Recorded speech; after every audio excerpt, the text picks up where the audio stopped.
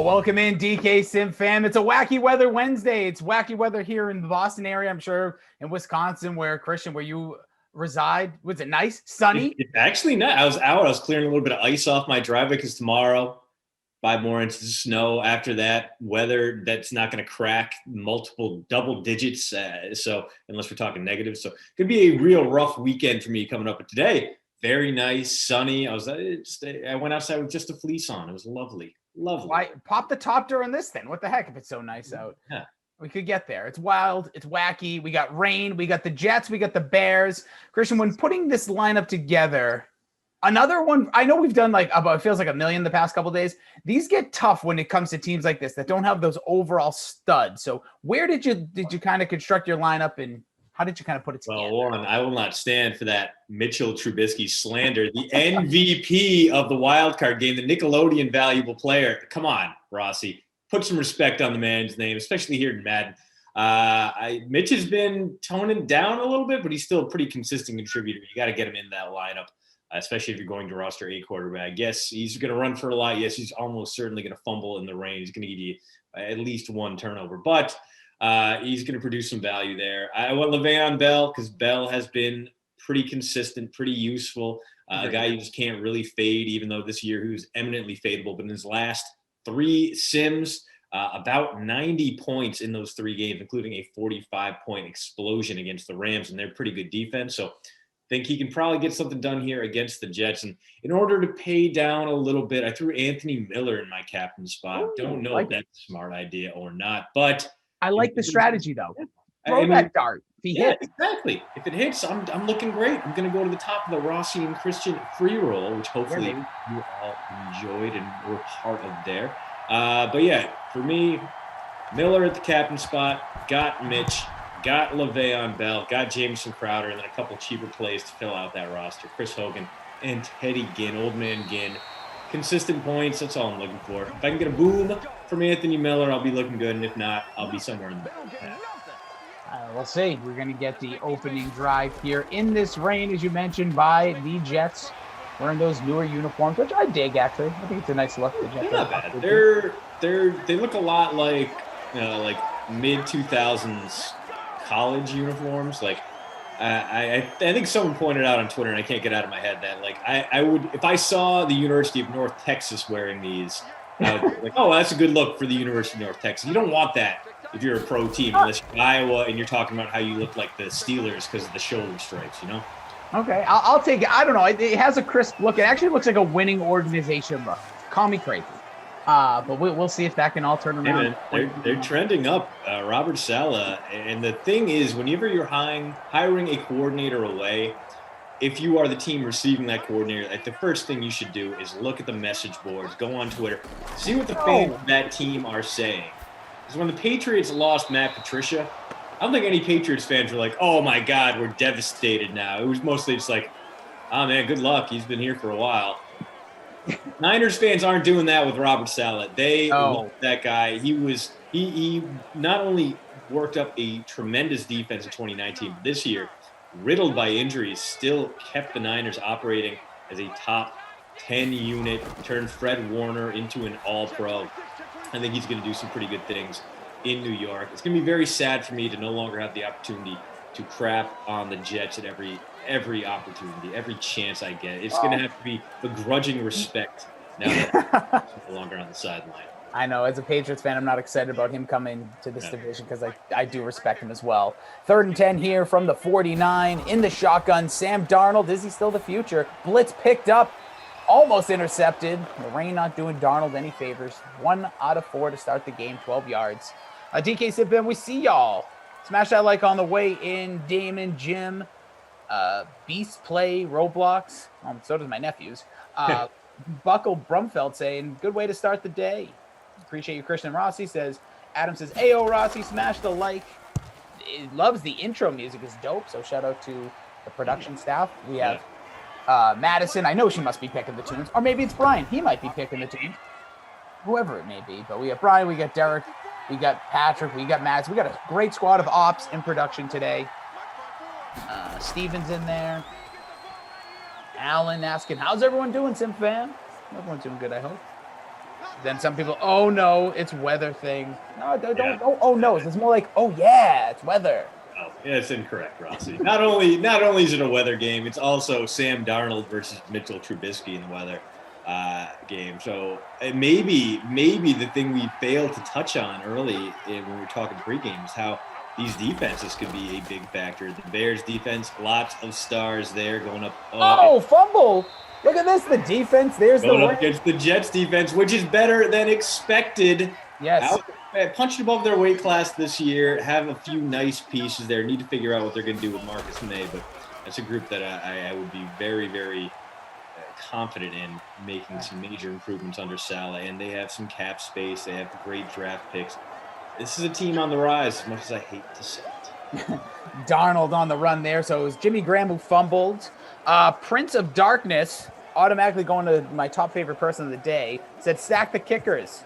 So my shame is up. Well, I will say this: when it comes to weather, I don't stack the kickers. I'll tell you my lineup after this. I'll give you the rundown what's going on here on your dream stream on DraftKings. Appreciate you being with us. Darnold dancing around, seeing ghosts, gets sacked. That joke will never die. Don't care. I will take that one with me to the grave. Just to give y'all a heads up. Yeah, we have, again, Madison's our producer. Bri on the 1s through 7s. Patrick and Derek, our ops team. Those guys are killing it. And obviously it's Christian DeAndrea, Jason Rossi with you. We'll talk a bunch of smack. We'll have some fun. We're here for your 12 and your 2. So just tell work you're canceled the rest of the day. As Darnold goes deep. Got a guy. Got it. Touchdown. Fresh. Perriman. Just was thinking about rostering him too. Yeah, Rashard Perriman, not in the top 5 owned, but does show out in moments. Actually had a pretty damn good season for the Jets as well. I mean, he came along. He's one of those guys that they're going to have to make a decision on free agency. Battled injuries, but when he did come on late in the season, he was pretty useful. That's kind of the Rashad Perriman trend. He ends seasons on a heater, comes back in, gets you all hyped for his next season, then he does nothing. Gives you something. It's been the Tampa Bay, that second half of the year, I thought it was hilarious that the Jets gave him the contract they did. I'm like, did you really watch him? Like, Jameis was just letting it loose in those, especially those last 5 weeks. It was great for fantasy, but in reality, I'm not like, oh, Rashard Perriman's a different. Well, at the same time, I'm sure the Jets were looking at Jameis Winston, looking at Sam Darnold. It's like, yeah, he can just do that. It's fine. Whatever. Yeah, we'll just let Darnold just throw it around. By the way, Perriman owned in 23% of the contest. Again, your top 5 in this one: Mitch Trubisky at 73, Le'Veon Bell, who did you captain or you captain? Anthony Miller is my captain, and we've seen nothing from this Bears offense so far. So we'll see how stupid that turned out. I put Lev Bell in my captain. He's at 71%. Allen Robinson 47%. Chris Herndon at 42%. Ted Ginn 41. That's your top 5. Love this one here. Where to go? Oh, Laundry saying smash steak burritos and the like button. Steak burritos, man. Sounds delicious. Definitely go for it. Yeah. I've been doing a lot more burrito bowls lately just because the tortilla, it kind of gets in the way, and I feel like you get more in the bowl. I feel like if you're going to a Qdoba or a Chipotle, they do better. They give you a little bit more serving size there. So not only are you cutting back on all the calories and the carbs of the flour tortilla, but you're also getting a little bit extra protein. I don't know if there's any sense to that, any logic to that argument, but it makes me feel better.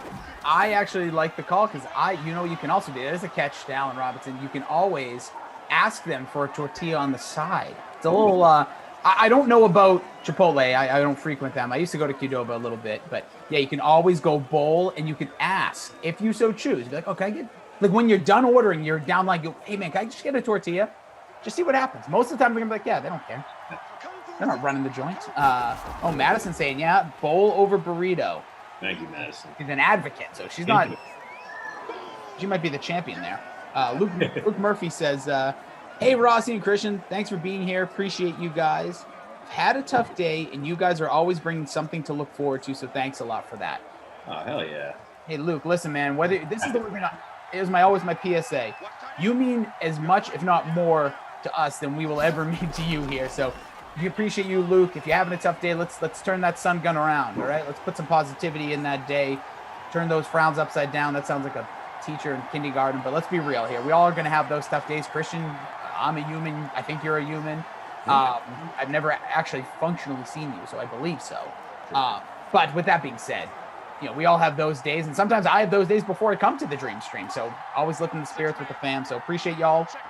Let's do this. It's a Wednesday, halfway there. It's a Super Wednesday because, my Lord, it feels like it's been forever, Christian, but the Super Bowl is just minutes away. It's a lot of minutes, but it's minutes. Yeah, a lot of minutes, but yeah, we're very close. And this is a game that I feel like I'm not as hyped for. I don't know why. This one's just not hitting me like other Super Bowls. I think maybe it's just because of everything swirling around us. But the narrative between you have the Brady Mahomes showdown, but otherwise, I'm not super interested in a Chiefs Buccaneers showdown. It's just not two teams that excite me all. I'm going to watch, obviously, but I'm not as hyped up as I normally would be, and I don't really know why. You know what? There's something in the water there, because this is, I think, maybe the most attractive, like, when you look at two teams. Like, let's go back. Like, last year it was 49ers in Kansas City. Like, I think it was a good game. I enjoyed it. But, like, going into it, it's like the 49ers people were still skeptical of, just like Mitch Trubisky, you got to be skeptical of. People looking for him to come alive here. There's a run for 15. Like, the year before, they had Patriots-Rams. Yeah, that was not a super exciting one either. But you had McVay rising, you had Brady trying to do it again. Like, I got it. This one, you have Brady trying to do it again, but like Arians and Reed, you two good guy coaches everyone kind of likes. I don't know. There's like some years there's a team I'm definitely rooting for. Some years there's a team I'm definitely rooting against. Ravens. This year, like, I'm cool with either team winning. I don't really, I don't know. I don't have an investment in this game like I did in years past. I don't have any Bucs fans in my life. Well, that's a good point. Like, listen, I told you, it's taken 21 weeks of NFL action for me to actually now be back on Brady's side, going arm in arm to the Super Bowl together, because that's just what we do. Mitch Trubisky trying to get loose. How'd he get out of that? Oh, makes two moves. Yeah, he escape artist. All of a sudden, Mitch Trubisky trying to show off that Madden 20 style here in Madden 21.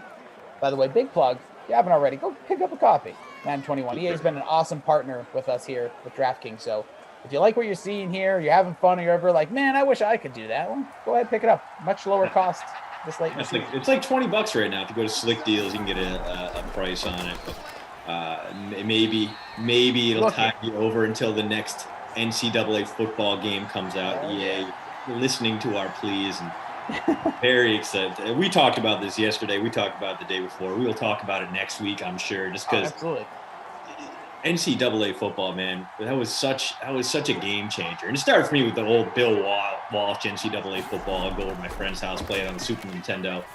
Like, I was as we get. Is that your guy? I can't see them. No, Ted Ginn. In Teddy ball game. Old man Ginn, bunch of you needed him in the chat. A whole bunch you could call him. Here it was. Ginn and Miller, Small Ben. Nap time is over. Nap time is over. Although old man Ginn probably needs one at halftime after that. Bang, bang. We got ourselves a tie game. We got ourselves a lot more offense than I thought we'd see in the first quarter of a wild weather win. Yeah, the rain is coming down. So are the points so far. 41 in your flex for Ted Ginn. Also, while we're bouncing around from topics, our guy, Bri Guy, said so pumped for the – well, I have to remember, we have to call it. It's called college football at this point. And, more will be situated, and we are super stoked for it. Looks like it'll be coming in August, so make sure I'm saving a couple shekels for that. Maybe different things coming to Dream Team. Who knows? It's a world of opportunities with EA, and I'm pumped for them. College football, the announcement is out there, so I'm looking forward to maybe me and Christian, we can – hit the sticks. I'll just run the power option on you, and if my team stinks, you'll just beat me like 99-0. Yeah, that was the angle my way through the whole season there. Also, Jerem over on Twitch. Appreciate Bri Guy and Matt's helping us out on the Twitch. I'm a little different technology today. That's all you need to know. Say this will be the first non-Patriot Super Bowl I've watched in 20 years. Oh, it's a non-Patriots game. Yeah, like 20 years. So listen, that means you've seen at least 9 in 20 years. Maybe you watch in 97 if you pop that one on. But yeah, Lev. It's Le'Veon Bell. Here. That's it. Yeah, first. Big 25-yard pickup there. So 2 carries for him. Both of them sprang for 10+. A great start. Makes you wonder if the Jets will just continue to keep it on the ground and pound it out here as the Bears typically have a great defense, but powerless to stop the former All-Pro who had has had just basically a very bad stretch here. The past 3 years have been a real bummer for Lev Bell. Sure has. I actually think it'll be interesting a little bit, Christian, especially we're teaming up for 2 in a row here. I think during this game, let's talk a little bit about these two teams. I know we have the Super Bowl, and obviously, guys, you want some questions about stuff about the game coming up, make sure you do, well, I'll do our plugs here in the in-between, but I think we can look at these two teams and kind of do like a little off-season analysis, knee-jerk reaction, just a few weeks, what you think they may need and what the future may look like for both of these teams. But after one, in the rain, in New York, it is Jets 7, Bears 7. It was a Brashard Perriman. Yeah, who would have saw that coming? Touchdown. Again, 23% owned. Darnold's got 65. Trubisky's at 38. And the touchdown to Ted Ginn Jr. Yeah, and that touchdown from the Jets, 3rd and 14, going for it all. Perriman hauls in the big catch. And it looked like that might be a little fluky, but just had a nice reception there. He's got the bulk of the Jets' 65 passing yards. And the Bears currently on pace for like 150 passing yards in this game. So going to be a very TD-dependent performance from your wideouts if you stacked them in this one. Surprisingly, on a Wild Weather Wednesday, we see a lot of tight end plays, but nothing really from those guys. Jimmy Graham, of course, fumbled to set up that Jets touchdown. I don't really remember seeing too much of Chris Herndon IV or Chris Herndon IV. Emerson. You need to get some IV in there. Bring him to life. He's on my lineup. On the ground, Lev Bell for 36. He's got a shot at the bonus. Madden Mitch, 2 for 27 on the ground for him. So not a ton of carries. A little surprising on a rainy day, but a couple of big names making the most of what they do. And then through the air, a lot of check down passes for the Bears. One slant to Teddy Ginn for a touchdown. Bresh Perriman, 3 for 65 and a touchdown. Already above and beyond his season-long average. We're only a quarter into this game. If he keeps it up, he's going to finish this game with like 50 points, and I'd be here for it. Yeah, I love to see it. By the way, today is Wednesday. It's Wacky Weather Wednesday on the Dream Stream. That also means you are going to get some knowledge dropped on your inbox from the post route with this handsome-looking son of a gun. Make sure you go subscribe at thepostroute.substack.com. Email coming out a little later today, Christian. Just came out. It just came out. Yeah. I didn't see it before, so even better. But go sign up. You'll get another one Friday. Also, shameless plug for me, as you see at the bottom, Pop Culture Pile Driver. We drop new ones Tuesday nights into Wednesday morning. So this week, if you do subscribe, it's Pop Culture Pile Driver, 3 words. Wherever you listen to your podcast, we'd appreciate a subscribe. You can follow me at Jason D. Rossi. We did the top 11 Super Bowl halftime shows. So you can check that out. Tell us how bad our picks were. And whatever else you do. I mean, I don't want to spoil it for anyone, but what was number 3? Let's boil it down to number 3. No spoilers. I like it. No top 2. Let's bring the people in. Number 3. Can I confirm? Let me just double check because I have between 2 in my head. Let me just make sure I don't say the wrong thing. But good question. I thought number 3 was. Where is this? I'm really doing a good job here, huh? Looking at my list. Number 3 was Lady Gaga from 2017. Wow. And here comes Bell. Wow. Bell didn't like the pick. He's like, what? Lady Gaga was the best ever. Yeah, Lady Gaga coming in at number 3. Gaga, I mean, she was instantly meme where the drones were cool. It was a very fun. It was like a Katy Perry one where, I mean, I guess all Katy Perry was dumb. It's all due respect. But they can still be fun in a stupid way. And Lady Gaga embraced the fun in a stupid way. And so did Katy Perry. Yeah, if you're going out there and embracing the spectacle, I'm here for it. I don't really care if your music's good or bad. But if you want to Maroon 5 your way and go, I'm going to take off an article of clothing every song and I'm going to make sure everyone out there knows that we are just America's version of Nickelback and nothing better. We are what you listen to in waiting rooms and elevators, and that is it. Harder to Breathe was okay. No, their first album was amazing. I will say that. I will just let you know, as Le'Veon Bell crushes it to the 4, 3rd and goal, big play here. Maroon 5 did not make the list. Katy Perry did not make the list. Was an honorable mention. I thought Katy Perry's was pretty bad. It was fun to watch. Lady Gaga was like one of, I think, an all-timer, just because she took so much of her. Like, she used to be such a character. Now she became, like, I believe, like a true, like, music artist. Ooh, Darnold. I said the word artist, and Darnold throws a pass 6 yards behind his receiver. So Could have been Perriman there. Could have been Herndon, who you guys were all calling for, but instead the Jets melt down in the red zone. Le'Veon Bell can't punch it in, and Sam Ficken here for a 21-yard chip shot that even Sam Ficken won't miss. Yeah. Andrew says, the Super Bowl halftime shows are always awful. I mean, terrible and irrelevant.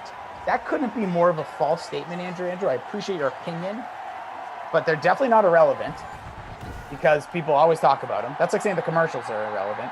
2, they don't always, like, you're using the word, I know you're just your opinion, but they say always awful, and I mean terrible. They're not. They're just not. Like last year, it was a fantastic one with Shakira and J-Lo, like just banging hits, like just all out energy. Like, and again, it's a 12-minute concert. So you're taking, like, normally what some of these artists do, like maybe like an hour and a half shows. They're condensing that into 12 minutes for a national audience with all this choreography, all this stuff going on. Even the bad ones, the ones I don't like, I didn't like Maroon 5. I didn't like Justin Timberlake. And these are artists I think are respectable and worth going to see outside of that. I think they disappointed there, but overall, listen, go enjoy it. I don't think they're terrible. I'm looking forward to the weekend, to be honest. I want to see what he does. Madison saying Prince has to be on the list. Yeah. I will let you know. Prince is on the list. Shakira on the list. Bruno Mars Chili Peppers not on the list. Check it out, Pop Culture Pile Driver. It's worth a listen. I thought it was a fun one. And it ties into a little sports. I don't want to over push if I'm talking about like something random. Don't like the half. Bill Finley asking, yeah, isn't Michael Jackson's halftime performance ranked number 1? I would put it number 2 behind Prince, but it's pretty close, man. So I will spoil this. It kicked off the list at number 11. So I'll give you 11 is Michael Jackson. I am not. Yeah, at 11? I can't do it. I'm going to be honest. I'm a huge music guy. I've worked in music for a long time. I can't. Michael Jackson's out with me. After everything, I know. Not going to go on a soapbox. I'm allowing my right. We don't want to get into it, but obviously he's out on my book. Factors where it's very difficult to separate the art from the artist. It's like trying to read Ender's Game, knowing all about Orson Scott Card. There you go. Or as a wrestling fan, Chris Benoit. That's all I'll say. Totally different situations, but just things that happen. Or watching like O.J. Simpson highlights. I just watch him on Twitter because he starts off his tweets fun. K-Quad says, halftime show is definitely overhyped. It is for non-football fans to be hyped and increase the viewership numbers. 1,000%. That's exactly what it's there, K-Squared. Like, you already have the football audience. Me and Christian are definitely locked in. I'm not speaking on behalf of Christian's, the females of his life or the people he may be watching with that aren't interested in the game. But yeah, that's going to make people go, okay, yeah, I want to see this. That's my way of looking at it. Ben Halson says Aerosmith has to have made the list. Sure did. Spoiler again. Not telling you where.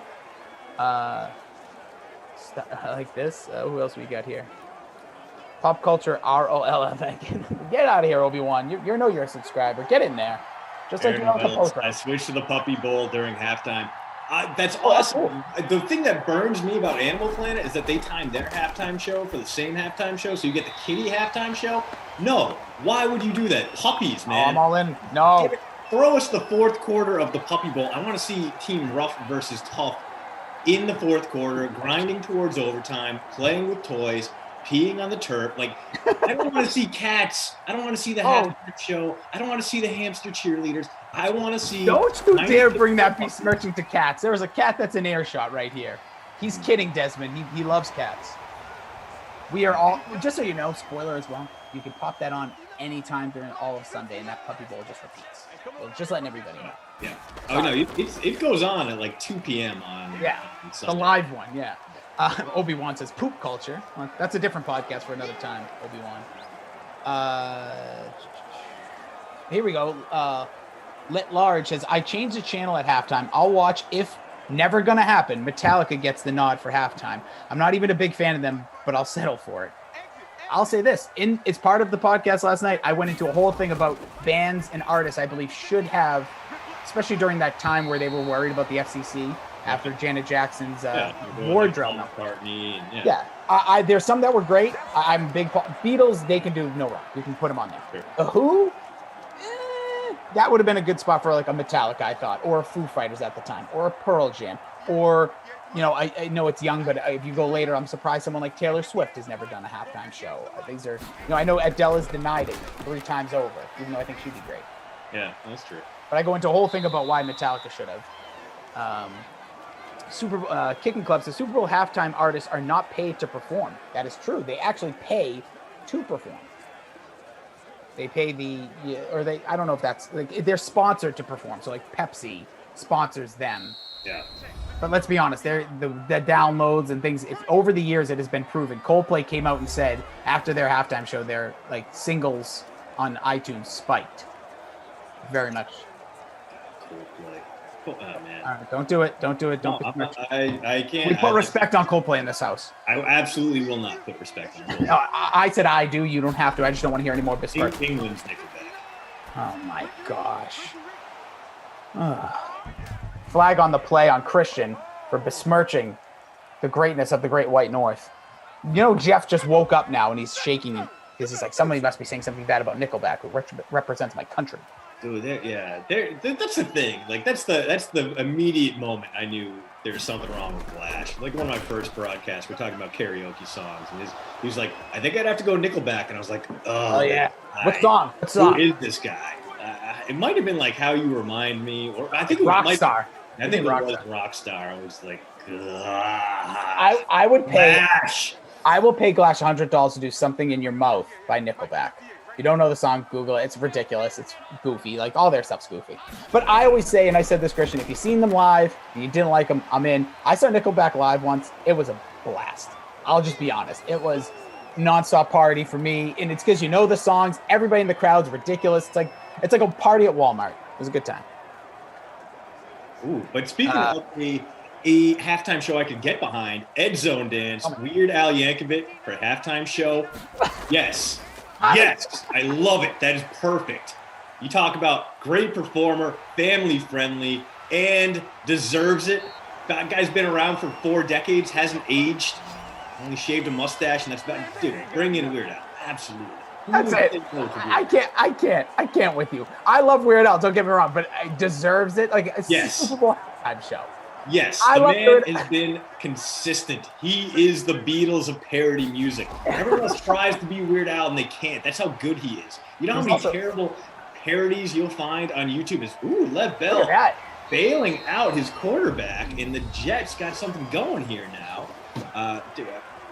Like, if you go onto YouTube, you type in parody song, like you'll have Weird Al, then you'll have a sea of imitators, and everything they do is terrible.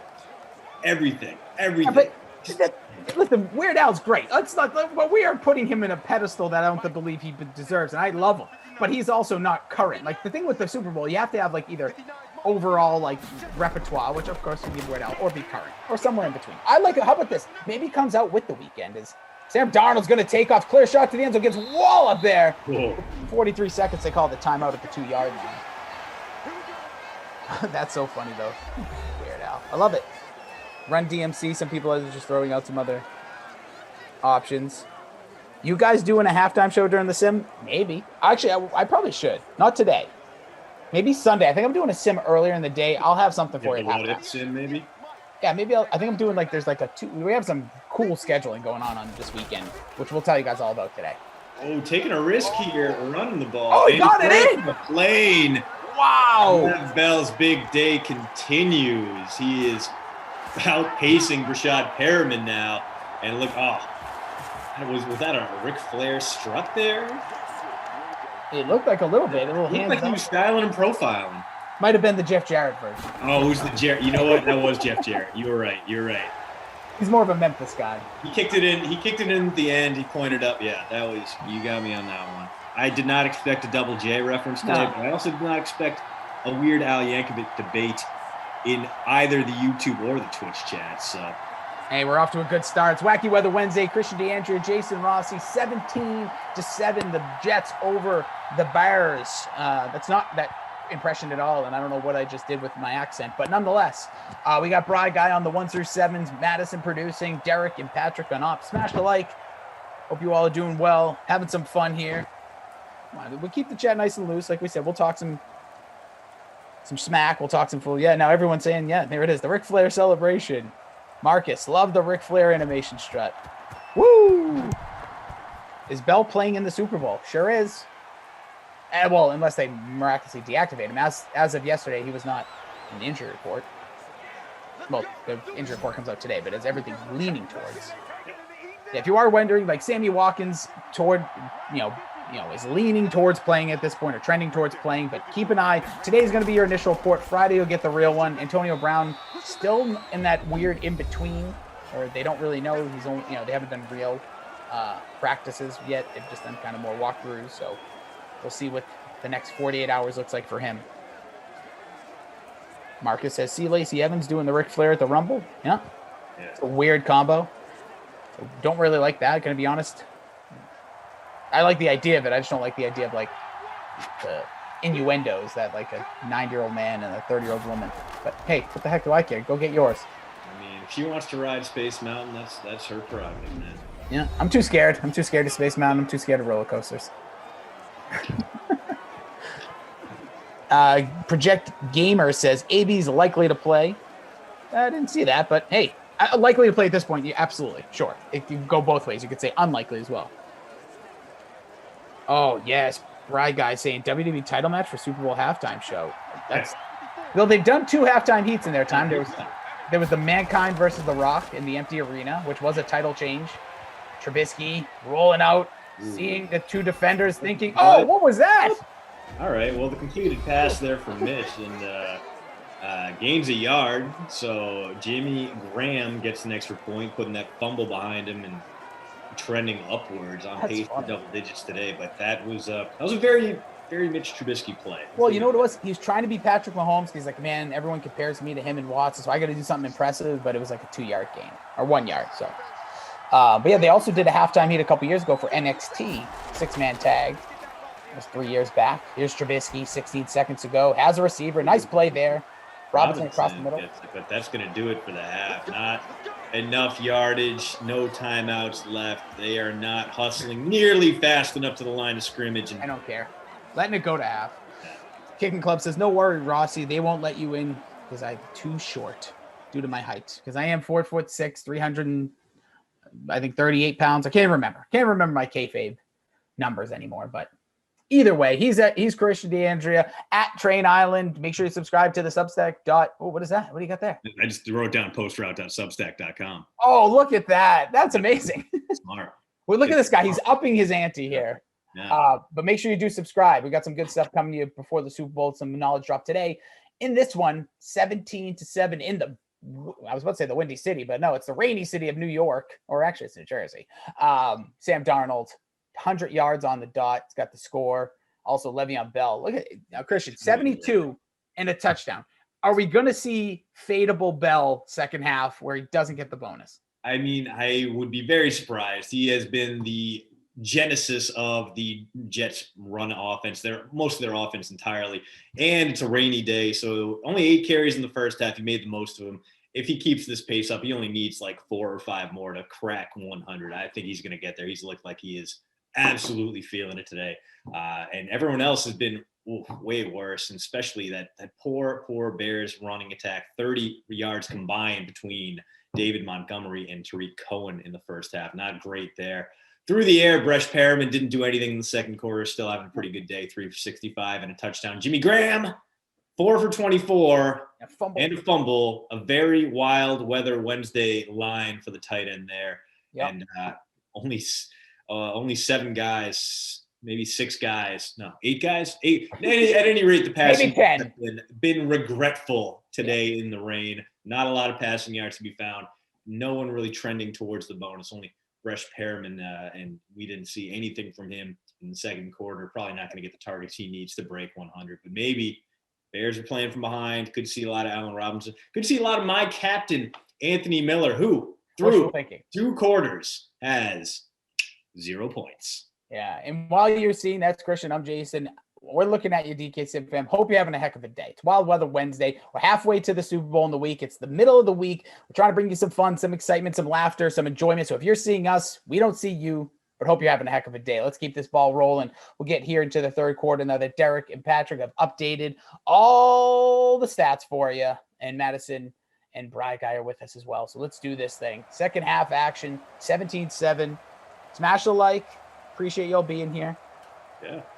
Without you guys, we wouldn't be able to do this. And between the 580 over on YouTube, the 65 on Twitch, and the millions and millions watching the dream stream elsewhere, we are so grateful to have you here, especially because, well, the Bears-Jets game in the rain, and we know it's not see.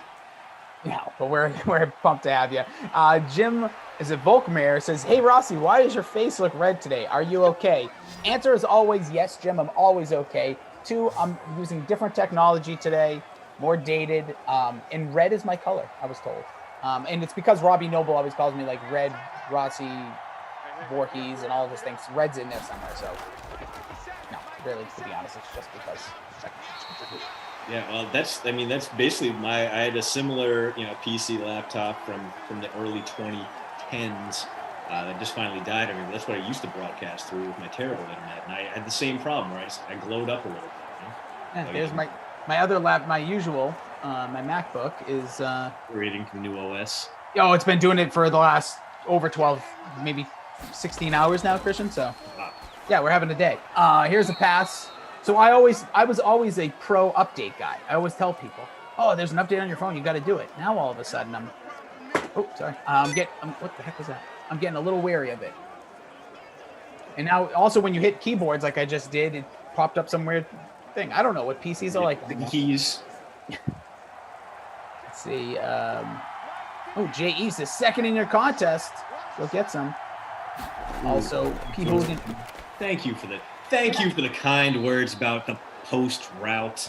New issue went up today. We're going to have, of course, the Super Bowl preview, who you can root for, how each team wins coming on Friday. Then after that, we're going to dive right into the offseason and also some beverage reviews. That is one of the finer things about writing about fine carbonated beverages online, is that sometimes those places seek you out and ask you to do things, and I'm happy to oblige. So that's coming up in the coming weeks. Not only draft stuff, not only free agency stuff, but also how are we going to get through February and March? Well, I got some ideas.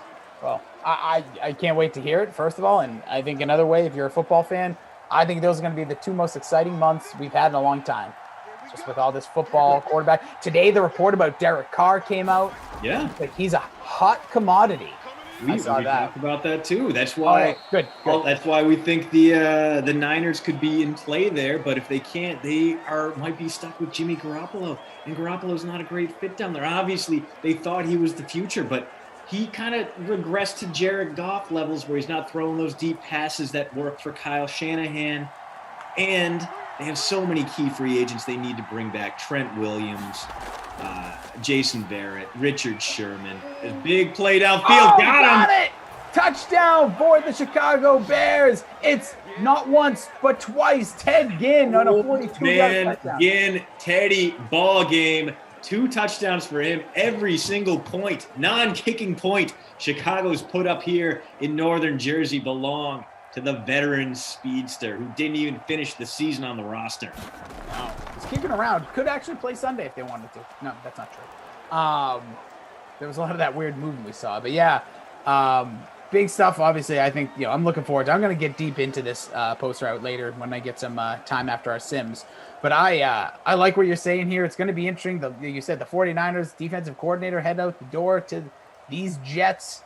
You got, like you said, your staple at left tackle.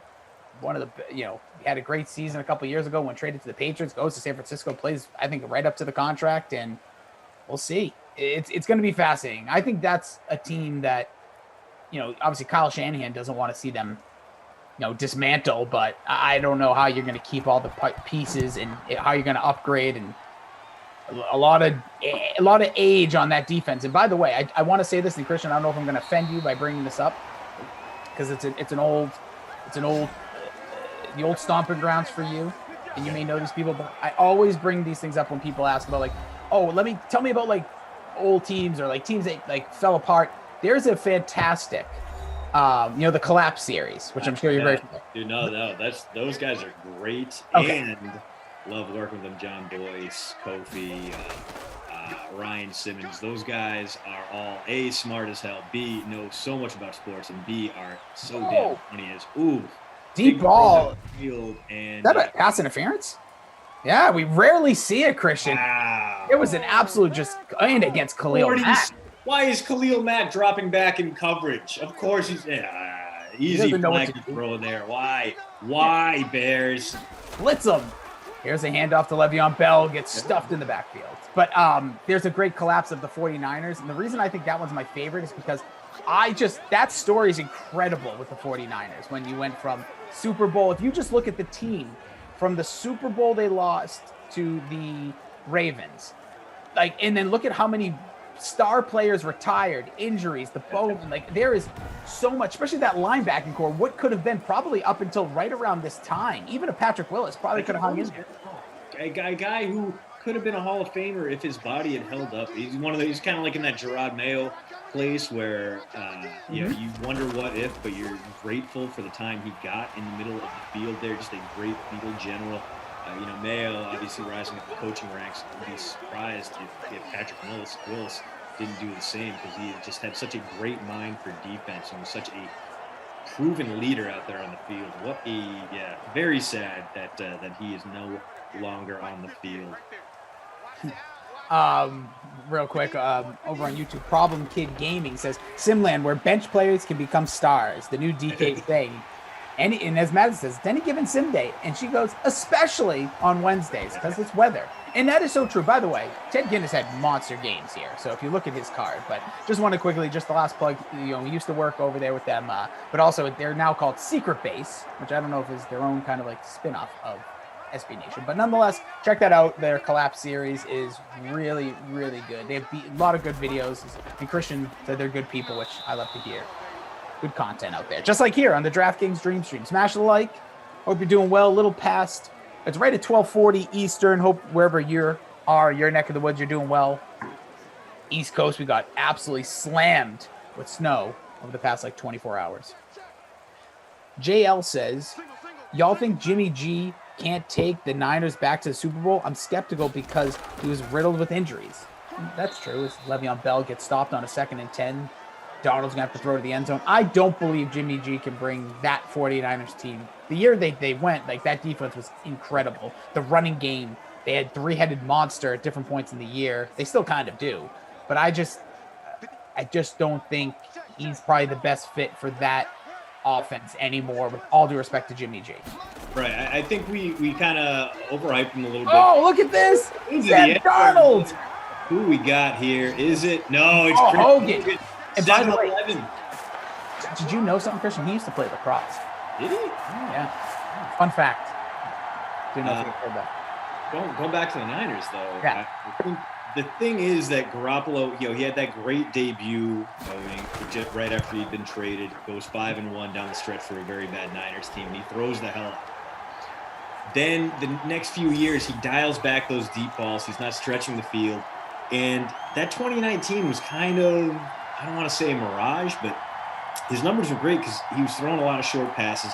He had guys who could absolutely make hay after the catch. He could throw the ball to George Kittle and let him rumble 20 yards downfield. So his efficiency numbers looked great, but it wasn't because he was making these deep throws. He wasn't making the Patrick Mahomes kind of throws. He was making throws very similar to what Jared Goff was making. So the field stretching wasn't there, and even this year, his average throw depth declined again, and that's what's concerning the Niners. This is not a great year to be a caretaker quarterback who throws checkdowns, who isn't stretching the field vertically. We saw that even with great defenses, the Saints and the Steelers both bombed out of the playoffs. I mean, Saints really, if they weren't playing this Bears team, might not have made it even to the divisional round, the way they just got absolutely mopped up by the Buccaneers. So I think, I like Jimmy G as a league average quarterback. I think you can win around him, but can you get back to the Super Bowl and win it with him? I'm not so sure you can. At the same time, he might be the best option that the Niners have right now. And, we're talking Derek Carr. Before that, Carr's another guy who checks down all the time. In fact, in that 2019 season, the three guys with the lowest yards per attempt, air yards per attempt, went Derek Carr, 33rd, Jimmy Garoppolo, 34th, Drew Brees, 35th. And those are the guys who you don't want to trust in this modern NFL to carry you to the postseason, carry you to the we are no longer in a spot where defenses win championships. We are in a spot where good offenses can outshoot them, and Jimmy Garoppolo, the way he's played the last 2 years, is not that guy right now. No, and even still, just the team around him as well. It's just slowly falling to pieces. And speaking of that, there's Anthony Miller. Somebody was shouting out Miller time. It was Michael Robel as well as Christian this whole time. Small Ben 7 says Mitch stealing from his receivers. Well, we'll see. Starting to share the wealth now. Kyle says, come on, Miller. Well, there you go. Oh, Tom Brady is the greatest. Oh, that's not what your name is? Well, that's what we're going to call it. So far, we got 24-14. Bears on the drive. 2 minutes left here in the third quarter. There's a run up the gut. Tariq Cohen. Not much doing on the ground here for this Bears team. I recently won a contest with the Bears because I put Montgomery in my captain spot, who did nothing through 3 quarters, had 2 scores, long ones in the fourth. So always remember, things can happen in the fourth quarter or even here late that you never know. Fortunes can rise and fall on this time. Oh, the Bears trying to make sure we don't get to garbage time in this one. Pull it back within a possession if they can find points here. It was Miller again. Again, thank goodness, man. Off the milk carton, 4 catches for him now. Something like 45 yards. So not great. Not feeling super good about captaining him, but at least I'm going to finish in the top 100. The Rossi and Christian Nooner. We're setting the bar high here on the DK for your Nooner DK. Michael, how do you say it? Rubal? He says, how the heck did you say my last name? I don't know, dude. Ruybal.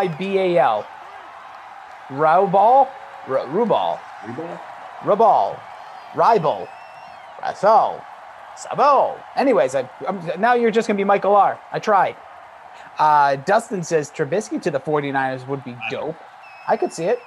I don't know if they want it. But here comes Pinedo for the field goal to make it a 1-score game. He got it. Field goal is good. Niners, my goodness.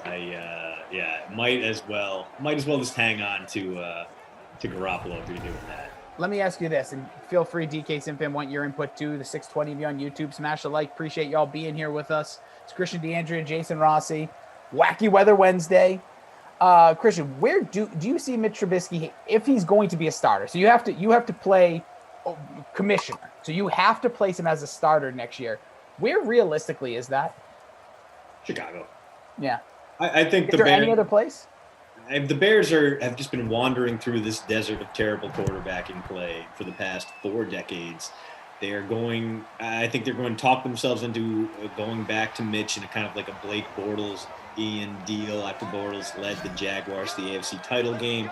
I think they're going to try to convince themselves that they can get things done with him, even though he has never really proven that. And listen, this is going to be a playoff team with Mitch at the helm. We have seen that in 2 of his 4 years as a starting quarterback.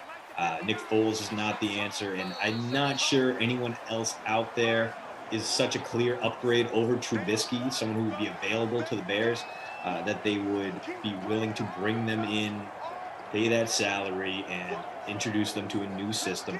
Mitch knows what's going on. Maybe you stick with the devil you know.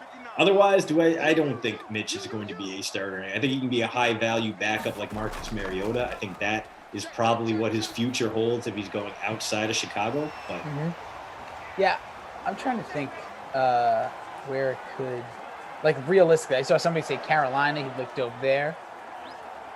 Everyone now, yes, Nolan Arenado, official now. Yeah, great.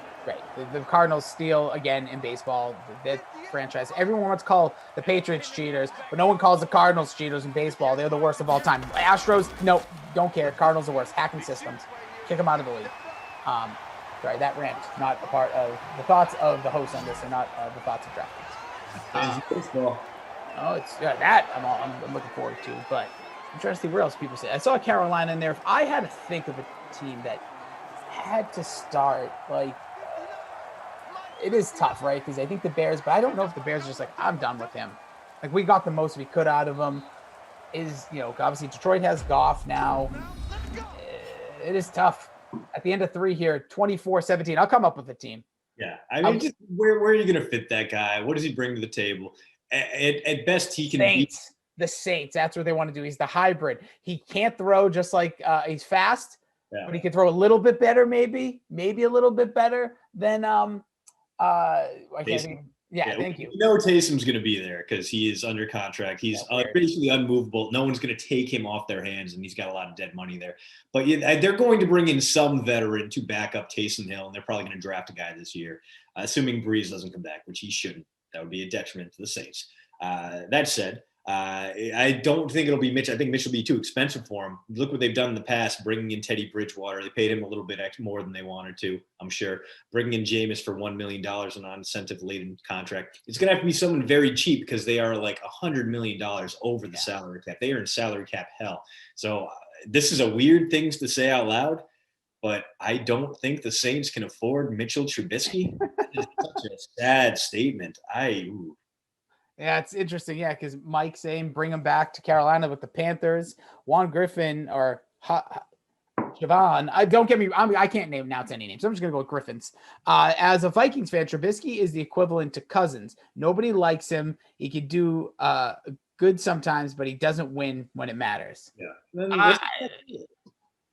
And Robbie Noble around him, and occasionally he blows up and has a 6 touchdown game, but for the most part.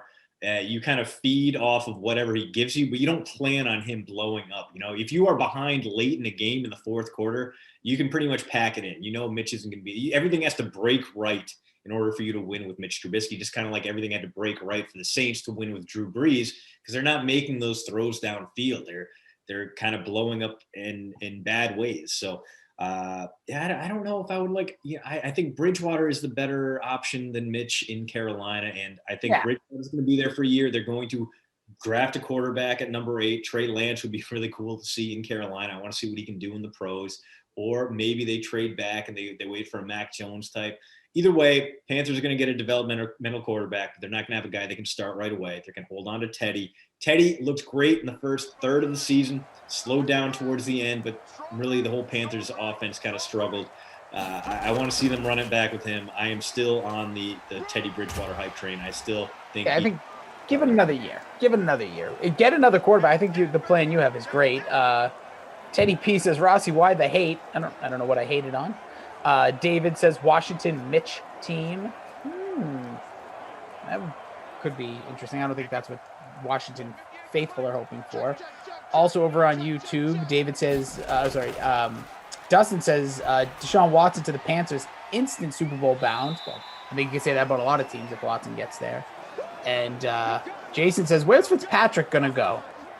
He did like a random interview where he said he's open to the thought of the Patriots, which of course I'm sure he's open anywhere. I don't think he can go back to Miami because I think there's too much going on there. And if they're going to go in on Tua, you can't play this like we're going to play in the third and bring in Fitzpatrick anymore. And I think Tua needs like that mentally not to be a part of his thought process. I think Fitzpatrick could be, where's another team that has like a young quarterback, like maybe Arizona, like just to get a good backup there.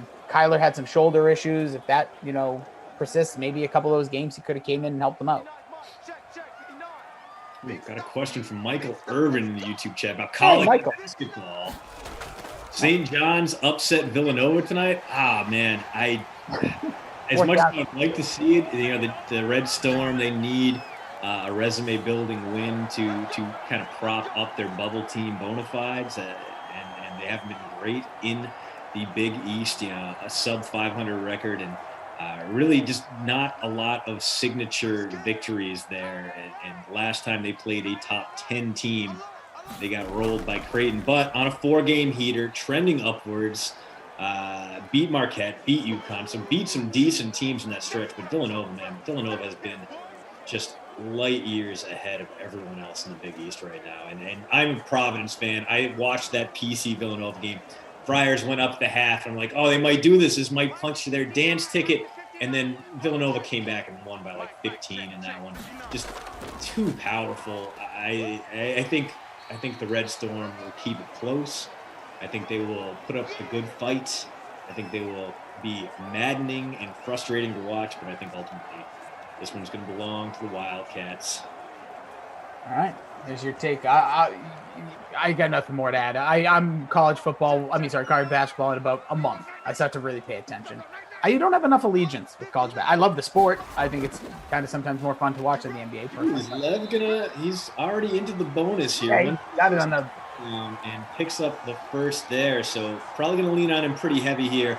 Clock running down on the Bears' comeback hopes. If Bell can punch through to the end zone here, that's going to just about do it for Chicago. And we'll see. Bell is feasting, says Johnny. There was a comment I saw a minute ago. And I had some pointed out a few. Bert Macklin saying, still a chance for a pick six to tie it up. Herndon for the win. Still possible. Could happen. Jason says he's a Bears fan. He'd take Fitz. That could be an interesting landing spot for him because the Washington football team as well. Although the football team you'd expect to be pretty active in these trade talks for other guys. I mean, Ron Rivera kind of likes those veteran quarterbacks, and maybe they would make a move for a guy like Carr. And they're obviously a team looking to build for the future. I think they will bring back Taylor Heineke, see what he can do. Although Heineke wasn't the wild card game, I don't think he's going to be doing too much. Yeah, so we'll see here. Big 3rd and 9. Jets up 7. Huge play here, Christian. They get this first down. A lot more clock coming off, and they'll basically be, you think, scoring. If they don't get it, they'll go back up by 10. Here's the snap to Darnold. Has time, throws it towards the end zone. Has a receiver, but it's dropped. Dropped right on the doorstep of the end zone. Whew. All right, so here comes Ficken to put this into a double-digit lead. So this is good if you have Miller, like you do, Allen Robinson, Jimmy Graham, Ted Ginn maybe goes for the hat trick here to start off your Wacky Weather Wednesday. There's Ficken, it's good. So 27-17, the points are here.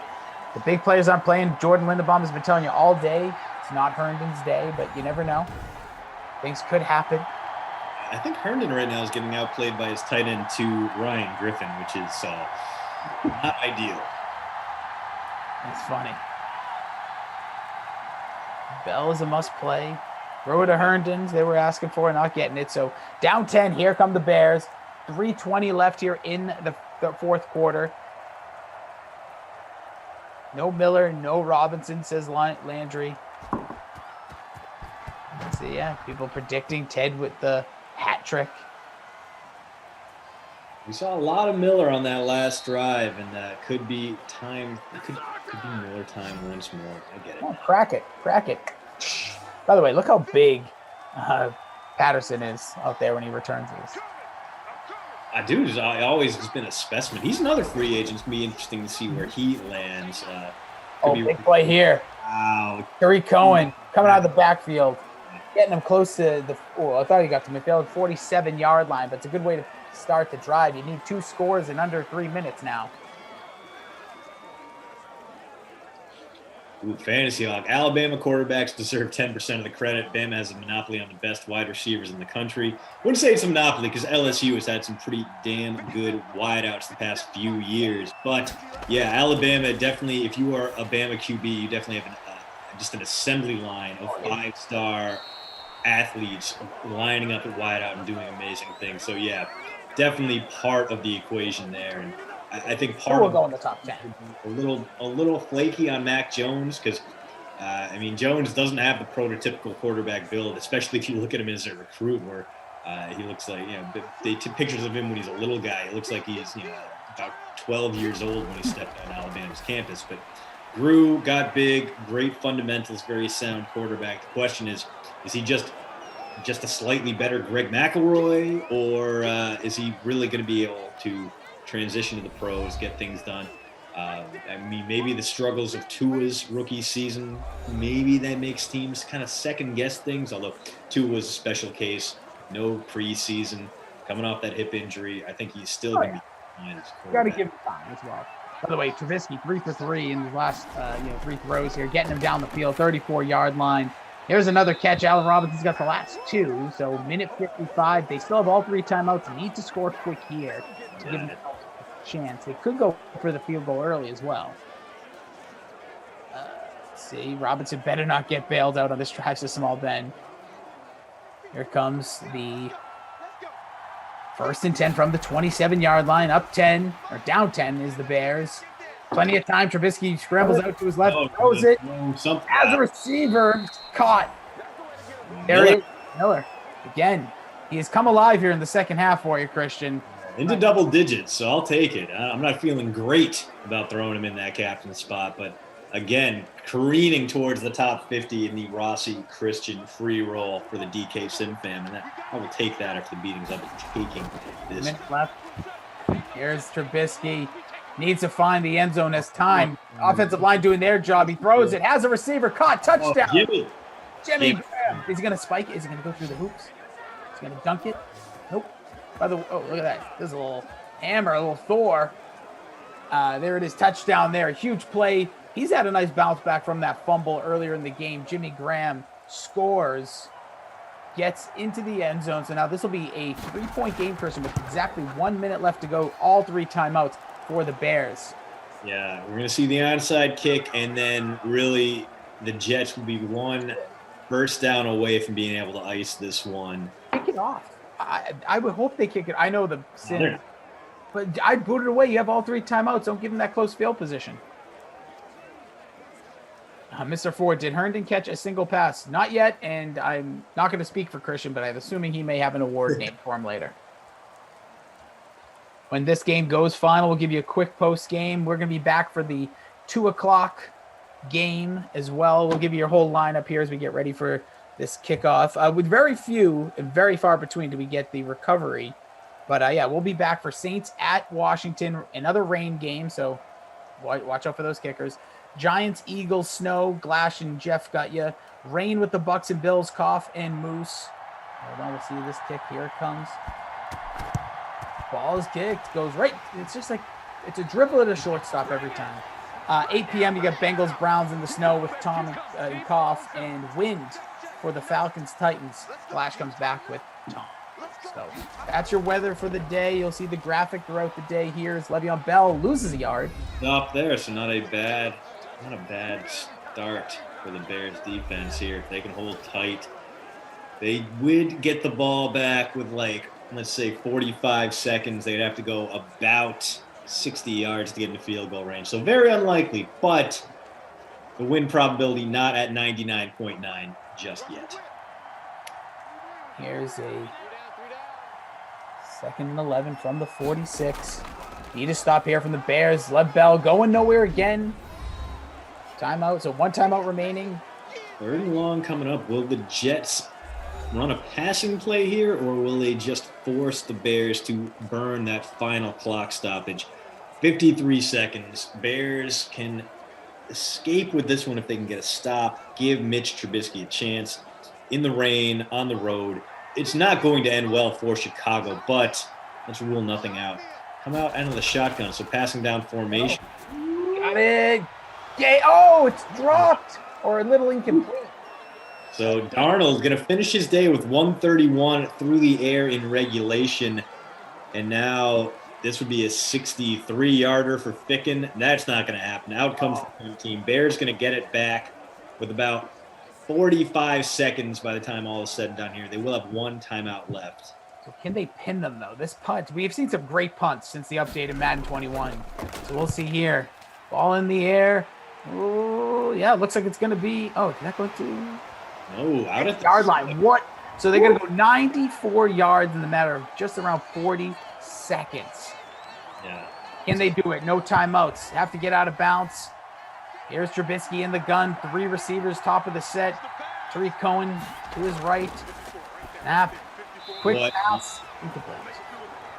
Probably. How is that your first down play when you need 90 for you?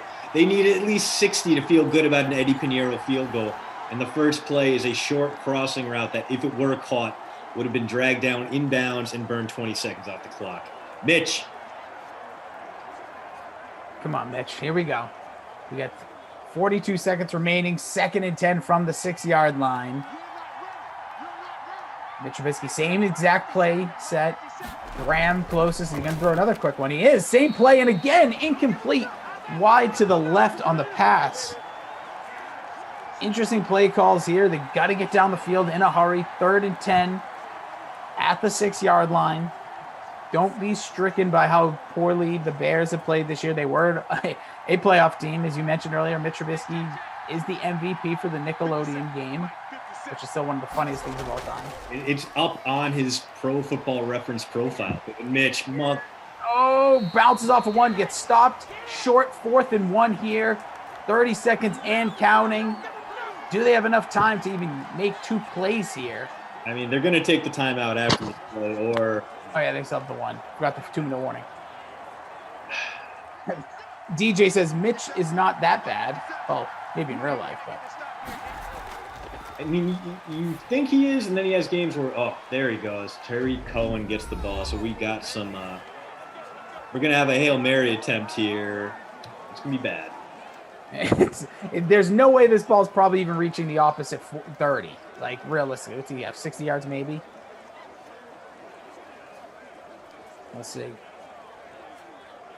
Here it comes. So this will be your final play. Who do you need? Is it Ted Ginn going to sneak one? You never know what could happen. Here it is. Ginn takes it. Blitz. Nope, they drop back 3. Throws it. Gets it to about that 30-yard line. And got one more shot. Oh, yeah. 2 seconds. Falls incomplete.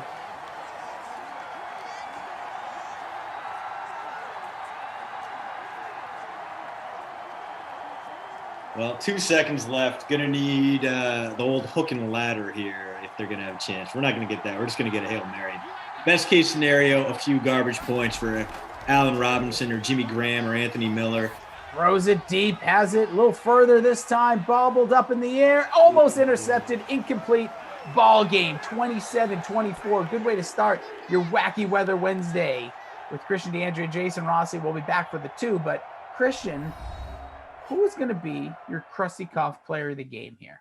It's I could take the chalky pick and go Lev Bell, but Teddy Ginn, the old man, snaps out of nap time, gives you a couple touchdowns. Not much else, but when you score 2 touchdowns, that's good enough for me.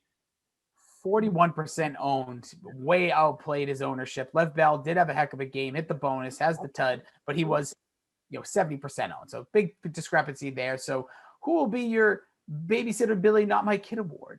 Well, in this one, David Montgomery, love what he brings to the table in the real world. Today, 5 carries, 20 yards, and I'm not sure he even had a reception. Terry Cohen was the guy out of the backfield. Herndon as well is available for this award because he was 4th highest owned with 42%, but you go wherever you want. I don't mind. I'm just giving you some numbers. Yeah, I think, you know what? You're right. It's got to be Chris Herndon. Chris Herndon on the milk carton all day. I don't even think we called his name once. No. For any other reason but to talk about how frustrating his performance was. And he's just 0. Zilch, yeah. And he got outperformed by his tight end too. So you know what? You're safe, David Montgomery. For now. The 4th. You are the Babysitter Billy, Not My Kid award winner today. All right. By the way, big congrats as we're finalizing stats to Yale 97 Disney, who had the winning lineup of Trubisky and the captain, Bell, Perriman, Miller, Ted Ginn, Hogan. What a lineup that is. Want to just let you know, again, we'll be back for the game with the Saints in Washington in the rain. Make sure you know that as you're going in. But in the meantime, make sure you go subscribe to the postroute.substack.com. Put your email in there. Get knowledge. Wait, where is it, Christian? Where's your billboard? There it is. Look at that. Pays the big bucks. You can also subscribe to a podcast wherever you are. I got no piece of paper, but it's somewhere down here. It's a Pop Culture Pile Driver. 3 words. Go check it out. You can listen to a little bit of that top 11 Super Bowl halftime show countdown and some other nuggets on some pop culture and other things going on in the world. Our Dustin Diamond tribute, as well as stuff about WandaVision and much more. But anyways, we'll be back. We're super stoked for this next game. It's going to be a ton of fun. Appreciate you all being here. Keep the good spirits going in the chat. We will continue to bring that positivity, that light, and that fun here on a Wednesday. It's Super Week. Super Bowl is this Sunday. On behalf of Madison, Bride with the 1s to the 7s to the 8s. Who limits them? Why not go to infinity? For Derek and Patrick and Ops, we will catch you guys back here in just about 45 minutes. We'll see you then. Go to the bathroom, smile, but most importantly, stay hydrated. We'll see you guys in a little bit.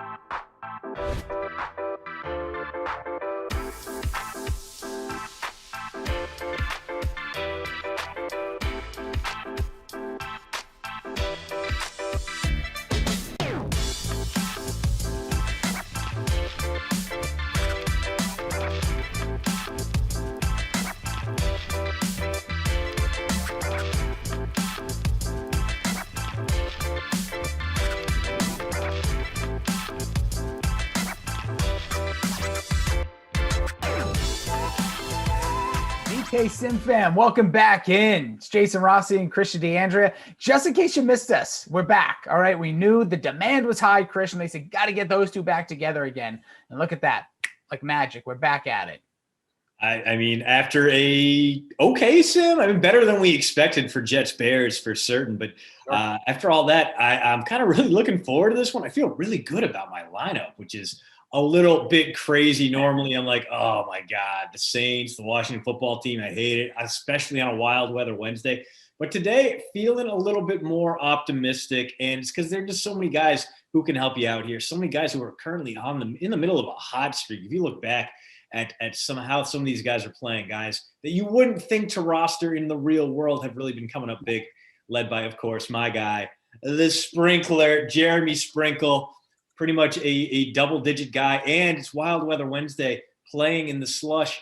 You got to think he's going to get a lot of targets today. So that is my my pick, my guy to come through with this and give you double-digit points for really a low cost. Only going to cost you 6,400 in the flex, and that's pretty cheap for a guy giving you about 11 points per game. Yeah, I've been stung so many times by the Sprinkler, I don't even touch him anymore. That's just personal. It's nothing to do with statistics. For me, when I put the captain in, I was looking around. I know we're in the rain, so I'm thinking, okay, where are we going here? I still think the Saints are going to have enough firepower in that offense that I got Michael Thomas. I spent up for him in the captain, so I did team him up with Breeze. I was able to fit in another Saint. We'll get it when all the lineups lock. But, don't be shy there in the chat. Drop in your lineup. Let us know. Yeah, let us know who you're going with. Who's your captain? My captain? Yeah, your captain. My captain is, of course. My captain, your captain is your captain. My captain. Yeah, my captain is, of course, the Sprinkle. Because every sim I invest in Jeremy Sprinkle, he tends to pay off. We'll see if that streak comes to a terrible finish today. It just may. But now that we are nearing lock, in fact, we are locked. Good. I went since I paid down with Sprinkle captain spot. I actually originally had J.D. McKissick in there, just based on what we saw from the home team running back in the last sim. Le'Veon Bell really put the team on his shoulders, so I threw McKissick in there as well, expecting big things from him, not just on the ground, but obviously through the air. He catches a ton of passes. He's a PPR beast. But another guy I'm kind of excited about, that we got is Dontrell Inman, who has been fire lately. Last sim, 20 points. Before that, 12 points. Before that, 13 points. So he's been getting it done. Also, I went Chalky, I went Kamara, I went Thomas, and I went Jared Cook. Because, again, rain, weather, you get the tight ends involved like we see right there. The first drive, you get a little bit of Jared Cook on the second play on the 2nd and 2. My lineup looks like this. Captain Thomas, Drew Brees, Alvin Kamara. I even threw in Latavius Murray, and I'll be honest, I set this lineup whenever I made the contest. Not feeling great about that right now, but you never know when the vulture's going to call. McLaurin and Hopkins from the Washington football team. Looks like we have Sims in the captain. Watch out for him, says Mike AF. There's another catch there. Down the middle, Drew Brees finding, is that Sanders? Oh, no, Smith. Sorry, Traquan. Yeah, good call. Burt Macklin saying 2 Washington players, JD as captain, and Logan Thomas for a vulture. Well, we'll see if that pays off. That's few and far between. Well, look at Jeremy here. Captained the football team defense, which makes sense. They got that great defensive line. They going up against an immobile quarterback. They're going to get a lot of sacks here in the rain. You're probably going to see a fumble, but so far, not looking great in terms of stops as Kamara breaks free for a first down there. He's also got Sprinkle, McKissick, McLaurin, Kamara, and Thomas, so he's getting some points back every time Kamara and Thomas touch the ball. That's not bad. I appreciate the Washington-heavy lineups out there. This is a team that has looked a lot better in Simland, possibly because they have the non-faded, still has potential Dwayne Haskins at quarterback. And, hey, maybe he's going to rebuild his career. Maybe he's going to rebuild his career as a Pittsburgh Steeler. We don't know right now. Yeah, we'll see. He's a lot better than he was in the D.C. area, where he didn't really – he had some chances. He didn't make the most of them, but he also got faded, and Ron Rivera was never a fan. It was, I was going to say, when a new coach comes in and you don't like the quarterback, we saw it happen in Arizona. It's going to happen again. And there's Michael Thomas. Gets some into the end zone. Opening drive. Touchdown for the I was about to say St. Louis Rams. I don't know what is in my head, but the New Orleans Saints. I don't know what's going on in my brain, but there's the man who's owning 58.2. I'm getting there. Percent is Michael Thomas. Drew Brees, 50%. They connect for the first score. Yeah, big old chalky touchdown there, but you kind of expect it when you see, the two guys who led this game in fantasy points per game were Kamara and Thomas. Both got leaned on heavily there to sprint the Saints out to a 7-0 lead. 18% of you got 10 plus on that touchdown catch because you got him in the captain spot. Yeah, good play there. Jerem over on Twitch saying he captained, like you said, that Washington DST. Also did have Thomas in there, so he got some points. Thomas in the captain spot in 18.3. In our family and friends, the Rossi and Christian, who the heck are going to be these quarterbacks next year for these teams. We can talk about that as we go. All of a sudden, in my lineup, okay, there is 142 of you. Currently 16 and 19th. Good start. That's what happens. I like when you first start and you have like a good play because you almost want to screenshot it because it's usually downhill from there. By the way, highest owned in the free classic. Kamara is in there at 46%. Thomas at 40. Lev Bell earlier was in at 36%, so he's paying off for you. Thomas off to a hot start. We'll see if Kamara can, he's had a nice couple runs, see if he can get you in the end zone. Ugly start there for Dwayne, who threw a screen pass into nothing. And maybe that's going to be the storyline of this game. Maybe he will be affected by the rain in very Trubisky ways. We saw Mitch last game blank a lot of open receivers, a shaky quarterback in the rain. But on cue, there he goes, making me feel stupid for even suggesting he might not get a first down there. No, listen, Stevenson, this guy played great, had the big drop in the opening drive there for the playoff game when Mr. Hankey, the Christmas poo, was their quarterback, but still played out real well. Burt Macklin over on Facebook, man, I really am, I'm all over the place because he has FBI, he says, hey, DK, I accidentally put the wrong Thomas. Could you switch Logan out for Michael? That's not how it works. And Jane McKissick, like you say, nice run there, 16 yards on his opening run. If only it was that easy, Bert, I'd be a millionaire if I was just the wrong last name or first name. Mike Bizzle says, Thomas, Captain, Breeze combo still not in the Gouda. Well, you'll get there. Cinder's my captain, says Galway.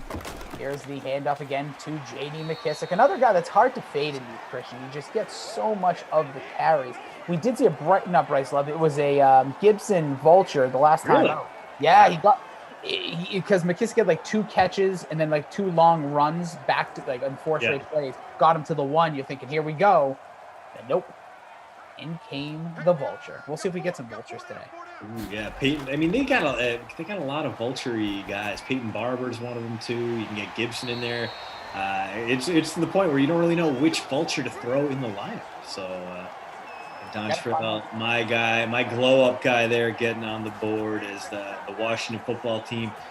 Borderline field goal range for them, about 52 yards for Dustin Hopkins from here if they don't gain anymore. But in the rain, Hopkins does not get a lot of respect from the EA developers. I've seen him miss more than his fair share of biggies here as McKiss on Dwayne Haskins' list, 3 for 25 for him now. Racking up. McKissick was just a real big boost down the line. Especially in PPR leagues, you'd get you like 8 catches, only for 30 yards, but still that's double-digit points in PPR league. I had him early in the season. I thought he was going to get usurped by Antonio Gibson. I dropped him, and needless to say, I was 1 and done in my playoffs. Haskins continuing to lean on those short routes after that one nice completion. Don't worry, don't be too hard on yourself. I also said that Bryce Love was going to be the breakout back. That was in my preseason, prognostications. That Bryce Love was going to be the breakout back here in Washington. It's happened. But I will say McKissick, what a nice little year. You see these guys every so often, like guys you've heard of before. This is from his fantasy perspective, not NFL. It's a nice pass again. Haskins gets into the 16. But you have, he played in Seattle. He played in Detroit. You've heard of him, nice player. But in fantasy, you're never going to even throw like a flyer at him. Became a real fit with this Washington, especially the short passing game with Dwayne Haskins. Then, with Kyle Allen and Alex Smith. So it is going to be interesting how he fits when the new quarterback comes in, more than likely. That's an incomplete pass. Yeah, it looked like Sprinkler there would have been open, would have been able to turn upfield for about 7 or 8. Instead, Haskins blanks him. Guess we should probably get used to that. It looks like he's going about 1 in every 4 passes is going to be inexplicably bad. Well, there is an explanation. It's because he's Dwayne Haskins and because he's Randy. And not getting the great stats rub after his rookie year in reality. The Madden 21 update, we saw what he did first half of the year. Here's McKissick off the left side, breaking through inside the 5. So his solid day continues, pacing towards the bonus, and he does have the PPR point. So a solid start for him. A solid start for the WFT. First and goal coming up from the 6. Yeah, we'll see what they come out in here. It is a I formation. Top of your screen is McLaurin. Bottom of your screen, Sims. Give is to McKissick. He's trying, struggling, gets about 2 yards. At the 37 on the ground. I want to sack lunch, says Tom's Microwave. Great username, by the way. Got a great crew with us. We got Patrick and Derek in our ops team. Those are our dudes. We got Madison producing, Bry on the 1 through 7s. Here it is, shotgun formation. Oh, look at this audible call. Okay, so empty backfield now. Yeah, McKissick tucked in next to Sprinkler. Sprinkler open. Wide open. Oh! Missed him. What was Terrible. That? Dwayne, wide open across the middle was a Sprinkler. Did not connect. 22 seconds remain here. 3rd and goal from the 4-yard line. I am regretting stacking up everyone on the Washington offense right now except J.D. McKissick, because this has been a horrible, awful, no good showing from Dwayne Haskins early in this one. Ugh. Would have been a drop, says Brad Guy. We'll see. Here is a way overthrown ball, thrown it out of bounds. Haskins lives to play another down. So 4th and goal. They stumble here at the 4-yard line. Hopkins going to come out for the field goal to try to make this a 7-3 game with just 17 seconds left here in the first quarter. Should be an easy 3 here. So Washington doesn't get the points they wanted, but they got some of the points they needed to keep pace with a superior Saints team. And, 2 long drives to start this one. Bad day if you rostered punters, but so far. Germ saying bad badness over on Twitch. We see you there on Twitch. We see you guys on YouTube. Just about 500 on YouTube. Luke, what's up, man? Hope you're doing well. Landry, Tom's Microwave, should I say, give him some respect. CEH, what's up, dude? Steven, R1, Robbie Noble, hashtag team always here. Steven Roach, Tom Brady is the greatest. Obviously, Patrick, what's up? From our ops to the chat, love it. J.E., hey, you. I don't like your boyfriend either. Who else we got in here? Gabrielle. What a great crew. Don't forget, throw in some questions if you want for Christian, for myself, for us to chat about your thoughts, who you need to score, who you did in the lineup, whatever you need. We're here for you. I hope you're having a great Wednesday. It's a wild weather Wednesday in Simland. Stack day. And Madison, correct me if I'm wrong, do we have a pre-lock show? I thought you might have put that earlier, and I may have missed it. We do indeed. Oh, see, I'm going to tell you, Koff is always trying to, shark people into contests. He always throws those late contests into the DK Sim fam. So make sure you're checking out Shirag and who we got. Julian.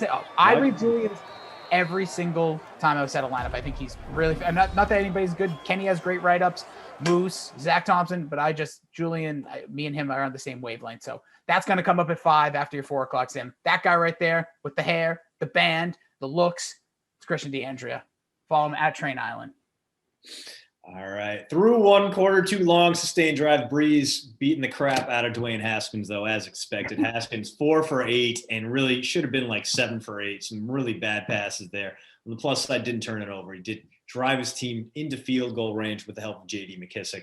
5 for 37 on the ground for him. 3 for 24 on the ground for Kamara. So 2 guys setting a pretty solid pace early on. The run defense is not quite coming up as these guys are averaging about 7+ per carry. Through the air, Steven Sims leads all point scorers, 4.6 for him, 2 for 26. Jared Cook, 2 for 23. And I'm sorry, not all point scorers because Michael Thomas does have the touchdown. 18-yard tutty grab from him. He is the leading scorer among skill players so far. Yeah, we said, that Washington defense, owned a little bit higher, had a great outing last time. We'll see if they can slow down the Saints offense on this drive. We get to the second quarter, 7-3. Here comes Drew Brees from the shotgun formation. Kamara next to him. Got plenty of time thinking, searching. Got a man. Open. Again, 9-yard gain to the 42-yard line. By the way, earlier someone said, like, oh, yeah, it looks like Antonio Brown is trending. It does look like they're hopeful. I saw the report earlier. Hopeful to have Antonio Brown for the Super Bowl. Super Bowl showdowns. JJ Fatt asking some questions. Says, anyway, Hill and we'll see here after Breeze. Kamara open. Got him. Almost breaks a tackle. Says, anyways, Hill and Kelsey not locked in for showdowns for Super Bowl, fellas. Mahomes, what's everyone's thoughts on the Super Bowl showdowns? Christian, you obviously must have plenty of thoughts here, but my first thing is don't just go chalk. If you really want to try to separate, you've got to find that player. For me, in one lineup, it's I got a lot of Sammy Watkins because I just think you're going to need to do something, and maybe it's Scotty Miller, maybe it's Tyler Johnson. You got to find the guys that you got to find one or two of those because Mahomes, Hill, Kelsey, Brady, Evans, Godwin, you can't fit these guys. This matchup is stacked when it comes to that. So I'm definitely going to be intrigued to see what some of the experts say. But for you, Christian, what are you thinking? Like, is there a certain player you think is a must, like a Tyreek Hill? We looked at his numbers yesterday. Almost had 1 million yards in a game. Right. We talked about Hill last time, and I think the Bucs will be ready for him, but I still think he is a great captain option. For me, it's going to come down to the guys down the Chiefs roster who come up and show up and play. If Demarcus Robinson is cleared from COVID, maybe he's going to play a bigger role. See, he can give you that one explosive play that really returns great value on a dirt cheap salary. Another guy I was very surprised to see was so undervalued, kind of, was Rob Gronkowski, who is still pretty cheap. And we know last time Brady met the Chiefs, he threw to Gronk quite a bit. And we know that Brady, if he's trailing, he is going to go to Gronk. That's his go-to guy up the seam. He's going to target him quite a bit. So even though this is not the Gronk of even 2018, that 2019 AFC title game, which was, he relied on him so heavily, there's a very good chance he outplays his salary and can provide some serious value for you. So for me, look down the Chiefs lineup. Find yourself a guy who you think will come up with a big play, because there's always someone. It's never just Tyreek and Kelsey or even Tyreek, Kelsey, and Sammy Watkins. Someone is going to come up with like a 40-yard touchdown pass. But on top of that, dig deep. Get yourself some Gronk. Maybe find yourself a Tampa running back. I don't know. I wouldn't trust the Tampa running backs after what they did in they had a great opportunity against Green Bay's bad rush defense, and they really didn't turn it into much. So maybe find yourself those values, but stack up as many of those Kansas City playmakers. And honestly, play a ton of lineups. I'm not promoting it. I'm just saying it's hard. I needed like 5 lineups to feel comfortable with one, if that makes any sense. So throw them out there. Also, Luke Murphy over on YouTube says, do you think there's a home field advantage? I'm going to say it can't not be, just because these guys don't have to travel. Exactly. Whatever their normal, routine is. So I'm not going to say there's going to be like the home field, like once they take the field itself, but I think just the past 2 weeks has probably felt really, at ease to know that like come Thursday or Friday, whatever day Kansas City plans to fly, like they don't have to do that. And they didn't have to do it all week. So I think I guess, I'm going to actually lean towards no, Christian, because they didn't have to be anywhere for media. They've been able to stay home in Kansas City. So I actually take it back. I think there is no home field advantage, especially the game. But like Kansas City, it was all through Zoom, so they didn't have to be in Tampa for the last probably 4 days at this point, doing all the mass media and all that. So I'll say no, not this year. Interesting. I think there is definitely an advantage. I just don't think it's going to be as big as you expect. Even in a normal Super Bowl year, it's not like you're going to be filling a stadium with nothing but your own rabid fans. And obviously this time around, there's going to be a lot of vaccinated service workers and frontline workers. But there's also going to be, the standard bigwigs. And oddly enough, the prices to get into the Super Bowl have dropped considerably. The get-in price went down from $10K to $5K. Still a lot of money, but you don't. I mean, it's the fact that these prices, they're not going as high as you thought they would.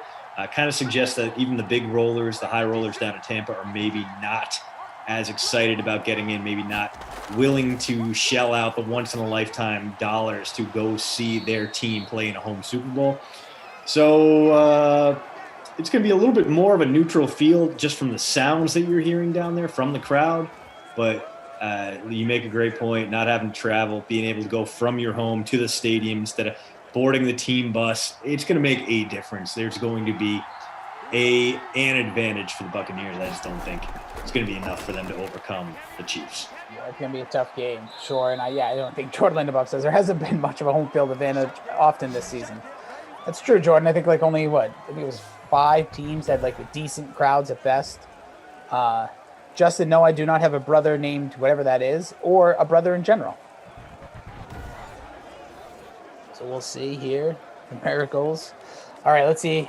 Kamara trying to get himself loose. We had a catch there by Sanders. 2nd and 1. Under 4 to go here in the first half. Drew Brees knocking on the red zone. There's a give to Kamara, pushing his way forward. Christian, obviously both of these teams, I saw a report earlier today. The reports are coming out like wild, obviously. We talked a little bit about Derek Carr. Checked out a little bit of the post route. Saw your little info there. Didn't get the deep read, but again, make sure you subscribe to thepostroute.substack.com.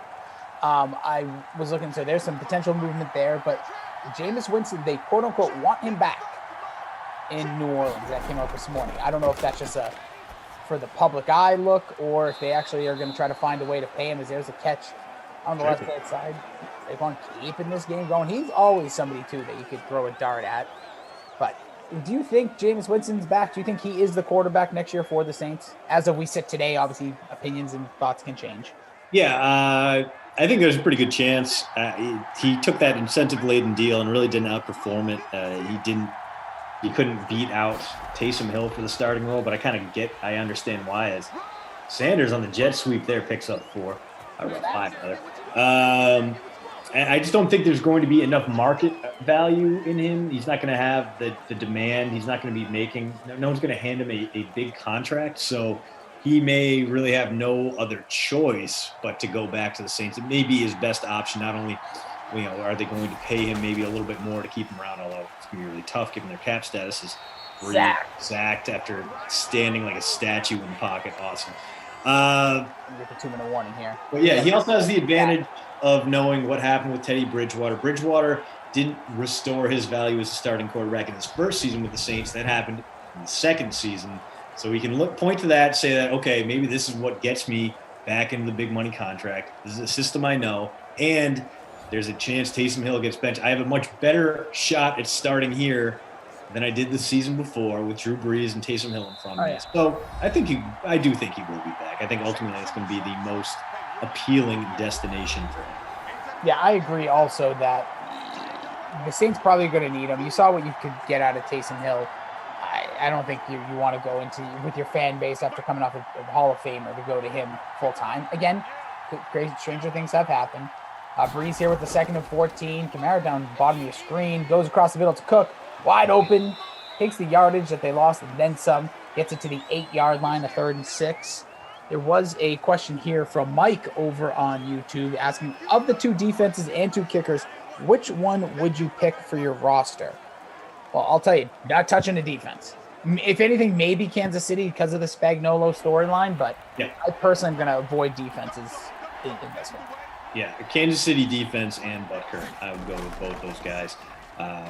As much as I'm afraid to count out touchdown, Tom is bang, bang. Speaking of touchdowns. Ooh, we got a tight end too. Hold on. Here it is. Caw-caw, caw-caw. I'm a vulture. Caw-caw, caw-caw. Out of nowhere. Who saw that coming? Wow. So Jared Cook, after carrying the load, getting his team into the red zone, 5 catches, 50 yards for him, but not trusted with the touchdown catch. Josh Hill getting the ball instead and crashing his way into the end zone. 1.9 fantasy points per game. Had only been seen twice in the previous 40 sims for this Saints team, but right there, getting on the board, and that'll make it his best sim performance ever. His previous high, 2.5 points. Unbelievable. Josh Hill flexing the 1.6. That's crazy. That's amazing that we just saw a freaking Josh Hill touchdown. The vultures are always lurking, Christian. I know you've never been face-to-face with one. I have once, and that's exactly what they sound like. They caw at you. They call themselves out. They let you know the creature they are. They caught you again, and then they're not subtle animals. No, they swing around you a couple times. They circle like a tornado. You look up, you go, "What's that?" And as soon as you look and you make eye contact with that beady, long-necked bird, it just looks down and goes, "Caw, caw, I'm a vulture, caw, caw," then darts down. As soon as you hear that fourth caw, watch out. Watch out. That's when they make their move. It's like memorizing the patterns in Mike Tyson's Punch-Out. On bald bulls for third jump, that's when you punch him in the stomach and he goes down. Same thing with vultures, right? It's exactly it. The blinking eyes of a glass Joe, whatever it may be. Whew, yeah. Steven says, "You Grassi, you need some vulture merch." I'll do that myself. No huddle here. Oh, there's the 1 minute timeout. Or the 101. There is Barry saying, "Gotta expect that in the weather games." I like how everyone's just excuse. You've all been anything weird happens. Yeah, you bring it by Emerson.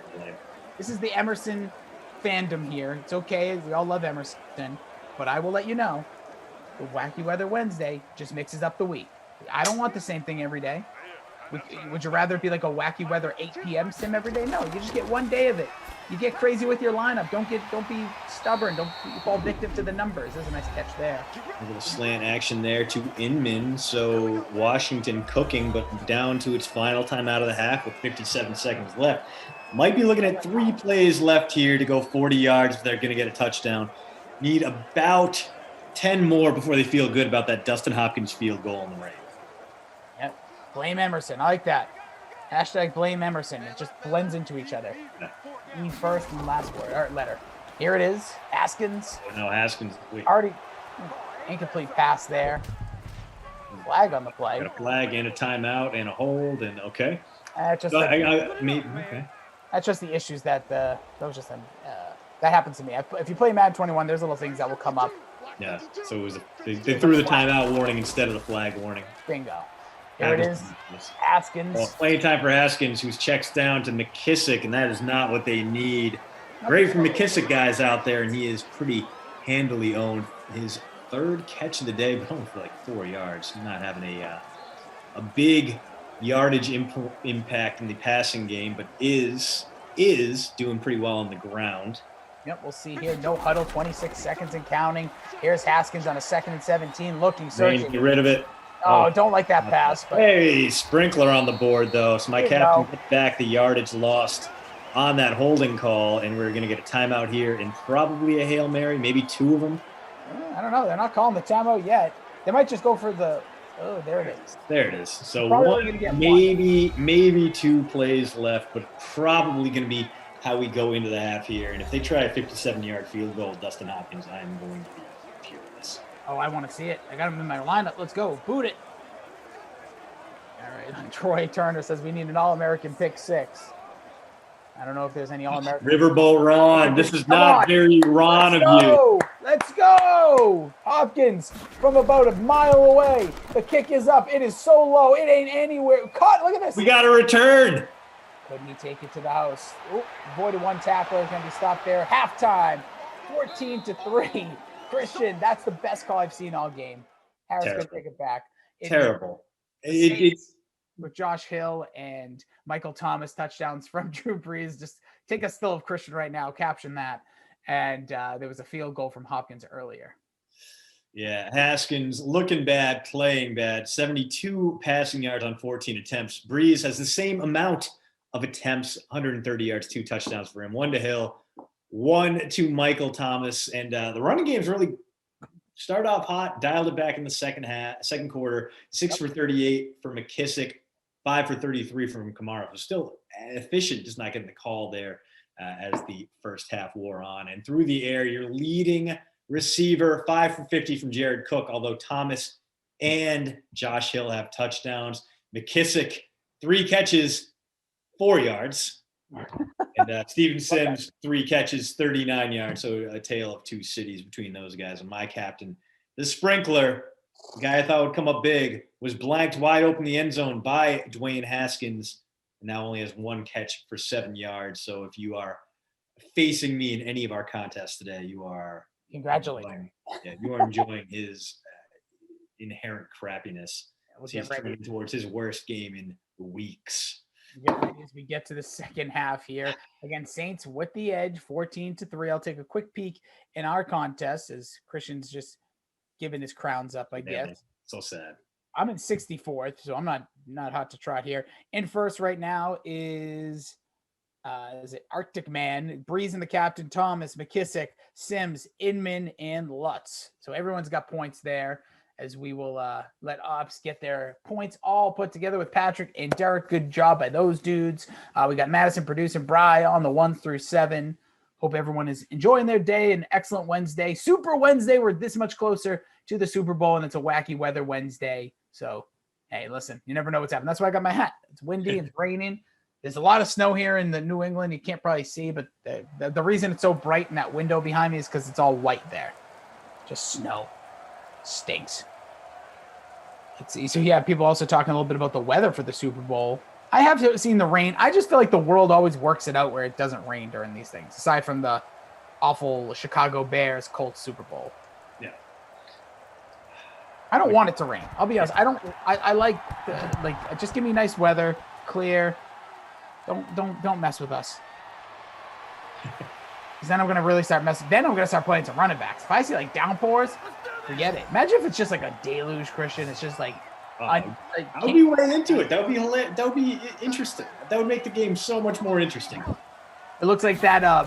Who was it? The Dolphins and Steelers, that Monday night game. Oh, that's a big pass from. Oh, we got the sprinkler back in action. We do. Oh, get it. Solo leaders in both free $250 contests. Madison, thanks for the heads up. Stats are good. Currently in third in the Rossi contest. Herb down. Okay. Good for you, Herb Dog. It's not just mine, it's ours. Here is Dwayne Haskins in the gun, looking. He's hot right now, and not only into coverage there, a weird play call as 2 guys just kind of fell into the same zone, and a little chance of success there. But let's see if they go back to McKissick here on 2nd down, see if they can establish them. McKissick was doing a great job out of the backfield, and they've turned away from that. And part of why they are trailing by 11. Yeah, here's Haskins passing, has a receiver. Caught Inman, there's your man. Catches it over the middle, gets him to the 36. But yeah, like that Dolphins-Steelers game, I believe was like a 0-0 tie into overtime. Eventually the Steelers won 3-0. But like, could you just imagine slop, nobody scoring, no punts aren't being well executed, just can't move the ball, offensive and defensive linemen slipping. I very much want it. That sounds incredible to me. There's McLaurin on the catch, gets 2 yards, gets out of bounds. Worst play, I think, in these games. I don't like the possession catches. I mean, I'd rather you do a possession catch there, try to turn it upfield, catch the motion, go out of bounds. But it is what it is. Is Michael Thomas going to go all Antonio Brown's on the Saints at all? Sonny Black. I don't think he's going to go Antonio Brown, but I wouldn't be surprised if he's no longer a Saint next year either. Oh, nice defensive play. Like, do you see Michael Thomas back next year, or do you think they find a way to I think they're going to bring him back. I think they know how valuable he is to a struggling quarterback, even a check-down quarterback. And Carlton Davis wasn't entirely accurate calling him slant boy, but he is just so useful on those short route options. He can turn small plays into big plays. And when you're breaking in a new quarterback, having that reliability is so important. I mean, imagine if the Patriots had a guy like that for Cam Newton this year, they could have rebuilt his value much higher than they did. So it would be, foolish of them to cut bait on a guy like Michael Thomas unless they get some kind of ridiculous offer for him. Yeah, which wouldn't be surprised if that maybe does happen. Couldn't get the first down there. Here's Hopkins going to try another 50-plus yard field goal. Ball is up, not going to get it again. Short. These have been real bad with the weather conditions. Yeah, Riverboat Ron not gambling at all in this one and killing his own team. Got to give a good hold, though, there. Gotta know your limitations on this one is. Pass to Michael Thomas. Got MT. He's got a nice play at the 46-yard line. 5:53 left to go here in the third. 2 missed field goals by Hopkins. Not feeling good about that. Those would have been like over 10 points. But instead, we're just sitting here wondering what if. Foghorn Leghorn of Blue Jays, second place in our contest. Congrats to you. Some guys moving around. Beating out Herb Dog, who was just in third, although obviously things shifting. There's the pass, breeds again to Michael Thomas. Breaks the tackle. Ooh. Did he get the first there? It's going to be real close. Second in inches. So another nice pickup for Thomas. Adding a couple points to your lineups out there. A popular play, obviously, a guy who can give you 17 per game. In the free classic, 40% owned. In the showdown, free showdown, 58% owned. So people out there like them. Some can't guard Mike or some slant boy. Depends on how you feel about him. If you hate him, he's slant boy. If you love him, he's can't guard Mike. Oh, got a nice catch down the seam there. Manny Sanders. This one might be over by the end of the third quarter, the way the Saints are slinging it right now. Question here on YouTube. M. Vance says, is it a must to play both quarterbacks for the Super Bowl? Oh, I honestly, I would say yes. Brady. Yeah, because he it could be one of those games. Like, you know what? This game could very well be like a 17-13 final, and like you were all scratching our heads after, but things get tightened up in the Super Bowl. We've seen it before. Not every game is like that Patriots-Eagles just slugfest. It's very rare that actually happens. So, yeah, it's not a must, but I don't know. Make sure you just have your kickers. Kickers always get it. Big offset line here. They run Kamara right behind it, but the Washington football team ready for it. What a play. Stop there. Big third down coming. If Washington can keep this as a 2-possession game, they may not be cooked just yet. And if they have to rely on any one unit to save them, it would be this defense, which was the saving grace in a year where their quarterbacks were not very good. And Alex Smith, despite winning all those games, his average completed pass travel wide open Kamara. 4 yards. Ooh, can he? No, can't break out. So might get a field goal here. Might get a go for it call here. You know what? If I'm Sean Payton, I would go for it. Yeah, you go for it here. The only reason they're probably not going to, just because of the stats the way they are and the way things are set up. But if you go for it here, even if you don't get it, what has Washington done? They won't. They'll let Lutz go out and kick the field goal. So if you hashtag stack them kickers, it makes you get a little more out of Lutz. It's up. It's good. I'm just so used to kicks being so short now. Luke Murphy. What if we got another Josh Hill tud? If we got another Josh Hill tud, I feel like we can wager on this one. That could be a ghost pepper wager, Rossi. Oh, I'm down. 2 Josh Hill touchdowns in a single game, we will eat each of us will eat a ghost pepper on stream. Like raw, just the raw ghost pepper? Raw, just one big bite. One big bite. I'm in. By the way, that reminds me, recently I fancy myself some nachos. So, because I'm an American. And I found this new brand of salsa and hot sauces that I really like. It's called Mr. Renfro's. This might be Mrs. Renfro's. They're awesome. Yeah. Yeah. Sorry, Ms. Ditt. Thank you. But the queso, the ghost pepper queso, is one of the hottest things. It literally, I was sweating, like my hair was drenched. It's the hottest thing I've ever eaten. That is not like just the raw pepper or like a salsa that you see all the spices so you kind of know what's coming.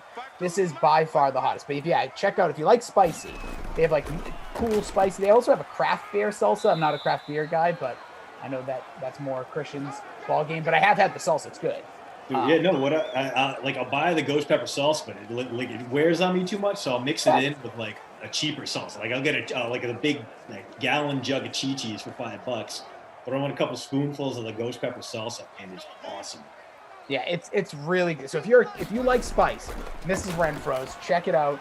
Out of Texas, so represent the state of spice down there. They do a great job. So it's at my local. It's at your local place. So I live up here north of Boston. It's in my place. Obviously, it's where Christian is. At the local Woodman's up here. Woodman's wonderful supermarket up here. I'm good. If I ever leave Wisconsin, Woodman's might be the thing I miss the most. El Paso #1. Do they have Carolina Reaper? I've not seen that. They have ghost pepper. They have habanero, which is more of a cooler spice overall. People, I think, are much more scared of habanero than what it really does. Good kick, but not as killer as a ghost pepper. I go hard on the habanero Melinda's hot sauce. And it's very solid. Like the 3-pepper habanero hot sauce, like right in the middle of their range, is perfect on pizza. Oh, that sounds good, actually. I've never thought to put enough. Like, I usually just go Tabasco, which is just mild. But yeah, I feel like Tabasco's fine. Tabasco, I mean, great and Bloody Mary's good on pizza, but I like a little more flavor. As Haskins, oh, buddy. Bloody Mary in the mirror. Got sacked. What is the Bloody Mary one? Is that what that is? Isn't that what you say if you shut the lights off and you're in the bathroom and you close the door and you say it 3 times in the mirror? Something like that? Yeah. It's Bloody Mary or Biggie Smalls, either one. Oh, Biggie Smalls. I can get maybe a little concert in my mirror. I'm into that. I'm going to go do that after the sim. Just shut the door, shut the lights, just say Biggie Smalls 3 times. You never see me again. Bert Macklin says, I've had Mrs. Renfro's ghost pepper salsa. You were correct, buddy. That stuff lights you up. Even worse coming back out later. Which, hey, listen, that's on you. That's other stuff. Spice never does that to me. But I will say that you got to get the queso version, though. The salsa's killer, but the queso literally made I'm telling you, I had head sweats. It was like I just ran. Yeah, and it's got a lot of flavor too. That's the best part. Like some of the hot sauces, some of the sauces like out there, they just try to murder your taste buds. Not the case with Mrs. Renfro. There's a lot of good flavor to it. There's a little bit of richness. I am a fan. Yeah, so while we're on the topic of food, lunchtime where some people are, it's 4th and 18 here. Saints are going to take back over as we're going to end the third. Super Bowl, obviously Sunday. Do you have like a certain game meal or treats or snacks that you have lined up, Christian?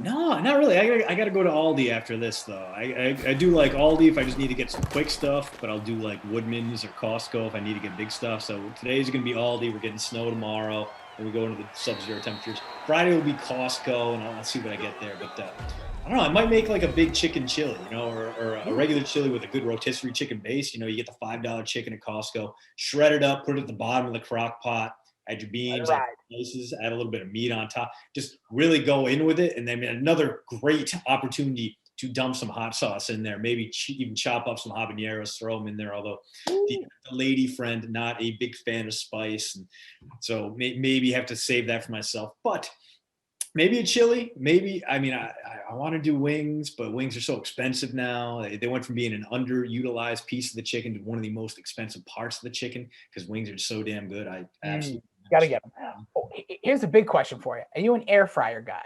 I need to buy an air fryer. Okay. That's where I'm at. Right but you're not anti-air fryer. No, not anti. Okay. I am fine. In college, I had a deep fryer, like one of the small. What? In college? Yeah, because you could buy like for $30. You get no. I just of all the things I thought you would say I had in college, I just see mistakes. So good. It would be like mozzarella sticks all the time, wings, like frozen French fries. Throw them in the deep fry. Frozen smiley face potatoes, like they're like puffs. Those are just puffs. Dude, they're so good. That's why I want to get an air fryer because I know if I get a real fryer, I'm gonna be fat as hell. It's not. This is all going away. I'm gonna look like Ryan Reynolds at the beginning of Just Friends. The oil fryer right now. Air fryer though, a little healthier. It's basically just a convection oven. But if I can get some crispiness back in my life, it's aces. There's no better way to heat up food than air fry. I'm not going to name names. I'm not going to name names of those that are not with us. But there's certain other host that's with us that I bring up the air fryer and they pretend like it's this evil machine that's full of unhealthiness. I was like, no, it's literally the healthiest thing. I made a chicken cutlet the other day with no oil. Yeah. Take your carbs, whatever you believe is healthy, and health is different to everybody because our bodies are so different. But at the end of the day, no matter what, take all the oil out of a meal. You want to make a cutlet. I literally breaded a chicken cutlet, threw it in the air fryer, crispy, delicious. Yeah. Oh, so good. I'm all about the air fryer. So definitely, I think it's worth the investment. I know Jessie Cofield has one stuck in her closet in her 10 by 10 inner city Boston apartment. With her, Thor takes up, I think, like 5/8 of the whole place. Yeah, air fryer, Christian. I think you would. I know you just getting the sense of everything that you're about would absolutely dominate. I like the idea. Yeah, because you know how you reheat stuff in a microwave, it just gets a little soggy. It's just not the same. It's terrible. Like unless you're heating something that already like you kind of need that moisture in, like then fine. But like you don't want to heat up. Like I heard if you reheat pizza in an air fryer, it turns out outstanding. You keep the crispiness in the bottom and the crust. The best. You do if you want any spray, it's just to keep things from sticking a little bit, but they don't really stick that much. Kamara gets stopped. Did he get that? Close. He got it. Yeah. The other thing I've been using a lot, actually, it's been a little while though, but awesome, Instant Pot. Because basically like doing all the work of a crock pot, but in like 1/8 the time. So I'll throw chicken breast in there, some rice, some beans, some corn. I'll make burrito bowls at home. The chicken shreds up perfect, especially like chicken thighs. Oh man, dude, Instant Pot chicken thighs, outstanding, just top notch. Oh, I'm a big chicken thighs. There's a nice run, Kamara. Dave Macklin saying, Rossi, we have our air fryer, and my teenage son used it like a pro. He'll make pizza rolls in 4 minutes with none of the leaking. That's what I'm talking about. You don't get in the oven; those things pop, and then you just boil your mouth. Well, all right. So my question is, if you're taking the pizza rolls out of the air fryer, how molten lava are they on the inside? Because that's the key. Like the microwave, they're soggy on the outside, and they are molten. Hot magma on the I'll let you in the air fryer. How long do you have to wait before you can take a bite of your pizza roll when you air fry them? 4 minutes probably would do the trick. You have to. So here's the trick with the air fryer. All these guys would know. You have to already have it preheated like an oven. You can't just throw them in and then heat and then hope 4 minutes. It doesn't work. Just like the pressure cooker. You can't throw it in before. You got to get it. Well, actually, pressure cooker you can actually just lock in because that thing's another, that's like the devil's product. You don't know how it works. But yeah, you have your whatever heat setting, 350. Put it there. Make sure it's already says it's heated up. Boom. Put those things in probably 4 minutes. You wouldn't be molten hot in the middle. It'd be crispy on the outside. Nice warmth in the middle. You're good to go. P. Hooligan says chicken thighs in the air fryer over wings. Dude, chicken thighs in general, like that is the superior piece of the chicken. It always come out super juicy, a lot of flavor, like a little fattier, so it's not like as healthy, obviously, like than it as a chicken breast. But man, like if you want good, flavorful, juicy chicken, like yeah, 1000% thighs over wings. Wings are just a little bit more convenient to eat, a little less messy. Yeah, it's great stuff. Yeah, you could make pizzas in there in the air fryer. There's so many things, but chicken, I agree. The thighs, more, and I actually relate it kind of to like when you pull the meat off a wing, kind of similar style as Michael Thomas gets him into the red zone. 4:20 left here in the fourth quarter. Bert saying, we have slices of ghost pepper jack at my work. I use it to make spicy grilled cheese with bacon and chipotle mayo. That's good. Wait, where do you work, Bert? Yeah. Where's this ghost pepper jack? Oh no, they have it at Costco. It's Cabin Fun. A ghost pepper. They have a ghost pepper and they have a habanero, and both taste awesome. But they absolutely ruin my digestive system. If you want to talk a great combo that will absolutely leave you dying, that is it. That is like a once in a blue moon combo because pain. It's like what? Wide open. Oh, is he going to break it? He got it. Michael Thomas breaches the goal line. Saints putting this one away all over, but the shouting for the Washington football team. And, we do get some garbage time here from Dwayne Haskins and his offense, but this was a good day to stack up that Washington. I'm feeling good. No, not. Michael Thomas again owned in 58% 18% in the showdown.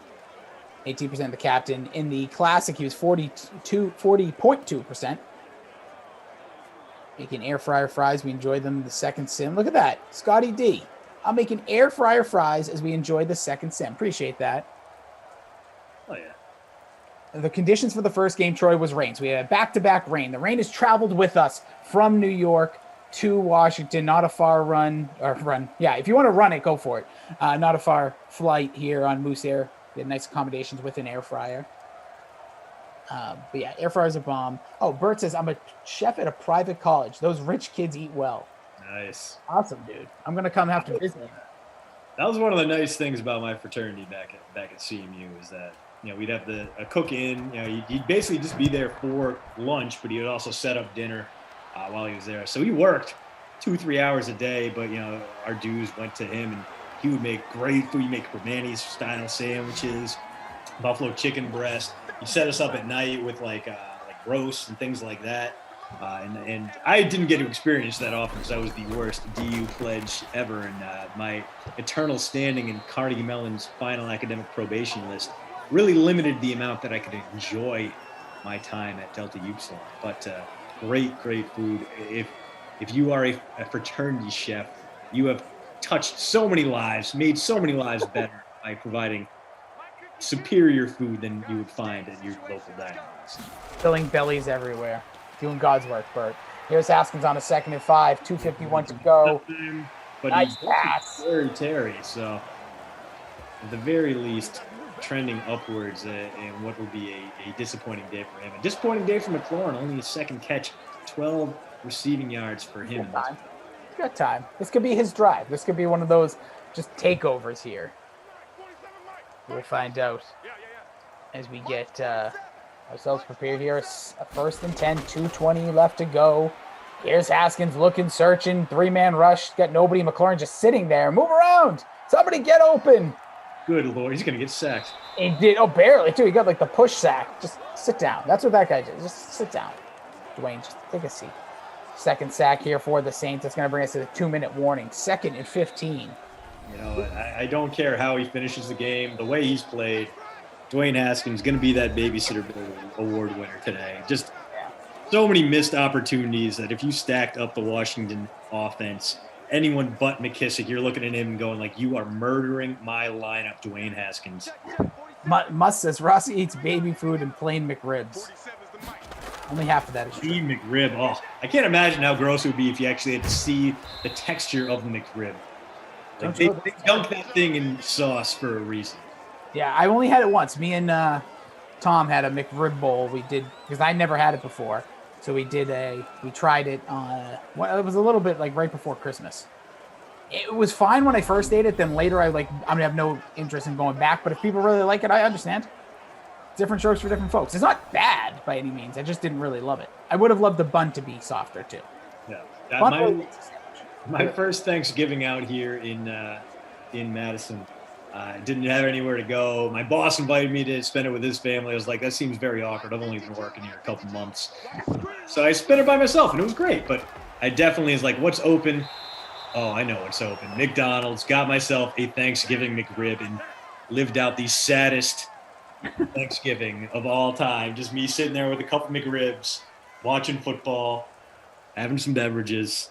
I kind of wish there was like a still photo of that. Just you chilling, eating a little Mickey D's. But we have a 4th and 7 here. Should have went to Boston. Could have made a great story. Who knows? Haskins. Do something, Dwayne. Why? Going deep. Has him in. Very nearly some big-time garbage points for the sprinkler there. Instead, a turnover on down should be Kamara time. He's going to carry you into the points if you got him rostered here. I can't imagine they would go to anyone else. And stuffed immediately. Yeah, usually doesn't happen. The one thing, my last comment on the McRib, I just want to say, usually if something's super popular and sells well, other chains will jump on like the bandwagon. They'll make their own version. If you notice, that's never happened with the McRib. There's not a king rib or a king meat rib sandwich or whatever. So just keep that in mind. But hey, if you enjoy it, go get it. The origin behind is that it's a seasonal thing because McDonald's only buys the stock, the product, when pork futures fall to a certain level. So the McRib is unpredictable is because it hinges on whether or not McDonald's can get cheap pork. So you're betting for a pork belly stock market drop if you are a McRib fan. This should be, they're going to need one more call here, maybe get a little more garbage time, and we'll get you out of here. Oh, look at this, Kamara. Nice run to wrap it up. A terrible showing here from the Washington offense. No one really, other than McKissick, rosterable from that lineup. But hey, if you add him, maybe he'll boost your Saints stack into the money. 24-3 ball game. New Orleans coming away with a win in a rainy nation's capital. Drew Brees outplaying Dwayne Haskins by a long shot. 253. Who would have thunk? 3 touchdowns through the air. 252, 3 touchdowns through the air. Haskins 157, no touchdowns, and a handful of terrible, awful passes that got his team nowhere. Dwayne, I said it before. I'll say it again. You are the babysitter Billy, not my kid award winner today. I'm very disappointed in you, and now I have doubts about your future as a Pittsburgh Steeler quarterback. This sim changed everything. I want to give a big apology to my guy, Jordan Lindenbaum. He says I'm like the cough curse, but for the showdowns to him. So, well, don't worry. The rest of the way, I'm done. This is it for me for the day. So set your lineups accordingly. You and I are back tomorrow night at the 6 p.m. sim, the happy hour. So, oh, yeah. Good night for that. So go get a McRib in the meantime. What about your player of the game? Who are you going to go? I think it's going to have to go to. It's a chalky call, but Michael Thomas, nearly 30 points in the flex, 2 receiving touchdowns, 8 catches overall.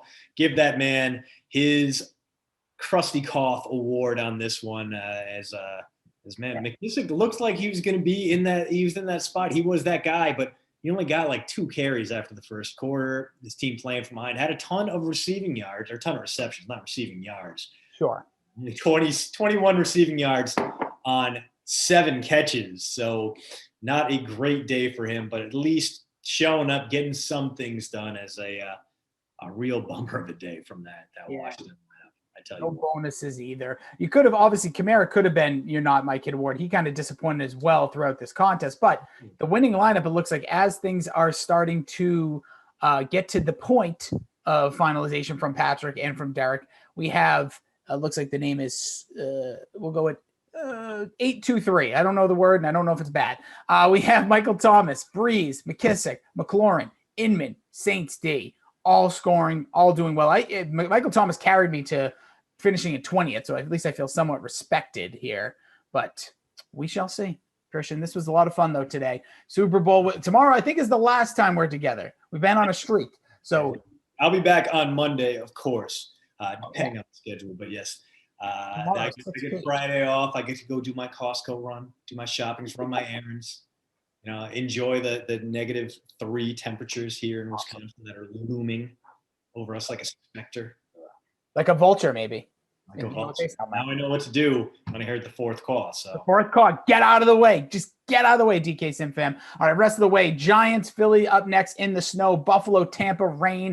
And you got snow and wind all the rest of your night. We will be back tomorrow for a 6 o'clock, but instead of worrying about all that tomorrow, keep it locked right here because you got plenty more content coming here on the Dream Team. Don't forget, after the 4 o'clock, you get Shrag and Julian Edlow with the pre-lock content for you. So make sure you drop your questions, get your NBA lineups ready, have your DraftKings app, and just play it for fun. It's a perfect way to get involved, even if you don't know crap about the NBA, because they do. But follow this just wonderful son of a gun right here at Train Island. Make sure you download. Make sure you subscribe to the postroute.substack.com. Look, check it out right there. Christian, any final words before the folks see you till tomorrow? Only 4 days until the Super Bowl. That's right. Get all your Super Bowls ready. I can be found at Jason D. Rossi. Pop Culture Pile Driver is the podcast that I host with Babysitter Billy. Make sure you check that out. And again, Madison, amazing jobs thus far today. Same thing to Brian, the 1s through 7s, Derek and Patrick. We will catch you guys all back at 6 tomorrow, but the Dream Stream returns in just about an hour. We'll see you in a little bit, people. Stay hydrated, be well. Have a great rest of the day.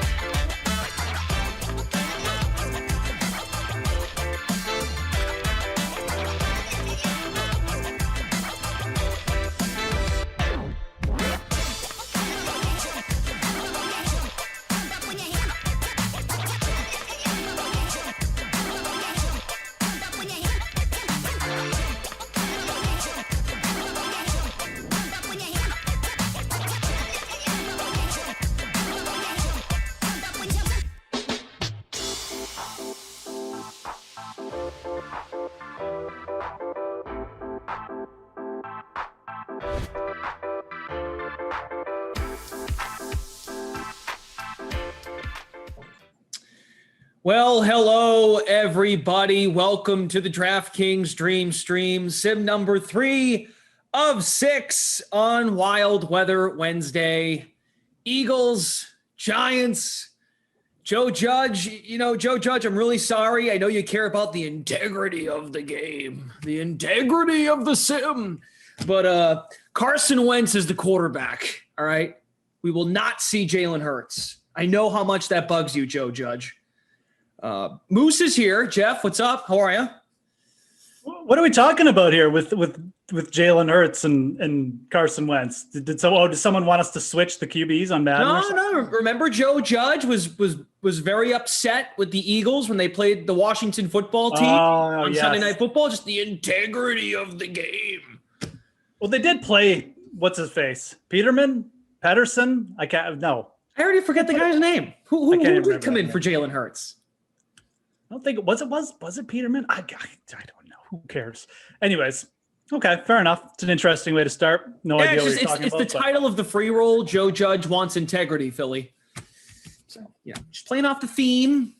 Try to connect the dots between the two teams. It's divisional play. It is snowing. Who do you like here, Moose?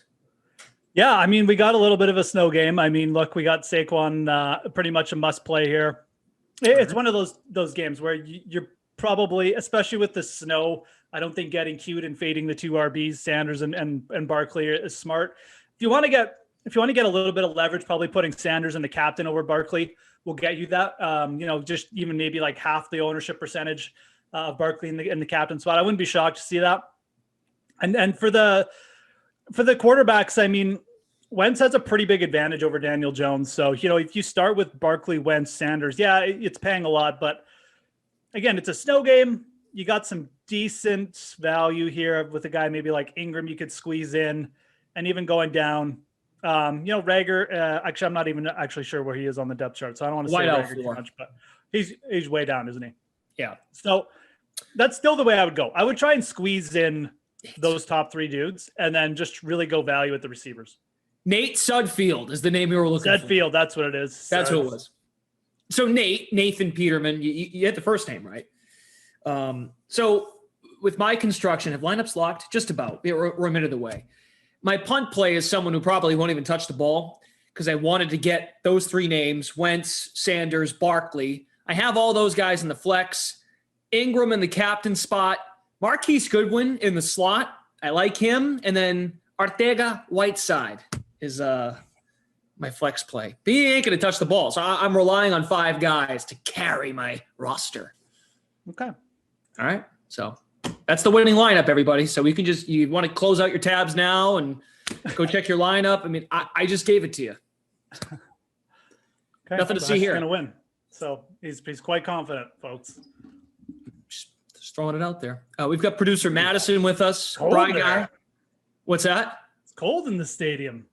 Yeah, it's cold where you are in Alberta. It's cold here in Boston. Amazing.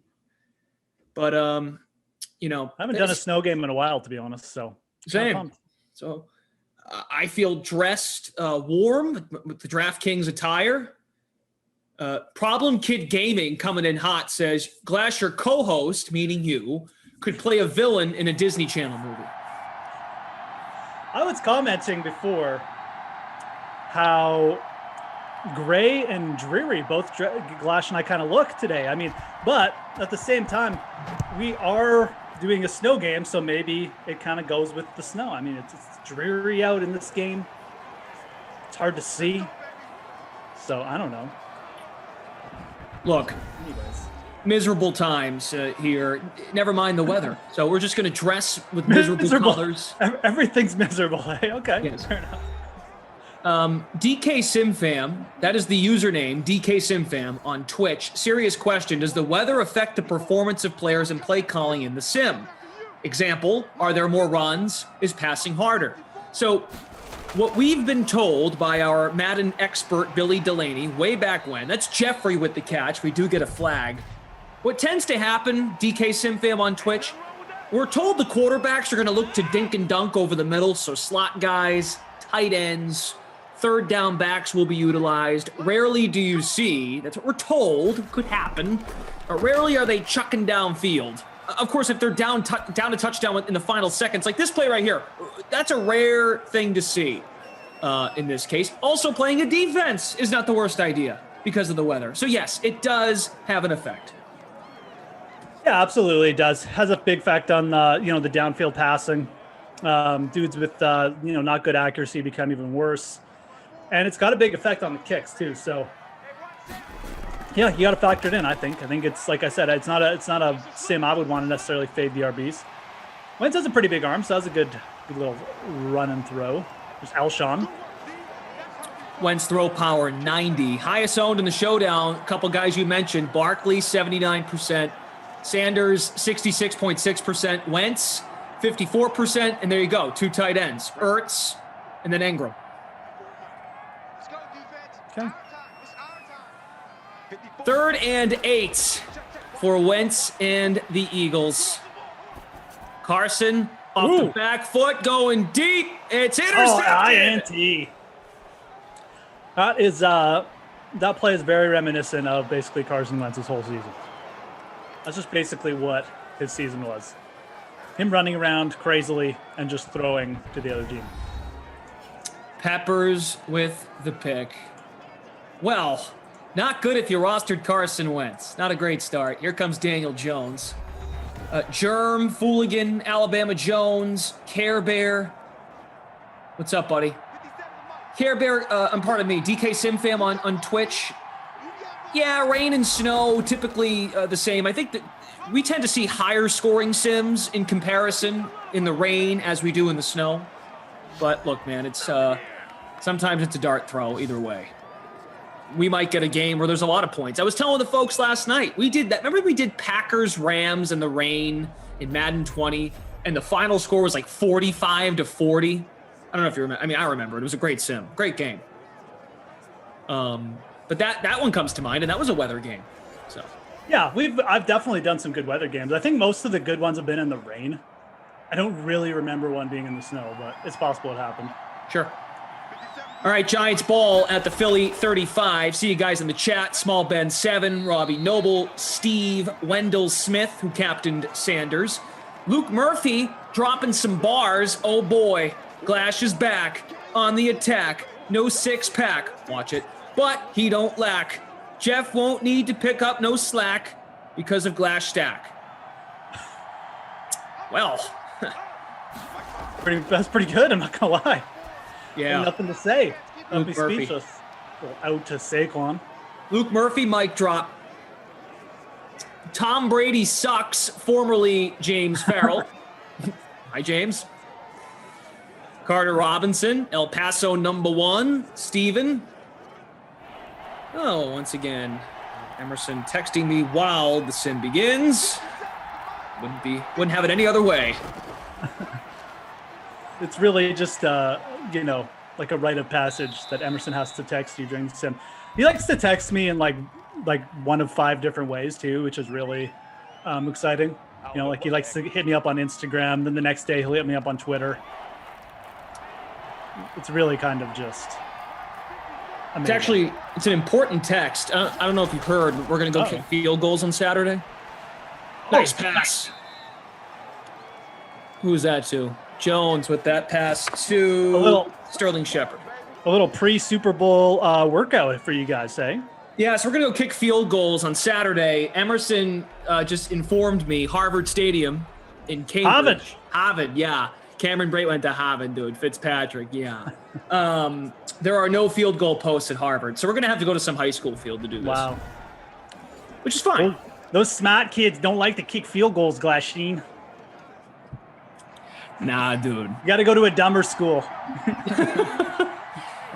Yeah, stay-at-home advisory. No posts for you. Ooh, Saquon. Nice run. Saquon Barkley there. 29 yards already. Hey, Bry Guy, great point. High school field goal posts are wider as well. We like them wide. Should help us. So, yeah, actually, this is probably the best news ever. Harvard Stadium is a good location in terms of somewhere we can meet in the middle. It's also a popular workout spot because people will go to Harvard Stadium. It's old ancient stadium that people run. They'll run stairs and get workouts in. So Emerson would go there and do his cardio. First and goal, touchdown, Golden Tate. That was a nice little slant over the middle for Golden Tate. Quick, nice, and just a good job by the Giants considering the snow too. I mean, Saquon did most of the work, but Jones and Tate going to pick up the points. So yeah, I've already said this. I am more interested in doing this activity. Producer Madison with us. Madison might come help us out and partake and film and be the great producer she is if she's around on Saturday. We're going to work out some details where we're going to do this. Yeah, it's going to be fun. I'm really just looking forward to watching Emerson attempt the kicks. Like, I haven't set a bar. I know I'm bad. But I want to see him kick it from 45 out. If you're going to get Emerson out there to kick field goals, it has to be filmed somehow, some way, by someone. Yeah. That is too good an opportunity to pass up, considering how built up this whole Emerson field goal kicker thing has been. I'm kind of expecting that he's going to come out and just drill them from 60 at this point, considering how much he's talked it up. So if he can't make him from 40, we're going to have a problem here on the stream. So we'll get the details figured out. We're going to talk later on. He said he's going to call me, but I told him he won't. He says, yeah, I'll call you later, and then he never calls. So, Must on Twitter. Must on YouTube says, I checked. Emerson has a 3 kick power rating in real life. Erwin says, bring towels. Things will get moist. Oh, God. Herb Dog, Emerson will never kick a 45-yarder, please. He actually texted me earlier today. He's been working on the Peloton. There's Carson Wentz on the run. Nice pick up to the 50. Wentz has thrown a pick. Golden Tate just scored the touchdown. Deshaun Jackson with the touchdown. So Emerson texted me at 1:30 today, said, I did Barry's boot camp yesterday. Barry's popular gym, giving you a shameless plug in the Boston area. Says, my legs are sore. So he is setting himself up. If he does not do well, there will be an excuse built in. Which I wouldn't expect anything less. Yeah. All right. Well, building up the excuses. No shock there. But, well, you know what? I like your approach. You can just go out there. You give it your all. You got no pressure, Glash. I mean, you haven't been talking about being a field goal kicker or anything like you said. I mean, you're expecting the worst. So you got no pressure, man. You got to put the pressure on him early. You got to go out there and you just got to drill one from 30. Because if he can't match it right away, it'll get right in his head. So. All right, a sack for the Giants. So if you played Daniel Jones, Tate, this Giants D, contrarian, I feel like. Good start. Yeah, absolutely. Giants D looking good right now. Yeah, you know something? You make a good point because we played football in the Boston Common a couple years ago. Steve Buchanan, Reed, Emerson, Jesse, Samir. We got a group of 10. Ben Zwyman. Who else was there? Trying to remember. Anyway, it was a good group. Played 5-on-5, touch football. God, Emerson's in shape, man, but that guy is not coordinated. I don't think he knows how to use his body. He can pedal on a Peloton. Don't get me wrong, but he is just awkward. He doesn't know how to use himself. I can see that. He played tight end, which is well.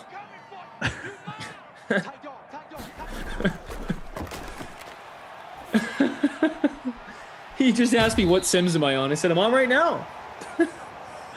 Maybe he didn't hear that. BW has a golf question. What do you think of Stuart Sink as a punt play? I don't really like it. I'd probably rather go elsewhere, maybe with he's playing okay, but I like upside. I don't even know what Sink's salary is, to be honest. 6,800. I'd rather go to Kyle Stanley there. So that's my play in the 6,700 range. Stanley's playing really well. Sink's okay, I guess. I like Sam Ryder in that range. I like Kyle Stanley.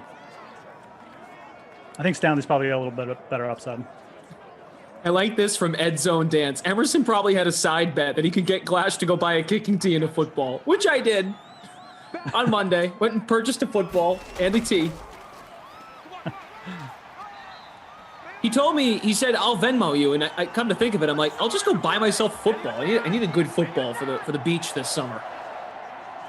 So I got a nice little football. Got a new football, got a tee. Now, I was told that maybe we shouldn't use the tee because that's going to really, you only use the tee if you're kicking off. We're going to have to hold the ball for each other.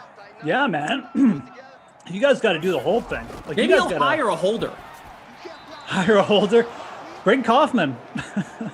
Well, speaking of Kaufman, someone actually had a great idea. Kaufman would get scared and pull the ball. I might print out a picture of Kauf's face and put it on the ball.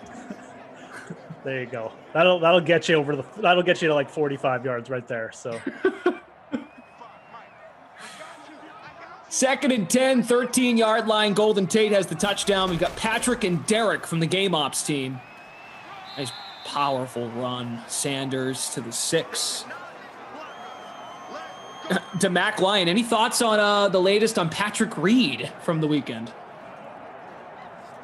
Patrick Reed, yeah, I mean, interesting situation. I think it's more of a product of the PGA not enforcing their rules properly, not putting officials on every hole, watching shots. It's letting the players just police themselves, and it leads to people like Patrick Reed doing, why'd you slide, Carson Wentz? Why'd you slide, man? That was an auto touchdown. Good for Miles Sanders owners, and then it lets, people like Patrick Reed bend the rules if they need to, or they want. So I think Patrick Reed's more of a product of what he was doing, and what he's done before is just a product of the PGA. They don't have proper officials. Wentz missing Ertz. Steve says, if you don't hold the ball for him, Glash, it won't be able to Charlie Brown him. Luke Murphy, Kaufman is a 7th-string holder who plays football for free and thinks he's an idol. 2nd and goal. Wentz, get in there. Yeah, touchdown.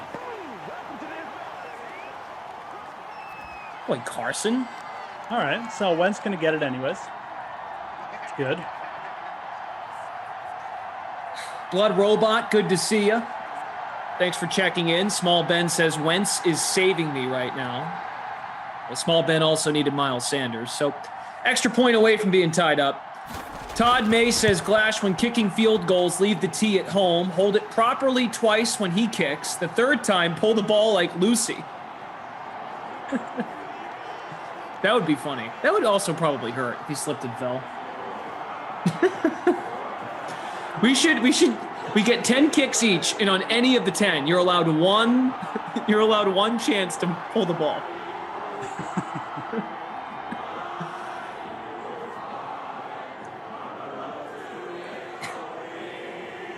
Oh gosh. Smash that like button, guys. Care Bear on Twitch. Nah, it's all good. He will be kicking them from 40, but making it them is another story. Oh, I see. Yeah, kicking them from 40, but making them from 40. Right. 40 is a pretty long way, too, guys. Like, guys in the pros miss extra points. Yeah, the making part, I mean, is going to be really difficult. But even just getting it 40 yards, like, ooh, close to an INT. That's not easy. So. Slop is in first place in our free roll. Titled, Joe Judge Wants Integrity. 7-7 Sim. Moose, Splash. Are you on the next one? I am. Okay. I think you're with Koff, right, for the next one? Yes. Kaufman. Nice. Or, however you feel. Andrew L. Speak of the devil. When are you going to Koff's house again? Yeah, maybe the spring. A little cold to be sitting on the porch. Yeah. A little cold. Bad. Taylor Rash, is Emerson versus Glash going to be a draft pool on DraftKings? I would vote yes, but I don't think so. Carson Wentz, 4 for 9, has thrown a pick, but scored a rushing touchdown to make up for it, kind of. Barkley, 3 carries, 29 yards. Sanders, 3 for 13. Daniel Jones threw a touchdown pass to Golden Tate, his only catch of the quarter, 1 for 5. Jeffrey, 2 receptions, 40 yards. Ingram, 1 for 2.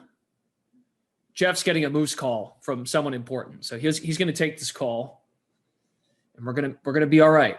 All right, this was something this was planned. Jeff had to take this call, so it's awkward because it's happening while we're on camera. I'm telling you now what I'm thinking in my brain on the microphone.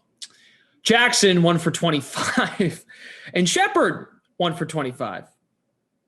Yeah, like of course, Moose gets the phone call while we're on camera, allowing ops to catch up. So that happened. Travis says, I love that play. All right. Damon says, I'm liking this number 8 spot. Now we've got 3rd and 8. Jones over the middle, first down, Golden Tate. There you go. Mars Brightbird, every kick will be a line drive, guaranteed. Yeah. I'm ready for the worst. The worst possible outcome. I'm ready for it. Foghorn Leghorn of Blue Jays. Emerson can also drive a golf ball 350 yards in his car, maybe. Kicking club, coming from the kicking club itself. Just remember, laces out, or it'll be your fault. He didn't make the 40-yarder. This is true. Great ideas. All right, I'm back, folks. Sorry about that. All good. I was just telling everybody, the pre-pro that went into this, and of course it happened while we were on camera. Yeah, exactly. It's bound to happen, but, life gets in the way sometimes. And the Madden streams don't stop, folks. Can't just call game on just call timeout on these things. These guys are on their own schedules, so anyways. Jennifer Reynolds, my husband, 46, my son, 20 years old, both kicked 50-yarders off the ground last week. What? Jennifer, can we set up a call? Me, your husband, and your son. Your husband and Adam Vinatieri? Yeah, can we please set up, lessons? I'm free all week.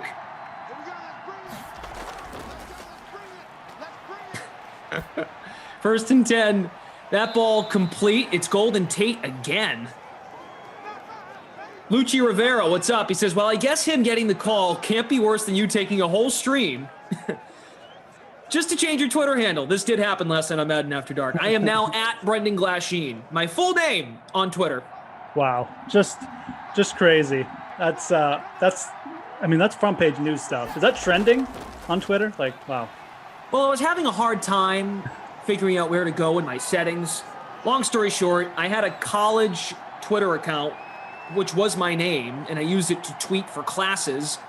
And I wanted to have another Twitter where I could post more fun stuff and non-school stuff that my professors wouldn't look at. So I never went back and changed them. And then Brandon Cristal last night was like, why don't you just have who else has Brendan Glasheen as a Twitter?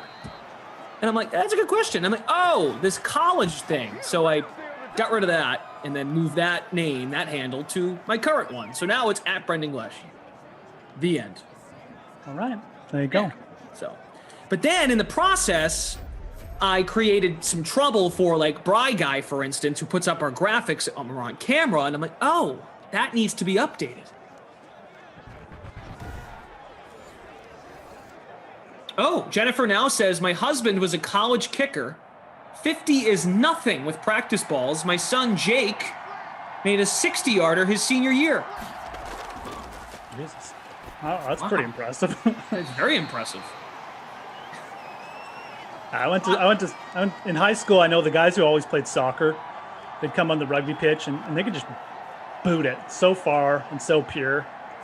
Soccer players, great kickers. If you learn how to play soccer when you're young, you generally kick a football pretty good too.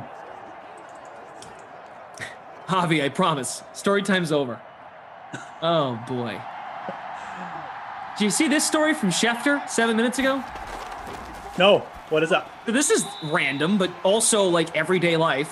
Adam Schefter, 7 minutes ago. there were 20 Chiefs players and staffers, including Patrick Mahomes, scheduled Sunday to get a haircut with the barber, who tested positive for COVID. The Chiefs acted wisely and aggressively and pulled the barber mid-cut once his results came in. What are we doing? It's like that's like brain explode. What? Come on, guys. Just wait till after the Super Bowl. Really? Mahomes has like the coolest hair in the league. Like, let it rage, man. If you're the Kansas City Chiefs, like you're bubble wrapping Mahomes this week, man. Haircuts. Seriously. Like, you know something? Like, I heard, now, Brandon Christelle told me this last night. So apparently Tom Brady is alone right now where he is. He's been in either the Jeter Mansion, or I guess they bought their own property in Tampa. Right. Brady is by himself. Giselle and the kids are on vacation. Tom has the place to himself for 2 weeks when he got home from Lambeau. Meanwhile, let's go get haircuts. Yeah. Like, come on. Especially, and there's Saquon touchdown, especially when the league did say, hey, no matter what happens here, if something occurs, like, you're out. So I don't know the latest on Demarcus Robinson or the center. They were just deemed close contacts. No one knows for sure if they tested positive or not. Right. But God, what a bizarre. We got 1 week here, guys. Like, really, strap on in and let the hair grow for another week. Yeah. The hair will be there when you're done. Oh boy. Sorry. That would be such a shame if like Mahomes didn't play or something like that happened, or like one of the star players just couldn't play because of it. God, that would just be terrible. It would be such a Tom Brady break to get to. It would be. No, seriously though. Like, I know. It would be such a Brady thing. Like, the dude, he just runs good with these things. He really does. So. I also, okay. The last thing I'll get off my chest on this, like, how about the wording here from Schefter? The last sentence, the Chiefs acted wisely and aggressively and pulled the barber mid-cut. Once the test results came. Now it's turned into like a heroic story. Yeah. Oh yeah, real wise. Why was he there in the first place? How wasn't he tested like 5 times before? Oh, he started giving cuts. No. But Jeff, the organization acted wisely and aggressively. They pulled the buzzer out of his hand. No more cutting for you. Oh, I shouldn't even be making light of this. I apologize for that, but God. No, you can make light of it. It's ridiculous. I know, but people are actually getting sick from this, and I just, No. The obviously, I'm not making light of the disease. I'm making light of the situation, though. It's a product of not taking the disease serious enough. This thing spreads like wildflower. You can't have haircut guys you don't know coming in giving haircuts to your team. Like, Kicking Club says, so if Robinson plays, he'll have half a haircut. So who got half the haircut? That's a great question. It's like a half fade. It's going to look like the horseshoe that was in my head. Yeah. Who's the rapper back in like the 80s who had like the half cut? Like that. He'll look like. I can't remember. Anyways. That's a good question. Oh, man. You know something, too? Like, that story's getting out because they probably figured someone's going to find out about this. So someone probably hit up Schefter from the Chiefs, like, well, hey, just so you know, like, we were wise and aggressive to get the barber out of our players' faces. Yeah. We're the good guys here. God. All right, another sack here for the Giants. They are playing well here defensively. This thing is, now I got something at the door, Glash. I'll be right back. All right, go. No problem. I can probably rant for the 2 minutes on this. Choker says, tune in to see the wise and aggressive Chiefs take on the Bucs. Half cut. Oh, God. Freak of nature, was Andy Reid scheduled to get a trim? now I really want to know what player got half a haircut.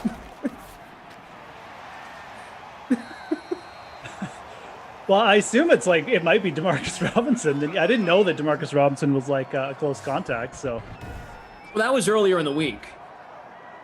Him and the center, who I'm drawing a blank on his name.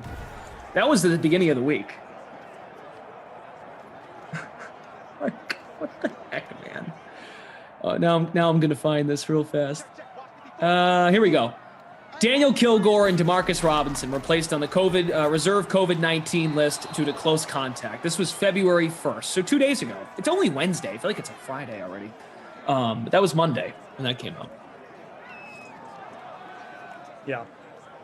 Hopefully those guys can go, man. Like, Charlie says, just put the barber in one of those hazmat suits. he should have been in one to begin with. God. All right, so the Eagles are punting.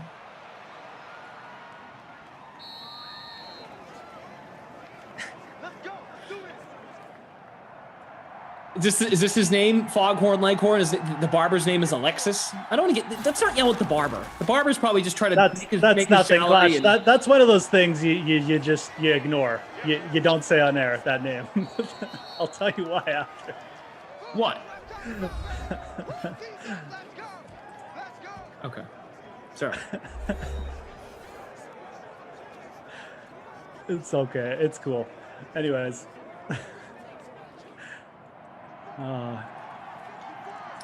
Second and 6. We got a one-score game. Meager66 says the players should be cutting each other's hair. Fair enough. Thank you all for tuning in here, Dream Stream. At halftime, we will discuss what we have coming up this weekend here for Tailgate Weekend. Never mind the field goal shenanigans.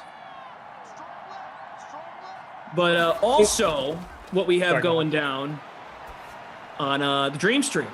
So check it out. Jones now up to 96 yards. Sterling Shepard with the catch. Okay, squared. I would take Mecole Hardman over Brait. I think Hardman has a lot higher ceiling there. So I like Brait too. I mean, I like the tight ends. I like Gronk and Brait, to be honest. Casey's got great secondary, but I like Hardman in this spot. I think there's going to be some downfield opportunities for him here. So he's boom or bust, but Brait's got a better floor. Hardman, I think, has a better ceiling though. Tyreek Hill returns punts, right? What about Hardman does too, though. Hardman does too. Okay. They kind of interchange them. Yeah. Yeah. Hardman's actually their primary one, but they'll throw Tyreek back there every now and then. Yeah. Tampa Bay probably sent them the barber. Classic. Oh, boy. Coming up after this, you'll have Moose and Kaufman. Who's playing next, Sim? Do you even know? No, I haven't looked at teams yet. Okay. Madison's going to tell us. Thank you, producer Madison. Yarrow, I have not. Okay, I have not. I am focused on the Sim now, all right? Ingram with the catch, I believe. Timeout. Giants are moving here. Oh, Bills and Bucks. Great. You get Brady talk in the rain at 6. Sung Kang, LP, I do not have any love for Sung Kang. If you want a guy at 6,200, go with our boy Nick Hardy. Qualified as a Monday qualifier, made like 7 birdies. Had a crazy great playoff there to qualify, and he was T14 at the Sony Open. So I'd look up Nick Hardy there at 6,200.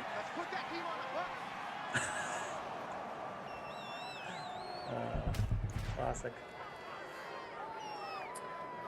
I don't know if he's going to get 200 yards, but I do think Hill's going to be very busy. Probably more on short passes, to be honest. Steve, yes, you do get points if Hardman returns a punt or a kickoff for a touchdown. You get 6. Yeah. And if you do play Mecole Hardman, you could pair him with the KC defense, because when a guy does return a punt, he gets credit for the touchdown, but so does the defense. So that's why we call it a little double dip. It's a risky, boom bust correlation play, but again, in a massive contest like that Millie Maker for the Super Bowl, you got to take some risks like that. So Hardman and the Chiefs D, I think a stack that could work out. Jones from out of the shotgun at the 14, complete to Barkley, ripped down after a gain of 3. Koff will be back with Tommy Freeze Pops at 8. Snow Sim, Bengals at Browns. And then Madden After Dark, I'll be with Freeze Pops in the wind, Falcons at the Titans. So there you go.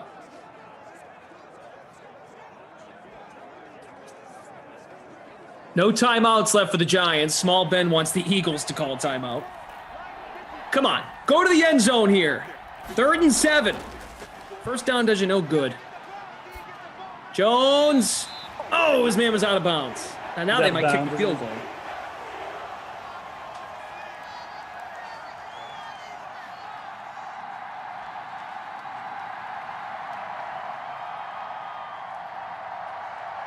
Tom Brady cheat always. Says end zone Slayton. Well, not going to happen. They're going to kick it. What was the name? Tom Brady cheats always. Yeah. Yep. Sounds like my burner. I'll tell you what. I'm pretty sure Koff told you that I tuned in a bit to when you guys were going at it. That was so good. Oh, on the Brady discussion? Yeah. Yes. Very good. What was you're talking about Dan Marino? You're a big Dan Marino guy? Mm-hmm. As I take a big drink of water. I get like a D- for this sim. I've left twice drinking water while I'm supposed to be talking. But I'm a big Dan Marino guy. Very, I think, underrated in the annals of history. He was just really like before his time in a lot of the things. Aaron Rodgers before Aaron Rodgers, and I know you got to give some credit to wins and Super Bowls and stuff like that, but I think Dan Marino gets really overlooked when you talk about the best QBs ever, just because of a little bit of postseason unluckiness / not being on good enough teams, etc. So, and again, I'm not trying to take away from what Brady's accomplished. I just think that you have to talk about guys like that in 2 different contexts. One, like I said, like with Kaufman, more of a career thing, and the other with best pure quarterback. I'd rank them differently in both categories. So. All right, cool.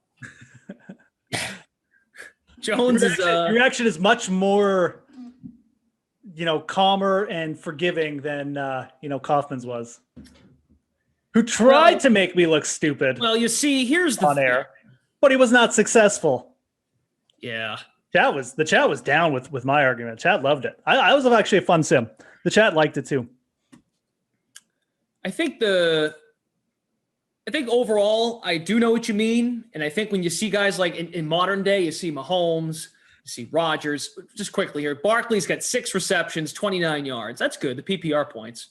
Shepard 3 for 54, Tate 3 for 23, Jackson 2 for 36, Jeffrey 2 for 40, Ertz 2 for 21.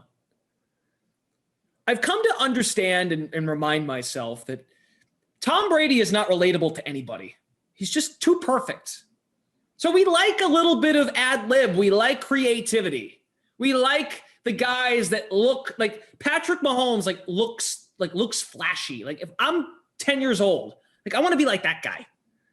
Meanwhile, you got Tom here, he still looks like he's 28 when he's really 43 and just does everything perfect. Just take the winning out of it for a second. Those other guys look more like a goat based on just like the fun of it. Tom just doesn't reek of he's not the most talented guy. And I did watch the SNL cold open, Madison. I watched that last night. That was good stuff. So the SNL cold open, what was that? They were impersonating. What was it again, Madison? Like Brady. So Brady was someone. What's the guy's name? I'm not a big Office guy. Who's the guy from The Office that hosted? Steve Carell? No. Jim. What's his last name? Yeah. Who? John Krasinski. John Krasinski. Thank you.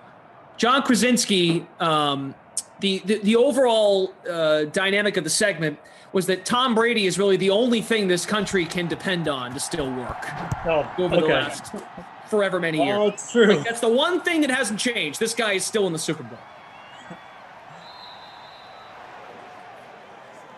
You know what, Fantasy Hawk? I get to talk too, okay? I set Jeff up there. I get to talk too, all right? Back and forth. He talks, then I talk, all right? Yeah, that's right. It's going to be a good game, man. The one thing Tom Brady brings is intrigue, because you have a bunch of people who will defend him to the death, which I can appreciate. You got, him going up against another guy who could one day, even break a lot of his records, even just for postseason efficiency, and he brings eyeballs. So I would have rather seen Rodgers and Mahomes, but I'm not going to lie. I mean, it probably makes for better fodder to talk with Brady and Mahomes. So it's good for business. I'm excited for this game, man. I'm excited. I'm going to be rooting against Tom Brady, although I don't know if there's going to be much to root for, because I think Patrick Mahomes and the Chiefs are going to bury them, but we'll see. Probably won't bury them. It'll probably be a close game. Fantasy Hawk says, didn't mean to disrespect your dear leader, Glass Sheen. You know what, Fantasy Hawk? What if Brady wins on Sunday? That's what I want to know. What are you going to do? You're gonna pop in here again and then put him behind Manning, Rodgers? What are you going to do? What if he wins the game? Then what? Then what are you going to say in all caps? I mean, I'm going to do that. I'm going to put him behind all those guys. Fantasy Hawk, what are you going to do if he wins the game? What? I'm just curious. I will not carry on. I get the last word. This chat cracks me up sometimes. They say, all right, let's move on. Let's carry on. Well, we have the microphones here. I'm curious, Fantasy Hawk. What if he wins the game Sunday? That's why they play the games, right? What if he wins the game? What are you going to come in here and say in all caps? Caca! Jeff is doing a nice job in the chat, entertaining all of you. Yeah, I'm giving out some PGA plays. No, you go ahead, buddy. No, that's right. No, I'm just saying, like, what if he wins the game? I get it if you hate the guy, fine. But what if he wins the game? Like, what are you going to do now? Just curious. I don't entertain pipe dreams. Oh, I would, something? I want to put a little wager on this with you, Fantasy Hawk. We'll take this off air. All right, let's not get into the Brady. Let's not go backwards. Fine. Let's make this a forward-looking sim. Well, the game is on Sunday. We're looking forward. That's right. Exactly. Hit that like button, guys. Let's get up to 200. You fired up Glash. Fantasy Hawk, I can heckle too. I'll heckle with the best of them. I consider you a good heckler. But a good heckler knows they can get heckled back, right? 1st and 10 from the 49. For the G-Man. Giants beat Brady twice. Here's Jones up top. Incomplete.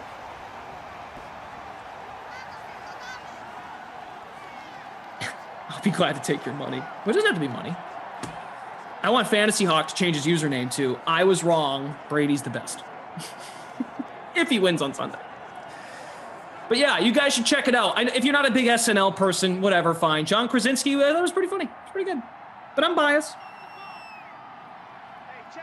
2nd and 10. We're in the 3rd. Let's look forward, as Moose said. Daniel Jones, nice pass. Accurate, through the middle to Tate, who's had a pretty good sim. 4 for 34. Must says, let's see Glash's ears on camera. My ears are very big on my small head. We've got producer Madison with us, Bry Guy on the 1s and 2s, Patrick and Derek updating scores. Engram, come on, buddy. Did you make a lineup in the free roll? Oh, I did, actually. This sim has been so busy, though. Just moving forward, That's right. Just look forward, buddy. Just keep walking forward. Things are going bad. You just keep stepping forward, folks. It's actually good advice, but oh wow. Oh no, I screwed up. Uh-oh. Put Jake Elliott in the captain spot. What was I doing? Move forward, man. Wow, I really do have to move forward. Oh, it's okay. I was going to put Sanders there anyways, and he's got 1 point. So. Smitty This lineup was seriously going nowhere. So, anyways. Smitty says the wedding singer. Well, I have a microphone and you don't, so you will listen to every damn word I have to say. I am in 100th place. Not great. I tend to agree, Blake Knight. A good heckler can't handle getting it back. You guys have keyboards. We have microphones. It's all fair game. Barkley, 91 yards on the ground. He could get the bonus if he rushes it from 9 here. And now that I said that, it probably won't happen. Yeah, probably won't. Glass just jinxed it. He's going to end up with like 98 yards now. Sorry, guys. Because Tom Brady will end up with 6 rings and 4 Super Bowl losses. You know what? You know, Tom Brady, after he loses on Sunday, is going to have 4 more Super Bowl losses than Mitchell Trubisky. Wow. Ingram, Wow. Let's go. Double E, easy E. Evan Ingram, that a boy. Winner Bold on Twitch says, I like Angry Glash. Angry Harry Glash needs a Twitter account.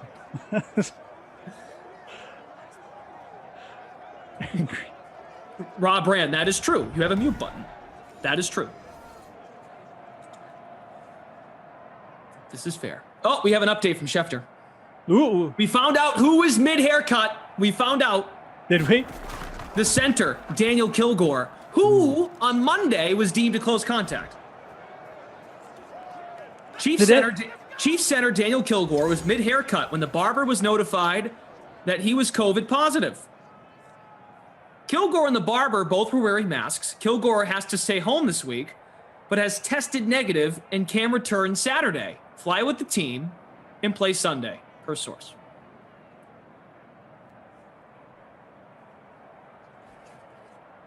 Interesting.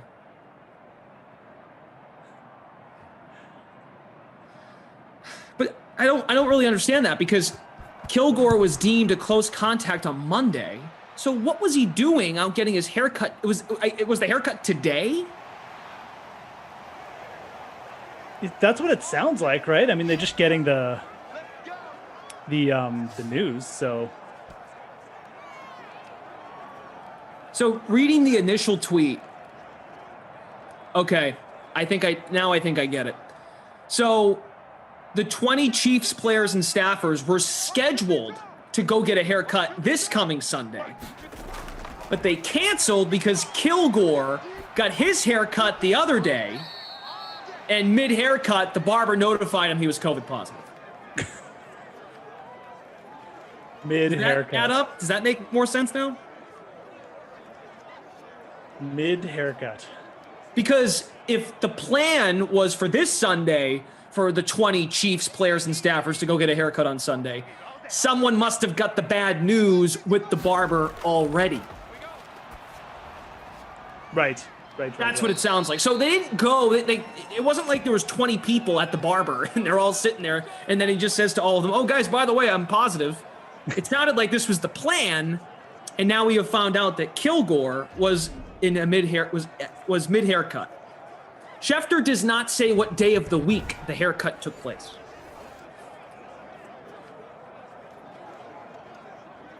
I think that's what I'm gauging here. Okay, well, there you go. Relly Rel, what's good? Sherlock Glash on the case here, folks. Well, not once have I read in these two tweets from Schefter what day of the week Kilgore got his haircut. And what day the barber tested positive.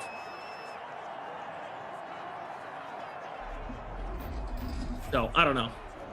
This doesn't really matter. What matters I know, is... well...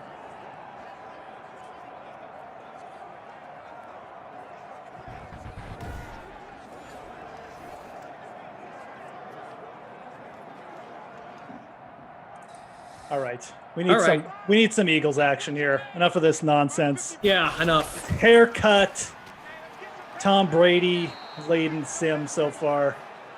Carson Wentz needs to give us something to talk about here. We need the Super Bowl to happen like now. It's the fact that it's only Wednesday. Well, that's the thing. We're at the point, because we're over a week of talking about it. We're at the point where, like, everyone just wants the game to happen. Like, I still got to talk about it for like 3 more days, like starting tomorrow. I got to do something tomorrow. I got to do a show on, I think Saturday and Sunday. And then, so, I mean, by the time like, the Super Bowl starts, I'm just going to be like, oh my God, done talking about it. Right. So it's fun to talk about. Don't get me wrong. But I wish the game was tomorrow. I just want to see this thing happen. I think everyone's ready. The players are obviously bored out of their minds if they're going to get haircuts. So I like this. Fantasy Hawk says, how about we make a deal? You can only use 1 chief. I use 1 buck. And let's see who wins. ooh, Like fantasy points? Fantasy Hawk. Fantasy Hawk is pretty sharp. he's trying to suck you in really good here. How about non-quarterbacks? Or how about I take Brady, you take Mahomes?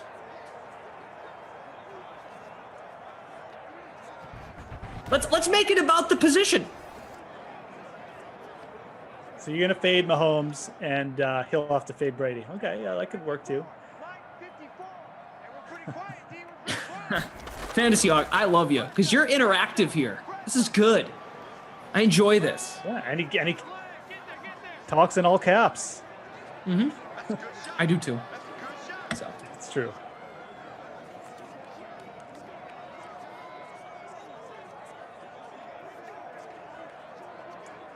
we're all friends here. 24/7. Come on, Philly.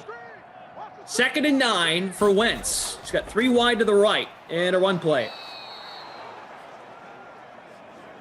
Guys, I'm talking about the center, Daniel Kilgore for the Chiefs. The buzzword tonight has to be mid-cut.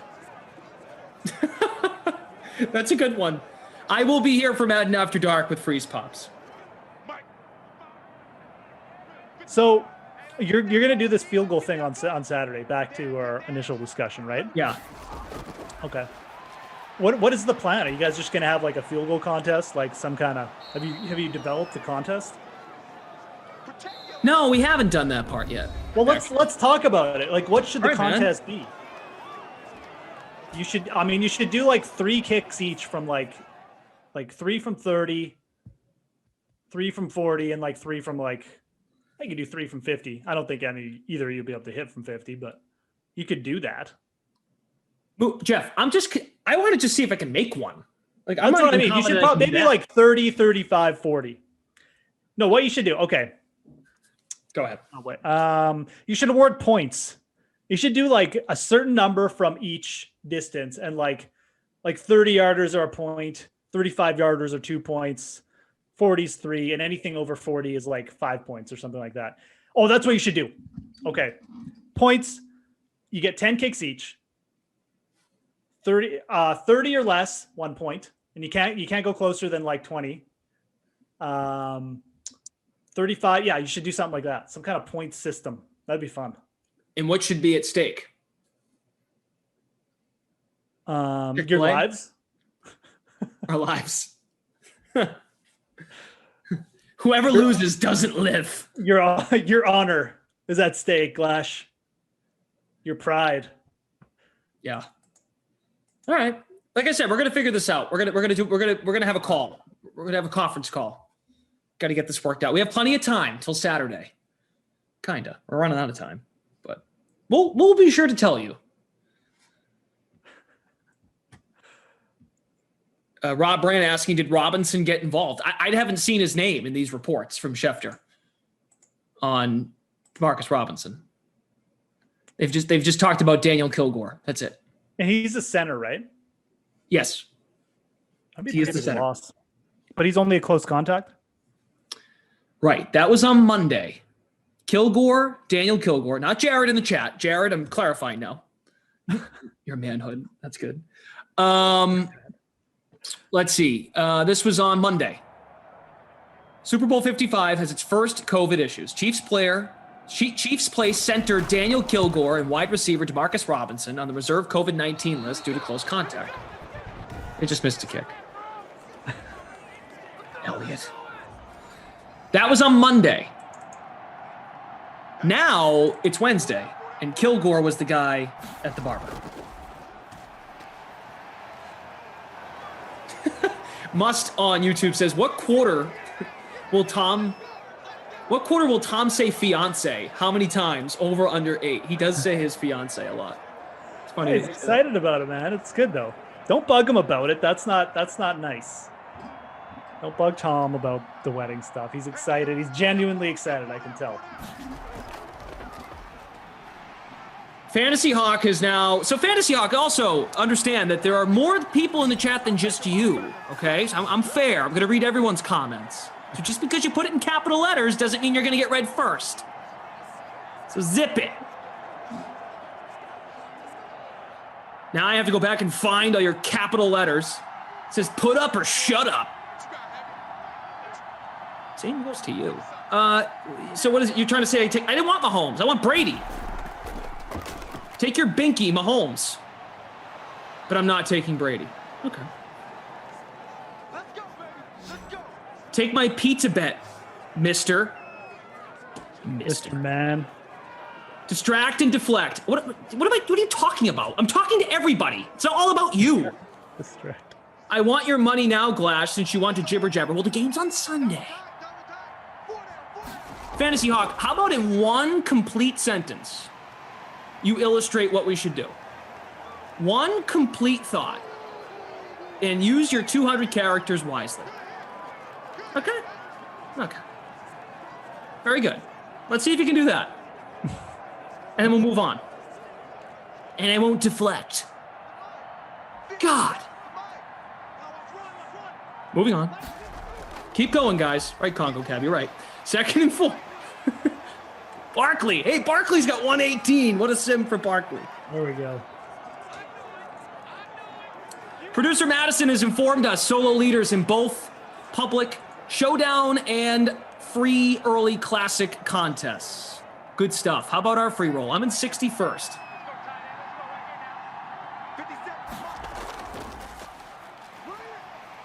Barkley short. Fantasy Hawk now says, I'm not about to dance for you. I digress. Carry on. Okay. You had your chance. Good talk, man. Thanks for being here. 4th and 1. Going for it. Up by 17. And wow, and Shepard makes the catch. They didn't just run. It was 4th and 1, and they threw. Wow.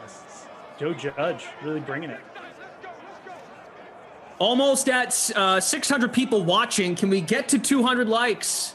Smash that like button, guys.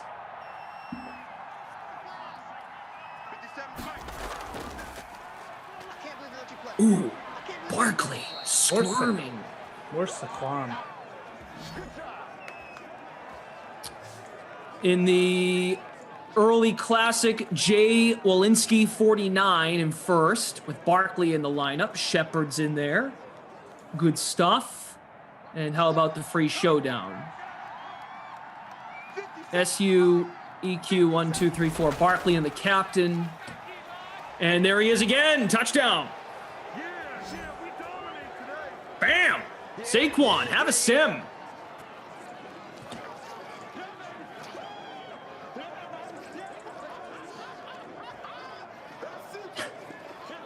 Saquon Barkley crushing it.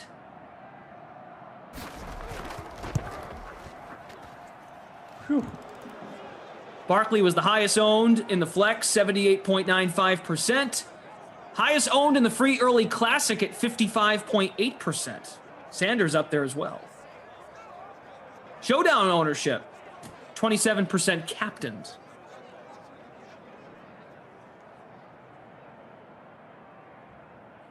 Fantasy Hawk, let's try to put a sentence out, and then before you have to keep correcting yourself, just reread your comment, then hit enter.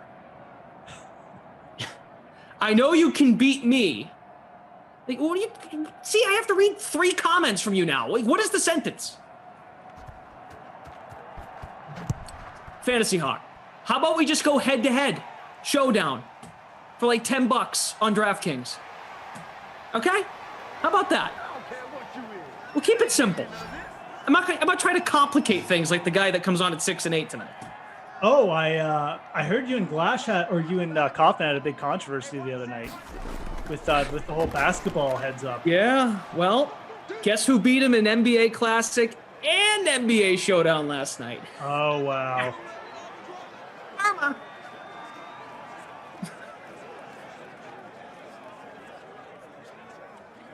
Who did he play? In what? What do you mean? Well, what was his lineup? So for Showdown, I captained Jaylen Brown. He captained Jason Tatum. Of course he did. Of course he did. We both played Curry. Then I had Tatum in the flex. He had Brown in the flex. We both played Looney, the center for Golden State. I played Bazemore and Teague. He played Pascal, or Pascal. I forget how to say his name. I think it's Pascal. Pascal, the big guy who did nothing, and then he played Wanamaker.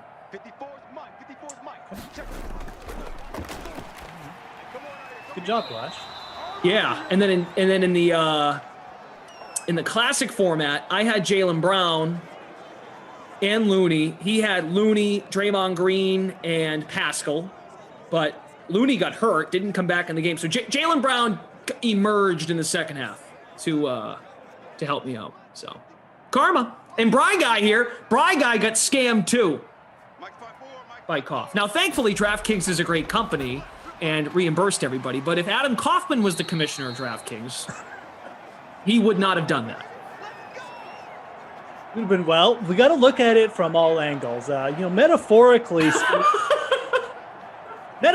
speaking, the game actually did take place. So.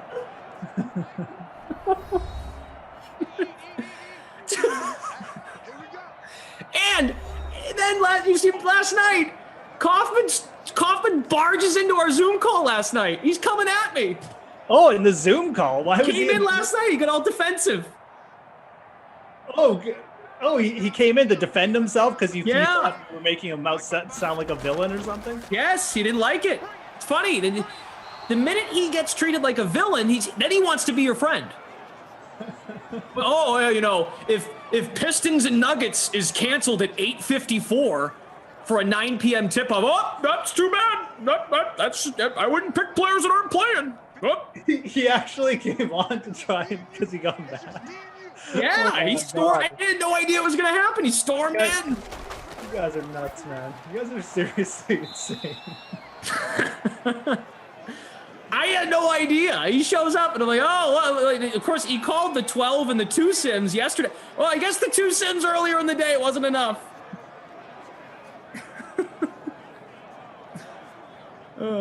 So he challenged me on the spot to play Showdown, Golden State, Boston, and I took it, and I beat him twice. It felt good.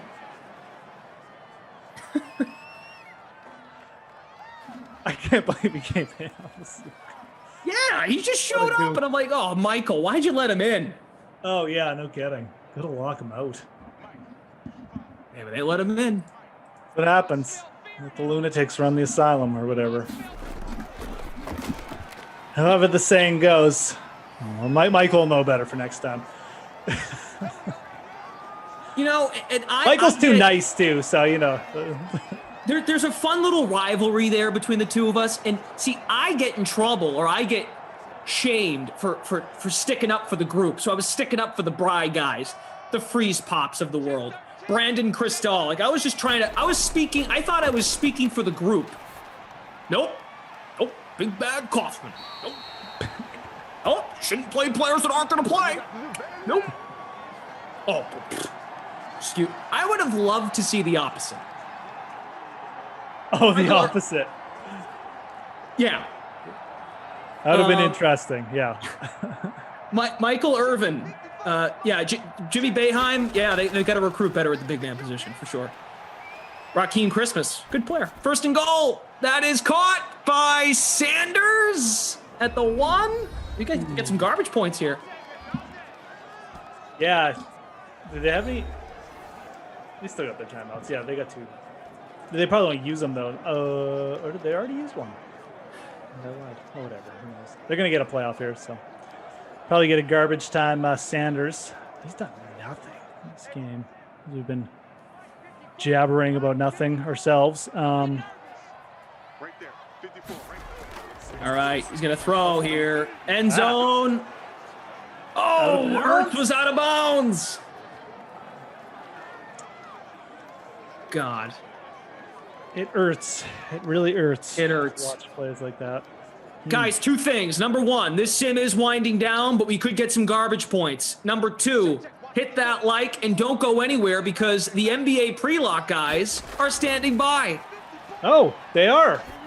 Julian and Sherrod just appeared. They just appeared. Now they were welcome to our Zoom call. They didn't just barge in. They didn't just like didn't other barge people. in like Kaufman, demand to be on air and defend himself. They wait patiently.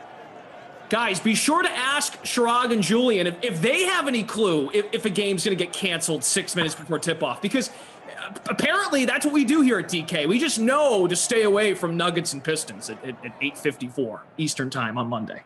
Yeah, well, we definitely don't know that. Kaufman might pretend to know, but no. Obviously, that was a bad night. But like Lash said, DraftKings obviously took care of people as they always do in those situations. They did, especially in this environment. I do remember when the old I think it was the Spurs the water main break game was a big event, but yeah. Anyways, Julian Sherrod on after. We're gonna get a touchdown here or what? Ooh. Oh, we did. 2-point conversion try. Ertz. Oh, who scored the touchdown? I was Sanders. Sanders got in. Small Ben 7 loves it. Pebble Beach. Jim. All right. I am really out of it on this sim. 13.7 points for Sanders now. Got like no yards, but 4 catches. Did that 2-pointer count? No. No, he caught it. Looked like he was in the end zone, but okay. So no 2 points for Ertz. 21 seconds. Get your NBA questions ready, guys. This one's over. It did look like he was in, Burt Macklin, FBI. I agree. Yeah, that's why I was assuming. I'm like, what is going on? But Lucci Rivera says, you got your money and you're still crying. Well, I earned the money. And second, it's about, I was taught a lesson last night. It's about pride. Asking a Venmo for what I thought something went wrong. Apparently, that's not the right way to go about it. Not a Venmo request. You just play someone in NHL even if you don't know anything about hockey. It's all about the pride.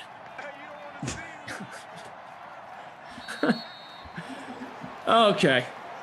Good. We should wrap this up because the NBA guys can spend way more of your time in a useful manner. This one needs to be wrapped up. 31-13. Jordan Lindenbaum, I love you, but that was a Fantasy Hawks special. Jordan, I will play you though head-to-head Super Bowl Sunday. I'm in. Man, Saquon had 41 points, hey? Yeah, man. 2 touchdowns, hit the bonus rushing. Had a lot of receptions. Over at half, he had like 6 catches for 20-something yards. So, well. Crazy. That was fun. I think, That was always fun. They're always fun, Clash. We're less than 10 likes away from 200. So smash that like button. Don't go anywhere because our NBA DK crew is with us. They are standing by. So please stay with us. We'll get the stats here in just a second. Derek and Patrick here updating scores. So Wentz went 19 of 31, 206, no touchdowns and a pick. Did run one in. Jones, 21 of 26, 186 and 2 touchdowns. And we'll go to the running backs in just a second. Well, here, I'll tell you what they had. Barkley had 8 receptions, 138 rushing yards, 49 receiving yards, two rushing touchdowns, hit the bonus. He's the Krusty Kaufman player of the game. He had over 41 points, like I said. Sanders didn't do much, but he'd get that late garbage touchdown. 20 carries, 138. Wow, for Barkley. Yep. Sanders made up for it at the end a little bit, scoring a touchdown. Wentz ran one in. Saved his game for sure. Yep. And then receivers, Barkley, 8 catches to lead all players, 49 yards. Jackson, 5 for 72. Engram, 4 for 28. Ertz, 4 for 35. Tate, 4 for 34. Jeffrey had 4 for 72. Shepard 4 for 67. Goodwin had just 1 for 5. He might be the not my kid. What do you think? No, that's Darius Slayton, not my kid. Okay. I'm gonna give it to Darius Slayton. He was over 40% owned. It's a pretty horrible game for him. So all right. yeah. So and then Barkley, player of the game. Is that fair? Yeah. Yes. Yeah. 100%. All right. Moose is back for the 6 p.m. sim. He'll be with Kaufman, a man that is not made of fairness. You can have lots to discuss. Yeah. So the Bills will be playing, but don't expect any Bills talk, okay? Because Tampa's playing too. So it'll be a rainy, soggy Tampa with Brady talk. So be prepared for that. You have 50 minutes to decompress, but don't go anywhere because we have plenty to get to. I see Luke Murphy's in the chat. Can I ask as many NBA questions as needed? Start putting them in the chat now, everybody. NBA questions, because there is a big slate tonight. We have Shirag Hira, the content manager of DK Live, and also his best buddy, Julian Enlow. They're in the building. They're in the Zoom. They are going to give you NBA pre-lock right now. Shirag, Julian, have a blast. The floor is yours. Thank you, Brendan. Thank you, Moose. Appreciate seeing you. It's been a minute. What's up, Julian? What's up, everybody? How's everybody doing? How you doing, brother? Always make sure you're smiling when Glash sends it to us. Otherwise, he'll think something's wrong. He's a big proponent of having a smile on your face. That's right. Smile. You know what else he's a big proponent of? Trying to go viral. He really tries really hard to go viral, but like strikes out, I think 99% of the time. Guys, I'm sitting right here. Anyway. You're supposed to be either muted or out of the Zoom by now. Your show's over. Bye. Unless you got a lock for us, Glash. You got an NBA anchor or an NBA value? Don't pull a doozy now. No, because anytime I give one, Julian will just find a way to say, "Oh, well, yeah, dude, nice pick, man. I mean, he's only the most popular play on the slate." So right. I have nothing original to provide. So you're gonna back out of giving somebody, but whoever you were thinking of probably stinks. So let's move on with the show. Let's move on. Let's get this party started. Big slate tonight. Lots of injury news. Where do you want to start off with? Some value? What are you feeling? So I think the most obvious value has to be the OKC backcourt, right? Yep. Guys like Diallo and Theo Maledon were their salaries were catching up to them, but they had been solid value recently. Yep. Then the SGA bomb that he's just not going to be in there mixes everything up and opens up so much. So those are two guys, obviously, for cash, for stick one in a GPP. I think you can get away with both of those guys in cash. No Westbrook gives you Ish Smith. No LaMarcus Aldridge gives you Jakob Poeltl. Yep. Who else am I thinking? Oh, and then Kemba being out. Jeff Teague has been so bad for the Celtics, but if there's a time you can count on him, this has to be it with no Kemba, Smart, or Pritchard. Okay. But I think I have a thought there. Do you think that Carson Edwards is maybe viable then at 3,400, considering how bad Teague has been playing, and the last time Carson Edwards got some run, he actually was able to be viable? Right. He might have to be, but then why didn't he play last night in Smart's first game out? Why didn't he get any run in that game? Teague is clearly the trusted option. Like, Carson Edwards might have to play now behind Teague because Kemba's out. And he's this is what I always say, if you for some reason have a hunch on Carson Edwards, you should play him because Teague has been bad. So if Teague continues to be bad, Carson Edwards is the type of player that can come up and go 1 for 11, or he can hit his first 4 threes, and then the Celtics say, hey, maybe we need to roll with this a little bit, especially against a team like Sacramento, fast-paced, bad defense, give up threes. You're going to get him at no ownership, so go for it. Another injury concern that we potentially have to look out for is that PJ Washington news. Miles Bridges could start in place of Washington. So that's another guy that I was potentially looking at to make some damage on this slate. I mean, if there's a bunch of guards that are available, like when I was looking to break down the slate, I saw that, we have to consider Bradley Beal because of the fact that Westbrook is out. We have to now consider Tatum or Jaylen Brown because Kemba is out. So those are kind of the studs that I was looking to build around and attacking those injury situations. But the other ones that you mentioned with Ish Smith, now you Miles Bridges, and all these other people that are coming up, is Theo then the must play tonight out of all of the names that we've mentioned so far? That's who I like. He hasn't done anything to make you think that he shouldn't have a big game. He's been having some decent games starting alongside SGA. Personally, I've bet his point prop over 12.5. I didn't get that one. That was the only thing I've bet that I didn't get into the best bets article because that wasn't up on DK Sportsbook at the time. Yep. But that one's floating around 12.5, 13.5.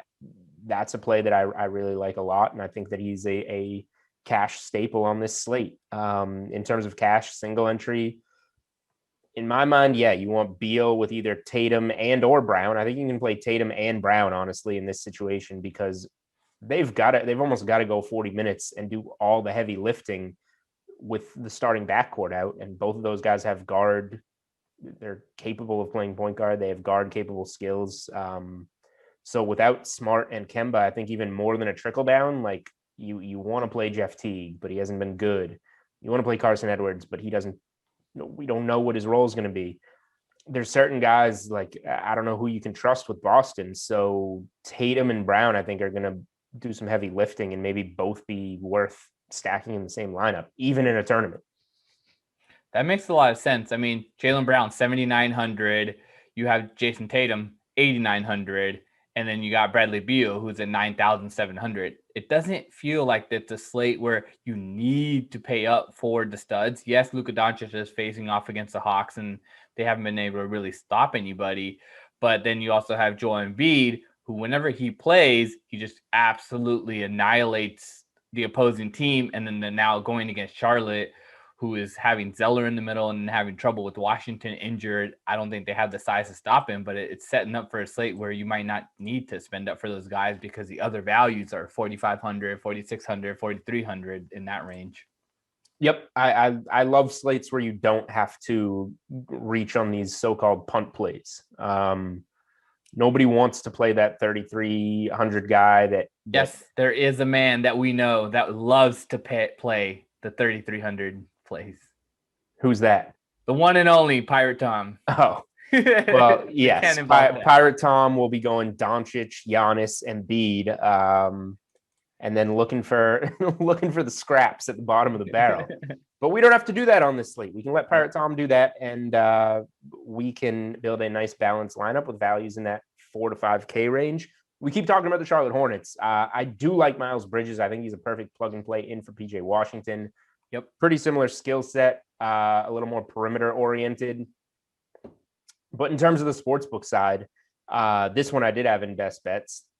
And I think we talked about it on Monday, the Cody Zeller rebound prop. Yep. It was over 8.5 at plus money. That cashed on Monday. I'm going right back to it. Now we got to lay a little bit of juice, but I'm on that play. Are you not afraid of foul trouble against Embiid? So that was... You read the article. Yeah. That's my last sentence. Yeah, I wrote up the only red flag potentially with this play. The only reason to stay away, not play it big, is the foul trouble going against Embiid. But Charlotte's thin up front. He has, I gave it all out on Monday, but like he was getting 7 rebounds playing 15 minutes, 18 minutes. Then they ramped up his minutes. Now, last 4 games, he's averaging well over 30 minutes. Yep. The rebounds come with it. He's averaging just under 12 boards. So at 8.5, I still think he's undervalued there, even going against a guy like Embiid.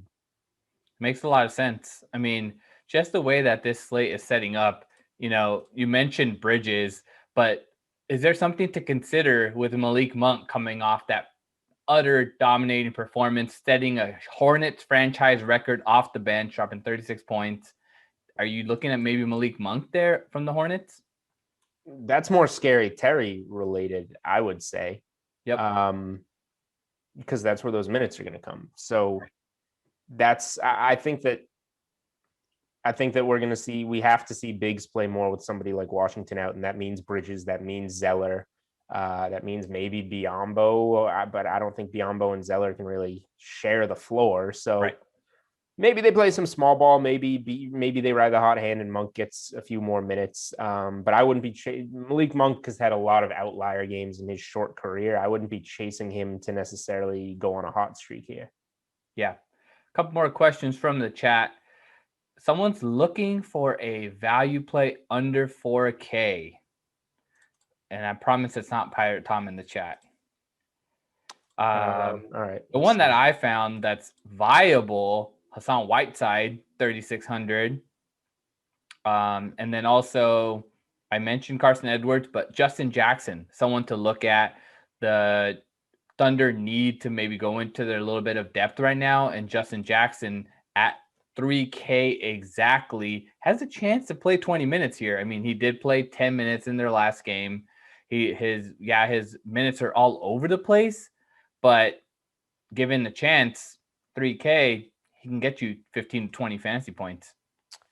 All right. Well, first things first, Scary Terry is a no-go. And there's the news. So if you want to play ball, play ball. If you want to play Monk, play Monk. That will work fine.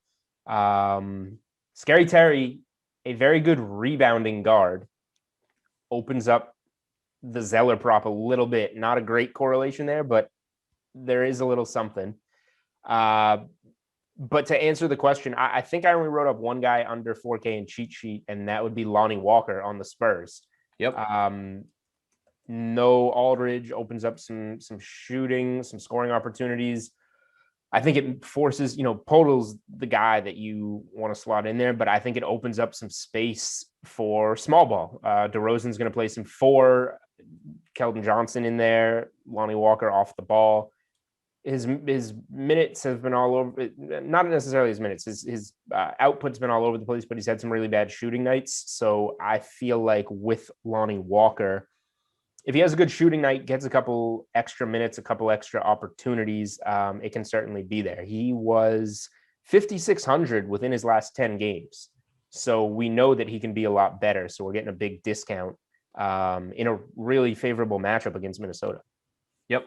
And then that kind of opens it up for Monk again. If you're feeling Monk 4K, he has a chance here to play. I would project him closer to 22 to 24 minutes rather than the 40 he played in overtime. So that might inflate that number a little bit. But I would have him 20, high 20s is fine. 25 to 30 could be there. Yeah, at 4K, you need that, though. It's not like he's an elite value that he was 3,300 the other night or 3K the night before. Nope. So at 4K, you need him to play 20 to 25 minutes and hit his shots. So for a guy that's been extremely volatile his entire career, not entirely sure about that. Let's move on to some more questions. So real quick, Ball and Bridges will start for Rozier and Washington. So Bridges will be in there, which I think helps him a lot. Both of us like him. Yep. Going for Bridges for sure. A couple more questions. Some big man looks. Frank the Tank under 4K. And what do you think about Marvin Bagley?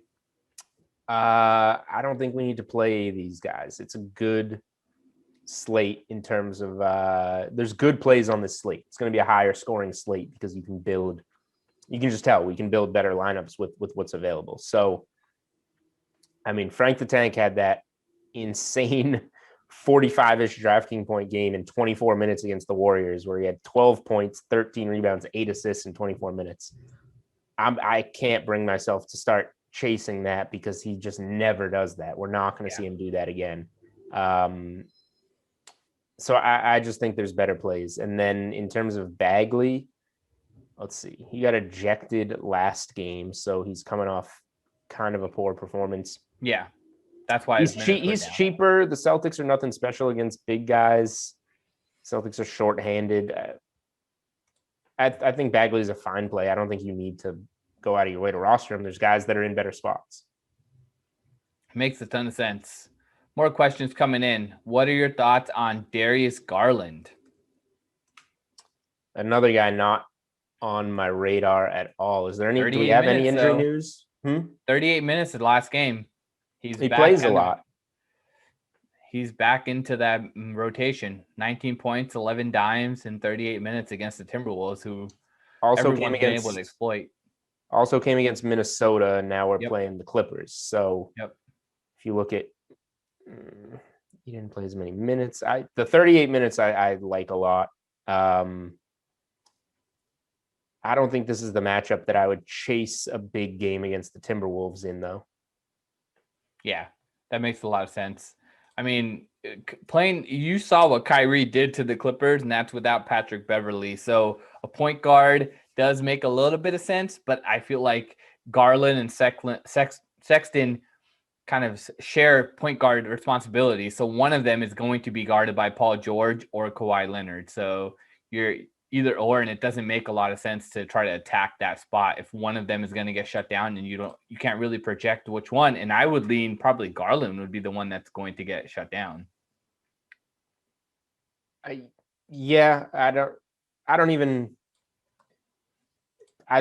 agree with what you're saying. I wouldn't even go that deep into it. I just think it's going to be a much more difficult matchup for both of them. Clippers are always very strong off a loss as well. Yeah. That was one of the best trends in the NBA last season. Yep. Disappointing loss in Brooklyn, obviously, last night. I think this is probably a spot that the Clippers take care of business and don't let a young team like the Cavs get too much. That makes sense. Who are you looking at then to definitely build around? Is Bradley Beal someone that you're considering a lock for cash or single entry? Jason Tatum or Jaylen Brown? I know we mentioned it before, but who is that one stud that you really need to get around with? If you're making me say one name, I'm going to say Beal because he's down $500 over his last 3 games. He was at 10-2 for a while. Now we have him at 9-7. Obviously, no Westbrook. And even when he doesn't play well, like he's got a 70-point ceiling and his floor is what, like 45? Like there's one game in there that seems to be under that. It's not going to happen with Westbrook out of the mix that he has a bad game most likely. And Miami, just look at the matchup. Miami has allowed the most DraftKings points to shooting guards. So if you want the matchup on top of it, obviously that number is a little skewed because Jimmy Butler hasn't been defending the perimeter for the last couple of weeks. Now he's back. But if you're making me say one name on this slate, it's Beal. And I think you can stack him, not a stack, but I think you can play him with both Celtics guys. If you put Brown, Tatum, and Beal in your lineup, you have 4,700 left a player for 5 guys. There's a lot of 4,700, 4,500 players in this. Exactly. You can fit things pretty easily from that point. That makes a lot of sense. Just wanted to bring it to your guys' attention. We did mention the Clippers and we did mention the Celtics. The Clippers and Celtics are going to be playing on Friday, and we have a special promotion for everybody. All you have to do is go to the Big Trey Payday landing page and opt in. We're providing $100K free contest if there is a 3-pointer made in the final minute of the Celtics and Clippers on Friday. Just wanted to let you guys know, get you prepared for a free $100K. I'm expecting there's going to be a 3-pointer in the final minute hit in that game. Generally there is, but I don't have a crystal ball over here. But just wanted to bring it up. I'll bring it up again on Friday, but just letting you guys know, get ready. We mentioned the Clippers, mentioned the Celtics, so great segue there for me. Congratulations on your segue. Thanks, bro. Let's get back to the slate. I think that, when I was trying to build something, it's these totals that were kind of all over the place. The spreads, the totals. You have this high total with Washington and Miami, but you have a big spread. Then you have this high total with Indiana and Milwaukee, but then you have a wide spread. What are your thoughts there? Do you feel like it's better to maybe attack some of those games with the high totals, or are you looking at maybe ones that are trying to stay close?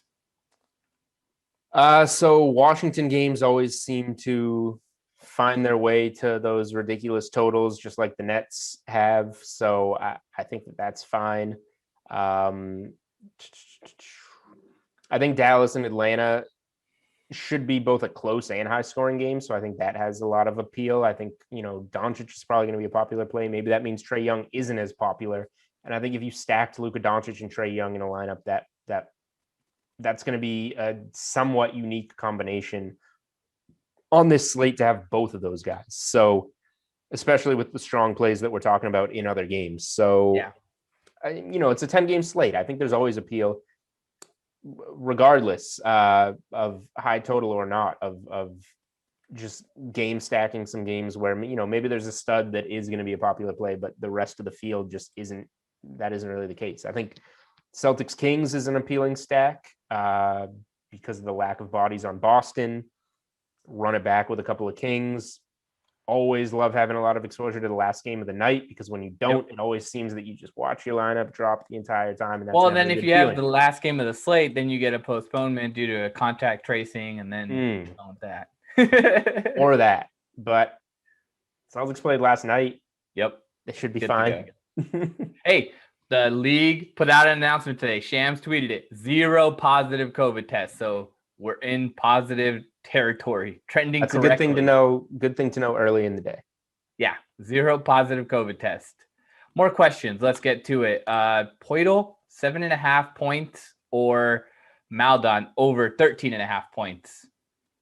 Honestly, I could see both of them. I would go with Maldon. I just think like Gilgeous-Alexander coming off the court, that's like almost 22 points over 32 minutes, and now you got to fill that. So the scoring role is really the bigger thing. Aldridge is obviously not having quite the season that he has in recent years.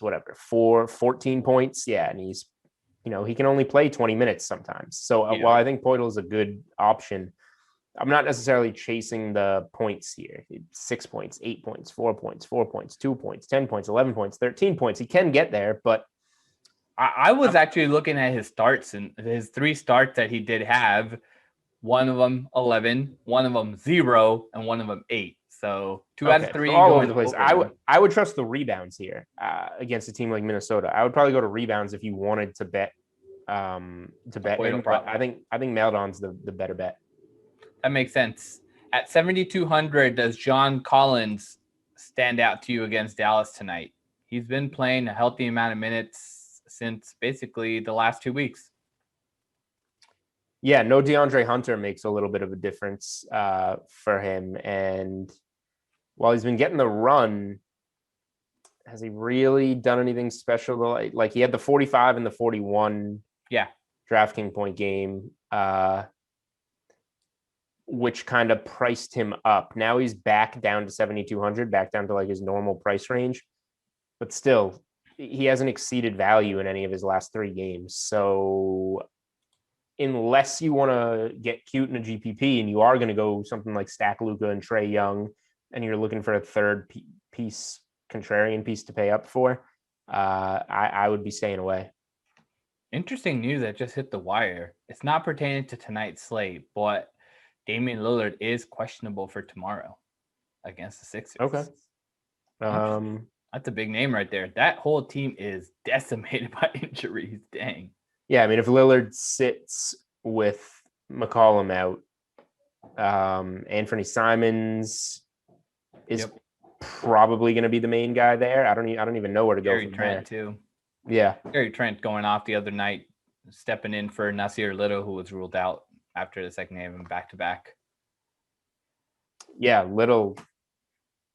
That game came out of nowhere, but yeah, if he's going to be a scorer. I mean, we'll see where we're at tomorrow, but yeah, interesting news though. Just because it's such a big name, I thought, hey, maybe call that out a little bit. More questions coming from the chat. Appreciate everybody dropping all these questions in. If you have any more, keep firing them away. And also, if you have any more questions after the show, make sure to @Julian Edlow on Twitter, and he will answer all of them for you. Sitting around on a DK live shift until midnight, so I might as well answer him, right? Right? Exactly. That's what's up. Otto Porter's out. Okay, so does that open anything up here for the Bulls? I think more than anything, you have to consider maybe Thad Young, who's just been playing really well. over the last 3 games, he might get a start now. Yeah. Markkanen's got back-to-back 42 DraftKings point games. Maybe he sees a little bump without Porter. And then Thad Young's getting a little expensive. He was just $4,500. He was just $3,800. Yeah. 2 weeks ago, and now he's 59, which is never the best thing in the world, but he's averaging over 40 DraftKings points in his last 3 games, and now Porter's going to be off the floor. So yeah, I think Thaddeus Young is the play now, and Markkanen's kind of your secondary option there. More questions. Do you want to fade the 2 Spurs? I don't know who's the 2 Spurs are. But DeRozan is the Spur, I would assume. Yep. And the other Spur, let's just say the next most expensive is DeJounte Murray. I'm thinking maybe he's talking about Poeltl potentially just because of how popular it could be with Rudy Gay and Aldridge. Right. 2 most popular. That would make sense. Keldon Johnson at 6,100 is also a decent spot. Yep. It's a 10-game slate. You're going to be fading all but 8 players in your lineup. So like if you're talking about multi-entry or whatever, I would not enter multiple GPPs without having some exposure to DeRozan, to Poeltl. I would want those guys in my lineup. I would also sprinkle in some Keldon Johnson and some Lonnie Walker. So considering it's against the Timberwolves, I do want some exposure here. Definitely. We did have a question about Keldon Johnson. So Herb Dog wants you to talk him into Keldon Johnson. I don't know if you have to do it completely there, but it's a little expensive, but he makes sense with people maybe gravitating towards Stad with Otto Porter news coming off, chasing the game log a little bit. Keldon Johnson, 48 fantasy points, minutes trending in the right direction, matchup still good against the Timberwolves. Yeah, you said most of it. He just had a 25 and 10 double-double in 31 minutes against Memphis. Minnesota's a better matchup, and you take Aldridge off the floor. Not that Aldridge did much in that game. He only played 18 minutes. But any kind of similar game to that would be well worth it, and the matchup's there. So Keldon Johnson's a guy, point prop set at 14.5 last I looked. That's a little bit intriguing.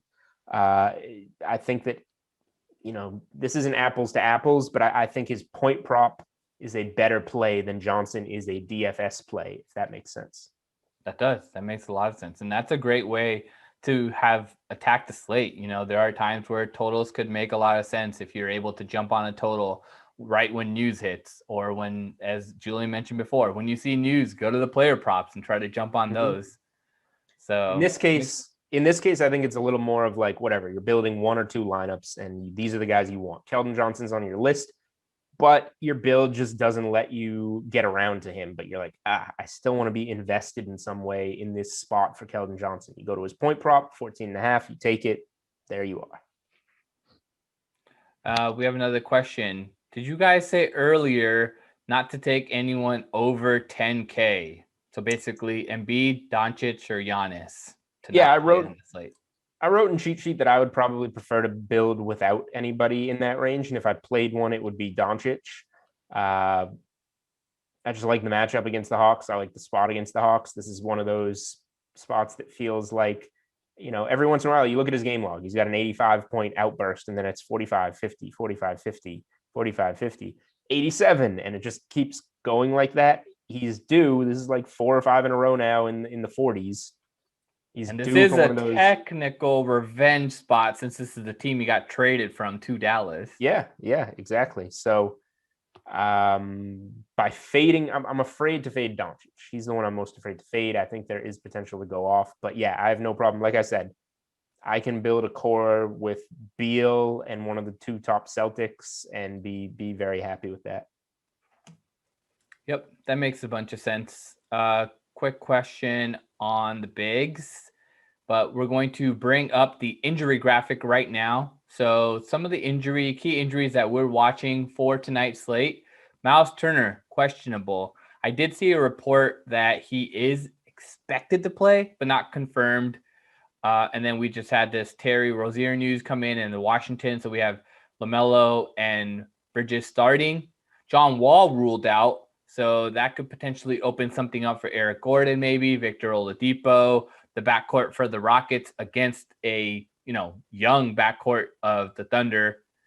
Shea Gilgeous-Alexander. We've talked about Theo a bunch. Also, make sure to note that there are other guys that you might want to play in tournaments. There are a lot of options on the Thunder, and there's a lot of minutes to go around and a lot of usage to go around.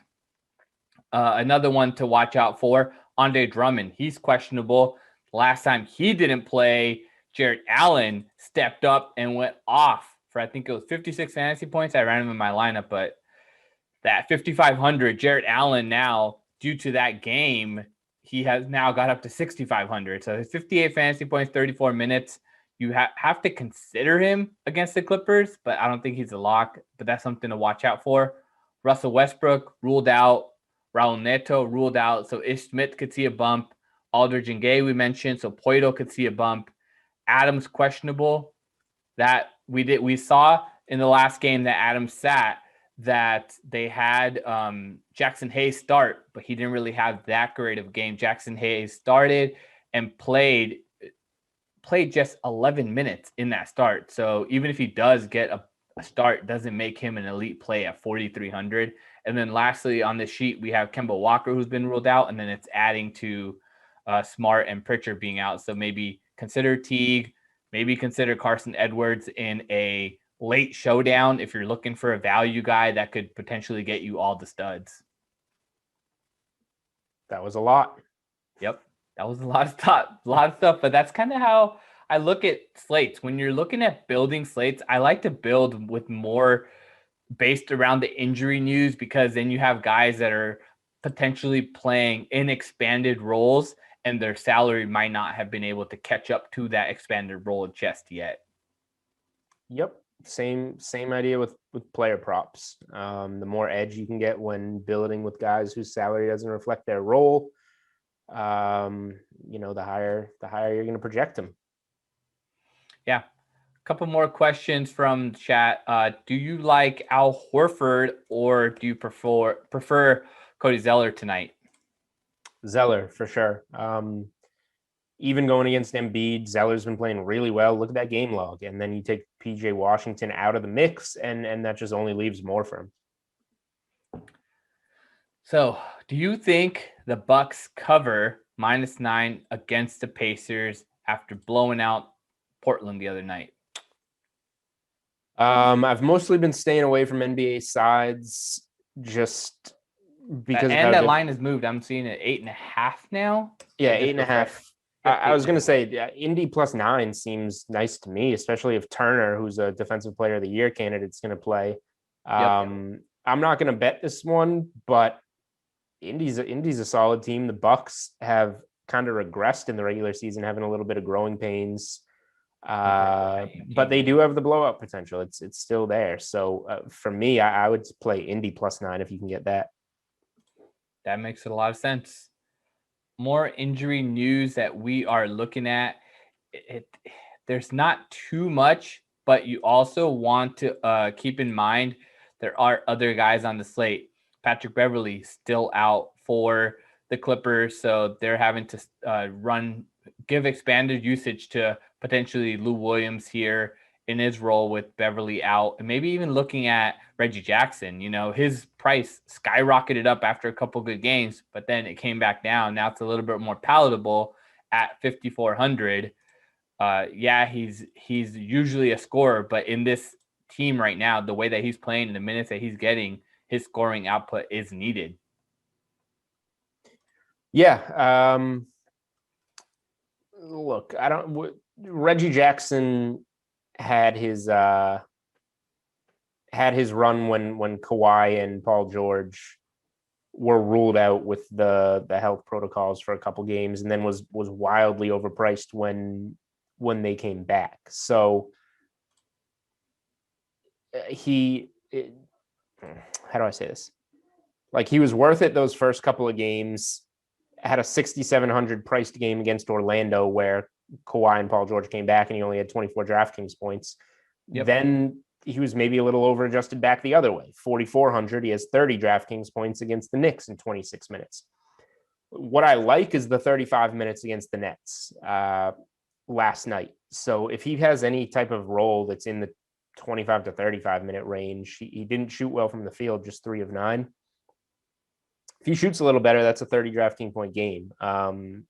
He's expensive. His price kind of reflects it, but it looks like he's taken on a bit bigger role, especially with Pat Bev out. So against a team like the Cavs, I think he's a viable option. But I don't necessarily see the ceiling with Kawhi and Paul George in. Makes sense. We have another question from chat. We mentioned Josh Richardson the last time that we came on and said his minutes were trending really up and he was a viable play at 4,000, sorry. And then he went off for 10x. He scored 40 fantasy points against the Suns. Do you feel that there's something to glean from that performance? Maybe see him now averaging in his more of his 27 to 31, or is that just smoke and mirrors like the question asked? Credit to, if whoever asked that question was whoever came in with that on Monday, credit to you. I hope you ignored us and played Josh Richardson for that 10x. You said to play him. He got 35 minutes the game before and shot 4 of 11, 0 of 3 from downtown. Let's say he's somewhere in between. Let's say he's 28, 30 DraftKings points and playing those 35 minutes against the Hawks. There's upside there. My opinion on Josh Richardson has changed a lot in one game, a lot more than chasing a Frank Kaminsky game or a Darius Garland game or anything like that, because this is a guy that was brought to Dallas to be, a third scorer behind those two guys and play a lot of minutes on the perimeter. And Dallas has been shorthanded much of the season. The matchup's good against the Hawks. So yeah, I would have some interest in Josh Richardson at 4,500. Makes sense. Coming up next, we are about to head off soon. There's no more injury news that is dropping in so far. They'll wait till we jump off to give more injury news. But coming up next for you guys, Tara Lynn will take you into the evening slate of the Dream Stream. Bills at Bucks in the rain with Koff and Moose. Then we got Bengals and Browns with Koff and Tom in the snow. And Falcons and Titans with Glash and Tom playing in the wind. So some pretty exciting Madden slates coming up pretty soon. Carolyn's going to take it away. Julian Edlow, final thoughts before we jump off for tonight's show. Don't play anyone over 10K in cash. Look for it in a GPP, maybe stacking the two. Luka's probably going to expose me, but I would prefer more balanced. Yeah, that makes a lot of sense. I really like the slate with the balance, the values. Definitely want to make sure to look at Theo, Poidal, maybe even look at Eric Gordon, but keep it safe, have fun, have a good night.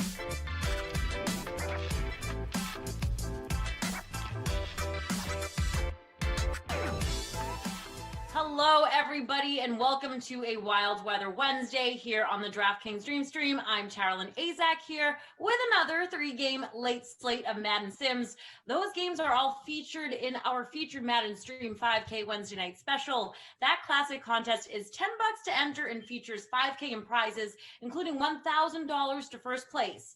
But let's take a look at tonight's schedule. First at 6 p.m. Eastern, it's raining in Tampa as the virtual Bucks warm up for the big game by hosting Josh Allen and the Bills. Hope it doesn't rain like that this weekend. Adam Kaufman and Jeff Ulrich, they're going to team up for the call of that game. Then at 8 p.m. Eastern, it's an AFC North showdown as the Bengals, they're battling the Browns in Sim Cleveland.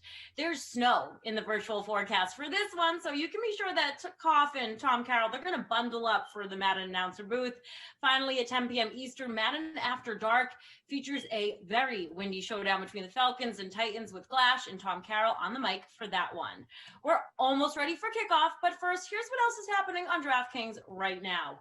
The big game is this Sunday, people. It's not too early to start looking at your lineups, though, for the NFL 5.55 million Super Bowl 55 millionaire contest.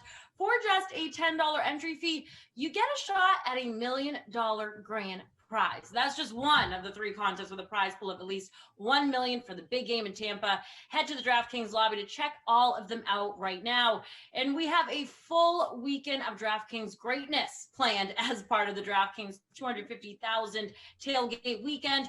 Check out the DraftKings lobby now for a number of huge Madden contests, including Saturday's Madden Stream 55K free big game preview. That's a free contest with a $5,000 grand prize. We'll have plenty of more great contests and events all weekend long, so stay tuned for the Dream Stream for more info. And don't forget to check out all of the other action over on the DK Sportsbook on the NFL, NBA, NHL, college basketball, UFC, and plenty more where that came from. But let's get this late slate started here on a wild weather Wednesday. My favorite, the rain is falling in Tampa Bay, where the Bucs host the Bills in a what if edition of the big game.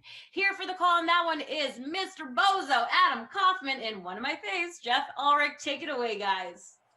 TL, thank you so much, and hello, everyone. Welcome back to a Wild Weather Wednesday. He is Moose, I am Koff, you are you, and we are getting ready as lineups have locked for a Bills-Bucks showdown going on in Tampa Bay. I'll tell you what, Tara Lynn mentioned the rain in Tampa, and I don't know about you, Jeff. Well, you're smarter than me, so I imagine this did not go through your head. But I heard it, I raised an eyebrow, and I thought, why don't they just close the roof? And then I remembered, oh, yeah, that's not there yet. They're breaking ground on a new stadium with a retractable roof, but right now, still open air for the people. I actually didn't even know they were building a roof, so maybe I'm not smarter, or building a new stadium, so maybe I'm not smarter than you. That's new information to me, but maybe I'm just not up to date on the whole NFL stadium thing. But yeah, I mean, for right now, we still get the rain in Tampa. Actually, might be a tiny bit of rain for the Super Bowl now that we're talking about it, so that's something to keep an eye on. But yeah, look, man, I mean, blame it on the rain, like Millie Vanilli said. I know the chat will be blaming it on the rain if this is a bad game. So they always do. So tell me, now that lineups have locked, obviously, who have you got? Yeah, I just accidentally closed my lineup, so I'm just going to try and remember it off the top here. Obviously, you got to play Josh Allen.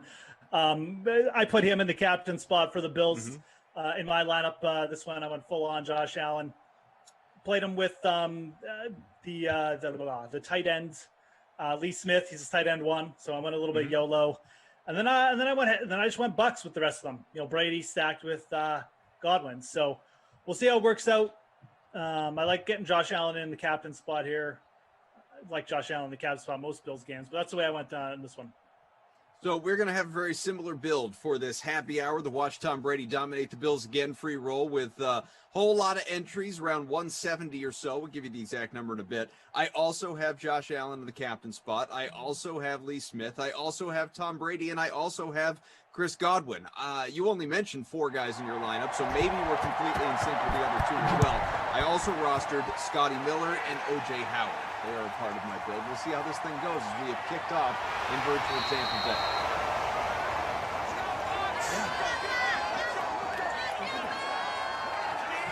I'm looking forward to it.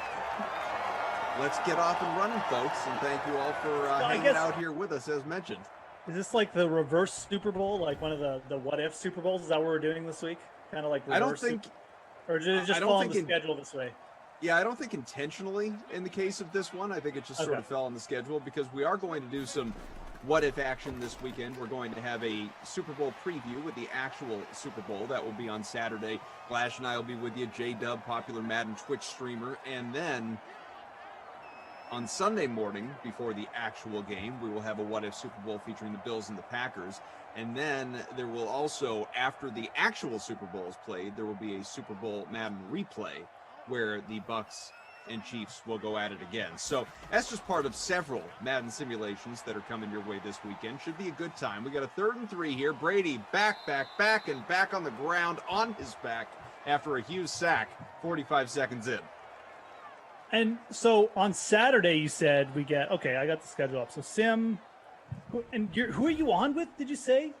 On with Glash and J-Dub, who is, I've not met him personally. I know Emerson interviewed him earlier this week, and we've been showing some of that on the Dream Stream. There are some clips out there on the DraftKings social media channels as well. Big fan of the Dream Stream. He stumbled upon us back during the pandemic when we started doing these didn't he send a bunch of users over to the DraftKings stream one day or something? He did one day on Twitch. Yeah, right. He told his audience he was coming over to watch. Yeah, something crazy. The problem was, and I don't remember. Maybe it was the two of us that were together on that sim. We didn't know it until like the very end of the sim that all those people were over there in the Twitch chat, which was a shame that we missed out on that opportunity. But we will be well aware that we're bringing him with us on Saturday, and it should be a really good time. Seems like a really good guy, and I can tell you he's got an elite technological setup. I was just watching the video back of some of that interview he did, and I mean, crisp camera, great lighting, solid microphone, the stuff that the rest of us envy, basically. Oh, these streamers go all in on it, man. On the technical stuff, you know, they got setups beyond setups. I got like a ring light, like taped to my like table, like little table. That's what I'm saying. And like a random, anyways. Behind the scenes is way worse than it looks, you know, at the old Fantasy Grind feed here. I know. I look great all the time, but like always, no doubt about it. We are still scoreless. There's Josh Allen with a 1-yard pass to Lee Smith. So, hey, if you went with the Allen Smith stack, then you are off and running here. A lot of people saying hey in the chat. Hello. Good to see all of you. Hello. Iro says Koff Glash was bragging he took your money. You going to ask for your money back? Yeah, that's right. Glash, it was a long time coming. He was so happy he even put a video out on social media last night about beating me not once but twice in an NBA head-to-head and also a Celtics Warriors showdown. He just barely beat me in the head-to-head by like 5 points. He got me pretty good in the showdown. I think he described it as karma on the last stream. So, well, we're gonna find out because we're going right back at it tonight with another double dip with an NBA head-to-head. Lineups lock in an hour. A little less than that, and also there's a Celtics Kings showdown. So you guys should do a Twitter avatar bet one night. Oh, Josh Allen going deep. Oh, incomplete. You know, it was great. I texted him about this after the fact. So I'm listening in to a little bit of Madden After Dark last night, and he's just doing what he does, which is you know, when no one's around to defend themselves, he's just tearing me to shreds there with BK, and I'm listening in. I'm not even in the chat. I'm just sitting. I'm just kind of taking it in, deciding what my next move is going to be. And then this fool makes the mistake of saying that, you know what? I've had this Twitter handle for too long, this BJ _ Glash or whatever it is, or was. He says, I'm going to change it. It looks like Brendan Glasheen is not taken. I'm going to change my Twitter handle to just @ Brendan Glasheen. And shame on me for being too patient with him, because when it was just a hair too late, I thought to myself, I'm going to jump in and I'm going to grab this username before he can change his. So that when he goes to grab Brendan Glasheen, he's going to see that it's already owned, and he's going to open it up and he's going to look at it. It's going to be a picture of me waving at him with the Twitter bio, smash that like button. Oh man, did you not do that? No, I missed the opportunity. I'm not kidding. I missed the opportunity by about 7 seconds.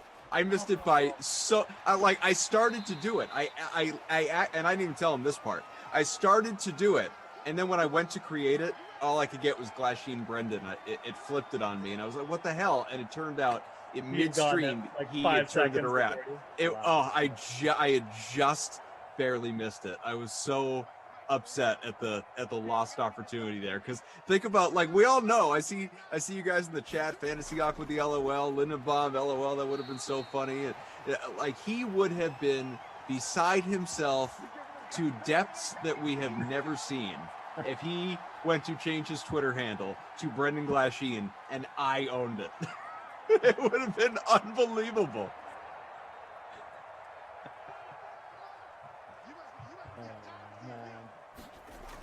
That would have been great. I admit. I told regardless of what side of the Glash Kaufman debate you were on, if he had pulled that up and seen your face. I told him I was going to do it after the fact, after it was too late. I said, I was going to do this. And he wrote me back a very unkind text message that I cannot read on the stream. 2nd and 10. Incomplete pass halfway through a scoreless opening quarter. Brady struggling against the Bills. Doesn't happen often. He's 1 of 4 for 5. Yeah, Mike says it took him long enough to change it last night. That was the only reason. I was just sitting and waiting, and I wasn't going to do anything. It didn't even occur to me. And then he just kept saying, I can't figure it out. I can't figure it out. I can't figure it out. I'm just going to do it after the sim. And honestly, if I could be candid with all of you out there that were listening in last night, I'm a little disappointed in all of you that none of you went out there and just grabbed the Twitter handle away from him. That's actually a good point. Like, come on, guys. You guys are usually on top of this. I mean, you had fun with this. I mean, it would have been like, you guys could have. We had the Glash impersonator yesterday in the chat. I mean, you guys could have truly wrecked his spirit last night if you had pulled that off while he was, Tommy technical nuance over there trying to figure it out.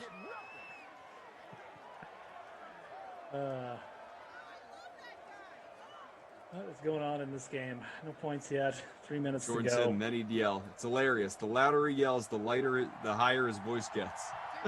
he does get a little passionate. 1st and 10, 3.5 to go here in the opening quarter. We got producer Mike, Drew, our technical director. We got our great Game Ops crew, as we always do. Jim and Tate along here with us. And, of course, Moose, Cuff.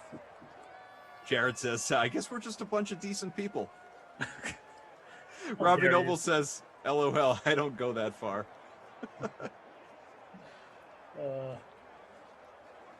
So did you catch up on the barbershop news, Kaufman? So no, I saw some stuff about Kilgore there for the Chiefs having to leave halfway through a haircut or something, but that's all I know. I don't know the backstory. I don't know what in the world happened there. So please tell me.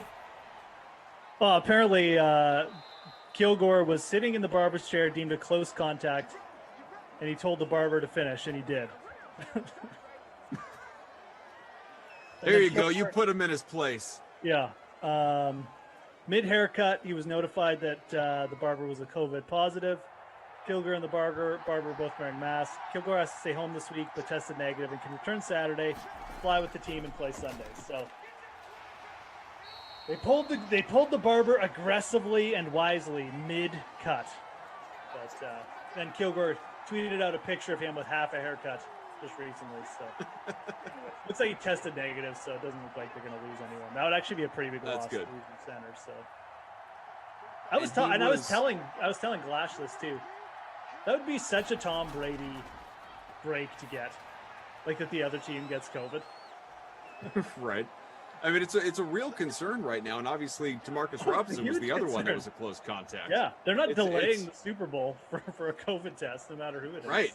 No, not with all the people that come into town for it and everything like that. I mean, you would have to have a mini outbreak of sorts to really have to quarantine a team. One player, two players, you're not going to do anything about it. Obviously not many people attending this year, but they're still not going to reschedule the game if it's like a few offensive players or whatever. So. Crazy.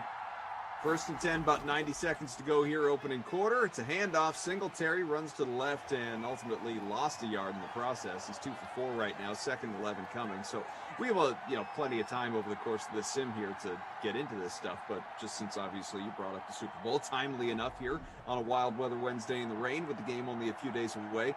We've talked plenty throughout the week and gone over a lot of the DFS options, and we've done some of our other segmented videos that have been available throughout the Dream Stream, and more of those to come, I'm sure. But have your thoughts about this game, about specific players, about DFS plays, whatever it may be, have they evolved at all, or are you pretty much where you've been over the last week and a half?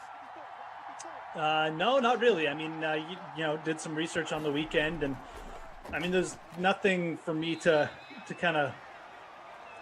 There's nowhere else for me to really go. I mean, I haven't gotten any new info. I mean, the only thing I worry about is if I'm discounting what what the Bucs are going to be able to do with their passing game a little bit. I think it's going to be tougher going for them than they had against the Packers. But at the same time, I can't confidently sit here and just be like, well, they're not going to, like, Mike Evans isn't going to have a big game. I think he could have a big game, and I think you have to kind of prepare for that possibility a little bit if you are on the Chiefs. But from a win-loss perspective, I think there's just so many more avenues where the Chiefs can get it done, just because if the Bucs put up 30, just might not be enough. Whereas on the other side, if the Bucs can't get to 30, I just don't know if they're going to have an avenue to win. I mean, that defense played good, but they just allowed Aaron Rodgers a massive game.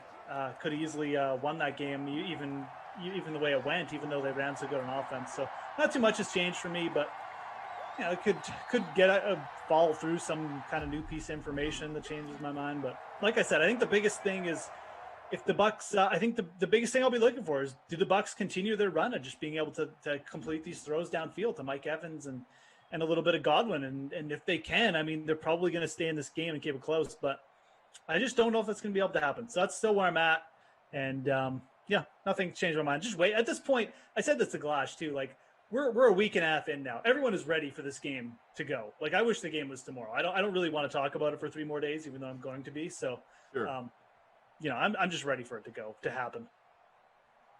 Do you, we've had plenty of discussions in recent days about media narratives and what you buy into and what you don't. Clearly, what has driven conversation, national, local media, what have you, and it probably every avenue other than DFS. It's not really a DFS conversation so much as just bigger storylines, but it's Brady versus Mahomes. It's, old guard, new guard. It's number of Super Bowls. It's, defending champs against Brady trying to win number 7. It's, it always, and I think that's generally the way it works with a Super Bowl anyway. It comes back to the quarterbacks first and foremost, and then you filter from there. It's just the way the sport is. But is there a bigger story to you in this Super Bowl, or something that you are more interested in than the Brady versus Mahomes aspect? No, not really. I mean, I think that's what makes it interesting. I mean, if Tom Brady wins the Super Bowl, it just becomes harder and harder for people like me to make. It doesn't become harder to make arguments against him. It becomes harder for people to listen to arguments against him, I guess. So, you can just go, well, how are you going to convince someone when they're just going to say, well, 7 Super Bowls though, so I don't know. I guess that it's definitely the most interesting aspects. You have other players out there that have some narratives around them. It's Bruce Arians' first trip to the Super Bowl. That's just too easy. Rushing touchdown for Josh Allen. That was, first points of the game. It was like he was just put on the invisibility cloak there for a sec, but that was easy for our captain, obviously, Josh Allen. Always nice when you can get in early. Yeah. But yeah, I think, the Bruce Arians angle is kind of interesting. I think for Andy Reid, getting 2 Super Bowls would be a pretty big, and winning them back-to-back would be a pretty big, it would really launch him into Andy Reid's a great coach, one of the best, to the all-time best conversation kind of thing. Because just not many coaches have been able to sustain that kind of performance over multiple years. So I think that's something to think about. Remember, Andy Reid was a borderline. I'm not saying this was true, but this was how it was spun. Andy Reid was a borderline Hall of Famer until he finally got the ring. And now if he had 2, yeah. And again, that's a little bit overstated. Yeah, I agree. I mean, I agree. In most people's minds, he was a borderline Hall of Famer before he got the ring, and he shouldn't have been, because you look at Andy Reid's record, it's absolutely fantastic. But again, the media counts rings and they weight rings a lot. And nothing I say is going to change that. But you're right. The ring really put him over the top. And like I said, I think another one would really put him in the upper echelon. Like you're talking about guys like, put him in the conversation with guys like Shula, Belichick, at the maybe not above them again, but in the conversation, right? So. 1st and 10 from the 28. Less than a minute into the second quarter. Josh Allen rushing touchdown, the difference right now. Brady drops back, pressure coming his way, gets rid of it. Godwin, a completion out to midfield.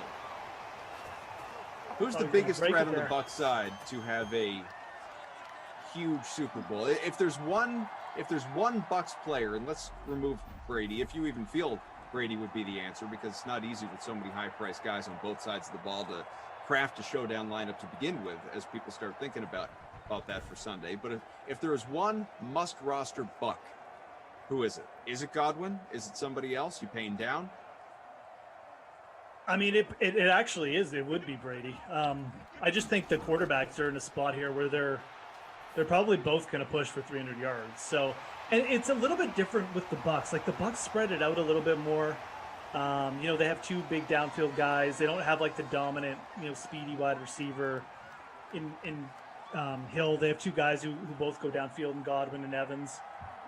So it's pretty hard to pick between them. I mean, I guess if you're going to pick a skill player, you probably would lean to Fournette being the best value, because I just really feel like at this point Bruce Arians is committed to Fournette, and he's not gonna go away from him in the Super Bowl. So it's a pretty good matchup for Leonard Fournette. So maybe from a value perspective, the answer to that question is Leonard Fournette, but I still think Brady is by far the safest play.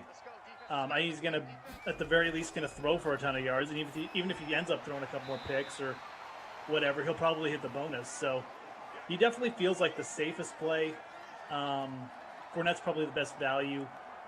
The Bucs, and like I said, it's just different when you're talking about the Bucs for DFS this week, because you could make that case for all of them, for 3 or 4 different guys, and 3 or 4 different guys all have different kind of values. I think Mike Evans has a bit more GPP value than Tom Brady, because he'll be a lower owned. But Brady has a much better floor, and so does Fournette. So, what about value? And I don't have the salaries for Sunday in front of me, but do you feel like, and it's kind of a loaded question, right? It's tough, especially unless you're, I don't know, have you actually built out any lineups for Sunday yet, dummy lineups, or is that more of a night before, day of thing for you? No, I haven't built any Super Bowl lineups yet, mainly just because of golf and stuff. And sure, doing enough else going on. Yeah, Madden free rolls that you need to get into. I mean, the important stuff, obviously. Well, it's true. I mean, yeah. So I haven't built any out, but I've obviously analyzed it a bunch. Yeah. And, well, here's where I was going with that question. Yeah, go for it. Is it incredibly? Do you find it just almost knowing the slight unpredictability of Bruce Arians as a coach? Even though, like, clearly Leonard Fournette is and has been the guy. But just knowing the slight unpredictability of Arians and that salary being so low for Rojo, Ronald Jones, how tempted are you to throw him in there? Yeah, it is tempting. Like, I want to, again, you want to be able to just say, well, Fournette's going to be the guy. And he's probably going to be the guy, but you don't need Ronald Jones to have that many touches at 2,200. You get 8 touches from Ronald Jones, that's plenty. I mean, he could pay off. Maybe he gets 3 receptions. Maybe he gets the 1-yard rushing touchdown. Maybe Fournette just comes out for a play or something. There's so many ways he can get there at 2,200 to get you like 10 points. And if he does actually break like a 50-yard run or something crazy happens, maybe Fournette leaves the game for a bit. Again, at 2,200, the risk is pretty low. So, yeah, he's got to be mixed into the player pool. I was kind of more hoping that like Ronald Jones would be like 4,000, but I think he would have been made for a much easier in fade. But I think at that price, you've got to consider him. We made the argument. I know we were talked about like Ronald Jones versus Demarcus Robinson, and it is close between those two. Like Demarcus Robinson, I think has a better path to getting like a long touchdown in a bigger game, because I think it's more likely he catches a long pass from Patrick Mahomes than Ronald Jones like runs for a 50-yard touchdown. But Jones has a safer floor as the running back by far. He's more likely to get like 10 touches. I mean, obviously Demarcus Robinson isn't getting 10 touches, but that kind of volume is just a little bit safer. So I think those two guys are the ones you really have to consider down there. Maybe Tyler Johnson. Tyler Johnson's a pretty thin play though. So Yeah, Ronald Jones, DeMarcus Robinson, the two really cheap value guys, and both have like decent touchdown upside. Ronald Jones probably more likely to score a touchdown, but DeMarcus Robinson probably more likely to score 17 plus points just because of the Mahomes factor. 7-0 Buffalo, 3.5 to go here, second quarter. Moose, Koff, Jim, Tate, Mike, Drew, all of you hanging out here with us. We appreciate you. If you're watching the Dream Stream on YouTube, we're up over 200 likes, which, let's be honest, kind of a low number for the happy hour sim here, folks. Let's smash that like button, hit the subscribe button to appreciate it, but pound that like. Let's get us to 250. Jordan says, true. If Rojo gets 40 total and a touchdown, pays off big time. How do you feel about the tight ends? And I'm looking specifically on the Bucs side. Again, you got a cheaper guy in Cam Brate who has been more depended upon by Brady here in the postseason, at least, than Gronkowski, who's been more of a blocker. If you're trying to decide between those two guys, which way are you going? Yeah, we'll have to see what the ownership projections are on Brate. I have a feeling he's probably going to get up there a little bit. I don't think people are going to play Sammy Watkins, even though, Kenny Ducey thinks that Sammy Watkins is like the greatest player ever invented. I don't think that many people are going to go there. So I still got a Q tag by his name too, which is going to keep ownership down. So it does lead me to think like maybe Gronk is the play there. I do kind of like both of them. Kansas City gave up quite a few receptions. That's sack now. Quite a few receptions to the tight end position during the year. And look, if I'm forced to choose, like if you're asking me like who's going to get more points, I would take Brate. I would take Brate straight up. But again, we got salary factoring in. We've got ownership projections. I do think Brate will be the higher owned. Gronk's quite a bit cheaper. I don't mind taking a shot with Gronk there. Again, if between him and Ronald Jones, I think both those guys have they're shaky plays for sure, but both have ability to get in the end zone. Gronk's got a decent amount of red zone targets. I think I like Gronk's upside a little bit better. I really don't think. I know I just talked up Ronald Jones a little bit, but it's really just more of a salary play. Like I don't think Ronald Jones is going to get a ton of touches in this game. I do think there's a possibility Tampa Bay tries to dial up some plays for Gronk, and like we said, we already know he's a red zone target, so. I would say between Jones and Gronk, if you can get up to Gronk, I'd probably prefer that play if you could. Ronald Jones would be 60% owned, says Navi Robel, because he is so cheap. I love Brate. I don't think he'll be that high owned. Who do you think is going to be the non-quarterback highest owned player? It should be Kelsey, right? I just don't think people are going to trust themselves to fade. Although Tyreek Hill is cheaper, so it should be one of those two guys. They're just so consistent. I think people will probably, it could even be split between Kelsey and Hill, like be really close, but it'll probably be Kelsey. I just don't think people will be willing to fade the kind of consistency that he's brought. So I would say the only other name I would throw in that conversation would be Fournette, who's pretty cheap, like under 8K. So Fournette, Kelsey, Tyreek Hill, probably going to be the high. One of those three will be the highest owned skill player.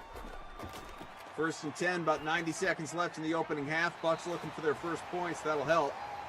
Gets from the midfield. Brady up to about 100 passing. O.J. Howard, popular punt play with that catch. Donald says, Jeff, if Brady wins the Super Bowl, do you want him to retire? And Kaufman, do you want to see Brady win?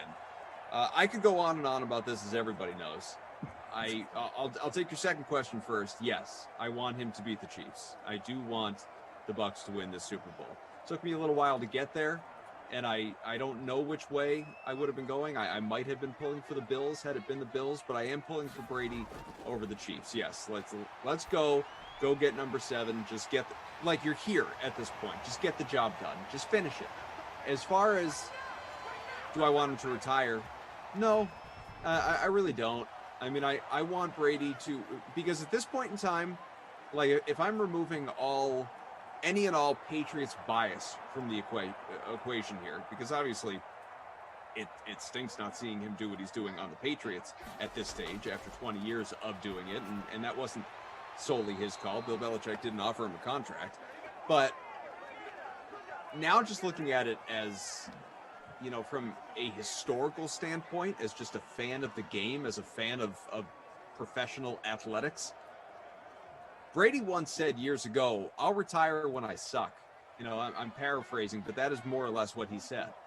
And he doesn't, clearly. I mean, he had statistically one of the best years of his career at age 43. He just said the other day, you know, I could, he's always said forever, I want to play till I'm 45. And people are like, okay, yeah, Tom. Well, now he's saying, now that he's doing this at 43, he can see himself playing beyond 45. And where I land on that, Jeff, is, you know what? Keep doing it. Like, play till you're 50.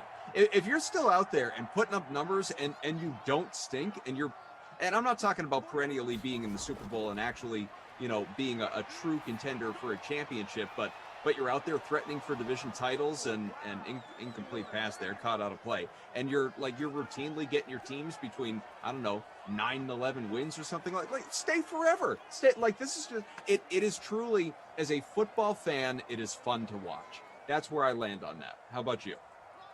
Oh, yeah, for sure. I mean, the longer Tom Brady stays in the league and he's on competitive teams, is the better for the league too, right? He brings recognition. I agree. I mean, as long as it's not one of those situations where it's like, you know, I mean, watching Peyton Manning late in his career, even though he won a Super Bowl late in his career, was pretty painful. You don't really want to see that. It's kind of another reason you don't really want to see Drew Brees come back. You really don't want to see the full fall off the cliff moment. So yeah, I agree. I mean, he brings recognition. He's good on the social media. You know, keep him in the league as long as possible. And if you're an athlete, like, and I think the way a lot of these guys look at it is, what else are they going to do? Like, I mean, you know, they got stuff going off the field, but like, you only get one chance to be an athlete. So I do get Brady's point of like, I'm just playing this game as long as I can because you only get one shot at it. Obviously, a shot has been 10 times longer than most people's, but you kind of get where he's coming from, right?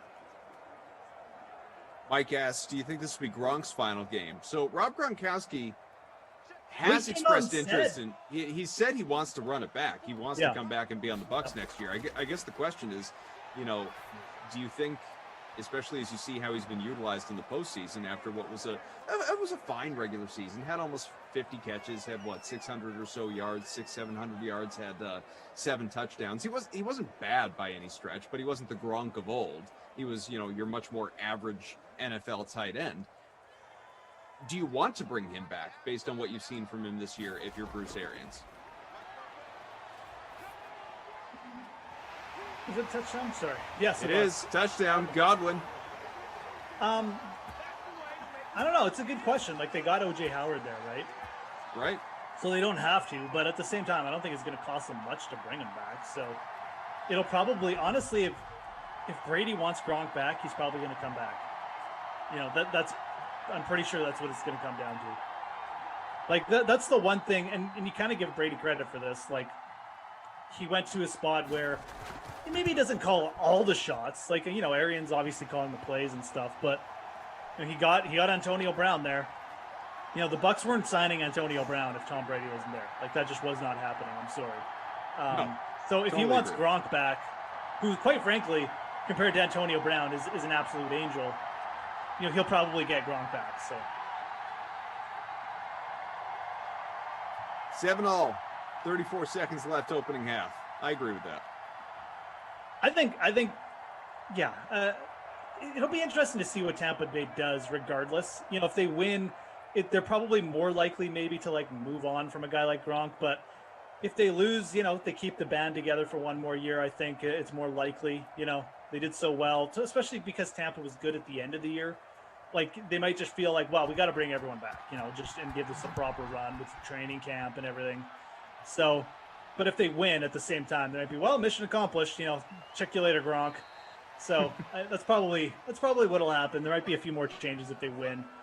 And, you know, if they don't win, they might even go and try and add someone or something. Like, who knows? So really go over the top. I know Brady is obviously, this is what he wanted. And you know, you look at a guy like Aaron Rodgers, he's probably looking at Brady's situation and be like, man, like, when am I going to get this? What is my franchise going to go all in?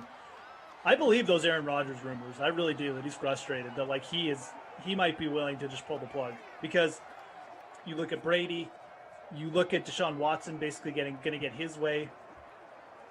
Aaron Rodgers wants his way too, man. Like, he's great. You know, throw me to San Francisco, throw me to somewhere who, you know, I don't know, maybe the Colts, something like that, right? Like, somewhere where the team is going to let me do what I want, get who I want there, and go all in for a couple of years. Green Bay just drafting quarterbacks, drafting third running backs. Don't see. Well, I think we learned that obviously just this past offseason, like you said, with Jordan Love being taken in the first round. They're, for whatever reason, and I don't know if it goes back to the Favre-Rodgers transition anyway, or if it's, more what Rodgers did. Not that he was bad the last couple of years, but didn't do what he did this year when obviously he projects to be league MVP. I don't know if they just are. There's got to be some reason, right? Like, why would you want to move forward without Aaron Rodgers? That's more of a Patriots Brady question of your Bill Belichick. Why would you not be going all in for Aaron Rodgers? Well, I mean, what's the reason behind it? Well, I think they're trying to be.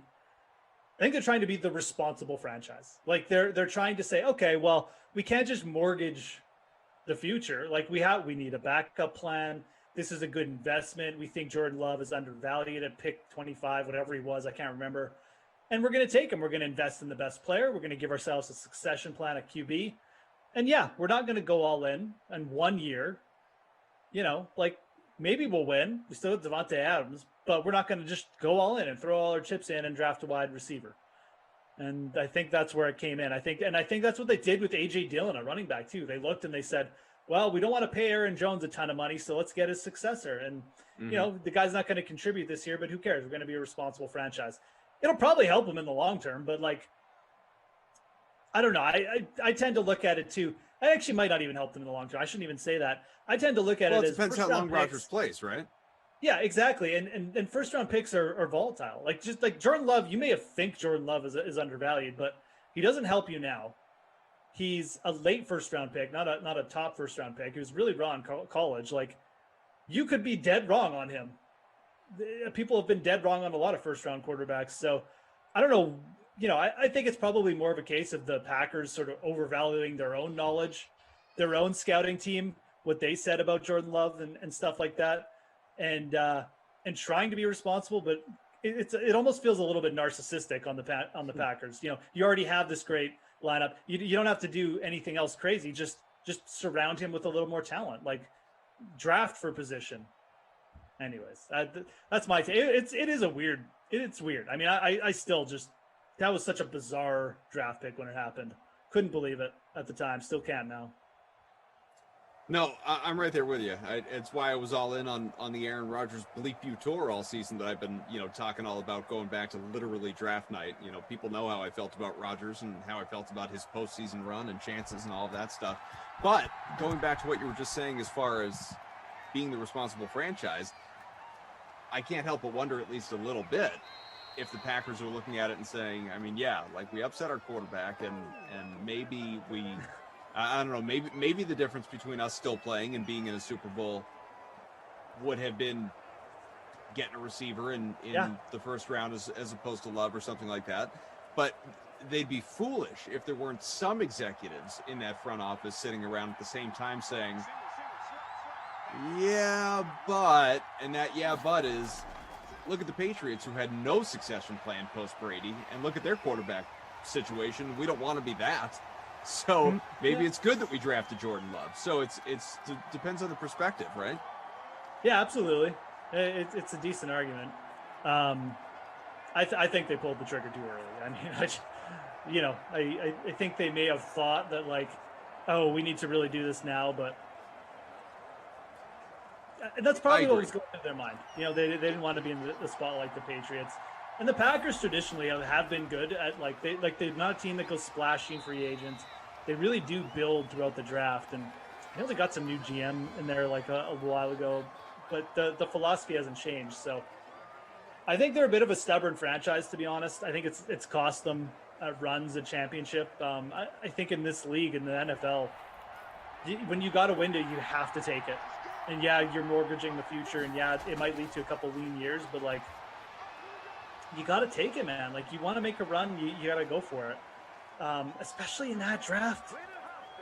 Pittman there, Jefferson you could have moved up for easily. Like, it just made zero sense. So, anyways, that'll be, it's like the Arrested Development thing. Like I've made a huge mistake. I think the Packers realized, obviously too late, but I think the Packers, especially this offseason, are realized because now, and this has put them in the worst possible. I know we're talking about the Packers and the Bucs Bills game, but who cares? Yeah. This has put them in such a bad position. Like this could not have worked out worse for their plan, because now not only has Aaron Rodgers played better, and you still haven't surrounded him with more talent, but he's going to be the MVP. So if you do get rid of him or he forces his way out, you've lost your fan base. Like you can't lose an MVP and be like, oh yeah, it's going to be cool, guys. Don't worry. We got Jordan Love.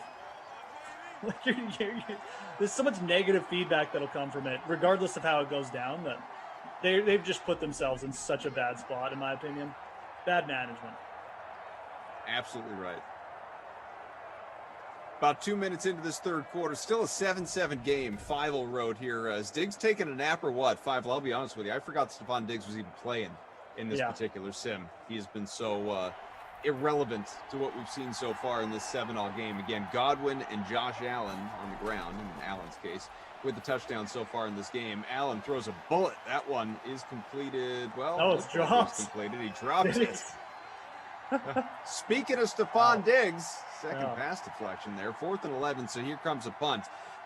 Do want to tell you folks, for anyone that has not heard, has forgotten, or just wants to be told again, this weekend, lots happening to get you ready for the big game in style. The DraftKings $250,000 tailgate weekend. It's an action-packed 48 hours of big game build-up and plenty of shots to win your share of $250K in total prizes. That kicks off on Saturday. Here's some of the highlights. This is just some of what is going on for this super weekend. 2 p.m. Eastern time on Saturday, we will have a Madden sim of the Tampa Bay Kansas City matchup, $55,000 free-to-play showdown contest that you can go ahead and enter now. $55K free-to-play showdown contest. I'll be calling that game with Glash, as well as J-Dub, popular Twitch streamer, and you might already be a little familiar with him, whether you watch his Twitch channel or you've just seen him interviewed on the Dream Stream. Seems like a really good guy. Looking forward to meeting him and working with him. At 4 o'clock, we will stream the American Cornhole League's Pro Singles Tournament, and there is a $50K free-to-play pool available now on DraftKings for that. Sunday, 1 p.m., not noon, not 2, 1 p.m. Eastern Time, we will simulate the what-if matchup between these Buffalo Bills, who hopefully will play better, against the aforementioned Green Bay Packers that we've been discussing ad nauseum here.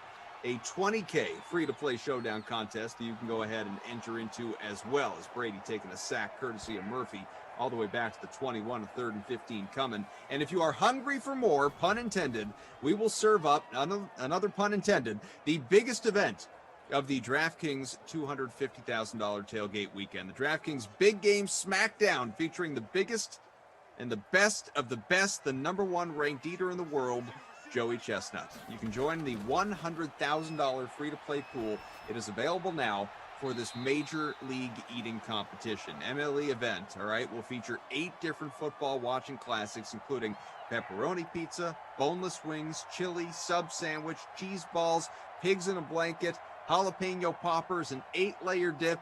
As our own Tommy Freeze Pops, who joins me for the next sim, has said, man, you can get knocked off your rocker or you go ham on some cheese balls, get those stuck in the backs of your teeth. So it's going to be wild, something to monitor, something to watch. It's going to be good fun. And there are a lot of different things that are happening this weekend. All of that I just read you. There are some other simulations that are happening Saturday and Sunday at different points of the day that Glash or Tom, me, Rossi, LaMarca, we're all going to be around for it. So lots happening. We are excited. It's going to be a good time. Yeah, that will be fun. I will be, I think, mostly off on Saturday. I might be doing something. I can't remember. One record. But be on a lot Sunday. I'll be on for Leaderboard Live during the Super Bowl. And we're doing the sweat before the Super Bowl as well on Sunday. So 5 p.m. Eastern. Tune in for that. You get a nice pregame show. Jesse and Emerson might be on. So, I mean, geez, wow. Like, the dynamic duo. But anyways, definitely tune in, guys. 5 p.m. Eastern for the sweat and then into the Leaderboard Live. Like Kaufman said, tons of fun stuff. Those eaters, guys. I mean, you gotta tune in for that stuff. So. Was that tough for you to agree to work? Not that Leaderboard Live is a heavy lift. Let's not pretend it is. But was it tough for you to agree to work Leaderboard Live during the Super Bowl versus just like sitting on your couch and eating nonstop for 3 hours and maybe hanging out with your family a little bit? Yeah, I thought about it, but ultimately, Leaderboard Live is funny because I can kind of go in and out a little bit more. So I actually able to hang out with my kids like a little bit in between and stuff like that. So I don't mind doing it so much, but it would have been nice to just be able to sit like straight through it. But I still watch the complete game when you're doing Leaderboard Live. Yeah. So it's not really that big. Like you said, it's not a huge ask. And it's the last game of the season. I said, screw it. I've done so many of them. Got to keep it consistent. Sure. It is going to be a long one though, because halftime's like a year long. So I feel like what I'd be having trouble with though, you're it's Super Bowl, man. You're not going to be able to watch all the commercials because that's when you're on generally. that's true. Although in Canada, sometimes we don't get the good commercials. Like it's really weird, but they have some kind of like weird feed where we get the Canadian feed. We're not allowed. The worst. We're not allowed. Fun stuff like the Budweiser horses, Sure. the GoDaddy girl. Yeah. Danica What other Patrick. classic Super Bowl commercials are there? I mean, there's been so Terry, many. office linebacker. Sure. Yeah. Going back to Bud, the what's up? What's up? What's up? What are your favorite Super Bowl commercials, folks? Feel free to tell us. We'd love to hear it. I saw a preview of one. Amazon did one. Where they had- Well, go ahead. Was it the Alexa one? yeah, the Alexa one with Michael B. Jordan. Michael B. Jordan, yeah. It's pretty funny. Really good, yeah. I saw a 60-second. I guess the real commercial is supposed to be 90 seconds. Oh, really? But Longer. but there's a 60. I don't know if. So I don't know if. So I know there's a 90-second version of the commercial. Whether it's a 60-second, which I saw online, that's airing on TV or not, and then they're putting out the full 90 after. I don't know. But it's very funny. It is very funny. But I said this the other day to. I don't remember who I was. Maybe Kenny or Reed or so whoever I was working with yesterday or the day before. I do wish that you wouldn't get these sneak peeks at the Super Bowl commercials and that they would just, release them all after the game Monday, Sunday night or first thing Monday or something. Like I enjoyed, back before everything is what it is now of, seeing them for the first time in the moment during the game versus, I guess you could avoid them at all costs right now if you wanted to, but it's hard. You see a little, hey, check out this Super Bowl ad. Okay, I'll watch it. Stephon Diggs' second catch. Wreck it for yourself. I do like them though. I do, because like we get up here, if you get the right feed, you can see all of them, but at the very even if you get the wrong feed, like the Canadian feed, you still get some of them. They only like cut out half of them or something. It's so weird. I don't know why they do that, but who's Jack that? Moss, short of Jack goal. Moss. Okay, thought that was the tight end for a second. Never mind.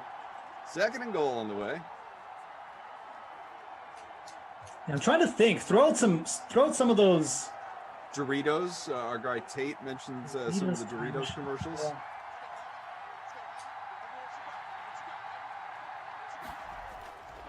Second I think and she's goal. sponsored by Allen completes a GoPro. pass. Got it. Cole Beasley touchdown. There's going to be a ton of woke commercials. Sure. No free speech in Canada. Okay.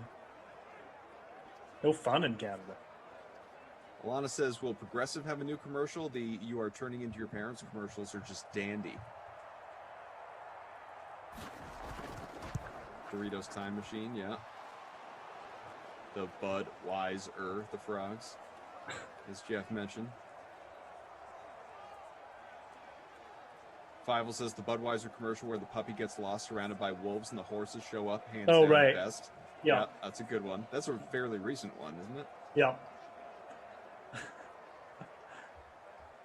Yeah, the Bud ones have been pretty good. They kind of transitioned from like more comedic to like, Make you cry.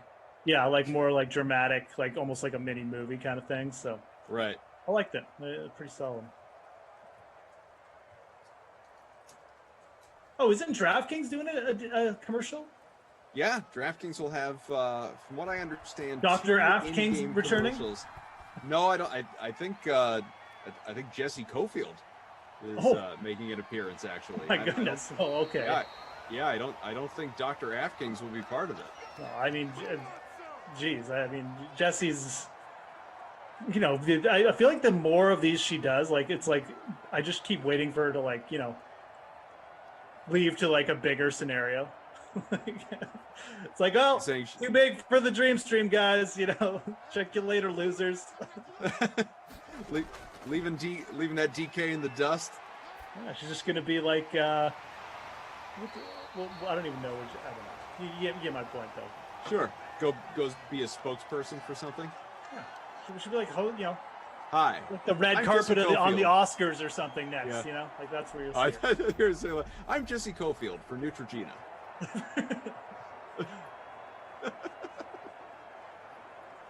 That would be good. Yeah, should be a fun time. Should be good. Nice to see DK getting involved, obviously, with the commercial branding that is the Super Bowl. Yeah, no. Got to encourage the people to jump in the contest, man. That's what it's all about. Getting that fourth quarter big play payday or whatever we've got going on. Have to.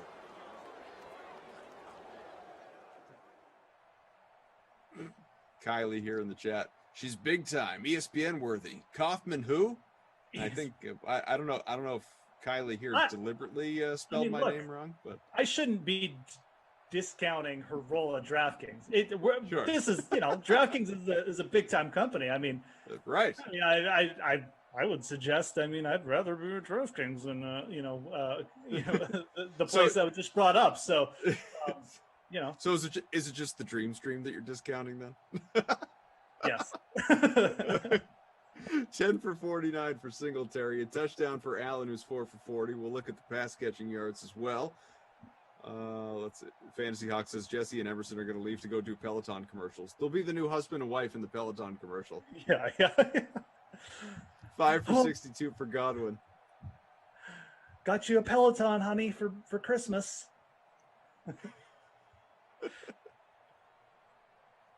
J Mill says Jesse's on TV like 10 times per day. You know what's funny? I've seen like one of these commercials ever. Apparently, I just like never watch television.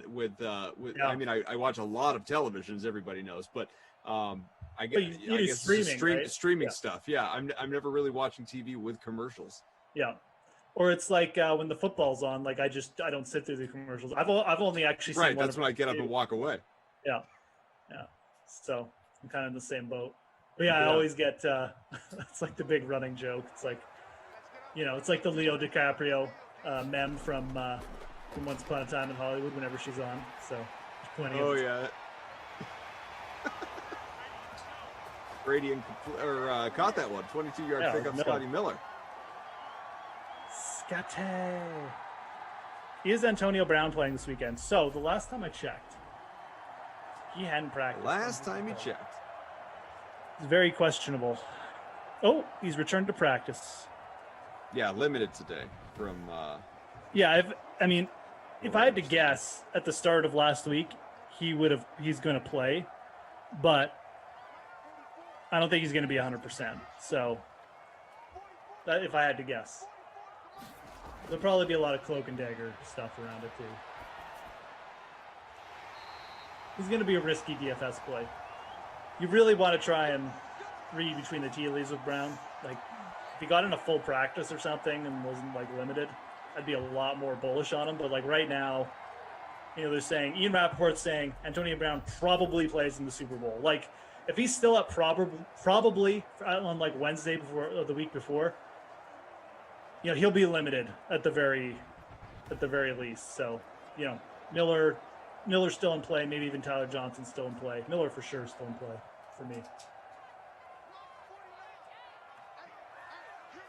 What'd you think? Have you paid much attention to what Antonio Brown has been saying? I guess he met with the media earlier today and was basically appreciative of Tom Brady for resurrecting his career and that he's just trying to go out there and prove himself and show that he belongs and all the, he very rarely Antonio Brown, when not in front of social media, has said the wrong things. I mean, usually when he's got a microphone in his face, he's pretty soft-spoken and even keel and doesn't seem like a lunatic. But, I don't know. I mean, if this actually works out, and I don't even mean winning a Super Bowl. I mean, just like the whole Antonio Brown experience this year, and we're pretty much at the end of it, and so far it has. Do they bring him back next year? Or is it kind of like Rob Gronkowski, what you said earlier, like if Brady wants him, he's back?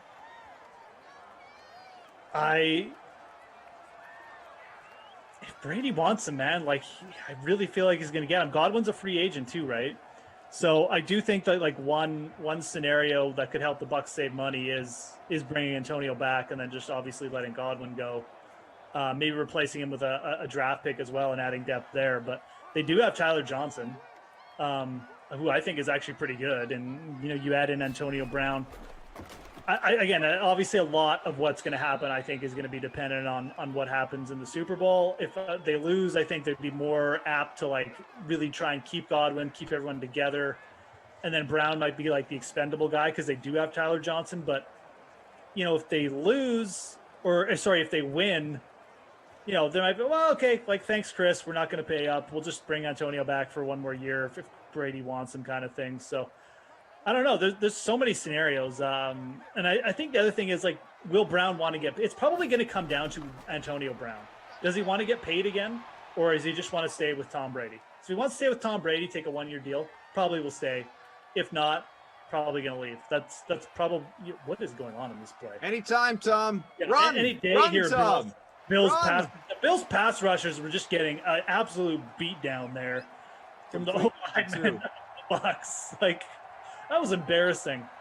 Good God. Anyways. Oh, they didn't even get it's 4th and goal too, so they got to go for it. That's my feeling on Antonio Brown. There we go. Going for it. 4th and goal. Down a touchdown, trying to even it up from the 2. Brady. He's got a path, man. He's got a path. And instead kicked to the end zone. Oh, no. Hyde with the interception. Tommy, what's happening, man? Wow. Foreshadowing, folks. Ooh. Could we see the dreaded end zone INT next week? Stay tuned. That was unexpected. I did not think that was going to happen. Brady, in all seriousness, Brady does not throw many INTs in this sim. He's got really good accuracy ratings and stuff. So that was one of the more unexpected INTs I've ever seen in this game, to be honest. So with that, the Bills have 5 and change to go. Try and run out the clock. We've seen 5-minute drives plenty of times. 14-7 game, 2nd and 7. Bucs have 3 timeouts, so do the Bills.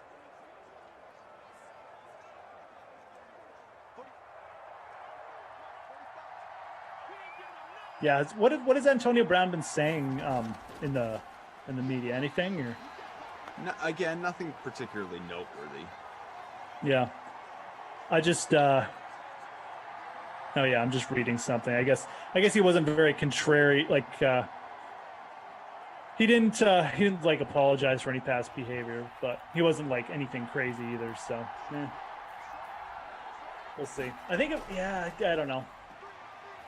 It's an interesting situation. I really don't think Bruce Arians wants him there that much, to be honest. But again, I don't think Bruce Arians is really running the team right now, so it doesn't really matter. How do you think he'd feel about that? Who, Arians? Yeah. Well, it's just a fact. I mean, I don't think Bruce Arians wanted Rob Gronkowski there either, but brought him in because he wanted to go all in with Tom Brady. That's what that was the deal, and it's worked out for him. I don't think he cares from a perspective of it's worked out and everything. I think he knew that he needed to do something like this. Bruce Arians is, again, I'm not bashing Bruce Arians for ceding control to Tom Brady. I think he knew that this team needed to do something like that, and he took a chance, and it's worked out. It's a very smart chance. A lot of coaches wouldn't have been able to set aside their ego to bring in Tom Brady, to give him that much control. And Arians said, okay, Tom, let's go. And he was a little bit critical of him early on in the media too. Like, he wasn't critical, but he wasn't exactly like heaping praise on him when Brady was playing bad. It was quite evident. About that. He was asked about that yesterday. Did you see his comments about it? He said, he was asked basically if it was a motivational tactic, trying to, just kind of take Brady to ratchet up his game, whatever. And he said, no, I was just being honest. Yeah. Yeah. I mean, he's just like, okay, this, Tom, you're the guy who came here. You wanted to do the aerial attack. He hasn't figured it out yet. That's basically just what Arians said. So I like Bruce Arians. I mean, I don't think he's like the best coach in the NFL, but I think he understands the NFL a lot better than a lot of coaches, and he understands that you have to take risks. You have small windows. You have to ratchet up the aggressiveness in a lot of games, and that can help you win. And he had some success with that in Arizona. He had some success with that as an offensive coordinator in other spots, and he's having success with it again. And I think that he gives his teams a chance to win because of his philosophy. So, it's not being critical at all. I think he was able to set aside his ego. I think he was able to, give Tom the things he wanted, because he recognized that, he had a pretty good team, but he wasn't going to get over the top until he brought in someone like Brady. So. 2nd and 9, and that ball is completed for 38. Allen has had a kind of underwhelming day, obviously, for those that captain him. That being said, he has been involved in all the scoring. This hasn't been a lot of it. I ain't got no Kings Celtics advice. Yeah, the NHL has like a really lame slate tonight, like 2 games. So it's literally 2 games. Yeah, I'm not even partaking. They're not even games I really like. So I'm not partaking in NHL tonight either. NBA lineups have locked, folks. For those that were looking for the last-minute NBA contest, it went out a few minutes ago. I hope it filled out. Hope everybody jumped on in. I'm sure you did. You guys are typically on that. Let's see. Yep, filled it right on up. So there we go. Best of luck. We'll see how it goes tonight. It is, conversely, a rather large NBA slate. We got 10 games going on tonight. Celtics Kings advice: well, don't play Kemba Walker. How about this, guys? How about you guys? He's not playing on the back-to-back. How about you guys give me some NBA advice? Where's a good line or something to target for me in NBA? When's the last time that you took part in NBA DFS? I know it's been a while since our pre-lock commentary, when we actually used to have you on to talk a little hoops. Now we've got you more in your wheelhouse with obviously football and PGA. But when's the last time that you? Oh, and NHL, obviously. But when's the last time you jumped on into NBA DFS? Yeah, it was at least a couple years ago, at least, for sure. I think I filled in for a couple weeks, like a couple years ago. But and then before that, it was more of like 2016, 2017 kind of thing, where did a little bit of the pre-lock stuff. I think it was with Julian or a couple guys, but I haven't done it consistently for at least 3 years. So. Hornets money line. See what the Bucks can do here. Does Tom Brady have any heroics up his sleeve? What do you think? What do you think, folks?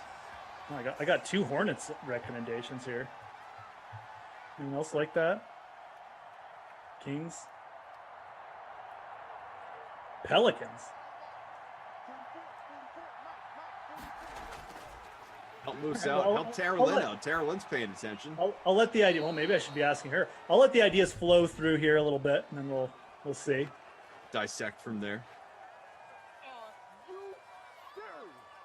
People want OT here. I might get it. 2 timeouts, 122. Who doesn't? Who doesn't want a little extra Tom Brady time in their lives? 1st and 20. Brady after the penalty.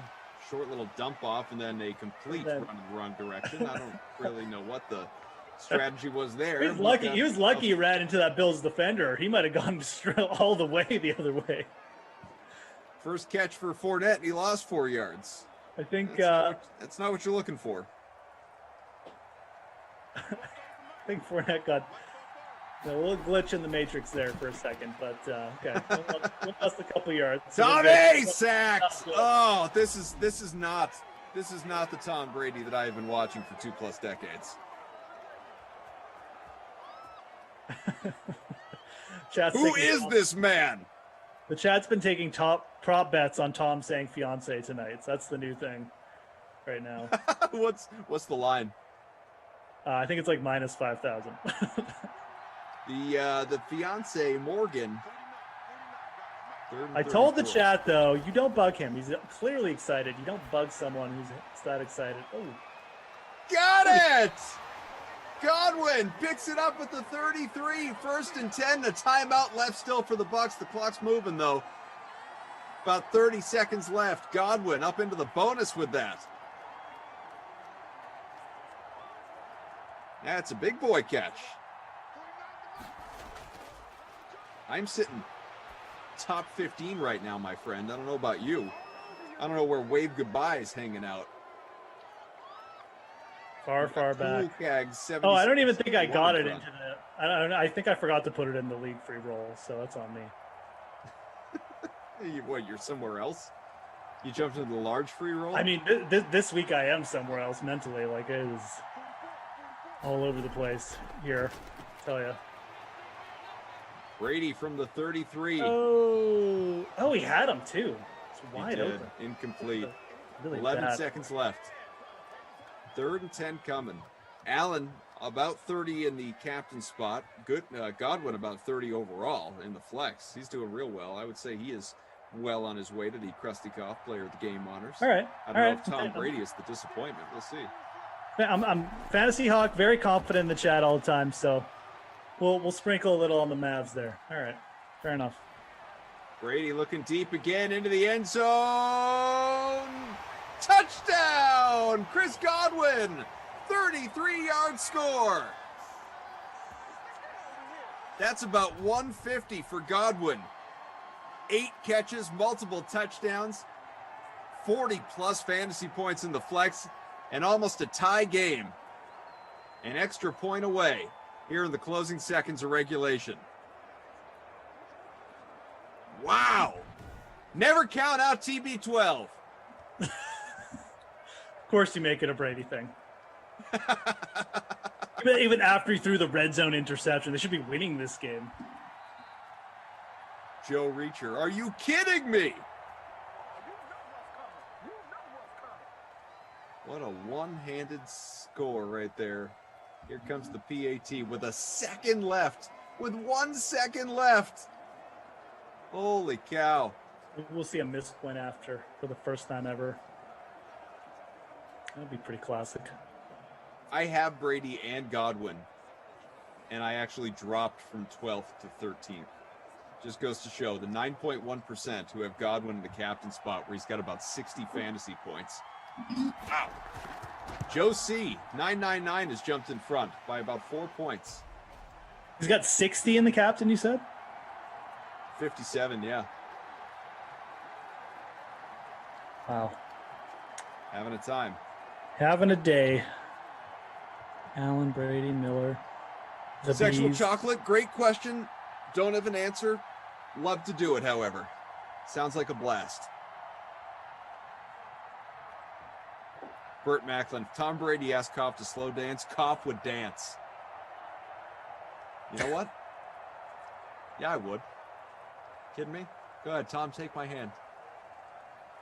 Lead me out onto the floor. Brady into the bonus. If you all were in the Zoom, you could see the look Carolyn just gave me when I said that.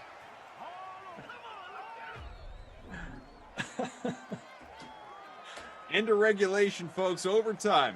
Moments away. And if you are new to this, as I suspect none of you are, but maybe you are, we'll see who gets the ball first. But whichever team does, a touchdown wins the game. Carolyn, you like the Mavs tonight? Okay. She gave me the 1 second. Spreadsheets. Yeah, she got. I like to do a little. I already have notes. I like to refer to my spreadsheet. I want to be caught off guard. I know you're not trying to pull a coffin move on me, like. No, I'm definitely not trying to pull a move. Legit. So yeah, I'll be back with you in just 1 second. Okay, perfect.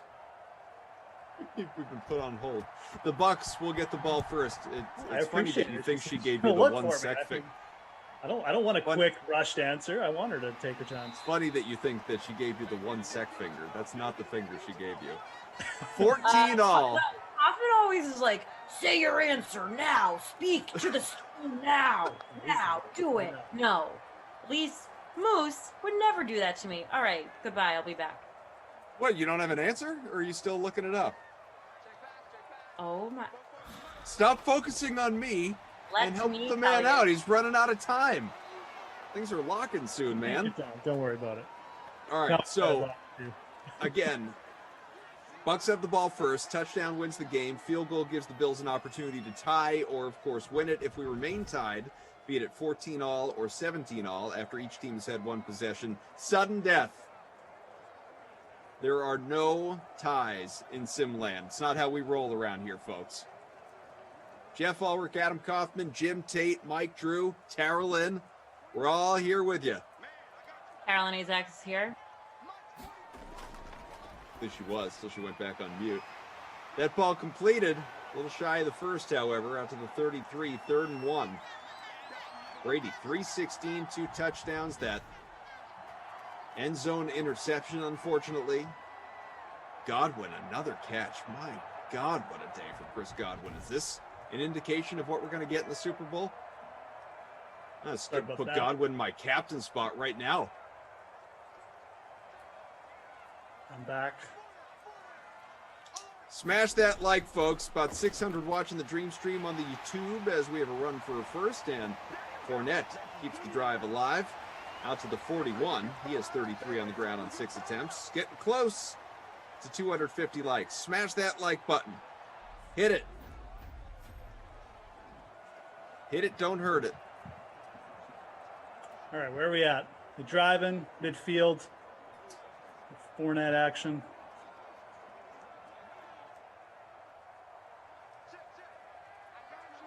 First and 10, minute and a half gone by in overtime, though time is nothing but a construct here in extra sessions.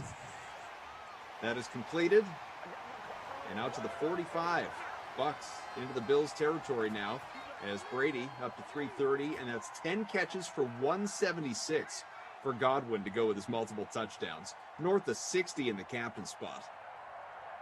Brady's well into the bonus as well, so let's get the X Factor lit too, so won't be any INTs here, most likely. So Tater Hater in the chat, this has come up a few times. Really anti-tater tots. And I got to tell you, Tater Hater, I don't get it. And I mean, there are plenty of, I get some terrible food takes. So I'm about the last one to weigh in on anybody else's food opinions. And I will admit that. But I take no issue with tater tots. I happen to enjoy them. I mean, do I seek them out? Are they my preferred form of tater? No. I mean, I'd have a French fry. I'd have a hash brown. But a waffle fry. But I like a tater tot. You have any issues with the tater tots there, Jeff? No. What issues would I have? I mean, they're good. They've been a little ketchup. They're like the least, you know, what do you call it? Least offensive food you could think of. Tater Hater says they're good with, you can use them. Quit standing the tots. Yeah. Tater tots are great. You can have them for breakfast. You can have them as a snack, dinner. Nothing wrong with tater tots. This is they're getting first downs. McCoy. How about LaShawn McCoy? First and 10 to the 14 now. Tater Hater. Yo, they're even worse with ketchup. What? Tater Hater's coming at you, man. Tater Hater, 420. I feel like those two things go together. Yeah, I mean, First and 10 from Chris Godwin's bizarre, 14. Bizarre conversation we're having. All right, Tommy boy, Yeah, let's formerly put of this thing Game to bed. Box says potato products are inherently un- or inoffensive. However, you Very would inoffensive, opt to say that. non-offensive, whatever you want to call it. There's nothing offensive about them. I know that much. Second Zero and 8. offense in tater tots. Tara Lynn, do we have an answer on that yet? I do. Oh, okay. Wait, hang on. Okay. We're making a touchdown here. Am I Brady allowed to- drops back. Oh, he's sacked all the way back to the 22, a 10-yard loss. Thank you, Oliver. All right, what do you got? I'm going Hawks tonight. I'm not going Mavs. Uh-oh. I think I I'm already bet the going with- Bucks. Oh, well. All right. All right, so we can go toe-to-toe on this. I'm going with the Yes, underdog. we are. Also, I am going with the under as well. Okay. I was wondering. Great. I like that you're not influenced by my trying to get you to take the Mavs. This is some serious business we got going on here. All I'm right. not. I am stepping it up. I have gone with the chat in Fantasy Hawk. So I have just randomly, and this is completely random. I have randomly gone on that side. We've got Tara Lynn and her likely sharp bets going up against me in the chat. Oh God, Dom. So what are you doing, Tom Likely Brady? sharp. Tom! Oh my God! They were at how close were they? The They were at the- 12 was the closest they were, Weren't all they the way back to the 36 off multiple sacks. Oh my God! Like at least you were in field goal range before. Now you got a 53-yarder to try if they even do. That was, you know what, Tom? You're gonna make me change my tune for Sunday. I think they were You're gonna the eight. perform like this against the Bills. The Even way better, you even worse. scream Tom Kaufman, I never want to hear that ever again. It's only after he dips me on the dance floor, Carolyn. Oh, yeah. I'm going back on mute. Okay, time to give it a try, Ryan. Suck up. Kicks up. It's away. It's not remotely close. I can't believe it even reached the end zone. All right. It's ridiculous. Get it done, Bills. Get it done. Just get it done.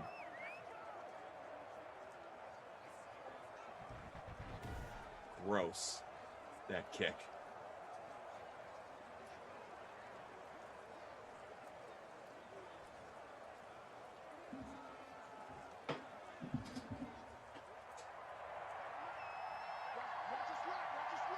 I'm starting to get hungry too. So this OT period is starting to cut into my dinner. This is not good. I'm You pretty don't want a hungry, hungry so I'm moose with you. on the air for too long, folks.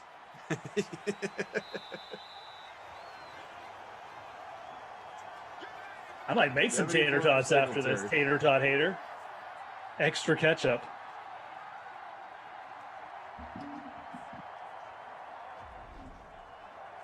So gross.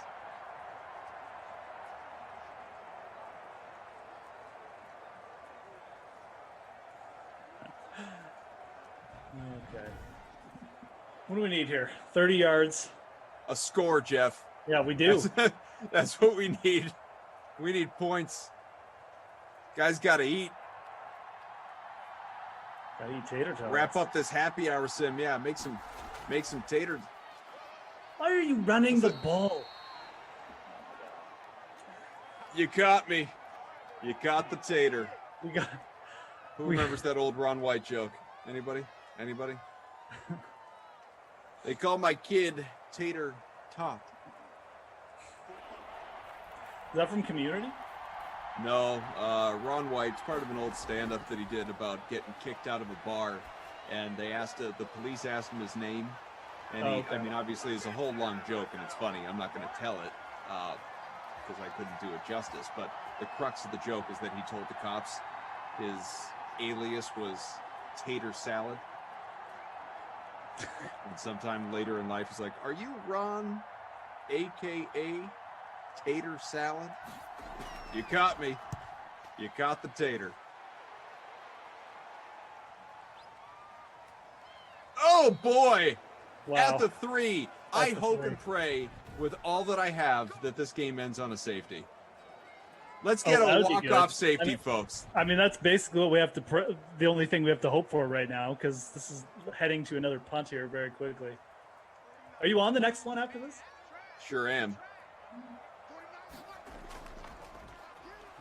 Ah, That's no safety. Although the way 3-yard Brady pickup is on the taking ground. sacks here, maybe we'll get a chance on 3rd and long. Alon says, they call me Tater Salad. See, just when I think the Kilgores can't get any better, they hit me with something like that. Here comes the safety, folks. We got a chance. No, Nope. don't do it. Now he Incomplete. throws. It's okay. Now Still he in throws. play. Right. Still in play. I wasn't in public. I was at a bar. They threw me into public. Why are they showing the kicker warming up for kicks? They're 98 yards away. Because he's been practicing. Let's just get loose. All right, here we go, Buff D. Come on. He heard that Glash and Emerson were going to go out there and kick field goals from Bring 98 the house. yards this weekend. Bring the 7. house. Go ahead. See, I mean, God. seriously, like, fine, he completed it, whatever. Timeout for some inexplicable reason, because time doesn't matter. Even if we do reach the end of this OT, we'll just go to the next. But Evans with the catch, his 5th. Like, for all the times Brady has been sacked in this game, on that last drive, he was sacked for like 50 yards. And yet, for some reason, they can't even sniff him in the end zone right now.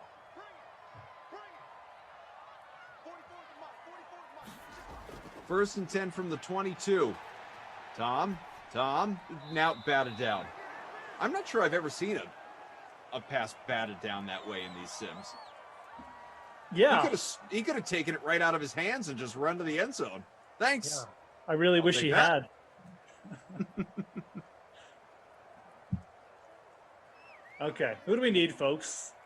We want more Godwin, OJ Howard, Evans. Anytime, Tom. Oh my God. Completes that.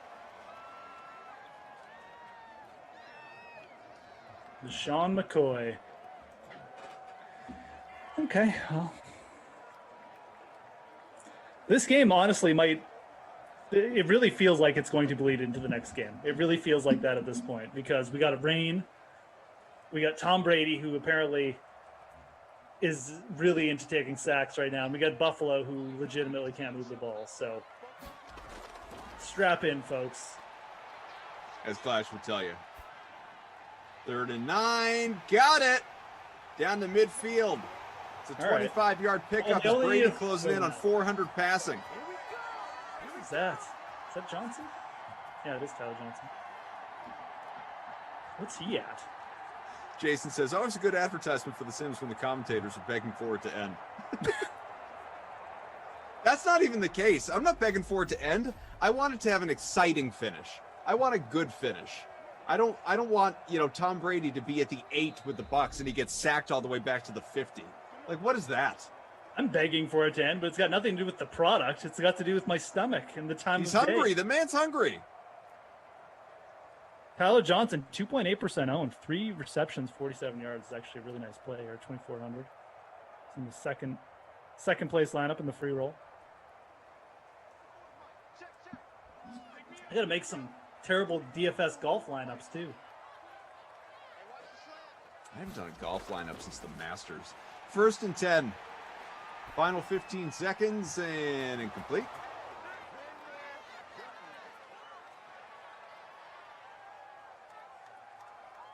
Still 14 all. We play on. Remember, next points win it at this stage, folks. Who's our leader? Josie999 has a 1-point lead on the Scourge out of the 175 in our happy hour to watch Tom Brady dominate the Bills again free roll. He's doing pretty well. I wouldn't call him dominant, however. Another drop.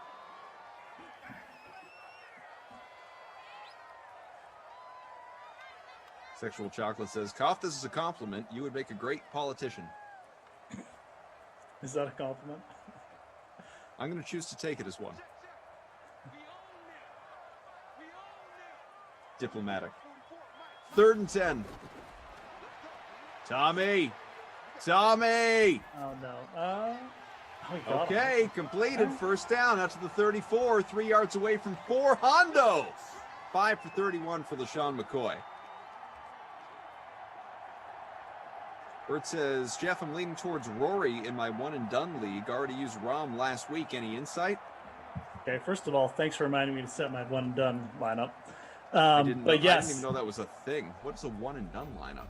it's like a year-long fantasy golf league where you try and pick the person who is going to make the most money every week. But once you use them, it's called the one and done because you can only use the players once. Yeah, no, I mean, I get the concept. I'd never done Very it. fun. It's like a Survivor League. Yeah, I like Rory, though. Actually, that actually might be my pick. I haven't quite decided. But I really do like Rory this week. So Rory is actually the guy that our man Jason Sobel of the Action Network went with as his favorite play this week. okay, there you go. Should be a good setup for him. Lots of drivers, a little bit more open. Should set up well for him. Fievel says, Koff, I got the early lead in the last-minute NBA. Emphasis on early. Yeah, I think one of my guys is underway so far. It's very early. First and 10 from the 23. I'm either going to go with Rory or Ricky Fowler, I think. So El Paso number 1 says, Koff, shout out, third in your contest. third in your contest, first in your heart. GJJ Star. El Paso number 1. We need like one Paul pass. Ben says, Swiss cheese defense. Actually, I don't even want to see Tom Brady drop back. He's going to take like a 30-yard sack.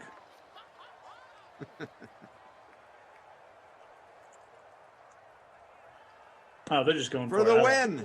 There we go.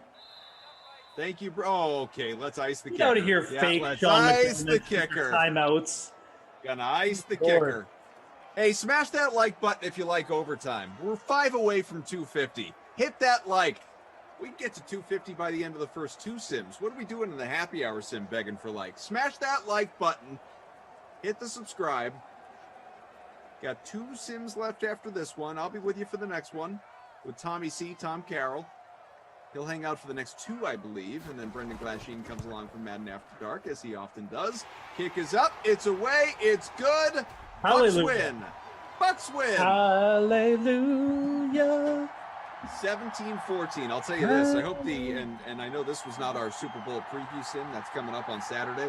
I hope this, even though it featured the Bills and not the Chiefs, was not an indication of what is to come on Sunday. I want lots of scoring. I want 30-plus aside. Give me excitement. Give me a shootout. 17-14 in double overtime. I don't think you have a problem with that. Get I out don't of think here the with Chiefs that are going to noise. have trouble moving the ball. So Joe C., our projected winner in our smaller happy hour. Watch the Tom Brady dominate the Bills free roll. Brady just having a quick word with Zach Moss, of all people. Can't believe there was no jersey swap there. So Godwin in the captain spot goes for about 64 points, 10 for 176, couple of touchdowns, obviously the 100-yard bonus. Brady, almost 400 passing yards, 2 touchdowns, the 1 interception, went for about 26 points in the flex. Josh Allen, super quiet. He did have multiple scores because he threw for 1 and rushed for 1, but only 40 rushing yards and 119 in the air. yeah. Beasley and Gronkowski and Moss all part of the leading lineup as well, mainly because Godwin, it was so awesome, and Brady was above average. Singletary, 18 for 75. Fournette, 11 for 63. We will look at the pass catchers. Again, Godwin's the guy, only one that not only was in the bonus, but was anywhere close to it. Evans went 5 for 54. McCoy, 5 for 31. Miller, 3 for 41. Beasley, 3 for 29 with his score. And those are pretty much the noteworthy ones. You also had 3 for 40 for Diggs, 3 for 47 for Tyler Johnson. So your Krusty Koff player of the game, quite obviously, is Chris Godwin. But who is the Babysitter Billy Not My Kid award going to go to? Who do we give it to here? I'm going to give it to O.J. Howard. Mm-hmm. 1 catch. I mean, he's not like not popular play, but I'll still give it to him. Everyone else kind of did something. Actually, let's give it to Diggs. Diggs was pretty terrible. 3 catches, 40 yards in a double OT game. And he dropped that pass. Yeah. All right. You're out of here, That is Steph your Diggs. that is your Child Watching William Award winner, Stephon Diggs.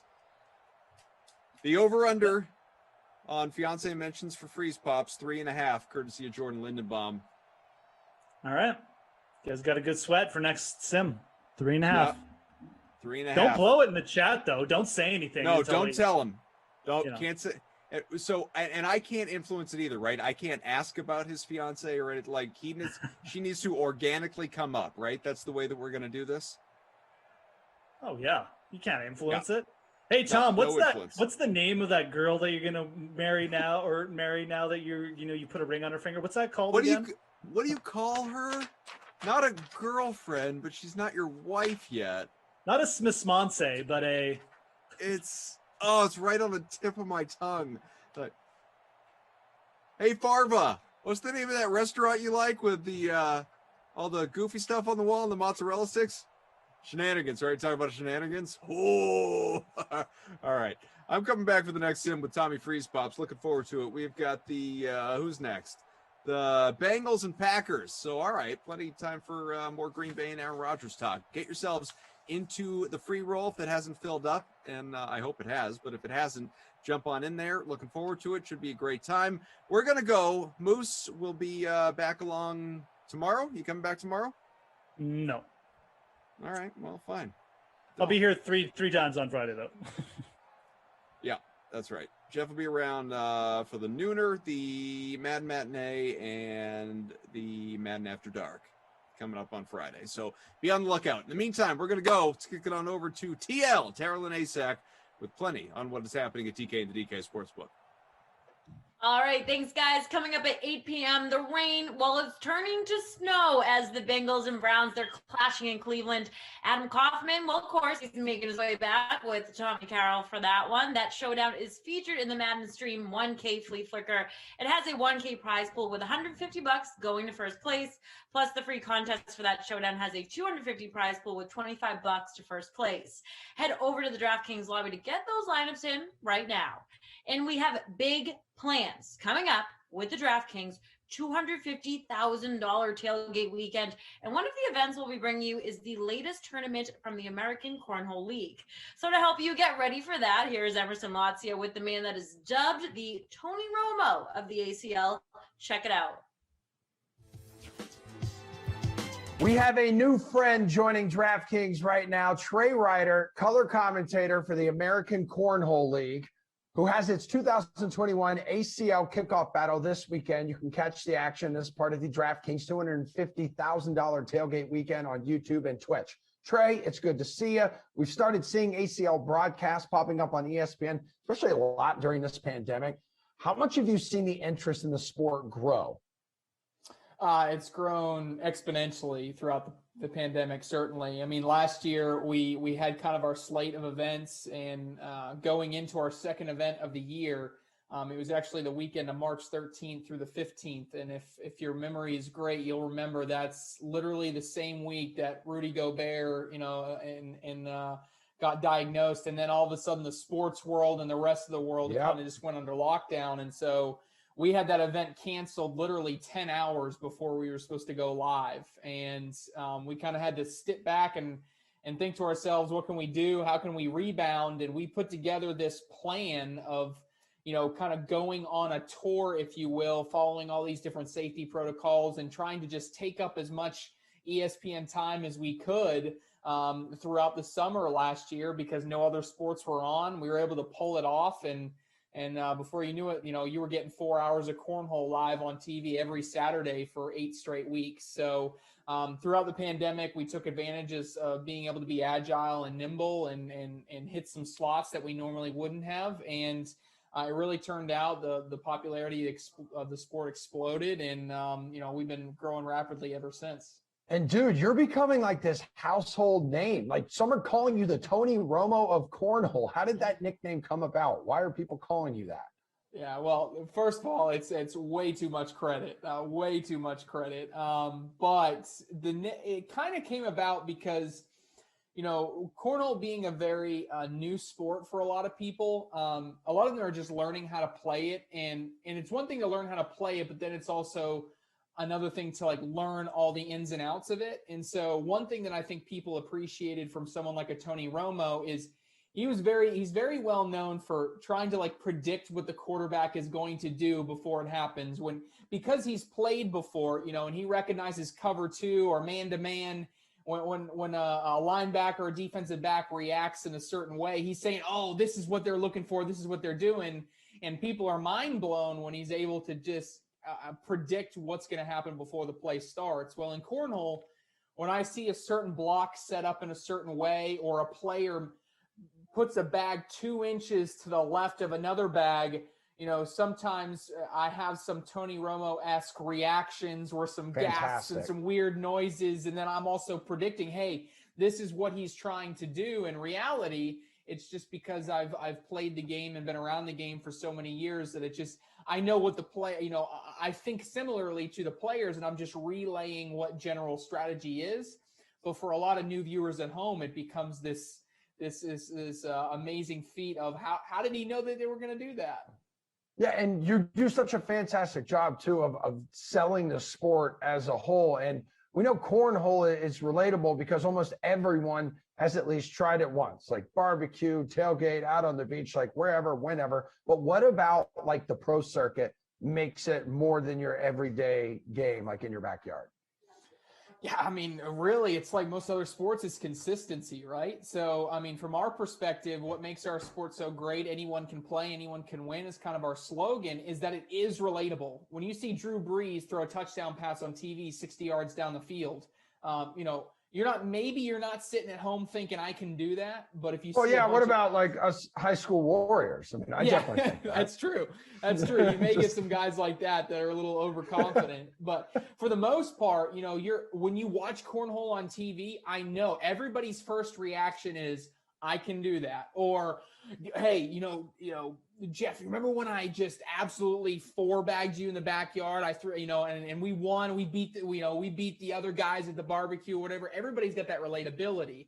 But when it comes to the pro circuit, just like other professional athletes, these guys are putting in the work. I mean, they're practicing 3 hours a day. They're doing what they need to maintain that consistency. And it's the consistency that really separates the pros from your average Joes. Yeah, I mean, you sound smart. You have a beard, so you look smart. You were a chemical engineering major at Clemson, Trey. So how exactly did you get your start in cornhole and broadcasting? Yeah, it's crazy, isn't it? It's a weird path, certainly. For me, I grew up playing the game. I started playing right when I got into high school. My dad is actually an ACL pro, and he got involved with the ACL early. And when the ACL was still very young, I was kind of a doubter. Like I was like, I love cornhole, but ain't no way this is going to turn into a big professional league. And my dad kind of got involved with our commissioner, Stacy Moore. And he said, hey, you got to, pay attention. Look what we're doing.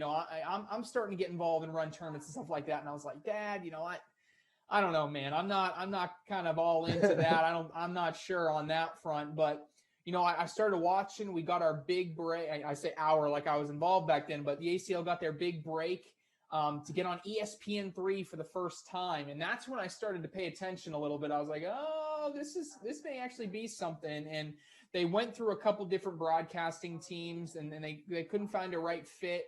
And at one point they were looking for someone within the cornhole community that may be interested in me being a very analytical person, being an engineer, being someone that dives into the details of a game that looks very simplistic. I kind of threw my name in the hat, and Stacy vetted a couple different people. I eventually got a call, and they gave me an opportunity just to call a single event in Las Vegas back into 2017. And then from there, it just kind of took off, and my role has grown and grown and grown with the ACL. And now we're on TV. It feels like, every other weekend, especially during the summer. But a really weird path to get where I am. So how did your dad do when you were on the call?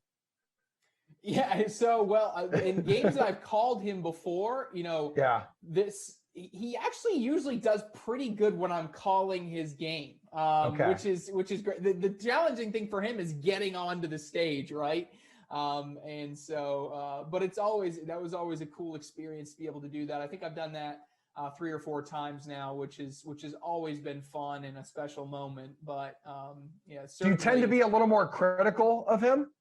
Because is your dad like, this is payback, man? This is for when you maybe take out the trash the first 10 years of my life, buddy. Yeah, and I think it's almost like intentional that I try to be a little bit more critical, just because I don't want the viewers at home to feel like that I'm biased towards him or anything like that. But I am very critical of his game. I know his game better than I know anybody else's. So when something is off, I almost can identify that before the bags start going left and right.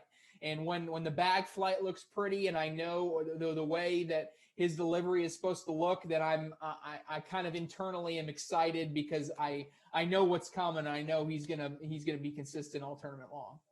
Yeah, what is it? Those moments, how awkward does it get though? Because during these tournaments that are taking place largely in like empty arenas right now during the pandemic, like these guys are hearing you like loud and clear. Yeah, that's definitely something that we kind of had to get over, and it was something that's been definitely a hurdle, because I remember the first time it happened, we were in Rock Hill, dead quiet. I mean, there's nobody else there. And, I made a comment. I said, I think he's going to airmail it. And the player kind of took a step back, and I think he wasn't thinking that he was going to airmail it. And so, there was that dynamic we kind of had to fight through because we're so close to the stage. It's kind of like, it's similar to basketball. You are right next to those commentators are right next to the action. And so, especially when you don't have, hundreds, thousands of fans, whatever around you, it becomes definitely an interesting dynamic to have to deal with. Yeah, and I've heard from fighters in like the UFC now in those empty arenas that they're listening to those color commentators and they're actually taking tips and pointers like from them, thinking, "Oh man, yeah, maybe I should like sweep the leg, Johnny," or something like that. Yeah, We definitely saw that. We saw that as well, and what's funny too is if we have Jumbotron set up or screens set up, I've seen players at certain points in tournaments too, if they're in game, they know that they can't see the board all the way at the other end. They look up on the Jumbotron that's got the blown up version of what the board looks like, and they're judging how they think they're gonna make their next shot by what they see on the screen. So it's pretty interesting.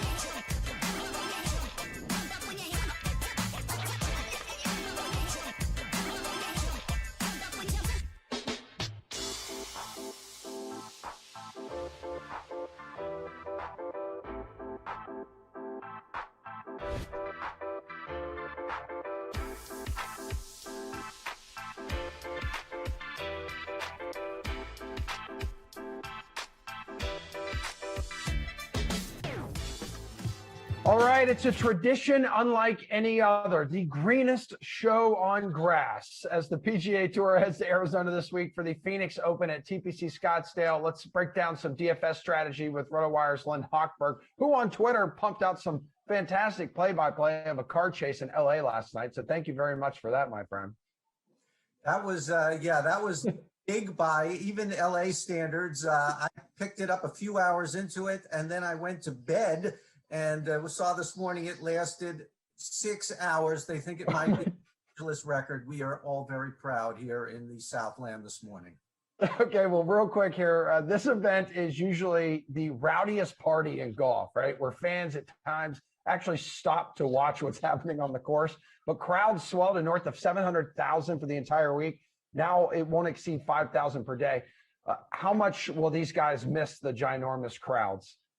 Yeah, I think, some guys really thrive on it and they will miss it tremendously. I mean, there are some guys who don't normally play the tournament. This might have been a good year. This might be a good year to sort of dip your toe in the water to see if you want to come back, because it's not for everybody. It's certainly an acquired taste.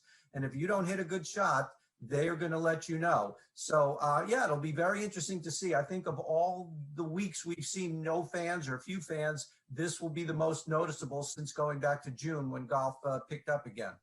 Yeah, and looking at the highest salaries on the board, you have fan favorite here, John Rahm and Xander Schauffele as the only two in the 11K department. Like, which one would you roster if you're deciding between those two? Well, Emerson, it was really interesting as I was reviewing these two guys and really the whole tournament. It's incredible how consistent these guys are every week. John Rahm has finished 7th his first 2 tournaments of this year. Xander Schauffele has finished top 5 his first 2, including runner-up last week. John Rahm, top 10 almost every week out of late. Xander Schauffele, even better, top 5 almost every week out of late. And in this tournament, Rahm has never finished worse than 16th. Xander Schauffele has never finished worse than 17th. It's incredible. Well, they're number 2 and number 4 in the world, so maybe not that incredible. If you asked me to pick one, and I think you just did, I guess I would have to lean a little bit to John Rahm. He's actually been able to close out some tournaments, and Xander Schauffele is now going on 2+ years since he's last won the 2019 Tour Championship. Just a slight edge to John Rahm in this one. All right, in the 10K price range. Kapalua. Sorry. No worries. 10K price range, though, you have Justin Thomas, Rory McIlroy, and defending champion here, Webb Simpson. Who are you looking to fade out of this group if you're narrowing down your options? Well, I probably should fade the guy I picked to win last week and didn't win last week, and that would be Rory McIlroy. He's now more than a year since winning anywhere in the world, and he just can be so close so many weeks, and then something goes wrong and something went wrong. So I'm not going to jump back on the Rory bandwagon again this week. Justin Thomas, to turn serious for a minute, he has, since Kapalua, when he uttered the homophobic slur, he has really, really seemed to have taken it to heart, and it really has seemed to bother him, and I applaud him for that. That is the right reaction, and he is seeking personal growth. Well, he's only played 3 rounds of golf since then, and he said the next day at Kapalua, it really was on his mind and it bothered him. And then he went to Abu Dhabi and he missed the cut, which is very rare. He double bogeyed his final hole on Friday to miss the cut by one shot. He really seems to be bothered by this, and that is good. Not good for golf, but good for a personal growth standpoint. So that leaves me, from a golf standpoint, with Webb Simpson, who is very consistent, defending champion, runner-up here in the past, top 10 his last time out at YLA.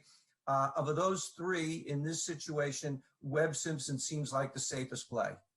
All right, let's go to another guy who almost seems like a safe play here and should have presence on the leaderboard. Hideki Matsuyama, historically great here, winning this tournament twice. However, has just a single top 10 finish this season. I mean, who in the 9K range, do you prefer over him maybe? Yeah, maybe a bit stunningly, pretty much everyone in the 9K range I like better than Hideki Matsuyama. He's the highest priced 9,000 guy at $9,800. Yeah, as you say, he's won this tournament twice. He finished second in a 3-year span, 2015 to 2017, but he has not won in almost 4 years on tour. He's just not the same guy he was then when he was a top 10 player, top 5 player. And even this so far in 2021, small sample size, just one top 25. I think there's so many better plays out there. $9,600 Daniel Berger, $9,300 Harris English, and then going down, all the way down to the bottom of the nines, Will Zalatoris. I don't think anyone's going to be surprised if and when he wins pretty soon on tour. Hideki is just not the same guy who was a star here a few years ago. All right, well, bidding on, priced at just $7,300, has finished 23rd or better here like the past 4 seasons. Is his consistency in this tournament enough to warrant rostering him at this price? I think it is. I think it is. And he has not had a good season. He really has not had a career that launched the way many people expected when he won the European Tour Rookie of the Year award a number of years back. He's barely cracked the top 25 in his career. This season alone, he's missed more cuts than he's made. But in 2021, after the calendar flipped, he's at least 2 for 2 in cuts. He was 8th at the Amex, by far his best finish all season long. He was 75th last week, but at least he made the cut. He was probably looking at this week on the calendar. He knows he's finished top 25 every year. This could be a jump start for him. Interestingly, to point out, Benny on 7,300, Emiliano Grillo also 7,300. But on the DraftKings Sportsbook, Grillo plus 10,000, on only plus 8,500. There certainly is value then on at 7,300. 2 years ago, he was $8,600 in this tournament. I kind of like him. All right, so who else are you looking to for DFS value? Just below Ben on at $7,200, Russell Knox. Russell Knox has played 10 tournaments this season. He's made 5 cuts. He's missed 5 cuts. In the 5 cuts he's made, he's finished top 25 every time. So talk about all or nothing. And even at this tournament, he's in the last 5 years, 2 missed cuts, 3 top 16s. So I do like Russell Knox this week. And then dipping into the 7s and into the 6s. And remember, more than half the field is going to make the cut this week. So a lot of the 6ers are going to be there. $7,000, Patton Kizzire, great putter, makes a lot of cuts here. He is striking his irons pretty well this year. He's top 50 in greens in regulation. Matt Jones, 6,900. James Hahn, 6,800. And Matthew Neesmith, all the way down at 6,500. He is second on tour in greens in regulation. My gosh, he should make the cut every week, but he doesn't. All right, finally, Len, do that thing we like. Give us your pick to win. Yeah, there are so many delicious flavors of ice cream, if I may, but sometimes vanilla is, you can't go wrong with vanilla, and it's very hard to go wrong with Webb Simpson on the PGA Tour, and certainly in certain tracks, and he picks the courses that he can play really well at. He's very smart about that.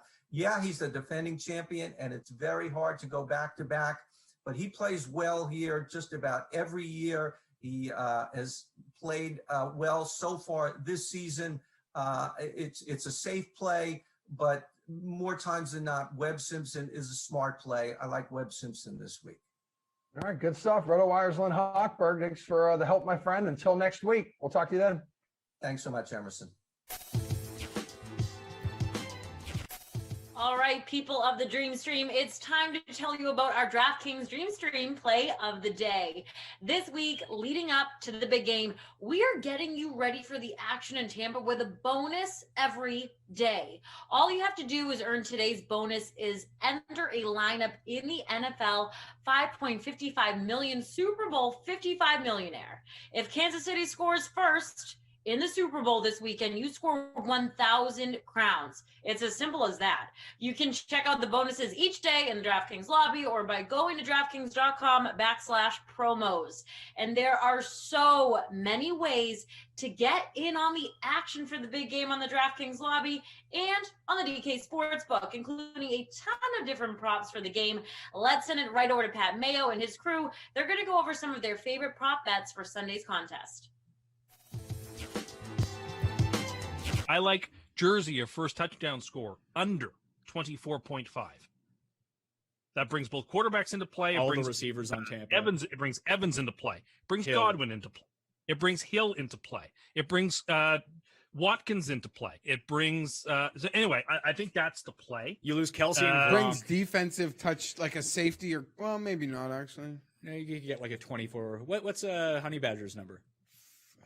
22. Yeah, so you get a few of those. You get a few of those defensive guys. Basically, the under is minus 103. The over is minus 121. I actually think there's quite a bit of value on the under 24.5. So yeah, well, you could. I actually really like this one. So yeah, you have all those receivers on both sides. So basically, you don't have Kelsey, you don't have Brate, you don't have Gronk, and you don't have the running backs. Right? Yeah, and I think what number Hardman wears? 17. 17. Okay. So Demarcus Robinson would not be a part. No, does he wear 11? Antonio Brown, you wouldn't have. Brown wears 83, I think. So Brown, you wouldn't have. Brown's playing, right? I don't think he is. I think so. Yeah, I think he is. He's in all the props. I think he's like. I would rather Brown out so Scotty Miller gets more snaps. And he's under. And anyway, so there's a ton of value with the running QBs and all those receivers at the under 24.5. I actually think that's mispriced. Grab it. I agree with Tim. I like that one, especially because it is the weaker juice of the side. It's a lot of vig on that one. I'm sure he's got like 6 more. Yeah, do you got more? Yeah, let's see here. Pass attempts. I like the under for both Brady and Mahomes. What are they? 39.5 for Brady, 40.5 for Mahomes. You look. It's minus 112 for Brady. That's even over or under is minus 112 either way. It's plus 101 for Mahomes. So I kind of like that play. Oh, what were you just looking at, Jeff? I thought someone knocked on the door. I got tripped out. Did someone knock on the door, Paul? Yeah. Is there someone outside of our door? No, you go figure that out. So what other props do you like, Tim? Number of receptions. I like the under on Travis Kelce, which is under 8.5. Now you're laying the juice on this one. It's minus 135. Well, 137, sorry. But I think it's the play. And I also am dubious about how valuable Antonio Brown's going to be in this game. So I like the under 3.5 at minus 112 on Antonio Brown. That's tough for me if he's a go. Yeah. That's just a stay away for me. I'd be more inclined to bet that over, I think. And Super Bowl MVP. If the Chiefs win, I think it's going to be Mahomes. But if the Bucks win, I kind of think it won't be Brady. I got an MVP long shot, and it's on the Bucks. Therefore, I am going to grab Mike Evans at plus at 30 to 1. And I'm also going to recommend that you grab Godwin at 30 to 1. I feel like if the Bucks win, one of those two receivers will have had an exceptionally good day. If they have the day, Edelman, Brady gets it. A la Deion Branch had. And like Brady has had 2 receivers win MVPs for him. So that seems quite reasonable. And if he has a game like in the NFC title game where he has 3 or 4 picks, he ain't winning the MVP. So somebody else has got to win it. So they're not winning the game. Yeah, if he has 3 or 4 picks, I don't think last they're week winning. with 3 picks. They're not. Oh yeah, then you're going to win every time. Yeah, don't worry. Yeah. Don't worry. I'm sure Mahomes will click the No, but I'm ball just like saying, the if Packers he had- did. Okay, if I he's a little got. sloppy- Can I give my MVP pick? Yeah, and I haven't even thought about it from the Chiefs. But if the Bucks win this game, Leonard Fournette. It's the same thing I said about who I thought deserved credit for when they won the other day in Green Bay. What is the number on JPP? Yeah, you know me. 70 to 1. Yeah. I think it's just havoc because havoc gets caused. Strip sacks, big moments. I think I have a prop over Bucks sacks at 2.5 because I think Mahomes will take a 10-yard loss because he'll just throw for 25 yards the next play. That is a long shot MVP I'm looking at. I think if the Bucks win, it comes on defense, guys. So I think you can play it the other way. Obviously, Mahomes is minus 106 to win MVP. Brady's plus 210. This feels like it could be a weird Chiefs defensive guy 2-touchdown game, especially if the score, that's like 2, or even someone like Hardman like the Carolina, with a return touchdown. Or who was Seattle? It was like that safety. Jackson, wasn't it? No, you're thinking like the last Tampa. Brown. Dexter Jackson was the safety for Tampa. Larry Smith won it for Dallas. That was ages ago. Larry Brown. Brown. And yeah, we had the safety last time, so you're not Ray wrong. Lewis won it as a defensive because player. if your score shows up, you're getting those Brady. That's the whole. That is the whole thing. Then you're getting that party where someone gets 2 of them, and that lead, then they're the MVP. Then you have that road.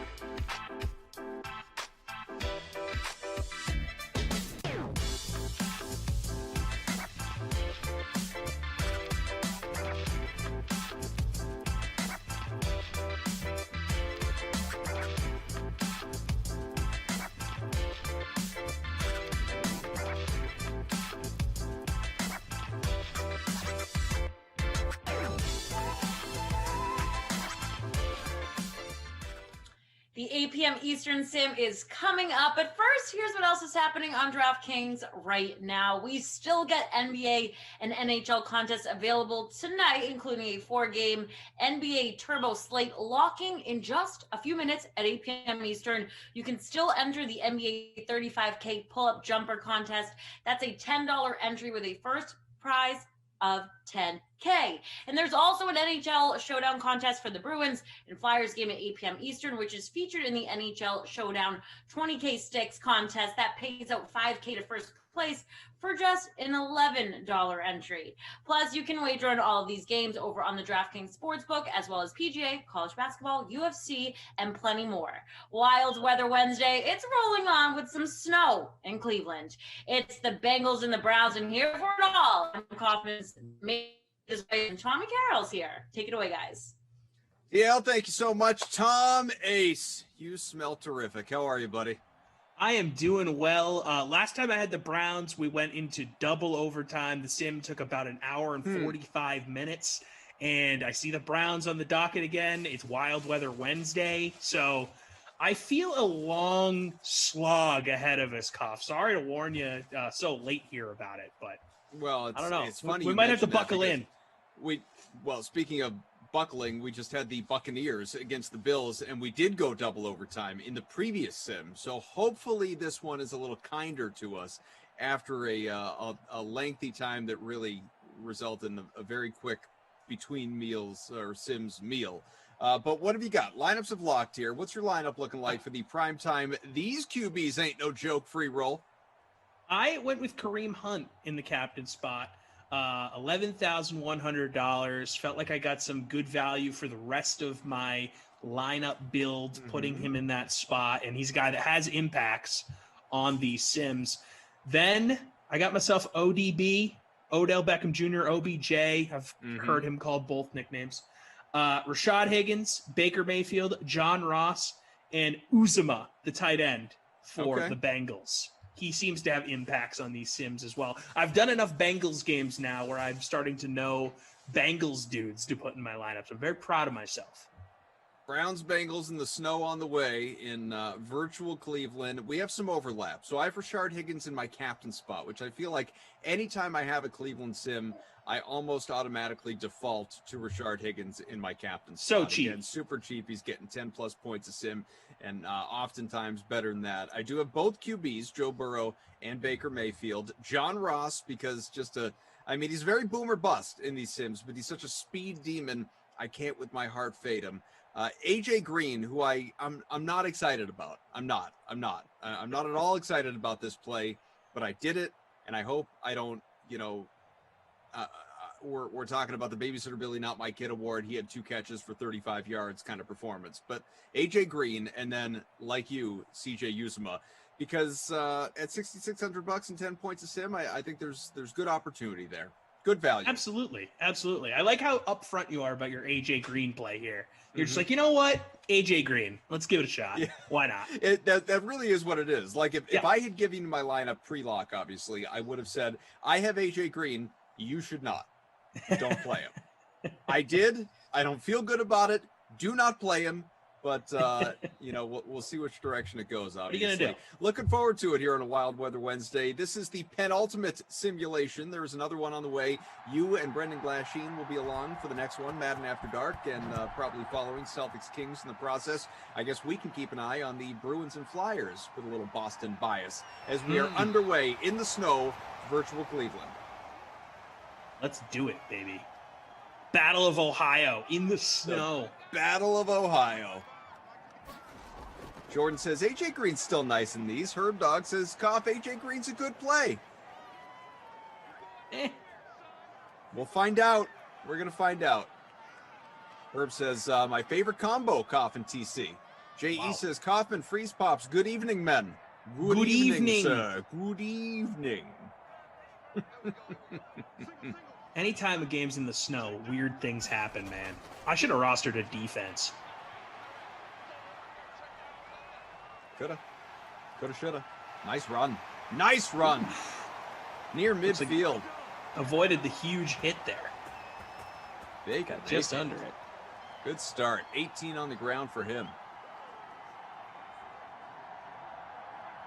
See if Nick Chubb gets involved here early. He's in a lot of your lineups. Finished 16th in the happy hour sim previous to this one. Oh, there you go. How things go out of the 181 entries in the prime time. These QBs ain't no joke free roll with Tom Carroll. I'm Adam Kaufman, Jim Tate, our great Game Ops crew, producer Mike, as well as Tate, or pardon me, as well as Drew. Tate on Game Ops, Drew, our technical director. I would never disrespect you, Drew. I love you. Come on. You know that. 1st and 10. There's your guy, Kareem Hunt. Didn't get a lot. In fact, he only picked up 2. An early touch, though, that's a good sign for more touches to come. I like that. I'll take it. I support it. I will take the early touch. So how you feeling? How you doing? How you doing here midweek, a few days out from the Super Bowl? I'm just so ready for the Super Bowl to be here. Like, why can't we just have Super Bowl Thursday night football at this point, right? Like, come on. Enough of the lack of pomp and circumstance, I should say, for 2020. Let's just get this game over with. We all want to see it. It's Brady and Mahomes. I'm sick and tired of waiting. Let's go. What, like, we're supposed to just sit around, twiddle our thumbs? Our guy Moose, right along with you. He said, I want this game to be played tomorrow. Yeah, I think it's this especially because there is no Super Bowl week. It feels like dead.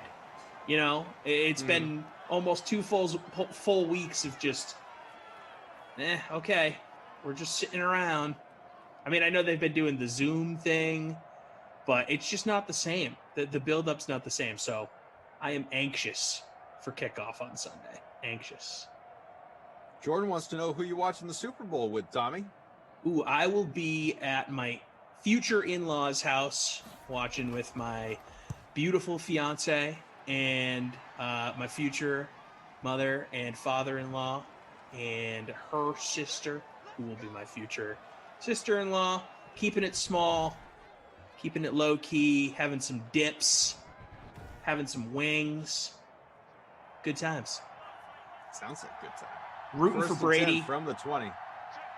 At least I will be. They're St. Louis people, so they don't really like Brady because, you know, that whole Super Bowl thing where he beat them. Yeah.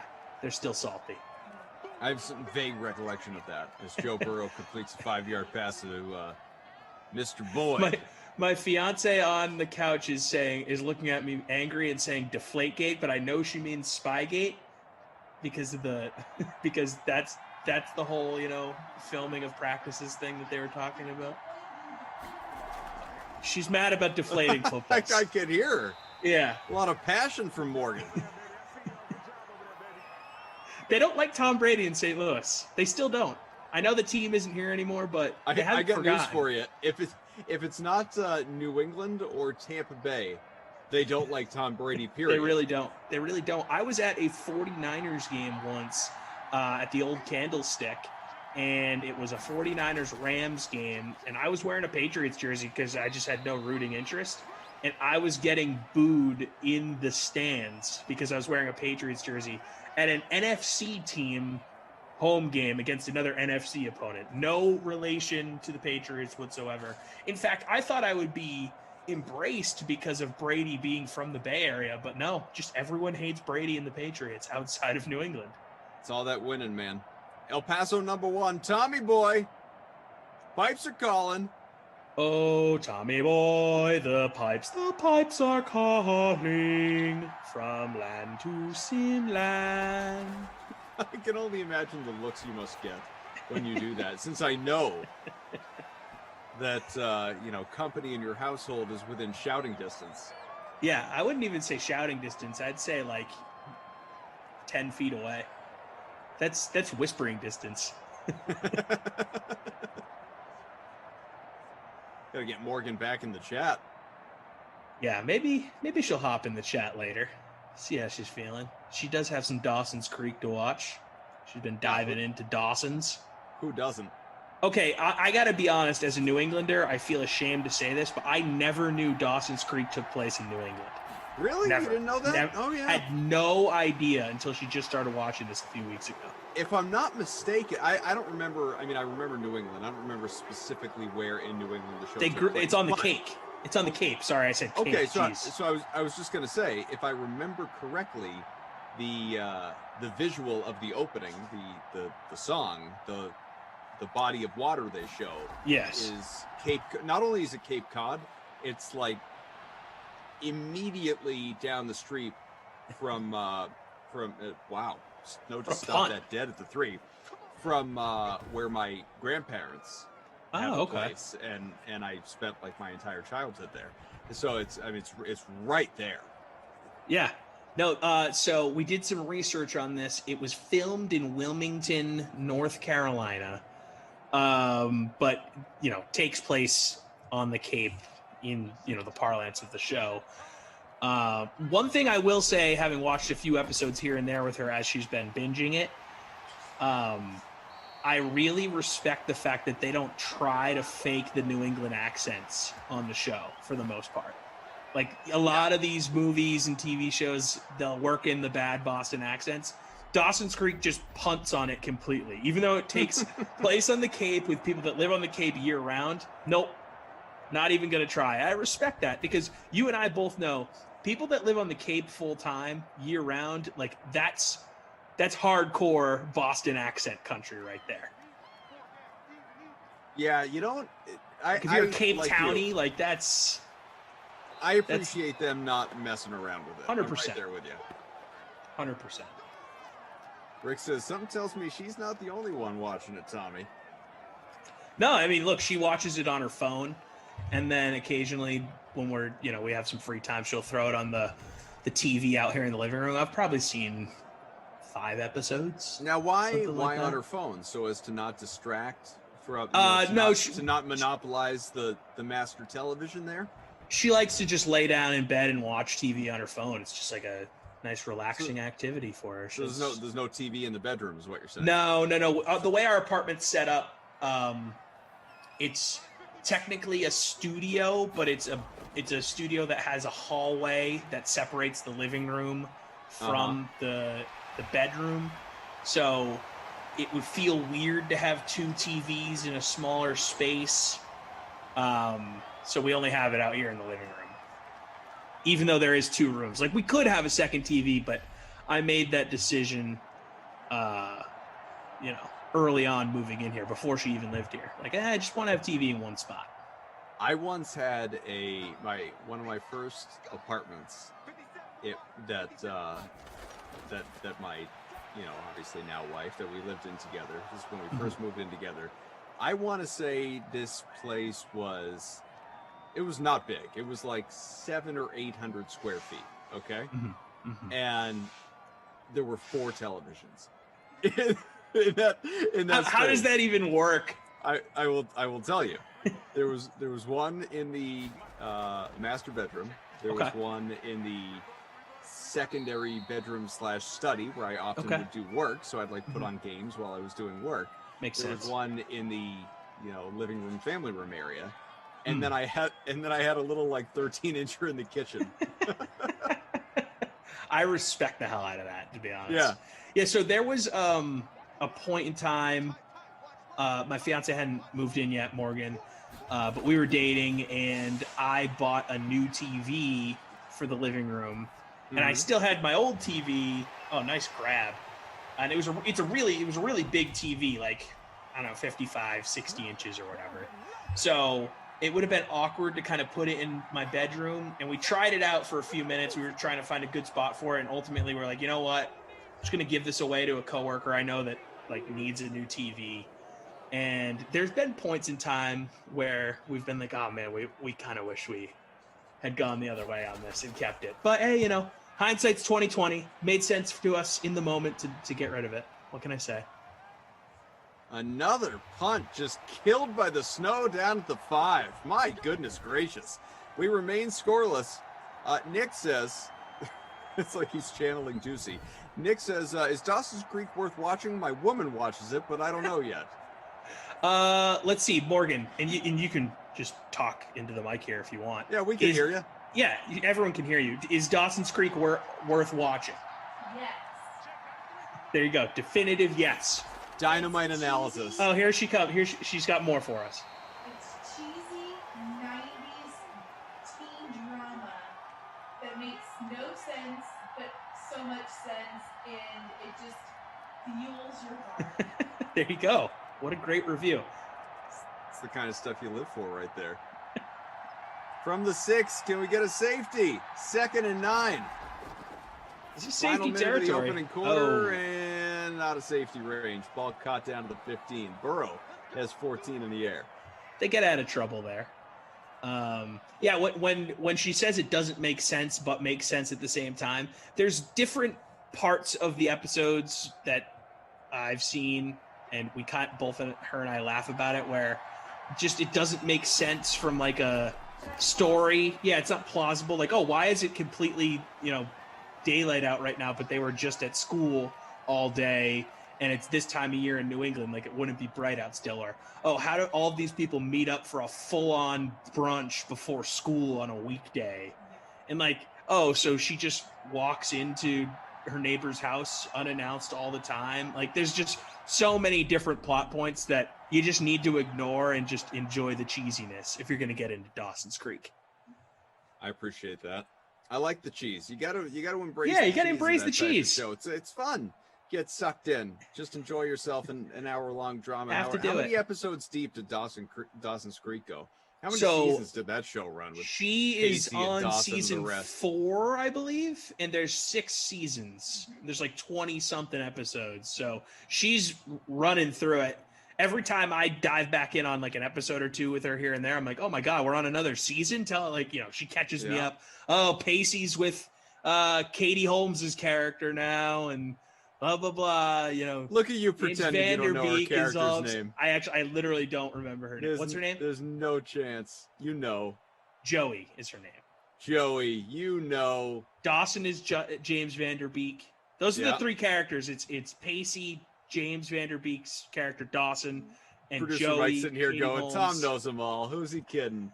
He knows them all. I You could don't. break down Pacey's life story right now. Here's Tell me, one of my issues with the show though. So there's like 5 different blonde girls that all look basically exactly the same, and Okay. I have a hard time when I pop in here and there, kind of remembering who is who. So like anyone else that feel was a he's weird really cast. he's really weird emphasizing casting the decision. pop in here and there aspect of this story? Look, I don't because I don't want to be pigeonholed as some sort of expert on the show. Oh, okay, all right. I don't want people to A come to me as an diehard. authority A on this. diehard when I authority don't figure have on the answer. I don't have the answers. So guys, I was sitting back and I'm watching the creek. You wouldn't believe. I got to tell you how Pacey landed here after the minor league hockey career didn't work out back there under Bombay. Here's what went down. Oh, okay. And this chick Joey, oh, you wouldn't believe this. Yeah, eventually she marries a movie star. Guy's name's Tom something. But before that, oh, this love triangle between this guy Pacey. Yeah, I think he had a wacky dad, got involved in science or something like that, and then that Vanderbozo. He was what? Wasn't he in the Jay and Silent Bob reboot? Yeah, that's where I saw that Vanderbeek guy. Oh, that Dawson. Look, man, I wish that I was hiding something, but unfortunately I am not.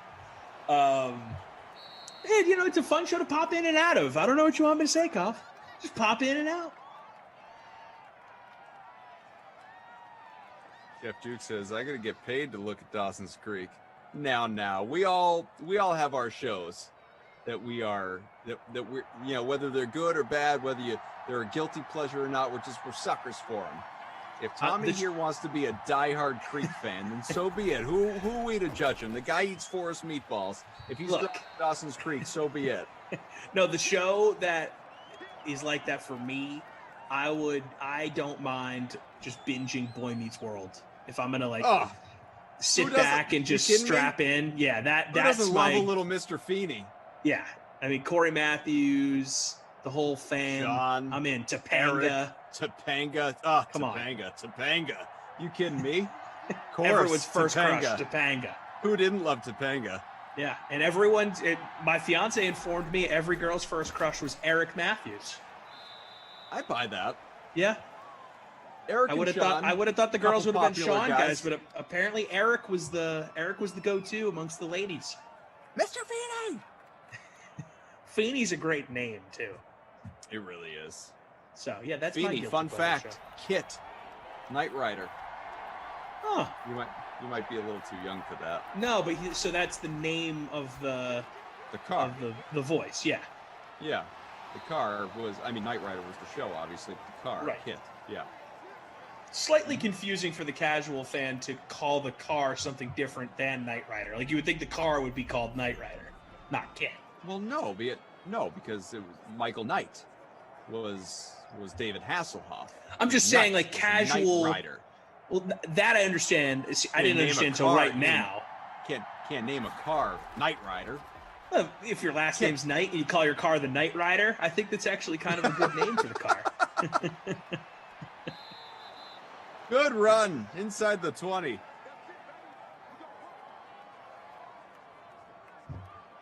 I don't know.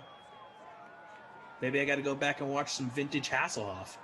Must be over here, and I see what you did there with that username. Don't think you're going to get me. I'm not Glash. Everybody loves Raymond. BK is Ray Barone. BK Ray. I cannot tell you I've ever seen an episode in full of Everybody Loves Raymond. Just never was on my radar. No. I'm just surprised that I'm not at the time, but I mean, it's in syndication. I feel like it's still all over the place. Never stumbled upon it. That's sort of a big hole for me. How about that? And he plays a sports writer on the show, I believe, too, which is you would think, being in the sports world, I'd catch an episode, but no. You would never. think. Nope.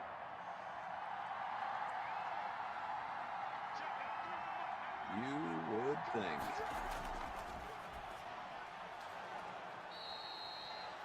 Caught inside the 10. Burrow up to 59 passing, out to the 9. A first and goal on the way. We remain scoreless here, a little more than midway through this second quarter. My guy, AJ Green, third catch. Hey, there he is. Check where I am. AJ Green. AJ, how's it going? I am in 170th. AJ, how are you? It's amazing how poorly I do in these. Don't beat yourself up. It's remarkable. Jordan says, I've seen a few random episodes of Raymond. It's okay for a sitcom. Yeah, no, that one, never seen an ep. Trying to think. Blanking. Lopez? Mario Lopez? Mario Lopez? No. George Lopez. Okay. Never saw George Lopez's sitcom. No, I never really watched that one either, but I'm not a big George Lopez guy. I just never found him particularly funny. It was on after some show that I used to watch, and I would enjoy the theme song, but then I would eventually turn it off within the first minute or two. That ball's caught just shy of the end zone, down at the 1. So close, Mr. Mixon. No, Gio Bernard, 2 for 13 now. All right, Gio. Not someone I considered for my lineup. Just felt like I was spending a little too much on the. I mean, I was looking at him for captain spot. Felt like a little rich for that spot for me. Yeah, Uzuma here. Give me a little Uzuma. Uzuma.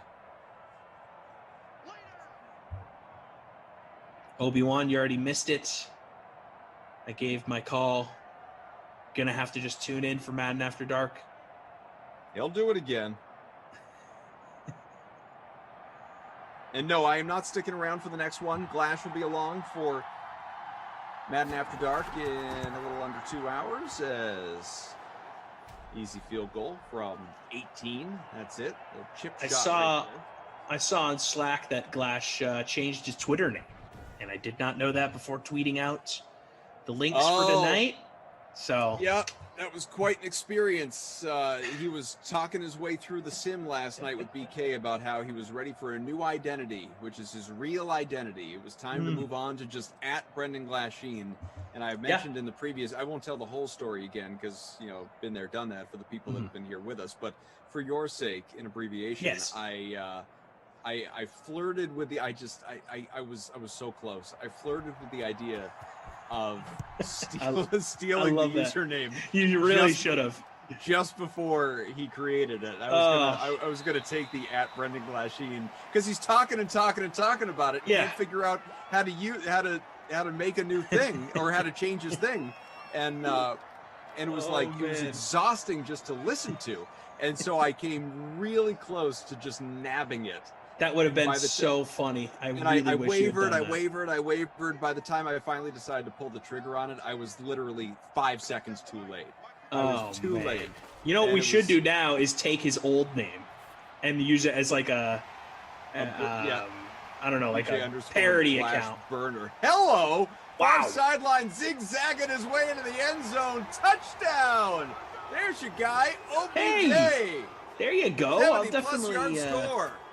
Definitely pop up the rankings there, hopefully. That'll help a guy out for sure. There we go. That was a big-time touchdown. Jeez. Baker. That is a big boy score. I will take that. You don't see that in the snow all that often.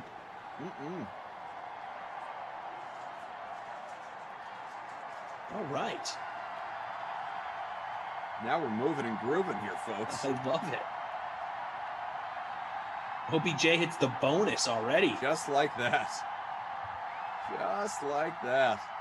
That is an early bonus. Here we go. I'm in 74th. I'm back in it. He's back like you read about. I'm back, baby. I am in 112th. Not great. CRB, not a car. CRB. 56-69's in front by about 3 points. Beckham in the captain spot where he's got north of 30. Burrow, Mayfield, Bernard, Uzuma, and still the Browns DST hanging on here. Charlie Chaplin's cooking happy because he has OBJ in his captain spot. Flame emoji. Good for him.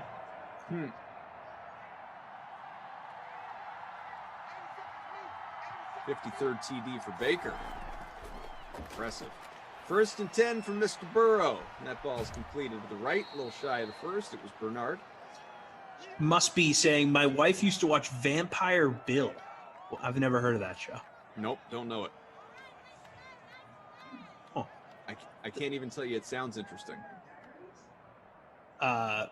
Fiance Morgan asking maybe Vampire Diaries. The whole vampire thing was huge in like 08, 09, 10. Remember True Blood? You had Twilight. There was a whole big vampire thing.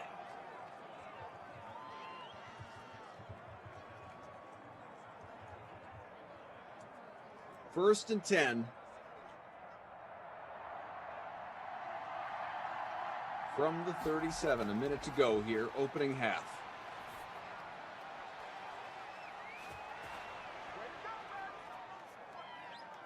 So if you're wondering, Freeze Pops, why you're seeing numbers in the chat. Yes. There was a question in the last sim. We set the over-under at 3.5 on number of times that we would hear you say the word fiance. Look, you have to say it or else you're going to start saying girlfriend again. And you hit it in the opening half. There we go. On the nose. I'll say it again. Fiance. I think, now you're going to be like self-conscious about it. No, honestly, so there'll be an awareness, but I feel like we need to set the number the next time. We'll give it a waiting period, and we'll set the number at something. 3.5 is too easy. That's low. I shouldn't have supported 3.5. Look, especially because you were asking a lot of Morgan questions. She's sitting rarely close to me. Like, she's usually not on the couch while I'm doing these sims. So, bad time to have a low number there. Like, that was an easy over if you knew the layout tonight, for sure. Well, if I had set, like, if let's say the number had been like a dozen. Yeah. Then it would have required a little bit more effort, obviously, and could have been fun because we could have asked really Morgan-centric questions. Yes. just to really drive it up. Yep.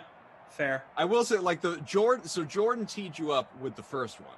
Jordan teed you up with the first one. That was I neglected to even count it because it was a direct, question about your family, and so it just felt like a gimme.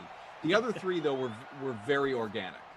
Yeah. So I'm glad that those happened right along the way. Pretty easy. Jordan says, we easily could have got to 7. No question.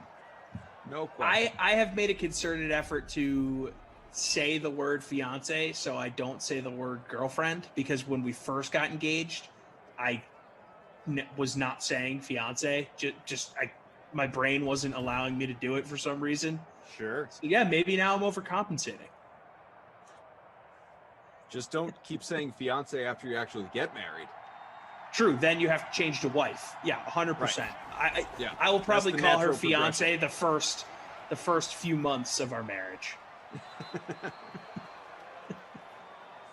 That's the natural progression. That's right. Or as Ducey has taught us, why even put a label on it? Why say girlfriend or fiance or wife? You're a woman. Yeah, that's what Tweak says. I guess you'd have to run that by your gal before you just start referring to her as your woman. Alana says Jared introduces me as his first wife. Nice. Like your style. This is the first, Mrs. Kilgore.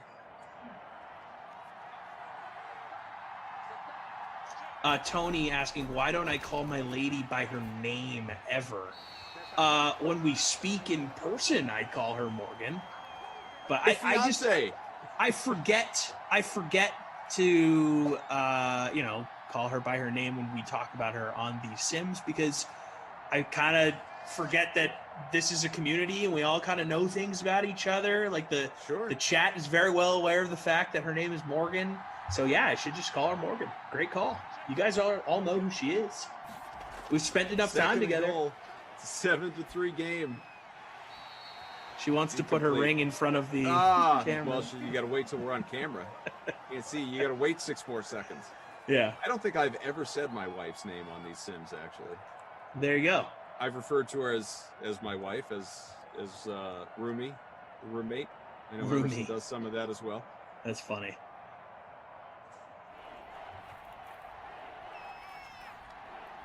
Third and goal. Fiance Morgan is leaving the room, guys. She's going to the bedroom, and then she's going to take a shower. So she's going to be gone for a while. And then everyone say bye to Morgan, my fiance. Does she want to step in front of the camera real quick? No, she definitely does not want to do that. She definitely does not. Tony says, hello, Morgan. No, say bye, Tony. She's leaving. Then it will be time to snuggle on up in bed with a little Dawson's Creek on the phone. That's exactly what she's going to do. Going to take a little walk on down to the creek and hang out with Dawson and Joey and Pacey and the rest of the gang. 7-6 game. Bruce says, still getting married, huh? Even after she found out about the forest meatballs. Yep. Still together after the forest meatball story. Surprisingly.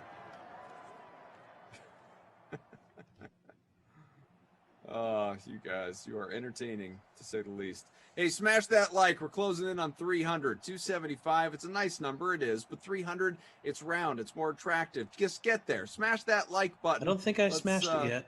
Yeah, there we go. Well, let's offer a little bit of support. We'll see it climb by 1. Hit that like, huh? Got it in there. Nice. There you go. There you go. I see it. I see the one light climb. Let's keep on going. Mixon 7 for 16. 4 for 22 for Chubb, 2 for 22 for Burrow. Those rushing numbers, obviously. We will look at the receiving numbers. AJ Green, my guy, who I was reluctant to play. 6 for 64, pacing toward a bonus. 3 for 21 for Boyd, 3 for 24 for Ross. The man of the hour, Odell Beckham Jr., 2 for 101 and a touchdown. How good has he been? I gotta check where I land in the contest with Odell Beckham in my lineup. I'm in 84th, so he's been great, but has not vaulted me towards the top yet. But I mean, you got to be happy if you got 21.1 in the flex. Probably killing it if he's in the captain. So yep, 31. Great stuff out of him. In the captain spot, where he is 8.8% owned. He is about 54% owned overall.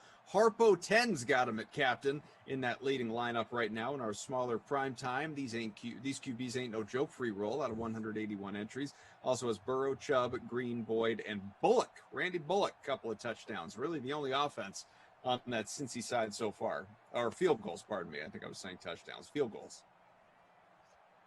Lana K asking, hey, Tom, how did you freeze pop the question? Ha ha. Yeah. Nice.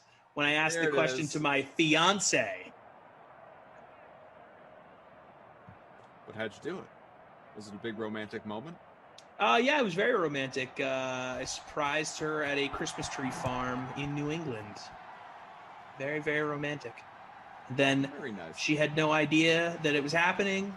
We went back to my parents' house to have a nice meal, and boom, her parents and sister were at my parents' house up in Rhode Island. Double surprise.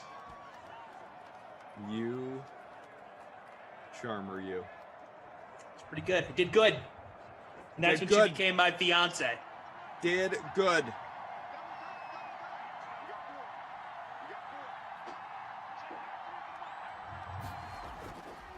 Have you guys decided when the wedding is going to be? Yes, we set a date. It's going to be October 22nd, 2022 in Providence, Rhode Island. Ooh. Yeah. Like? Omni Hotel. Be there or be square. Is that an open invitation to the Sim fan, then? Absolutely not. There will be bouncers. If you try and crash my wedding, you will be removed. Front of the bar, back of the bar. Oh, God. 2nd and 7 from the first and 10, pardon me, from the 49 now after Ross with his third catch has almost 40 yards. Listen, I don't expect an invite to your wedding. I'm not going to pretend that we're that close. Okay. But yes, I do think Glash and I may come and not try and get in. You don't need the bouncers. But we're going to be in the lobby broadcasting a sim. And that's such a good idea. I Live from every Tom single part of Carroll's wedding here in Providence, Rhode Island. Smash that like button if you like Freeze Pops and fiance Morgan becoming the wife. 100%. Yeah. Touchdown, Tommy. We brought a microwave. Everybody's excited. Yep. All in. All in. I'll sign the permission slip on that one. That's good stuff. It's going to be great fun. I just got to make sure they have good Wi-Fi for you guys. El Paso #1. I'll crash, but I will not be removed, as I will be removing the bouncers as an MMA fighter. Oh my God.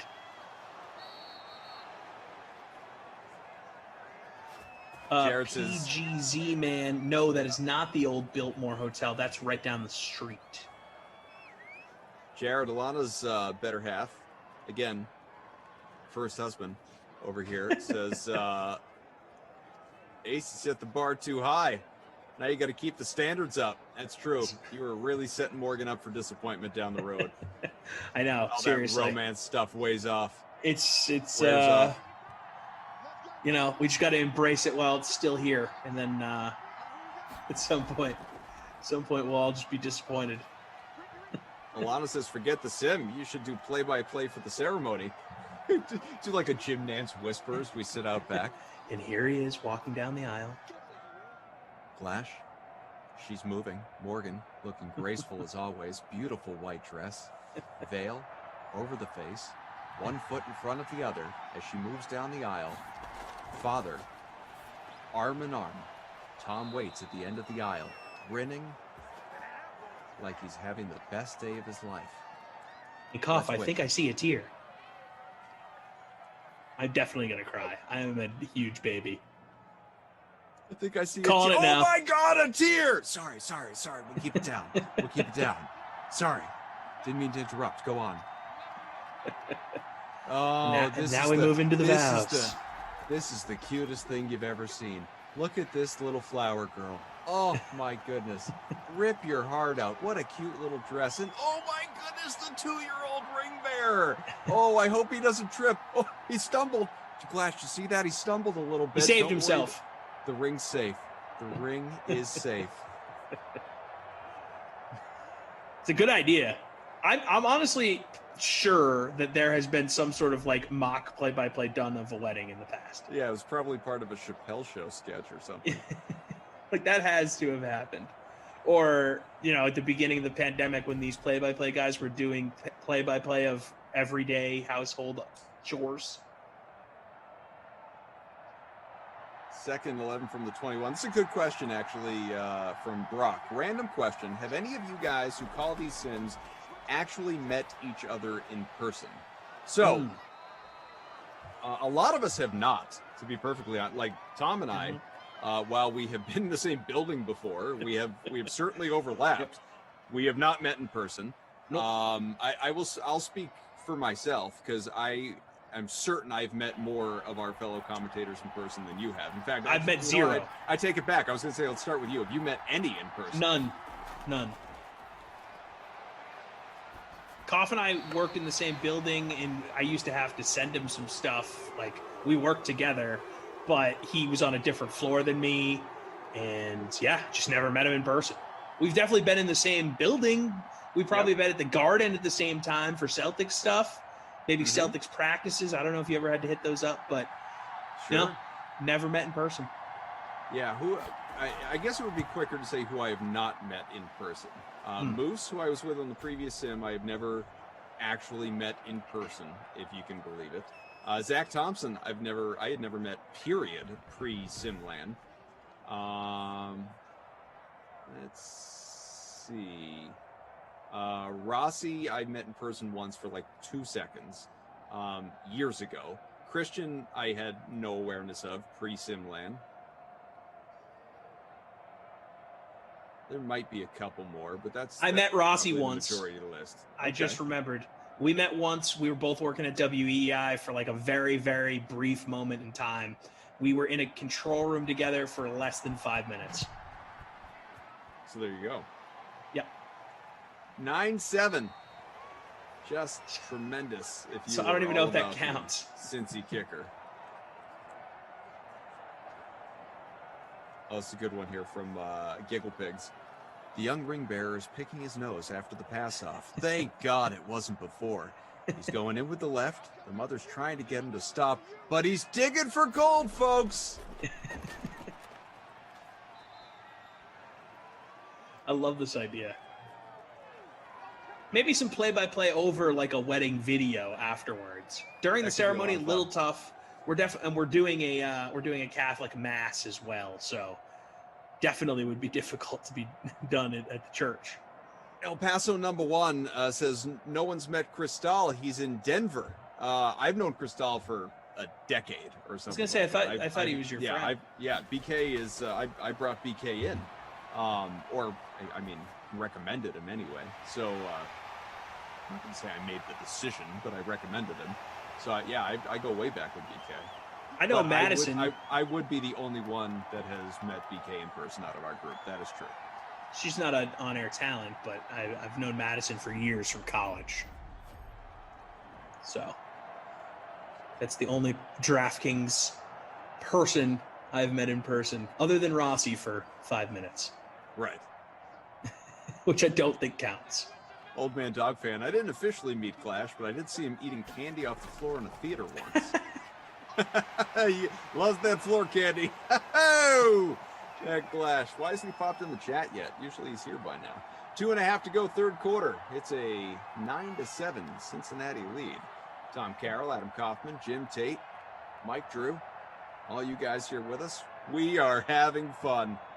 Alana says you should just sim the mass. Yeah, let's put it up in front of the people. Do a full-on play-by-play. Can you make a DFS lineup? That would be hilarious. Who's a good value play today? Again, I'm going. I can't help but ignore the flower girl. The flower girl it feels like a strong value play. I feel like putting the flower girl in my captain spot.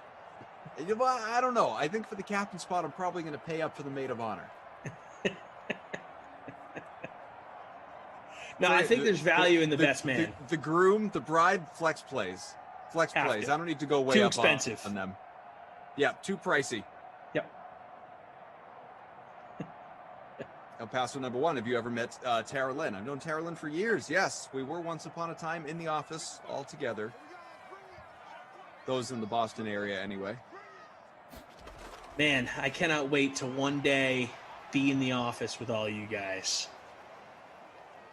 It'll be a time, man. What a time to be alive. It's going to be epic. I'm looking forward to it. A surprise punt. The organist. Oh, strong.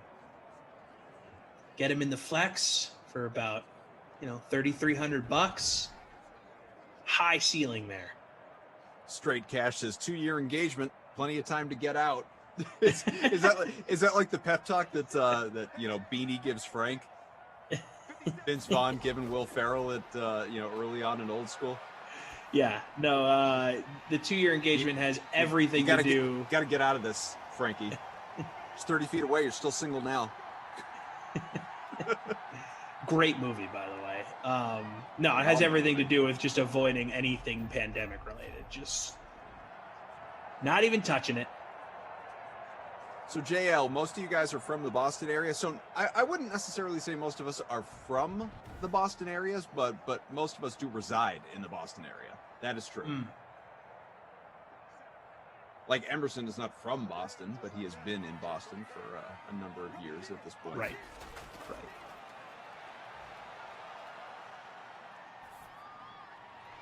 When your company's headquartered in Boston, you're going to see that. Hello. Wow. Kareem Hunt. Wow. First of I'll the take day that. after pushing off a defender. Get off me, child's play. Love that. John says 7-year engagement here, married 2 years. John, I can't help but ask, what was the wait? Wow. 7 years. Just couldn't get a venue. See, that's why we're getting way ahead of it.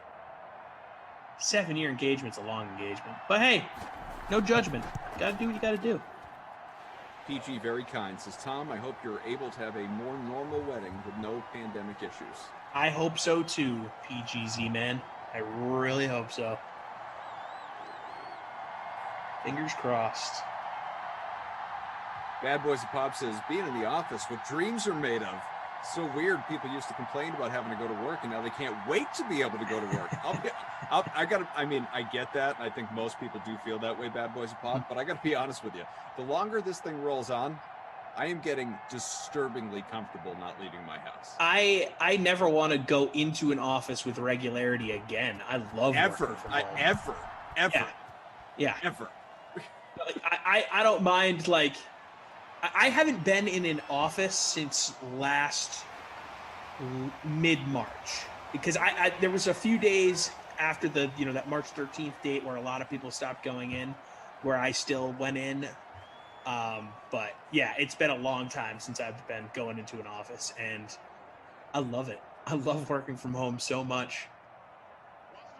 And look, there are aspects of going in that are nice, and I'm talking professionally. I don't mean obviously the community of it and seeing coworkers and being around other people and adults like that part, the socialization, that goes without saying. So I'm not even including that. I'm talking strictly professionally.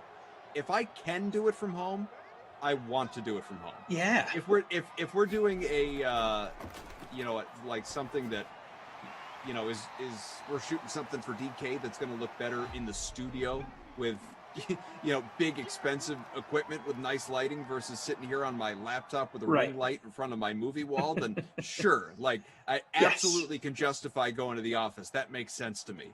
But if it's just a quick little audio recording that I've got essentially the same tech that I can do right here on my laptop versus going into a building, do it up right here. Right. Yeah. I'm with you. WFH, man, work from home all day. What it's all about. All about. I love it so much. Yeah. Very comfortable. Green 7 for 71 through 3. Bonus is absolutely in play. Your boy. Good My roster boy. by you. Yeah, accidents do happen. JL says, "Cough, that lighting is great right now." JL is kind. So kind. Bad Boys Pop says, "Cough, I think people miss the snacks. Just renting out a meeting room once a month to get together, let people get the snacks." It's not like we're gonna hug and high five anymore. How long do you think it's gonna be before we're hugging people? You know, that embrace that when you haven't seen a buddy or a coworker in a while, or hell, maybe you're the type of person you like to give out a hug on the daily when you go to work. How long is that gonna? I mean, the handshakes, the pounds, the high fives, sure, but like even beyond that, the hug. The get up in your space. I think it's going to be a while. Hug. It's going to be a while before the world is doing a lot more of that, which is, it's sad, but we're getting there. I know people that, like, before this thing even got to where we are at, I know people that were saying, like very, very early on, before the like full on shutdown, numbers getting crazy, and obviously like all the talk of and reality of vaccines, like even before the sports shutdown of like the first one, where people were saying like, I don't think I'm gonna shake hands anymore. I think the elbow bump that's the new thing for me. Here's my and not to harp on this too much, but like the whole elbow bump thing, like there's no, if you're not gonna shake hands, there's no reason to elbow bump. A little wave, you can verbally give the whole, like the elbow bump thing is lame. I'm sorry, I'm out on elbow bumps. No, I'm out on the elbow bump too. Like, is it so important that we have like we can't hug, we can't high five, we can't shake hands? Is it so important that we do have contact that we need to bump elbows? Yeah, not get to out me. of here with that. No, if I'm sir. not shaking your hand, I'm not elbow bumping you either. Fist bump, yeah, fine. But if you're not fist bumping or hand, shaking my hand, nah, you're not getting my elbow. I'm with you. Elbows for me. It's for me. It's for this guy.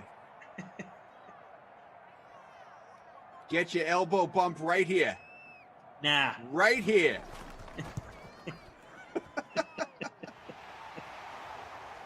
Oh, gracious.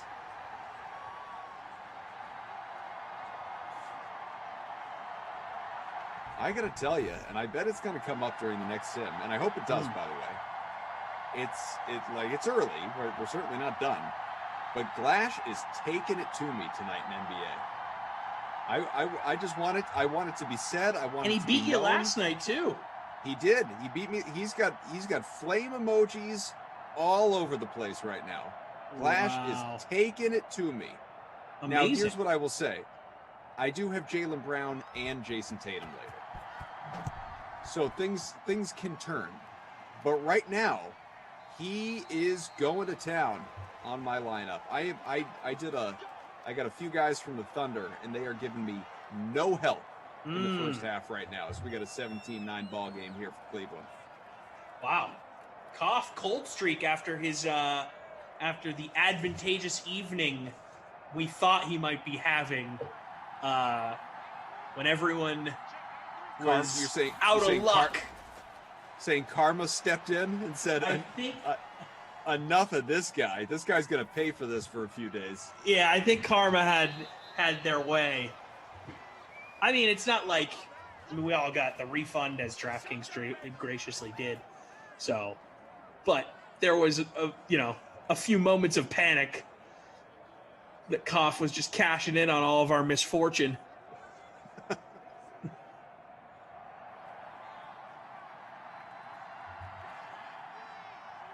Good for him. I'm proud of him. You're like a proud father, you said on Twitter, right? Like a proud pop. that he was actually taking the time to put a video out on social media. Oh, that was funny. He texted that video to me before he tweeted it. Did he really? He was that excited. Oh, I love that guy.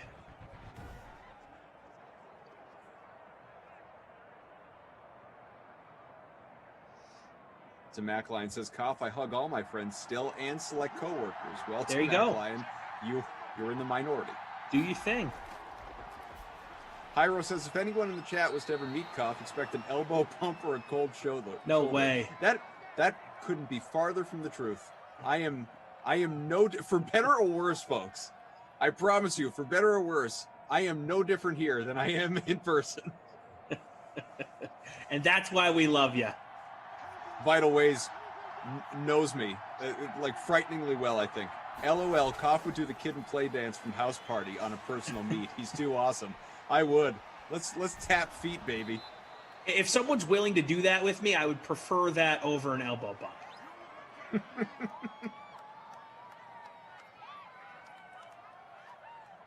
Lucci says it's funny because Glash was crying so much that day, and he still is. I think Koff is letting him win so he can punish him. No way. No, I wouldn't. Absolutely I not. would. I would continue to beat his teeth in just to prove a point. So I promise you, like, he has beat me fair and square. It's the and that's the same way that I parent, by the way. I was like, just going to say, Koff is the dad that's going to beat you in 101 until you can beat him on your own.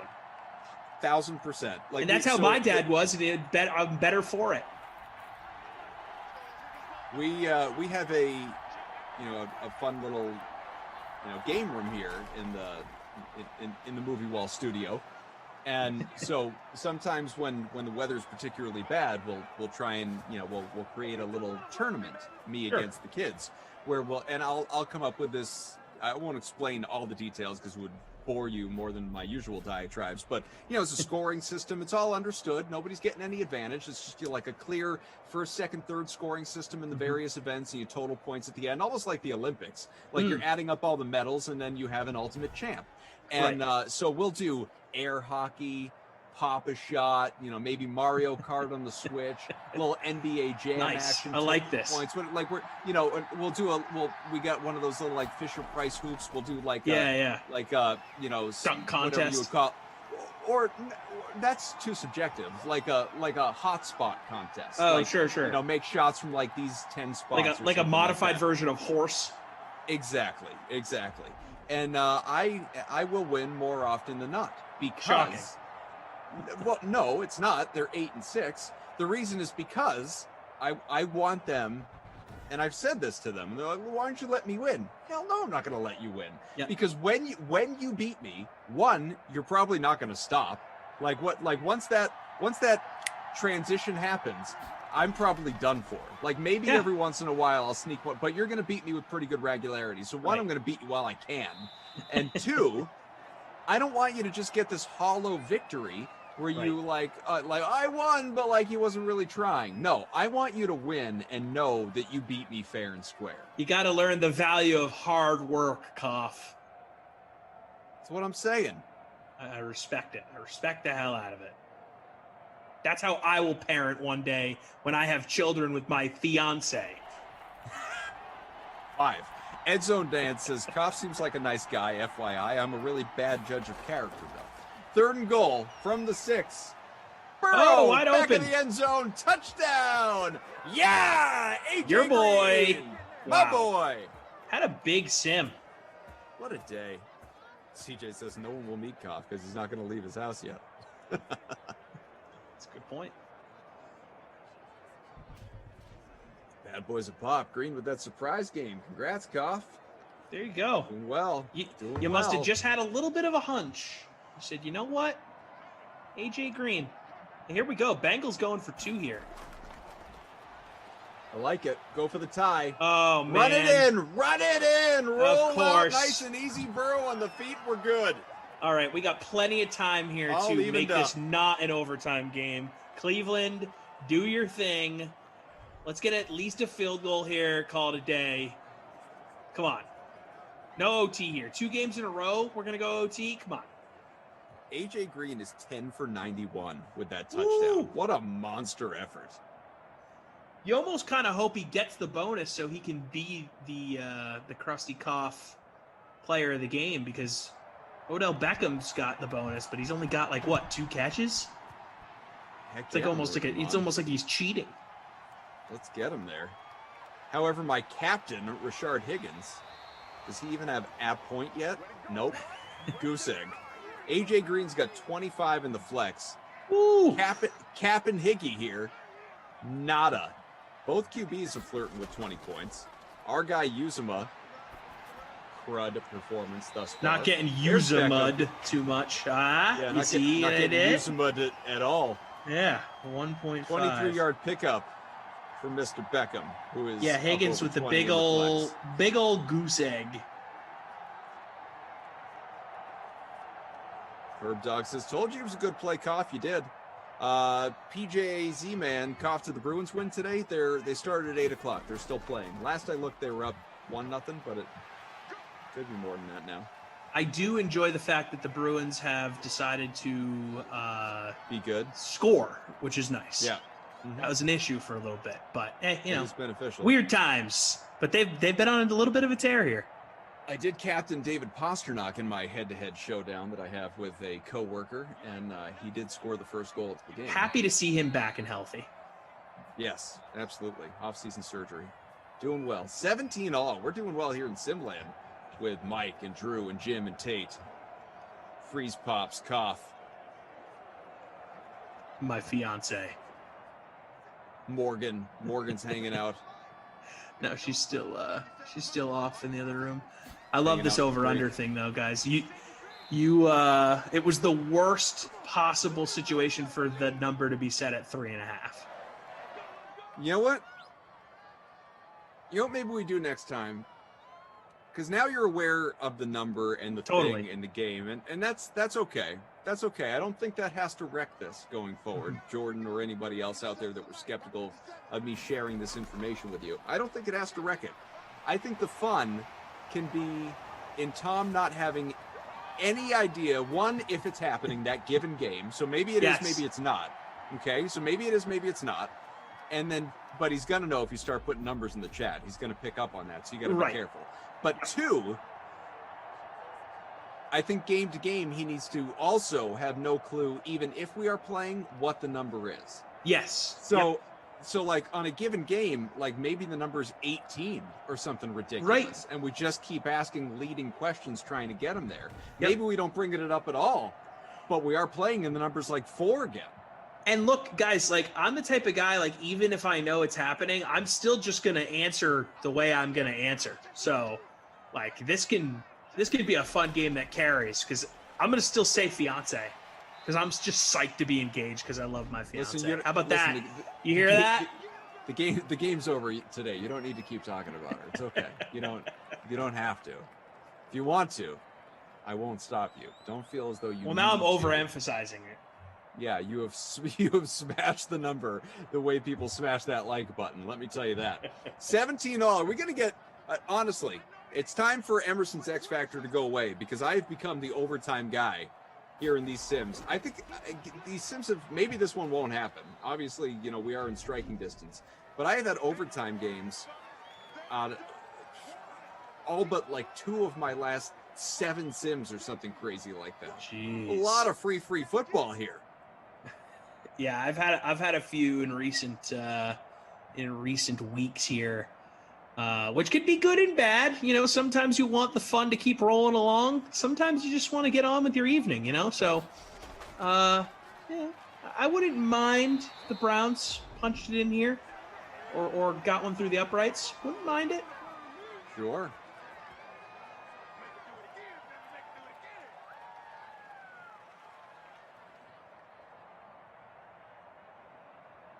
First and goal from the 9, 57 ticks left. The Bengals out of timeouts. The Browns have themselves all 3.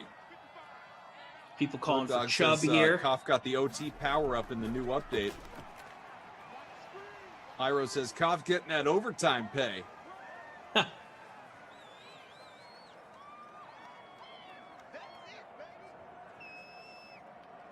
Jordan K, I would mind 4 overtimes.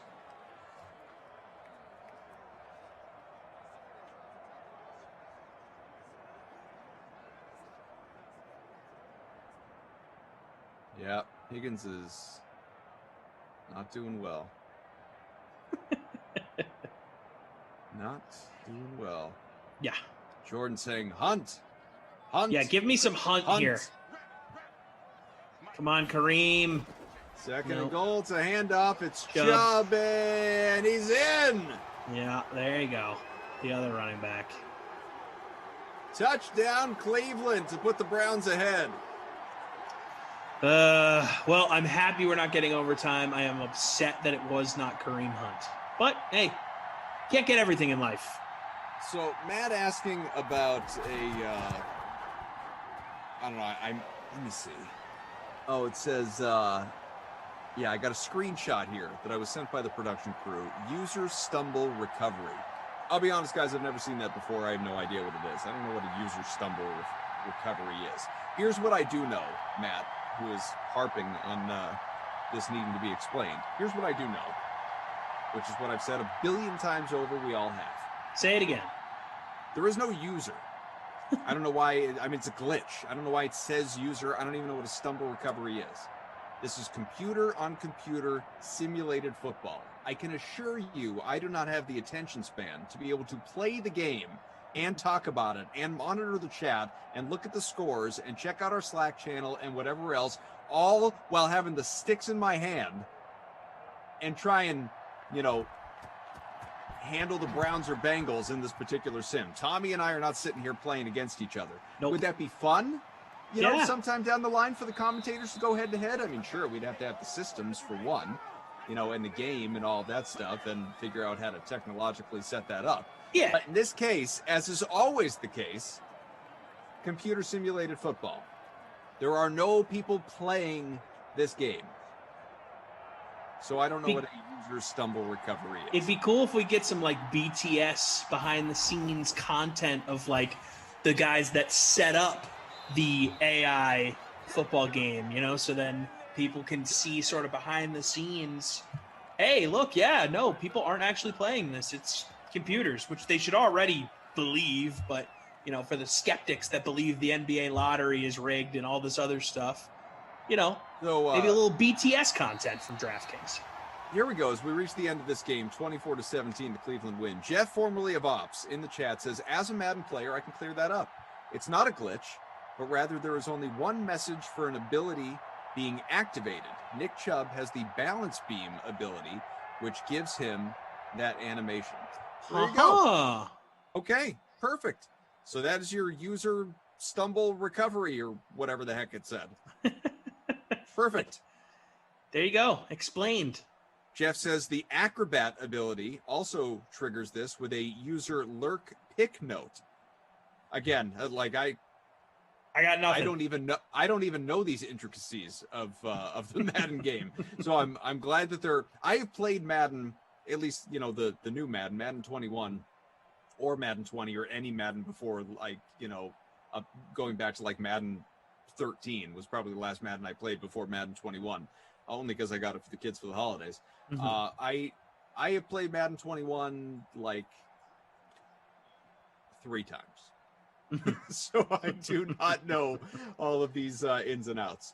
Beckham, 4 for 135, a touchdown. As we know, Green had a tremendous game. AJ Green. It was 9 for 90 plus. Spot.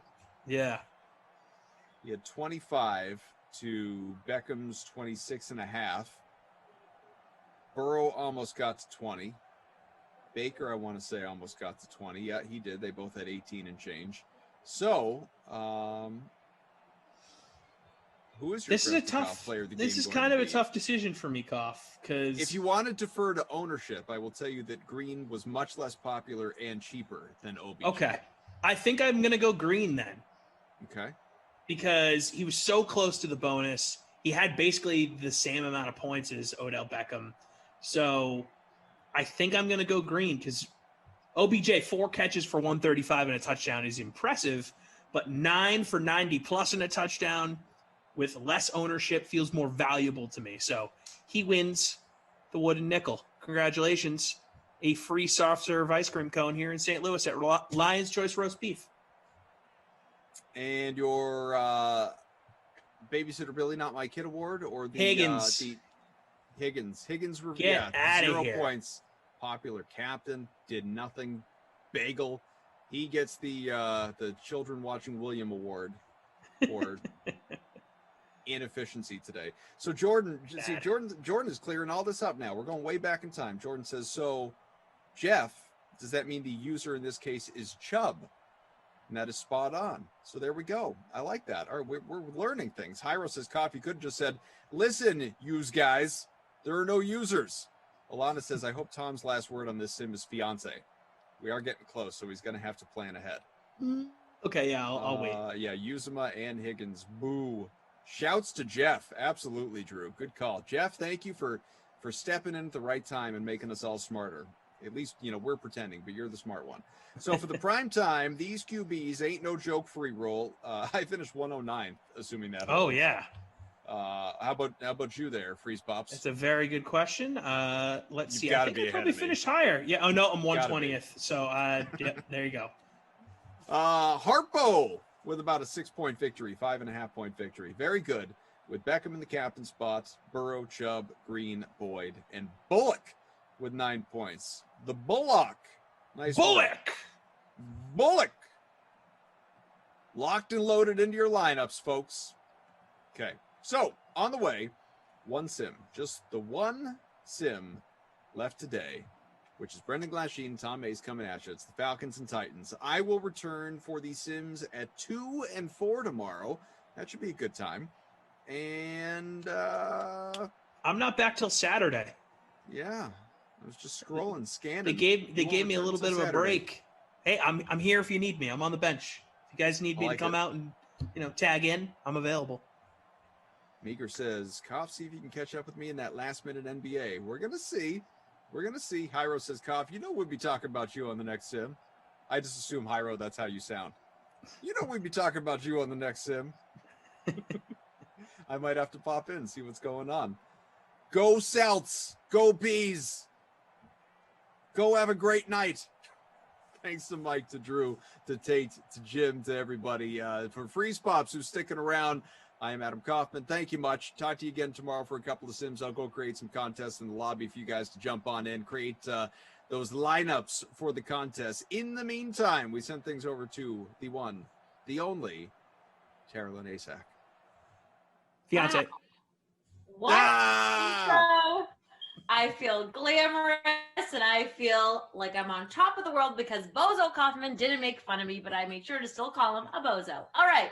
Madden After Dark is coming up at 10 p.m. Eastern as we wrap up our Wild Weather Wednesday triple header with some wind in the Music City.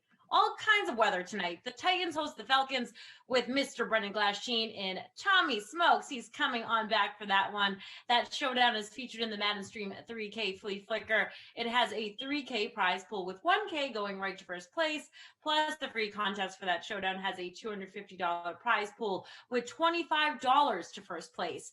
Head over to the DraftKings lobby to get those lineups in now. And while the NFL, it's getting ready for their biggest game of the season this Sunday. The PGA Tour is gearing up for one of their top tournaments of the year in Arizona with the Waste Management Phoenix Open. Here are our dear friends, the Tour Junkies, with their preview of the tournament. And definitely in terms of betting, you got plenty of betting offerings on DK Sportsbook. Love the betting offerings. Yeah, for this event, for the Saudi event, obviously for the Super Bowl. What are we even doing here, people? But let's talk about golf. Let's talk about the Waste Management Phoenix Open and our betting early thoughts on a Monday. Now, me and Pat like to talk about, I don't like betting on short odds in golf tournaments because it's golf. It's the most variable game on the planet. The best players don't win most of the time, okay?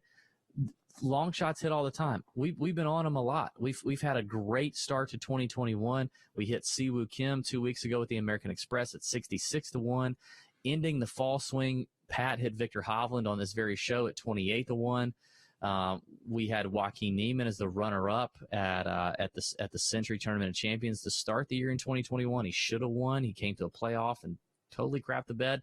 Last week we had Ortiz and Adam Scott, who had a chance and just totally crapped down their leg for Patrick Reed to win by 5. We've had a good run. So let's talk about the shorter names, the shortest odds that you would look at, Pat, on the sports book side for DraftKings. Where you going? Who you looking at?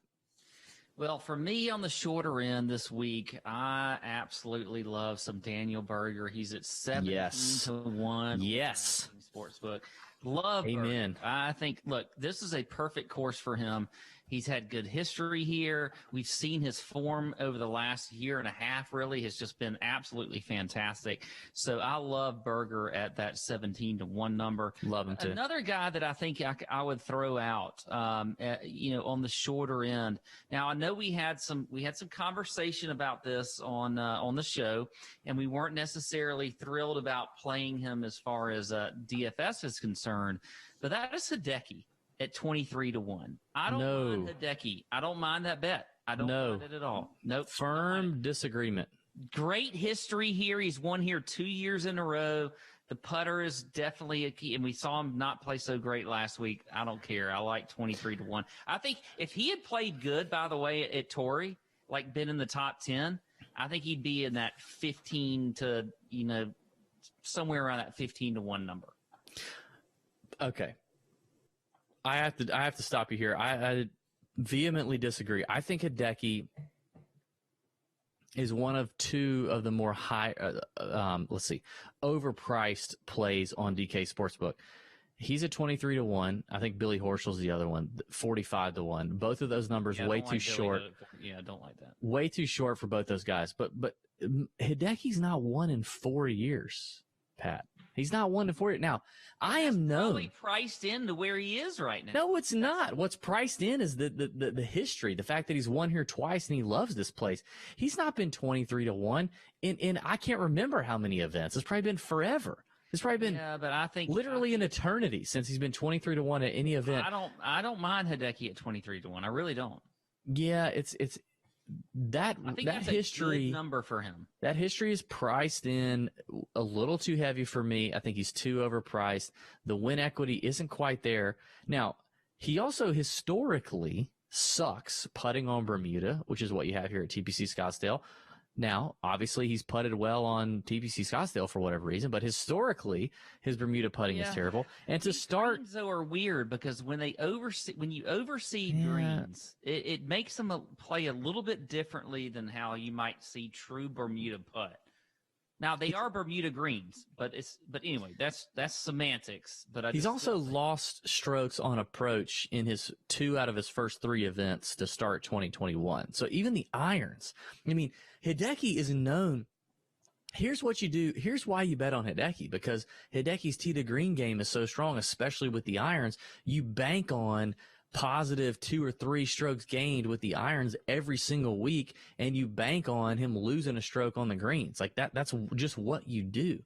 But the fact that 2 of his 3 events to start 2021, he's actually lost strokes on approach, I don't love that about Hideki. The 23-1 number I don't like. Now, in terms of DFS, we'll see how it shakes out in terms of ownership leverage, but 23-1 in terms of outright win equity, hate it.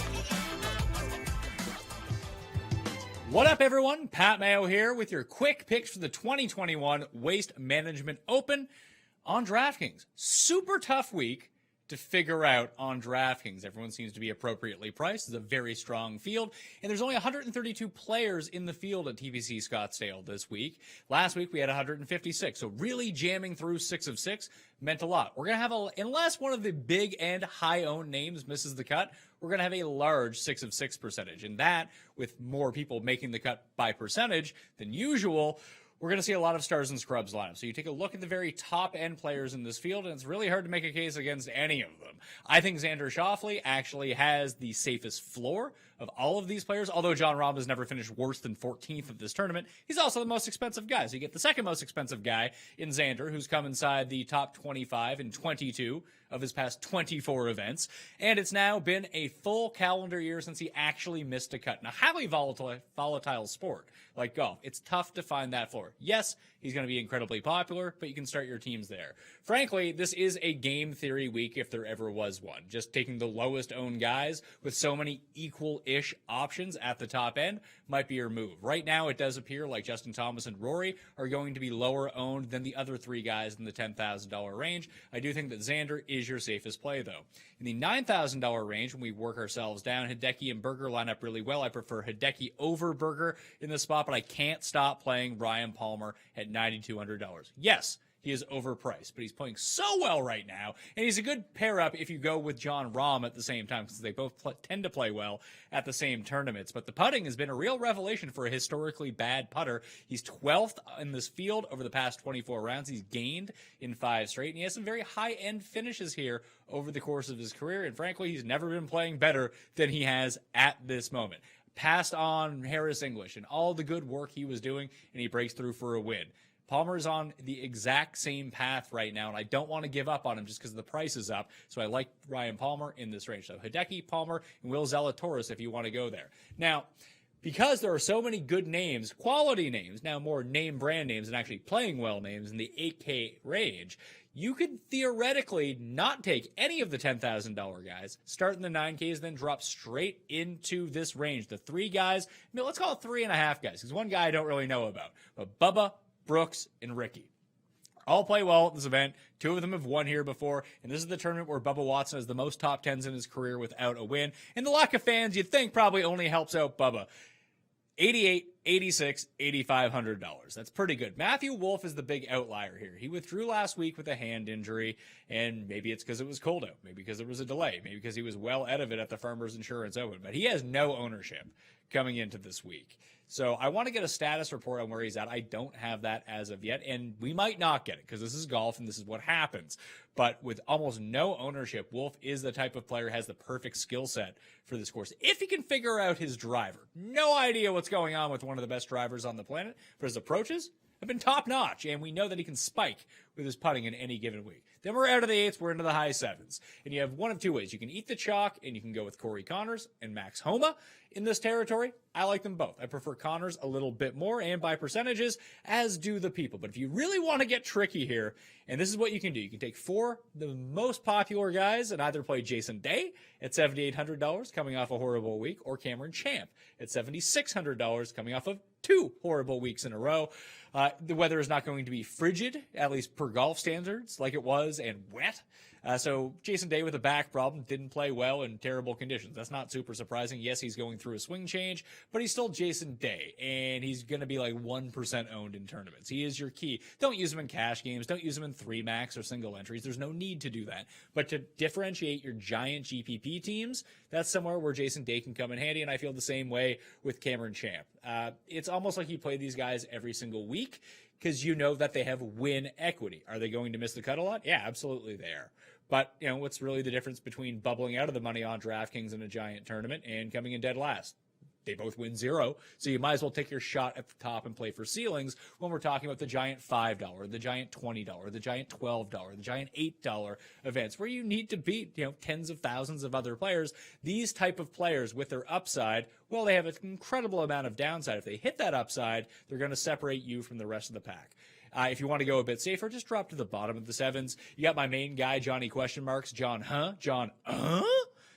continuing to play well. This guy makes the cut every single week, and people don't want to put any respect on Johnny question mark's name, but I love him this week at $7,200. Other than that, Sebastian Munoz, severely underpriced at $7,100. He should be in that $8,000 region, so I like him a lot. Then if you want to pair up your stars and scrubs, you can go with as your last man in. You can go with Sebastian Munoz as your last man in, or those two guys at the bottom as your last men in your lineup. Or if you do want to play stars and scrubs and get Rahm and Xander, or Xander and Rory, JT and Rory, or put Rahm into one of these lineups together, then you got to go to the very bottom of the 6,000s. And there's some decent options down here. Will Gordon, $6,300. Keith Mitchell, $6,400. My guy, Patty Harrington, who's kind of like the even cheaper John at this point, coming off a 6th overseas last week. He's made 5 cuts in a row, $6,200 for the 3-time major winner. And I don't know, what is he, like 80 years old at this point? But hey, he's making some cuts. He's only $6,200, and he allows you a lot of access to that top end in your lineups this week on DraftKings. You can check out my cheat sheet up on DKNation.com, or head on over to the Mayo Media Network YouTube channel for a full field breakdown where we talk about every single player this week on DraftKings. Thank you all for watching. Good luck. See you next week. All right, people, you know the drill. It's time once again to tell you about the play of the day here on the Dream Stream. This week, leading up to the big game, ready for the action in Tampa with a bonus every day. All you have to do is earn today's bonus is enter a lineup in the NFL 5.55 million Super Bowl 55 millionaire. And if Kansas City scores first in Super Bowl this weekend, you can score 1,000 crowns. It's as simple as that. You can check out the bonuses each day in the DraftKings lobby or by going to DraftKings.com/promos. And there are so many storylines surrounding the big game this week weekend. But the great thing about the NFL is it never stops. The Green Bay Packers, they came up short in their quest to return to the Super Bowl. But with Aaron Rodgers at the helm, they should be a contender next year as well. But the question is, will he be behind the center in Green Bay, or is it time for Jordan Love? Is it time for his era to start? That's the topic of this clip from the latest episode of the Ross Tucker Football Podcast. Check it out. I believe Aaron Rodgers is not the quarterback long term. And I've said this since April. You draft a quarterback number one, as we did with Rodgers 15 years ago, he's going to play. He's not going to back up. He's not going to be traded. He's going to play. The only question is when. So Jordan Love will play in 2022 or 2023. It was 2022 in my mind for a long time, but then Aaron becomes MVP. So I don't know. We'll see how this year goes. But, to throw out a word long time, I don't know what that means. It's pretty nebulous. So, of course, they're not trading him this year. I don't understand it, Ross. Prominent ESPN people last week said that he's played his last game for the Packers. I mean, how do you say that about Aaron Rodgers? Of course they're not trading him, but they will. Here's what I'm saying. They will trade him. They will trade Aaron Rodgers. Not this year, but they will, because he's not going to retire. Well, and let me just say this. If they don't play Jordan Love till 2023, man, he better be good, because that will be the last year of his original 4-year rookie I mean, they really will have lost all the value of drafting a quarterback late in the first round in the first place, which is having them on that rookie contract. They will. I mean, how about that, Andrew? Let's say he's good. Then you got him on the cheap for 1 year before you give him $50 million a year at that point. Well, they do have the option year. I mean, I get what you're saying. And listen, we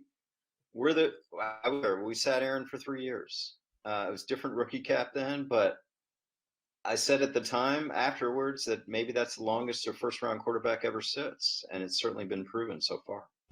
We'll start with the Super Bowl. No cannons for the Buccaneers. The NFL says that Tampa Bay cannot fire their cannons when they score, since the Super Bowl is in a neutral site game, even though it is the home of the Buccaneers. I feel like I could argue either way for this, Bri.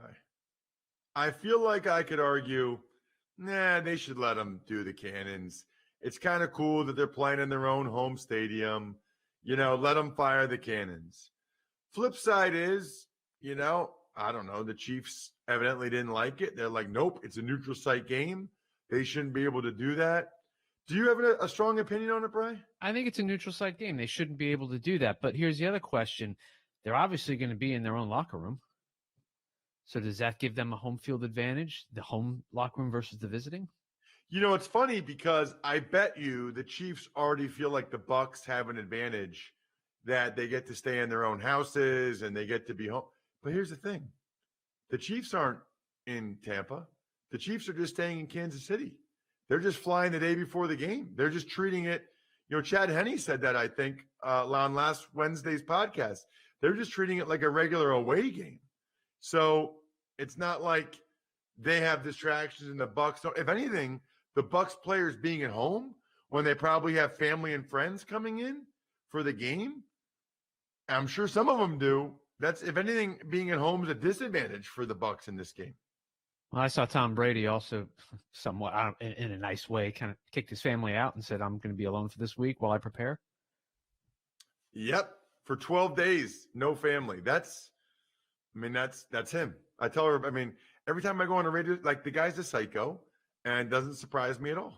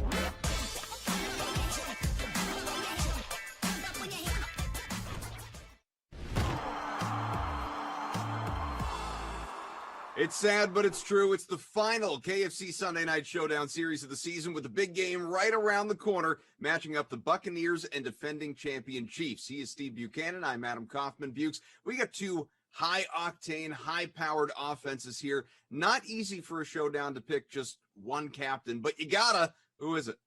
Yeah, this is a really difficult one to nail down who you want to be a captain because, like you mentioned, so many good options that you can choose from. But Tyreek Hill at 15,600 is the one I'm looking at here. Let's take a look back in history when these teams last played during the regular season. That's the game that Hill went for 13 catches, 269 yards, which was an average of 20.7 yards per reception. And spoiler alert, that secondary hasn't exactly improved since we last saw that. I don't think Hill's going to do that type of performance again, but we know the upside that he has. Him in the captain spot, he catches one long one, it's over, and all those fantasy points will be in your captain spot.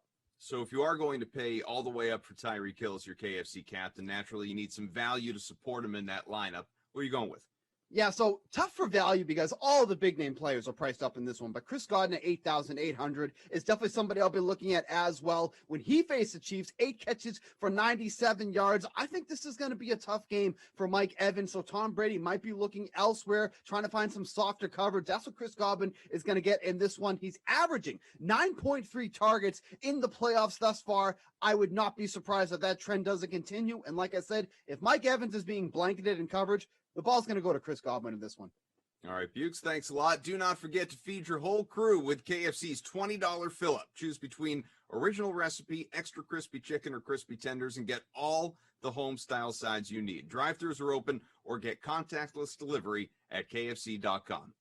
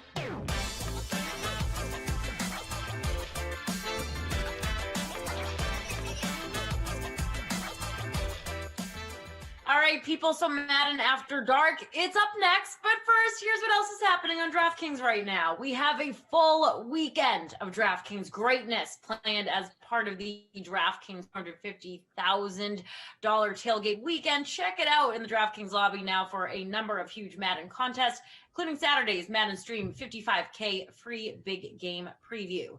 So that's a free contest with a $5,000 grand prize. We'll have plenty more great contests and events all weekend long. So stay tuned to the Dream Stream for more info on that. We got it all there for you this weekend. And it's never, ever, ever too early to start looking at your lineups for the NFL 5.55 million Super Bowl 55 millionaire contest. For just a $10 entry fee, you're going to get a shot at $1 million grand prize. That's just one of 3 contests with a prize pool of at least $1 million for the big game in Tampa. Head to the DraftKings lobby now to check all of those out. All right, everybody, let's wrap up Wild Weather Wednesday in style. The wind is picking up in Nashville for a matchup between the Falcons and the Titans, and here to bring you all of the good old action are Mr. Brendan Glasheen and Tom Carroll. I will see you back here tomorrow night. Good night, everybody. Carolyn, good night, everybody. Very windy here in the Music City, so as I like to say, strap on in and let's have some fun. Throw on a windbreaker, baby. Let's go. Yeah, I mean, I've got my jean jacket, little music feel. There you go. Hood on for the wind. Sure. Yeah. I mean, these big hoods. I do have my black hat and hoodie stashed somewhere important, but I don't want to overdo it. No, can't. You can't go to the club on Wednesday. It's a little much. So I know you have to Thursday activity. Yeah, back of the bar shifts more needed during the week. Then at the front of the bar as we go later in the week. Mm-hmm. Okay. Titans and Falcons. So I'm putting a defense in here, man. Yeah, I don't normally do this. Like, I've got Todd Gurley in my captain spot. I've got Matt Ryan in there, but I'm going to play defense. What? Since I smell something weird going to happen. Okay. Yeah, wind. You could see an interception. Maybe a crazy fumble goes flying in the air. Yeah, okay.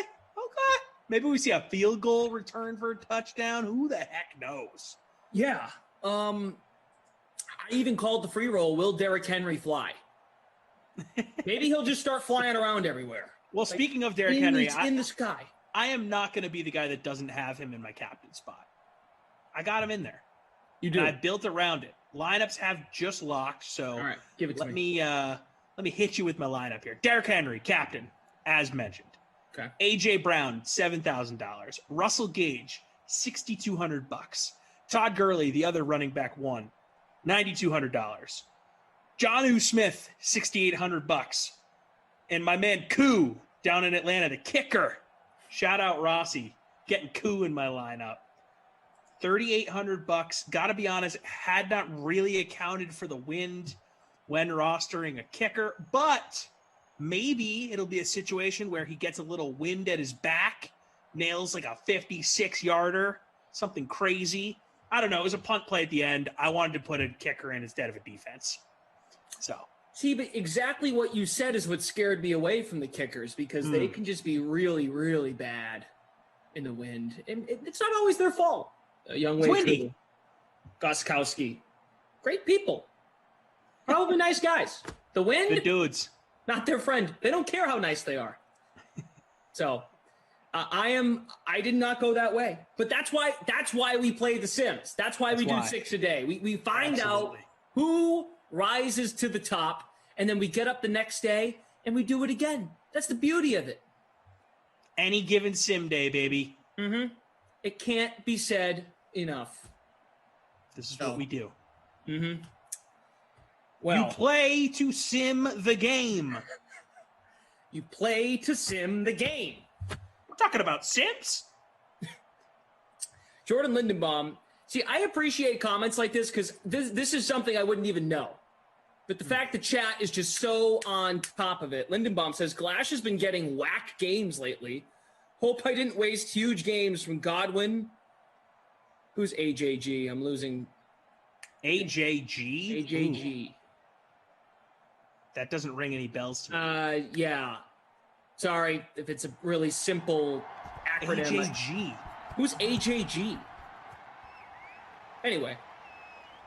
He stacked AJG and Godwin in a classic. You know what? Google search AJG NFL. No, nothing came up. Huh. Who the heck is AJG? Oh, AJ Green? Okay. Okay, sure. Got it. But that's not like a... If that's a nickname for AJ Green, and News he's to been me. in the league for 10 years, and I didn't know that, that's shame on me.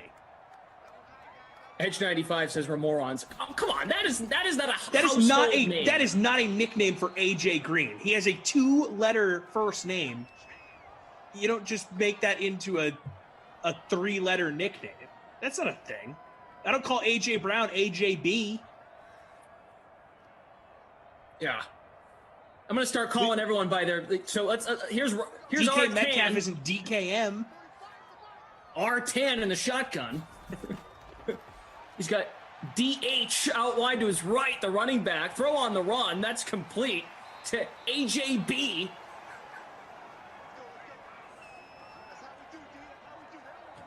I mean, now that I'm saying it, I like this as a nickname variant for these guys, but that's not saying that this was a thing beforehand.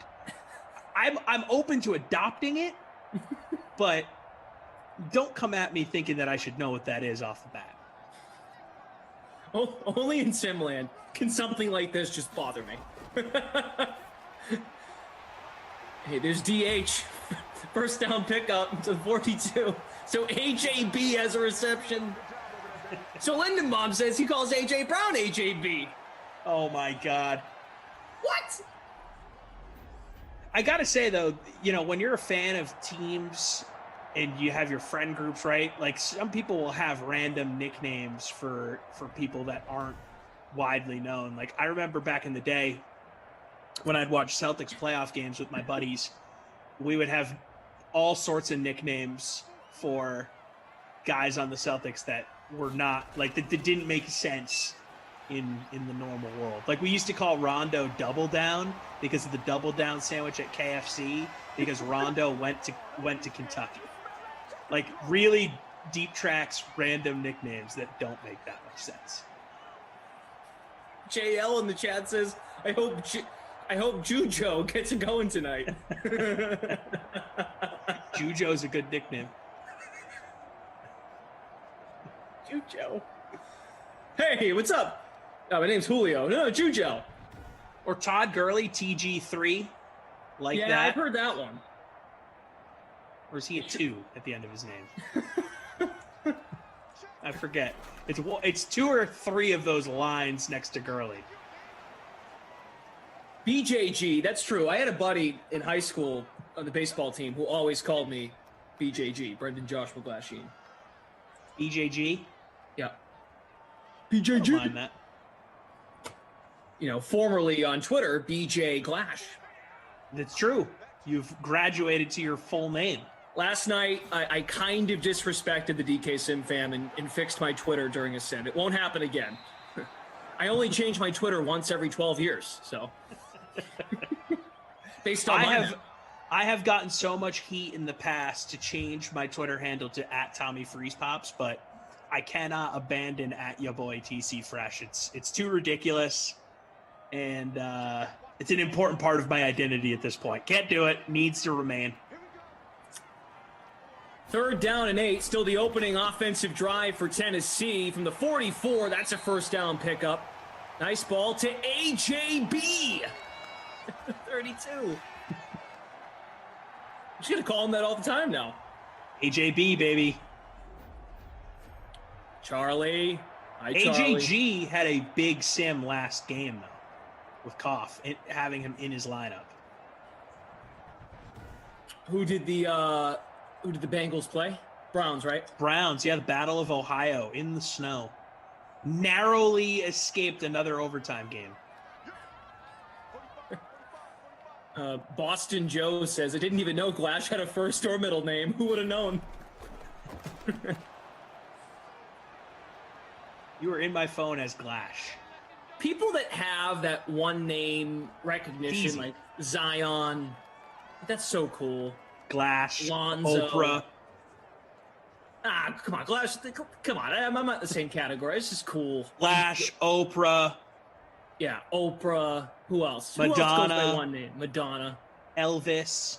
This Tiger. Wait a second. This was an SNL last week, wasn't it? This is where I'm getting this from. Oh, I didn't see SNL. I want to see it because Jim from The Office was the host. I have to see it. Start calling you Freeze.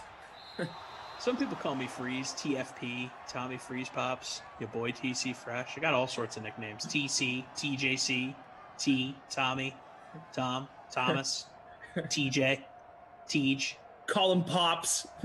Tate from Ops. People call me Pops. People call me Pops.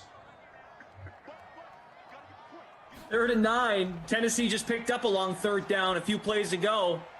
It's going to be close. No. No, he didn't turn up field for whatever reason. Got the catch, though, so congrats to him. So here we go. Do we get a long field goal try from Gostowski here in the wind?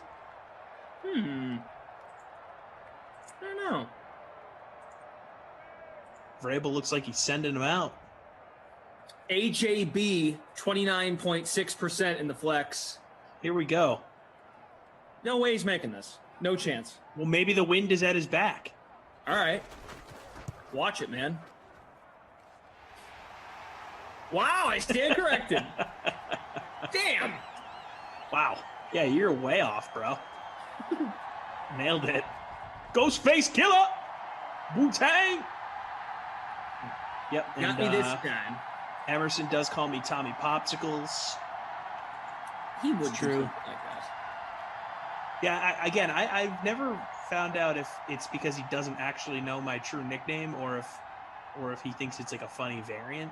I think you just need to stop that sentence with, he doesn't think anything. It just comes out of his mouth. You know how we do ladies' night sometimes on the streams? We'd like to shout out all the girls and the women in the house. Happy National Girls and Women's in Sports Day. Hell yeah. So, like, Jesse, Tara Lynn, producer Madison, they're big parts of our team. Who else? We have Ginny from the social team. I know you don't work with her, but Megan is someone else who we've worked with. So shout out to all the women in our department and to women that are close to you. And look, you guys care about sports. I care about sports. TFP cares about sports. So shout out. I know producer Andrew, his lovely gal, she's a big sports person too. So shout out to the girls and the ladies in sports. We all love sports, baby. It's fun. We can all relate. It's just a good time, good community. And hey, in Super Bowl 55, we are going to have the first female official to be a part of a crew for a Super Bowl. So making progress little by little here. Matty Ice, 44.6% in the flex. Nice ball. I think it's Russell Gage engaging in the sim to the 45 of Tennessee. Choker says, still need a Tom Carroll Lamarca broadcast. Yeah, you and Lamarca would get along great. That'd be Yeah, I wonder why that hasn't happened. I guess it would be a wonder who would be in the one chair. I think we'd just figure it out. Lamarca's had to host a few times. Yeah. I think I'm capable. You know, they're just not ready to pass me the rock yet. I get it. Oh, I think you're plenty capable, for sure. I don't mind the two chair though. Gotta say, pretty relaxing. At the end of the day, it doesn't really matter when you think about it. No, Just not having a good completely time. not. Yeah, I mean, We're both making lineups. We got the depth charts. We've got the chat. Got Twitch fam, DK Sim fam, the contests, the free roll we do, the big public contest, the sim itself, AJB, AJG, TJ2, TG2. Damn it, I messed it up. David Georgie says, my pipe is calling for sure watching this sim. Yeah, Tate from Ops, you're so right. Let's be honest. Ops is in the driver's seat. You're right. We always tell you guys, they we've kill been saying it since the beginning. Hit the like button for the Ops team, manually updating the scores. That's why you guys are here. You care about your lineups. You don't care about what we have to say. No. And that's okay. No, people yell at us to not say anything all the time. Talk about the sim, talk about the sim. Talk about the sim. Hey, that's a different Brown. J Brown. JB.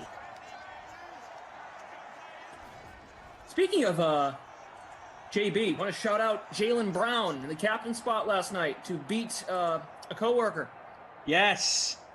Let's go. And I've heard rumors have been floating around that you're doing quite well against that said coworker tonight as well. Said coworker is playing Jaylen Brown and Tatum. That's all he has left, and I am smoking him tonight. Let's go. Mark the tape. Bookmark the Karma Gate. Bookmark Karma Gate, baby. Bookmark it. Our producer Andrew has lost 7 in a row to cough. Oh, I don't know. Is there a way? I'm kind of still a newbie to DraftKings. Is there a way for me to see how many in a row I've lost to him? Like, is that logged somewhere? Well, if you just go to your recent contests, I'm not gonna. I lost like 8 in a row, no question. I'd be very curious. Ooh, way to come back to the ball. Nicely done, Calvin Ridley, who does have superstar traits, mid-out elite, outside apprentice. Way to be. Way to be, fam. Jeremy Small says, I don't understand. People watch all day, all different people, and don't even hit the dang like button. That is so easy to do. Come on, man. It's not nice. It is not nice. Jeremy, thank you, brother. It's a good reflection. If you guys enjoy these, and it's super important now, Young Wei Koo coming on to kick a field goal. Here we go. Line up. Boom. Should have done the kicker stack.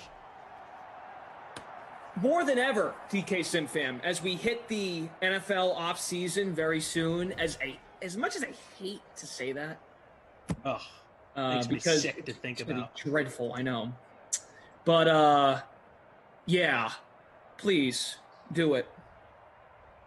Oh, look, you don't even have to look up your stats because, speak of the devil, he's in the chat telling you what the stats are. Yeah, there you go. 15 of the last 16. I mean, that's Ohio State over Michigan level dominance right there. Koff's writing his sports update for the morning. That's included. That's the leadoff headline. And in DraftKings news, I beat Tommy Freezepops. I've won 15 of the last 16. Let's hear a soundbite from me. Yeah, I just spend a lot of time on this, and I really want to screw my coworkers over whenever I can. But happy to be here, and tough luck. They better roster guys that actually play. I just spent like 3 minutes trying to find that, so I'm really happy that Koff just put it in there because I have no idea where to look. I'm Adam Kaufman, WBZ Sports. Tannehill on the run, incomplete. So funny. Jimmy B was asking, so I've got 288. Koff has 168. But he's still got Jalen and Tatum and Brown. They could go off. The Reigning Jays? Yeah, for sure. Plus, a bunch of Celtics are out tonight. We get a flag. Maybe a free play. Yeah, maybe not. Look at that. What the heck happened there? Still in the first quarter. Did you say fumble? What the hell is that? I'm in 26th. I'm in 42nd. Todd 1 is in first. Hey, Todd. In the Will Derrick Henry fly. Fly like an eagle. On the subject of nicknames, AJG, AJB, Koff just called me Glashy Cakes. Glashy Cakes, okay. I can get behind it. Tara Lynn in certain situations. Adam Tara Lynn just said Adam Koff Troll. That's really good. That sounds like a cough drop and a candy put together. I want to eat a cough troll. Hashtag Team Bozo. Tara Lynn's always letting it loose in the chat. She doesn't hold back. Oh, she'll come right at you. Auto respect. All right, Matt Ryan's perfect so far. 5 for 5, 44 yards. Tannehill 4 for 7, 31 yards. No touchdowns, no picks. Henry 4 for 15. Gurley 2 for 26. Tannehill, I guess we'll call that a carry, but no yards to show. Ridley 2 for 19. Russell Gage 2 for 18. AJB 2 for 18. Derrick Henry 1 for 10. Julio, or what did we say? Jujo. Jujo 1 for 7. John Smith, 1 for 3. Yeah, not a huge first quarter for either team's skill position players, but for the specialists, both kickers getting on the board here early. Rossi would be proud. I'm feeling okay about playing that defense. Sean Still Bonner. early. Sean says I faded 100% of the running backs in this contest. Wow. Weird move. Very weird, but I like it. I love the contrarian play. Matt Ryan, what are you doing, guy? Getting sacked by another BC guy. Landry. Eric Stern says, Koff has pictures, a cork board, and your pictures with your record against him. Oh, I mean, Grant, seriously, if you looked at my all-time record against Koff, it's like probably silly how bad I've done against him. I've probably beaten him less than 5 times. Like overall across all sports.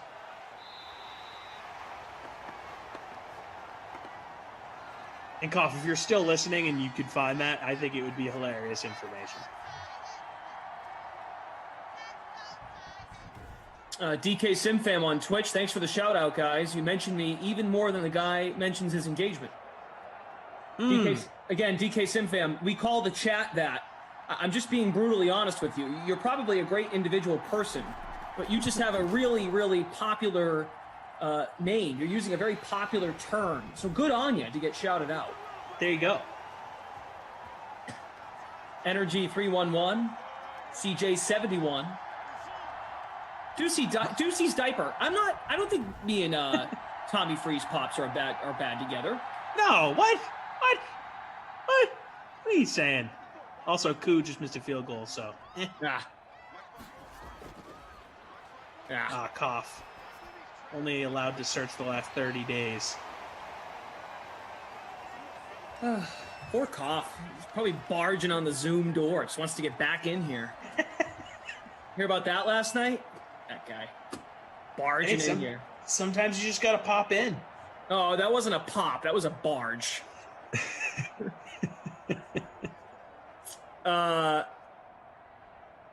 Carlin says Glash is the little brother that gets bothered too easily and doesn't let it go. Love it.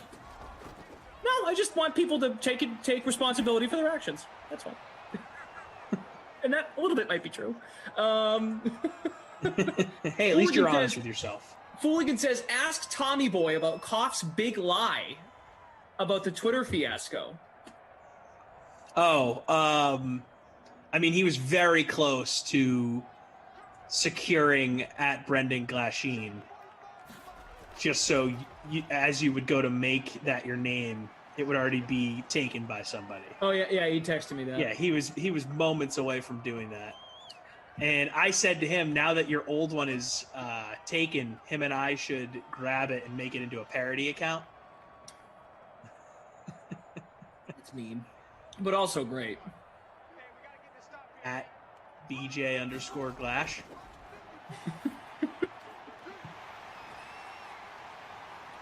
I do not have any burner accounts. Ooh, yeah, good question. I don't either. I actually don't understand that concept for like normal people. Maybe for really famous people that get heat on social media, it can be liberating to get on there as an anonymous person and just rip people. But a guy like you or me, we don't need burner accounts. I don't think. Yeah. I'm not taking enough heat on a regular basis to need a burner account. Right. Yeah, you're not like Kevin Durant. Even Kevin Durant, I don't think, takes enough heat to even have any reason making those burner accounts. Yeah, but I think once you get to a certain level of fame, you're probably just taking so much heat. You're getting way more praise than heat, but you're still getting so much heat just because you're famous, you know? Yeah. Like, even if it's 80-20, that 20% is still like 2 million people every day probably saying, you stink, you should have never left OKC, This is an You're interesting. soft. How about this this account on Twitch? Banded Caterpie 53. Wow. What is okay. Thoughts on the barber almost ruining the Super Bowl? Yeah, that's hilarious. I mean, obviously not hilarious. Anything COVID related is not hilarious, but the fact that it's a barber and they had to stop the haircut mid haircut is hilarious. And I don't know if you saw Kilgore's tweet. He tweeted out that the half haircut is very funny. I actually had the half haircut reminded me of a situation I was involved in a few years ago. I was in Providence for the day. I was going to speak at my high school for some career day thing. And I was in the process of growing my hair out for the first time in my life. I had always been a buzz cut guy, and I was going to this event. So my mom was like, you can't go looking like that. You look homeless. So I was like, all right, fine. I'll finally get the haircut that I've been waiting to get. Just wanted to get my hair long enough to get an adult haircut for the first time. So I asked my brother, hey, where do you usually get your haircut? He gives me the place. I go. Guy's in the chair, getting his hair buzzed. We're all just, having a good time, chatting. The dude in the chair, guy cutting his hair. I'm waiting for mine. 5-10 minutes into me waiting, Providence Police Department barges in the door, guns drawn. Everyone has to hit the ground. I'm on the ground with my face totally flat, arms out, legs out. Providence PD, everyone on the ground. Gun pointed at the back of my head. Oh my God. Apparently, this barber shop in Providence was a massive drug cover-up, drug ring, and they arrested 5 people. And me, the barber, and the guy in the chair who was in the middle of his haircut, who had half of his haircut, are all on the ground, and we're innocent bystanders because this was happening in the back of the shop and it was sort of a rented out weird space. So eventually, we talked to the police and we were allowed to leave after all of the, hubbubaloo or whatever you want to call it is over with and the arrests happened and all that stuff. But the guy was literally it looked so bad because he was half haircut. He was on his lunch break from work and he had to just go back to work with a haircut that was awful. It was so bad. But luckily, no innocent bystanders were hurt in this drug raid. And safe to say, my brother never went back to that barber because the shop was closed down. That is unbelievable. Yes. So anytime I hear about a half haircut, I always think of that day, and I feel bad for the random stranger who was getting their haircut in front of me. Holy cow. Yeah, wild. So then I had to go find a place to get my hair cut because I was still sitting there waiting. The bad boys of pop. Stack them kickers in a win game. That's right. Lee Cotterell, what's the wild weather? Wind? Yes, it is wind. It does make an impact on deep passes, especially. But from time to time, we get outliers where points are scored, and that is just not the case here in this one. 9 points combined. We're approaching the 2-minute warning.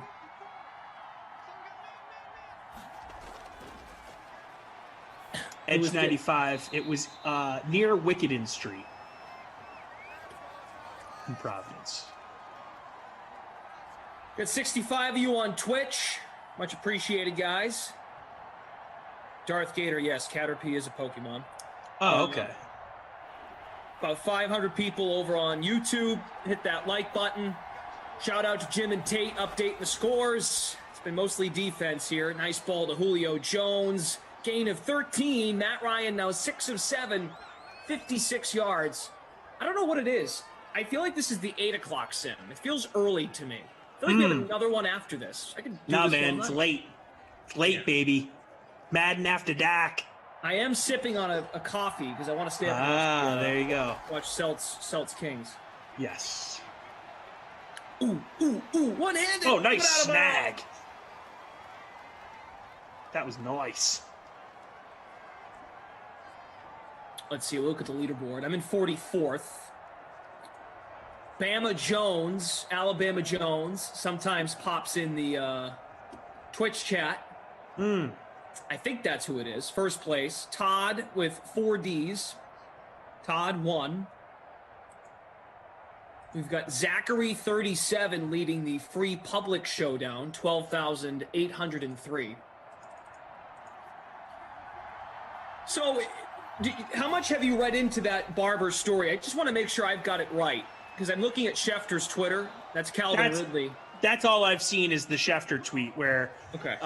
They were like midway through getting the whole team getting their haircuts, and the barber, they found out he tested positive in the middle of Kilgore's haircut. Right. So, but I thought what I read was the 20 players and staffers.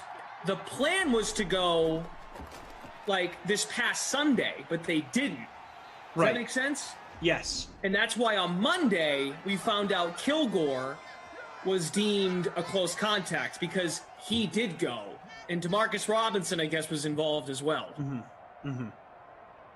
Just the way it read, and I know this isn't Schefter's fault. This is him getting a text or a report from someone in the organization. But the way the Chiefs just came out as like heroes. I know.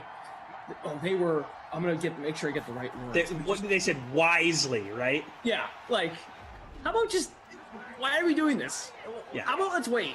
Let's get through let's get through the Super Bowl. The Chiefs acted wisely and aggressively and pulled the barber mid-cut. That's Schefter, like, doing them definitely trying to like fluff his guy, you know, like his guy, the league, all of it. His chief source that leaked that to him. It's like, see, I'm gonna make you seem like a hero. So that was my little spiel at 4:00 earlier today. Nick Thomas says, Glash, if it makes you feel better, I need to run every day and I never want to, but whenever I see your IG story, I always say, well, if Glash can run 2 miles, I can easily run 4. So there you go. Wow. Calling you out, bro. I like Nick Thomas. This guy's funny. He's the same guy who impersonated me in the YouTube chat. You hear about this? No. A couple days ago, he starts going at Kaufman, but he's got my avatar. Oh, that's amazing. He switched his account. And it was labeled Brendan Glasheen on YouTube, and he was acting as me, and he admitted it after. I was freaking out for a solid 30 seconds. I'm like, Sarah, are you messing with me? She's like, I'm not doing anything. I'm like, oh no. So I'm messaging the producer. I'm like, I'm changing all my passwords. Like, I'm freaking out. Like, I got hacked. This guy just very innocently goes, oh yeah, it was me. It was all in good fun. Like, you don't get it. Like, I thought someone hacked into my computer. It's amazing. There's probably catfish accounts out there for you. You don't even know it. People are using you to catfish people.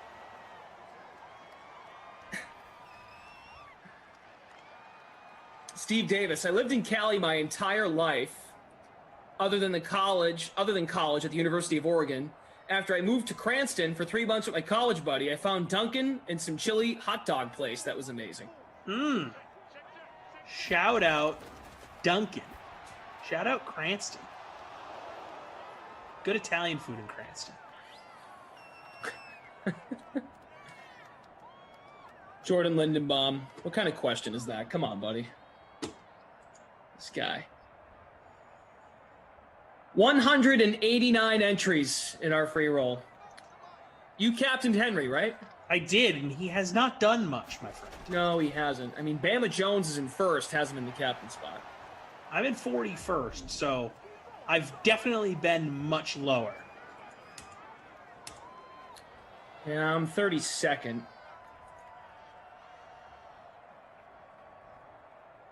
So. All right, 6-3. We could use some points. Yeah. Oh, did he say Warwick and not Cranston? Personal Island saying shout out Warwick. They're in the same area. Kent County, what's up? Jordan Lindenbaum, I really shout you out when you say things like that to assure the rest of the chat that I see it, A, and B, that if we have new people, they aren't scared. So that's why I kind of give you that, like, come on, you've been here for a long time. Come on. You can do what you want, really. That's kind of all I'm getting at. That's a nice catch for a first. Jujo to the 35. What's he at for yards? I couldn't tell what that number. He's having a pretty good first half. DK SimFam on Twitch. Guys, by the way, when they say DK SimFam, they're talking about me, not the fan. You kind of like the trolling. It's a good troll. Yes, good troll.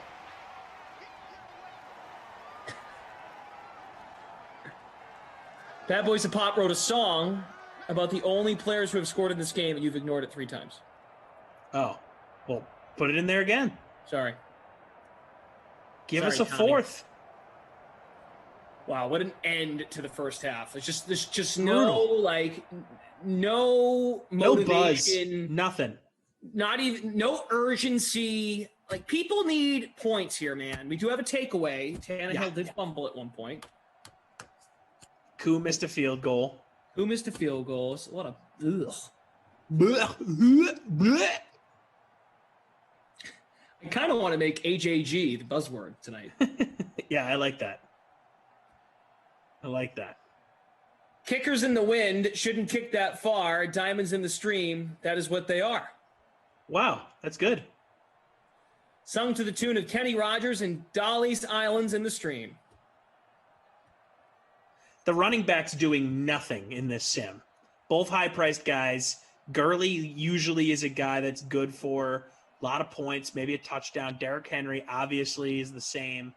Just doing nothing. Running backs being affected by the wind? What are they, cold? Is it a cold wind? Yeah, like, throw on some Under Armour and grow up. Throw him your windbreaker through the screen. Yeah. Throw it down What from do the booth. Throw on the hood. It's all good. I want to remind you guys, we're going to do it every night, every day as we get to Saturday, the $250,000 tailgate weekend. 48 hours of big game build-up, plenty of shots to win your share of $250,000 in total prizes. Here are some highlights for the Super Weekend. 2 Eastern, I'll be with Koff and J-Dub. I don't know if J-Dub's watching on Twitch, but he's a big-time Madden player over on Twitch. He's got a great following and presence there, loves what we're doing here at DraftKings. So he's going to join us in the booth for Tampa KC, $55K free-to-play showdown, $55K in DraftKings prize money. And then at 4 o'clock, we'll stream the American Cornhole League's Pro Singles Tournament. And there's a $50K free-to-play pool available right now on DraftKings. Sunday, 1 Eastern, Super Bowl Sunday, the what-if matchup, Buffalo-Green Bay, $20,000 free-to-play showdown, $20,000 in DK prize money. And if you are hungry for more, the biggest event of the DK $250,000 tailgate weekend, the DraftKings Big Game Smackdown, featuring the best of the best, the #1 ranked eater in the world, Joey Chestnut. Yes. You can join in on the $100K free-to-play pool available now for this Major League eating competition. 8 different football watching classics: pepperoni pizza, boneless wings, chili, sub sandwich, cheese balls, pigs in a blanket, jalapeno poppers, and an 8-layer dip. Yes, give me all of that in my belly. That's the one up in the pitch. Love Joey Chestnut. That is my guy. Top 5 athlete for me. I watch him every 4th of July. Legend. America's hero, Joey Chestnut. We will have other Madden Sims going on throughout the weekend besides those big ones. Don't forget also, after the Super Bowl, shortly after the game concludes, myself and Matt LaMarca will have another sim of Kansas City in Tampa. $25,000 in DraftKings prize money, free to play. So we're going to do that after the Super Bowl. We'll come in, we'll react. If Brady wins, you might not want to come, Fantasy Hawk. But strongly encourage all of you to show up, and we'll have a good time and react to the big game. We'll talk about how your lineups did, all the good stuff. And also, outside of that sim, we'll have other sims before the Cornhole League, also before the eating contest. So, for example, at 6 and 8 p.m. Eastern Saturday night, Tom Carroll and I will be doing a couple of sims, which I can tell you right now the matchups. So Saturday, so we get the KC Tampa Super Bowl sim at 2, and then at 6 we'll have Eagles Browns, and then at 8 we'll have Steelers Bengals. So good matchups. Yeah, kind of. I'm just trying to get people to watch here, Gosh. Yeah, you're right. Sorry. Awesome. They're great matchups. Incredible. Here's an interesting question. Jordan K. Jordan K asks, Glash and Tom, I have 2 girls I want to propose to, but I can't decide which one. What? Should I flip a coin? Yeah, flip a wooden nickel, I guess. Or just follow your heart. Listen to your heart when she's calling for you. Listen to your heart. I have no idea what to say to that. Well, which one is the person you're dating, or are you dating both of them? Yeah, please, give us some details. I need more information on this before I can give solid advice.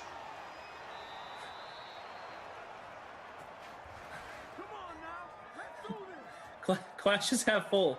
So I asked the Uber Eats driver, my hot dog is missing. He says they didn't have any.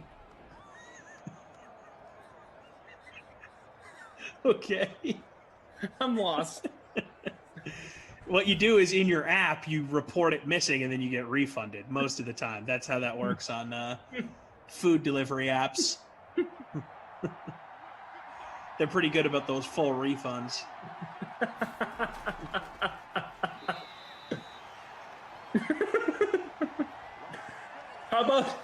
How about Lee says, ask them both. One will say no. True, but what if one of them says, what if they both say yes? Wow. I don't know. What do? You just run away? Run away and never return.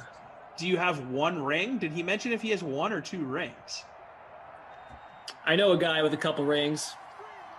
His name's Tommy Brady. He lives in Tampa now. Used to live up in Boston. He's got 6 of them, looking for 7. Dustin Stevens, I see divorce in your future, man, and not just one. One but many. Yeah, Jordan K, you can't just drop that in the chat. Yeah, we need more information. Yeah, please.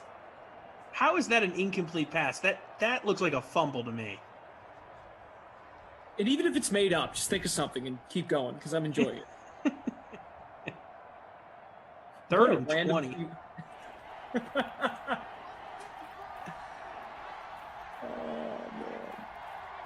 Third and 20. They got to get to the 20 for a first down. Ryan, quick throw. That's not nearly enough. They're going to try this with Koo.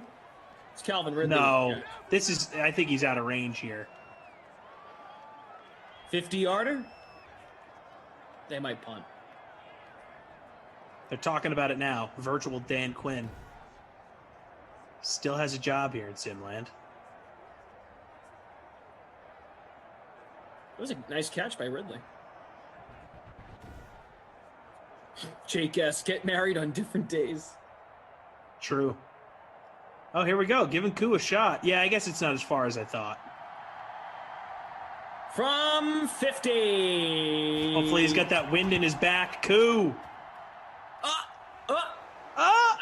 Oh, what a bum. Glad I have him in my lineup. Yeah, yeah. YWK. My guy. Your guy. My guy. No, not your guy. Not mine. What about your prediction pre-sim here? Oh, I don't want the kickers in my lineup. What am I, Goofy from Disney World? Oh, it's a little too windy for the kickers. Here we are. 4 field goals on the day. Yeah. Nothing else. Everyone's just too cold from the wind. Oh, I don't want the kickers in my lineup. That Clash. What a loser. Oh, man. Jordan K says, I'm single, but just figured I'd ask because the situation could happen. You never know. So, What? Jordan, are you single and you are in love with 2 different women, or you're just shooting from the hip here? Can't believe I'm Goofy. Yeah, no kickers for me. I'm throwing a defense in. Yeah, play the Titans defense. Oh, man. Herb Dog says, loving this. Let's check the leaderboard.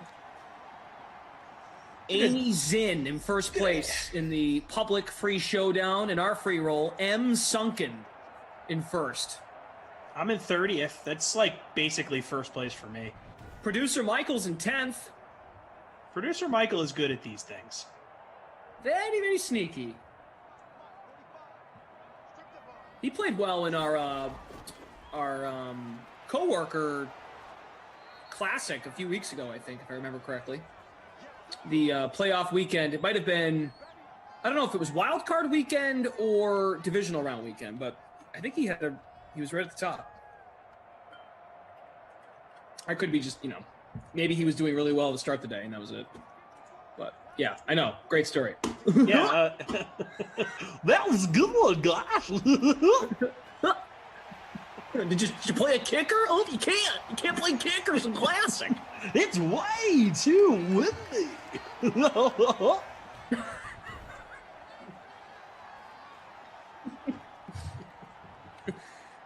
Crap. I should have been rooting against Koo to make that kick.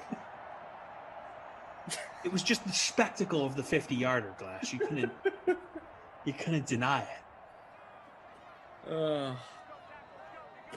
Goofy is not a cow. Fooligan. Wow, what a throwback line. Come on, Derrick Henry. People are relying on you. Start flying.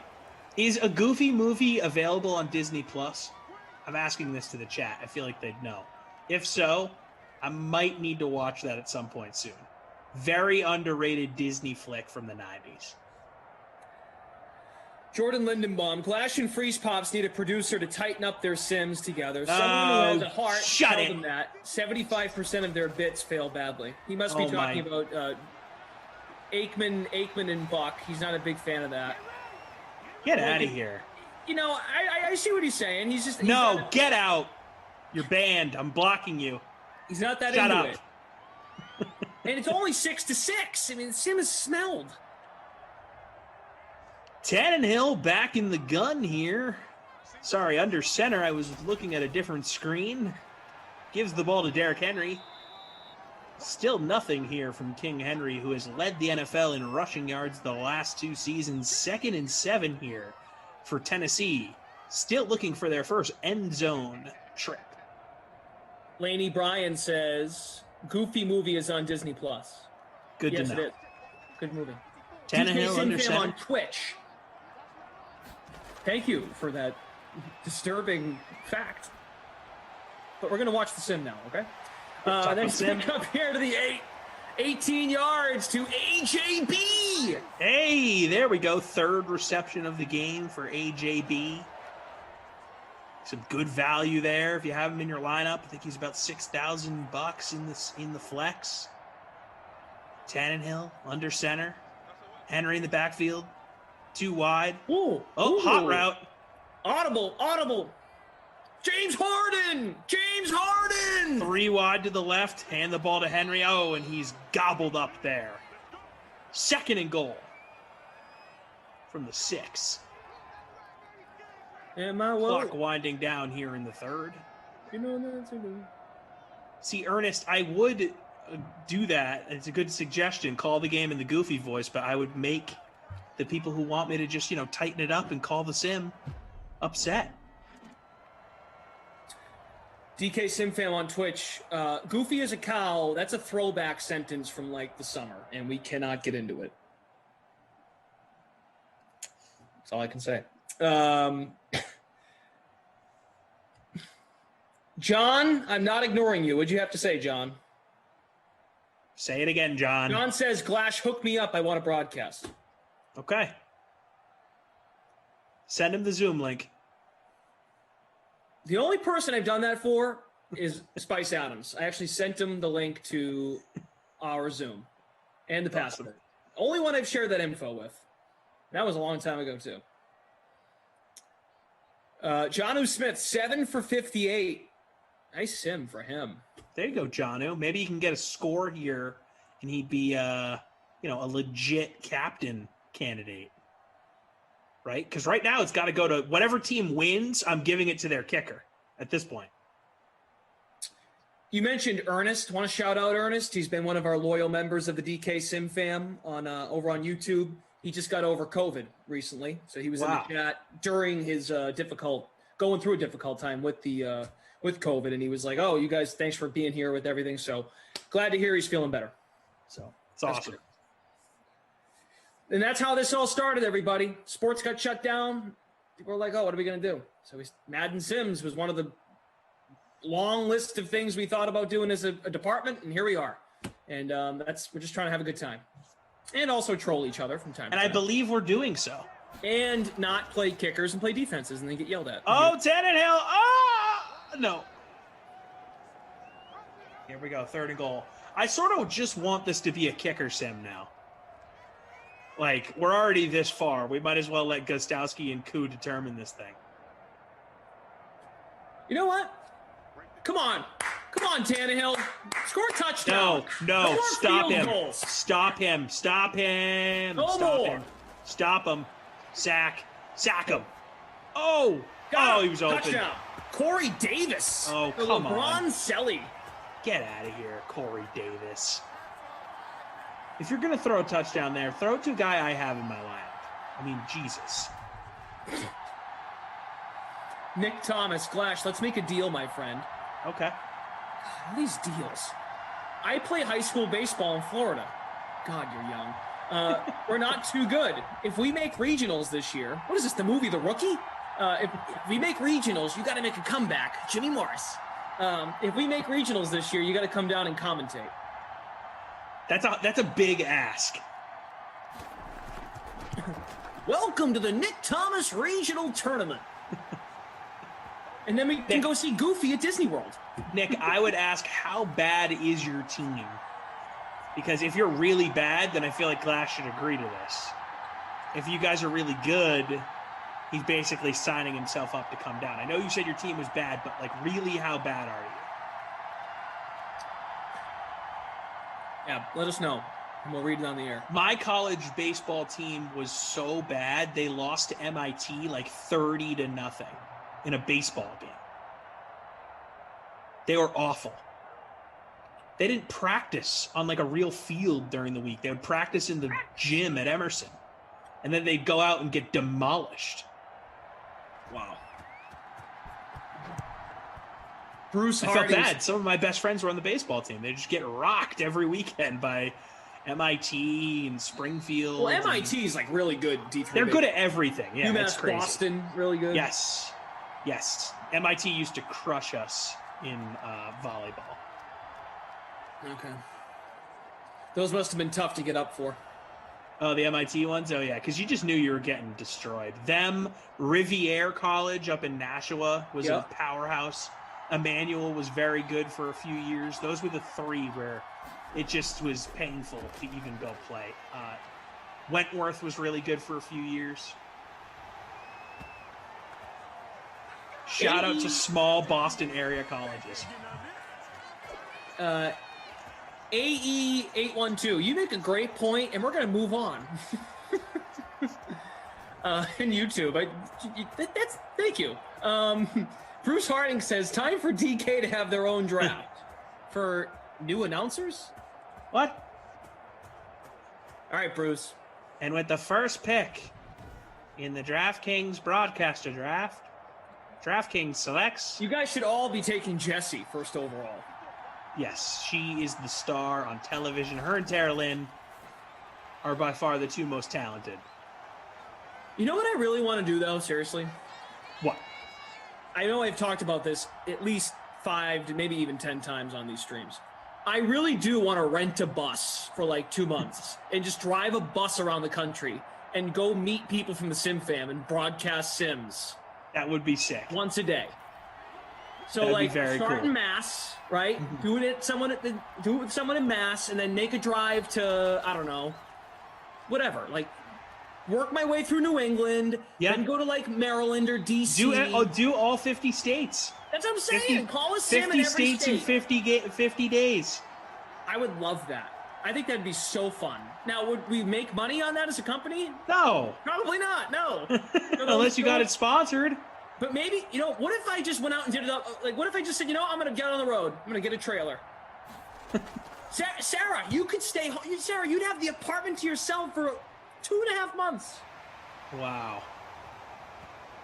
How much do you think it would cost to rent a bus for 3 months?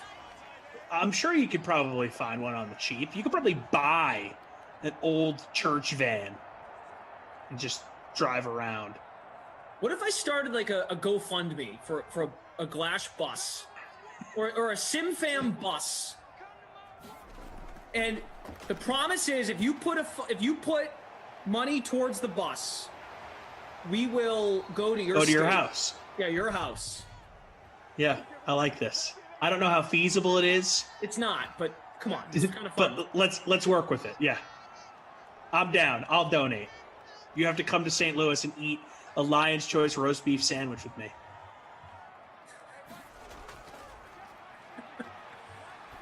Ooh, Tannehill. Careful there, buddy. Ooh, Henry, the trucking. Hey, welcome to the Sim. Hi, Derek. Good to see you. Eric Stern, I bet Sarah's ears perked up when Glash said gone for 2 months. Yeah, seriously. That would get very lonely, though, quickly. Let's be honest. Nick Thomas has assured us he's 18. Okay, thank you. Okay. Thanks, Nick. Laney Bryan, I will donate. Love it. You actually think we'd get donations? Oh, 100%. Are you kidding me? This is such a loyal audience. And if it doesn't, if it can't happen, I promise I'll give you your money back. Unlike other commentators, I will give you your money back. Oh my God! He had to take the shot. He had to do it. It just occurred to me when I said you had to. No, I don't blame you. You got it. You got to take the shot while you can. Not even here to defend himself, or is he?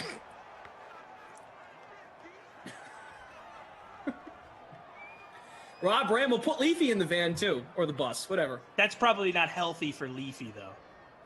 Well, she's fake, so. Oh, okay. Well, then, yeah, you're good. Yeah, but she's real in my heart. I never knew that she was fake. Yeah, man. Because what she's else don't real. I know? Hey, if you're gonna move out to your living room, kitchen area for Sims moving forward, you got to move Leafy. Yeah, you're probably right. Yeah, you need to. It's a As part of much your as vibe. see, I know the right thing to do is I should go through my boss and like DraftKings, but I kind of want to just see what we would get if we campaigned for a week. This boss idea. What if we just did it on our own?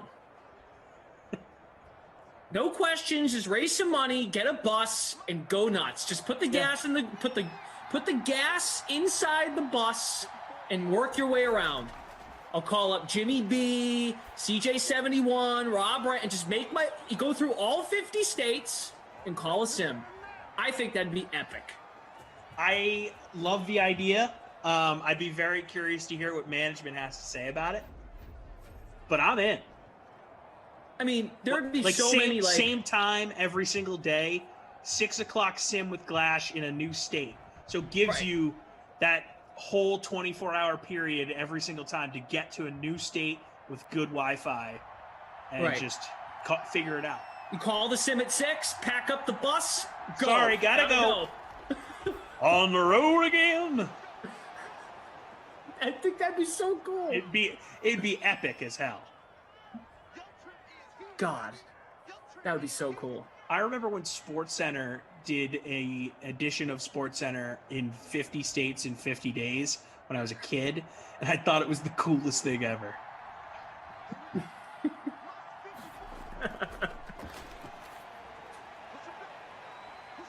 Legacy Lock, yeah, you are Freeze Pops. You driving? I'd be down. I'd be down for this. Have to somehow figure out how to continue to do my other job, but yeah.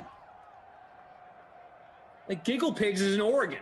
Giggle Pigs, like you'd be get all the way out there, man. Oregon Trail.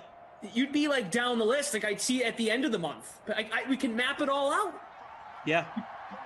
Well, if it was 50 states in 50 days, it would take almost 2 months.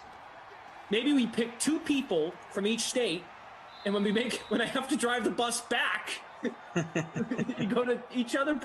No, there's no way you're driving the bus back. Like, this is you buy it and you leave it in, I presume, California before you fly out to Hawaii, and then, well, I guess you'd fly to Alaska first and then to Hawaii. No, drive to Alaska and then fly to Hawaii. I don't know. I have no idea. I know Hawaii's far, and that will be the biggest challenge. All right, we need a buzzword. What are you thinking? I think AJG.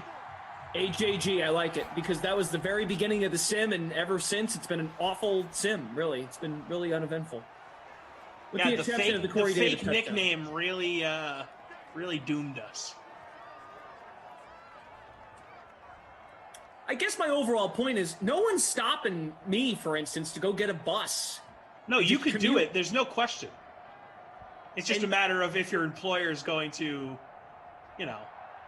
support you from a promotional standpoint. I would just have to put my faith in certain folks in the chat that they really would host me and like not be some monster. Like, they're actually who they are and are actually a real person. Yep. Yeah, look, you're putting faith in a good group of people, though. Yes, exactly. There you go. It's a good way of putting it. All right, here we go. In 3, 2, 1. AJG. AJG. AJG. AJG. AJG. AJG. AJG. AJG. AJG. AJG.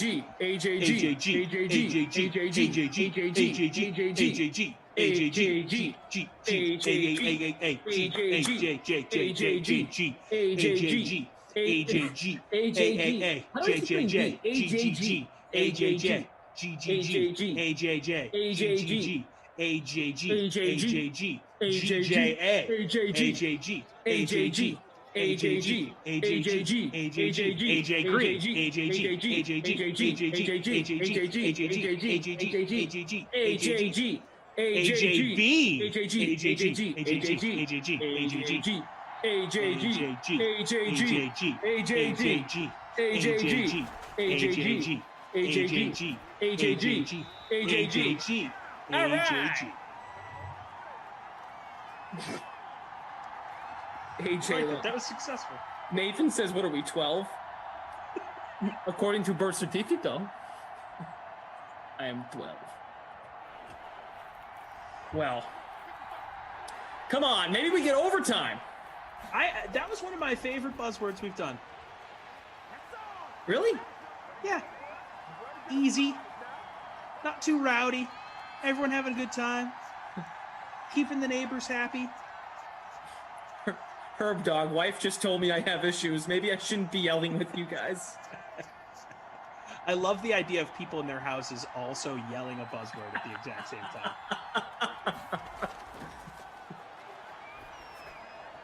So, if we were to do, if this was going to be executed, what we would have to do is go through an interview process and interview each person that would be signed up for their state. Yes. And like, I would basically create my own waiver of like, okay, this seems passable. Like, okay, I can trust this person. I would like to be a part of that committee. I kind of want to do this. A good judge of character. I think that would really take it to the next, like, just take a month off in the summer, meaning like off from my house. Yep. Plan it get a subletter. Yeah, plan it for like July and just go away for a month, like for 2 months. We're going on tour. I also think this is a multi-platform play. You could do a podcast episode with each person that you meet in those 50 days.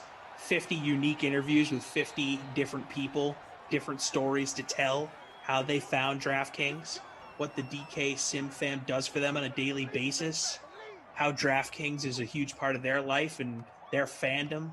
I just think there's a multi-layered thing here that we could make work, baby.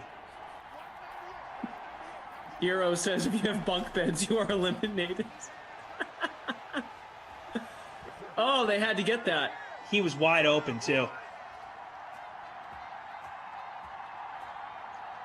Jobo, the bear god. I'll host you in Connecticut. There you go. One state down. A lot of folks in California. Big bad boys of Pop, Juan Flores. I got you in Missouri. Oh, yeah, true. Oh, Gurley bottled up. Titans, close it out. Freak of Nature's in Miami. Like I said, we'd have to get a lot of the... there's probably a lot of paperwork that would have to be involved, like crossing T's, dotting I's. Yeah, this is a ways out. I'd be shocked if this is even approved by the summer. It won't. What am I thinking? It's a good idea, though. Insurance, that's a good point. Yeah, whatever. You don't need insurance. Honestly, I mean this. I mean this in the most light way. Like, if I die doing this, like, it'd be a great way to go out. You'd be a martyr. What happened to Glash? Oh, he was on a bus. He died doing what he loved. Driving around the country, staying with strangers, calling Madden games.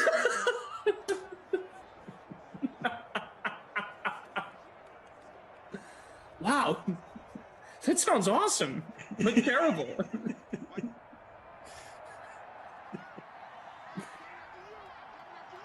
Should we start a petition? I'm down to at least throw some money at this. Tannehill with the wheels here. Priv giving the eye rolls here on YouTube. Producer Michael, we never heard from him after he left Cleveland.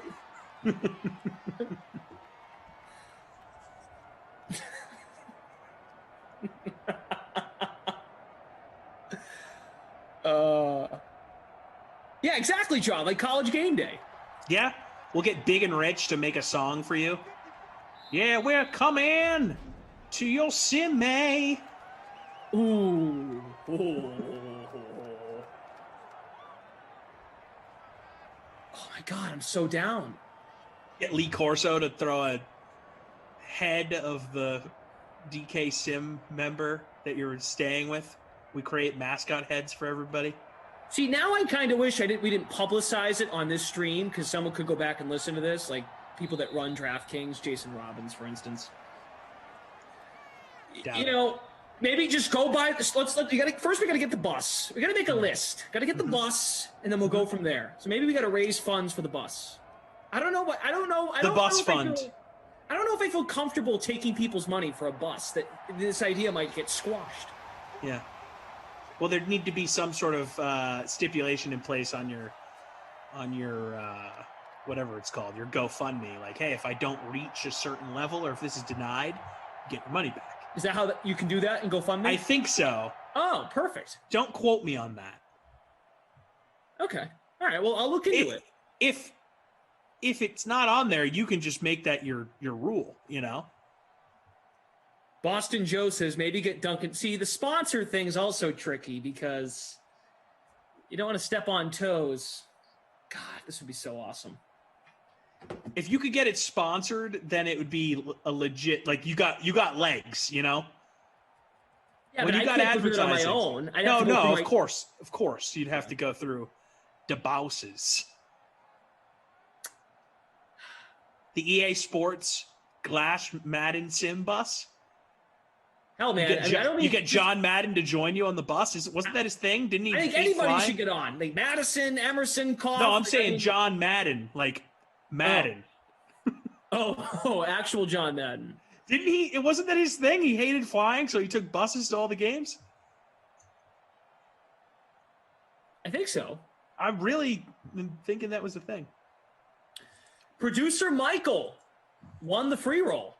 Wow. Good for you. Jonnu Smith captained. He played the Titans defense. Yeah, I'm going with Jonnu Smith as my Krusty Kaufman Award winner here. He wins the wooden nickel, entitling him to a free mini soft serve ice cream cone at Lion's Choice Roast Beef here in St. Louis. JL, I like your thinking. No one ever got anywhere asking for permission first. Ask for forgiveness later. Amen. Just roll up to the office in Boston. Guys, I got this bus. I'm all packed, ready to go. Sign the papers. I'm leaving. Hey, I came in 38th, which is very good for me. Yeah, you played cool. Smart kid. Yeah, dude. I really want to give the Babysitter Billy Award to one of these running backs. I mean, neither one of them showed up the way that they usually do. I had 19 from Derrick Henry in my captain spot. I feel like I want to give it to Derrick Henry. Am I wrong? I don't blame you. What was his percentage? I had 19. 13 points? Terrible. Yeah. You only had 29 rushing yards. Yeah, it's bad. I'm giving it to Henry. You had a 5-way tie for first in the public free showdown. Titans DST captained. Henry, Tannehill, Gurley, Ridley, and Jonnu Smith. I came in 34th. Wow. We finished right around the same, and you finished above me with no kickers. So congratulations. All right. Yeah, you didn't put the kickers in your lineup, and you finished ahead of me. Yeah. Come on, Maxie, let's go fishing. Roland says after the first 2 or 3 states, in the publicity, DK would need to hold conferences for each next state. This would blow up. Yep, press conference, 100%. All right, let's stand by. Press conference here in New Hampshire. Just want to thank the state of New Hampshire for having us here. It was a great Dunkin' down the street. Awesome parking lot. Looking forward to seeing Jimmy B in New York, and we'll be making we'll send out tour dates. I mean, this is great. Now look, get T-shirts. Oh my god!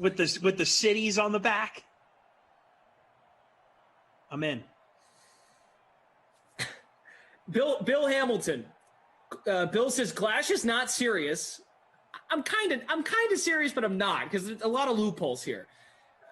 I have posted several times to help with no response. Bill, send me a message, please. At Brendan Glasheen on Twitter. New Twitter handle. What's up? Twitter, please. I'm sorry if you've posted in the chat. It's very difficult when the chat disappears after the night. We can't go back and see it. Mm-hmm. There's a lot going on. So it's not personal. So I apologize if you feel that way. But send me a message on Twitter. Freeze pops too. Yeah, send it to me. I'll forward it to Glash. Oh my god.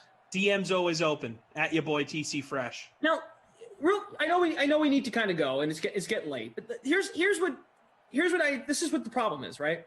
So we say all this now. If I actually went to someone and brought this up to them, what if they just get shot down? What is the chances of that? 100%. No, are we serious? Yeah, it's a 100% chance that you're going to get a big old no on this. So what you're trying, I guess what I can't say, I might have to go rogue. You have to. If you want this to be a thing, you got to go rogue, dude. Just going to go buy a bus, raise money, buy a bus. Be like, look, I already got the bus. I've got a plan. I'm doing it.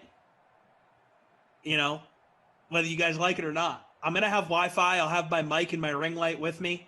Doesn't matter where I am to call the Sims, guys. Either you're with me or you're against me. So someone in the chat, I forget who it was. Someone said, "I'm just picturing it now, clashing this old church bus." I kind of want to since I know Sarah would paint it and put a cool design. Oh yeah. It. Oh my god, it's so cool. And all you gotta do is gas it up, stop and get some snacks, hit the rest. Yeah, true. Who's paying for gas?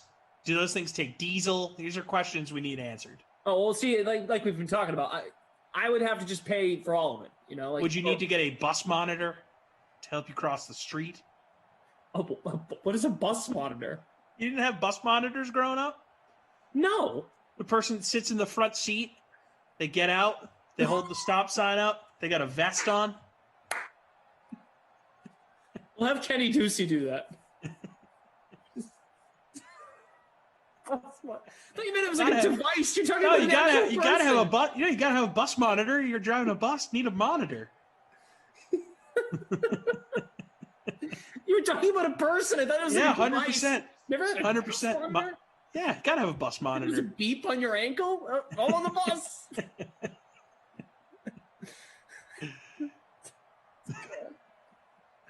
Bus monitor. That might have to be a buzzword down the road. Gotta have a bus monitor. Shout out to Pete. Pete was my bus monitor as a kid. He was a nice old man.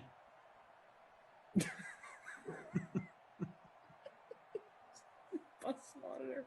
Yeah. Jordan Lindenbaum says, Glass, you have to know how to sell it. You can do it. Go to the DK HQ tomorrow. Say you are going to be the 2020 version of John Madden. That's right. It's a great tie-in with the Madden video game. That was Madden's thing. Death pause. We have a full tank of gas, a half pack of cigarettes. It's dark, and we're wearing sunglasses. I could read these the rest of the night. Nick Thomas has told us his baseball team 4-18 last year. Oh, that's bad. Yeah, you might want to just say, yeah, you'll do this because it doesn't sound like you're going to Florida.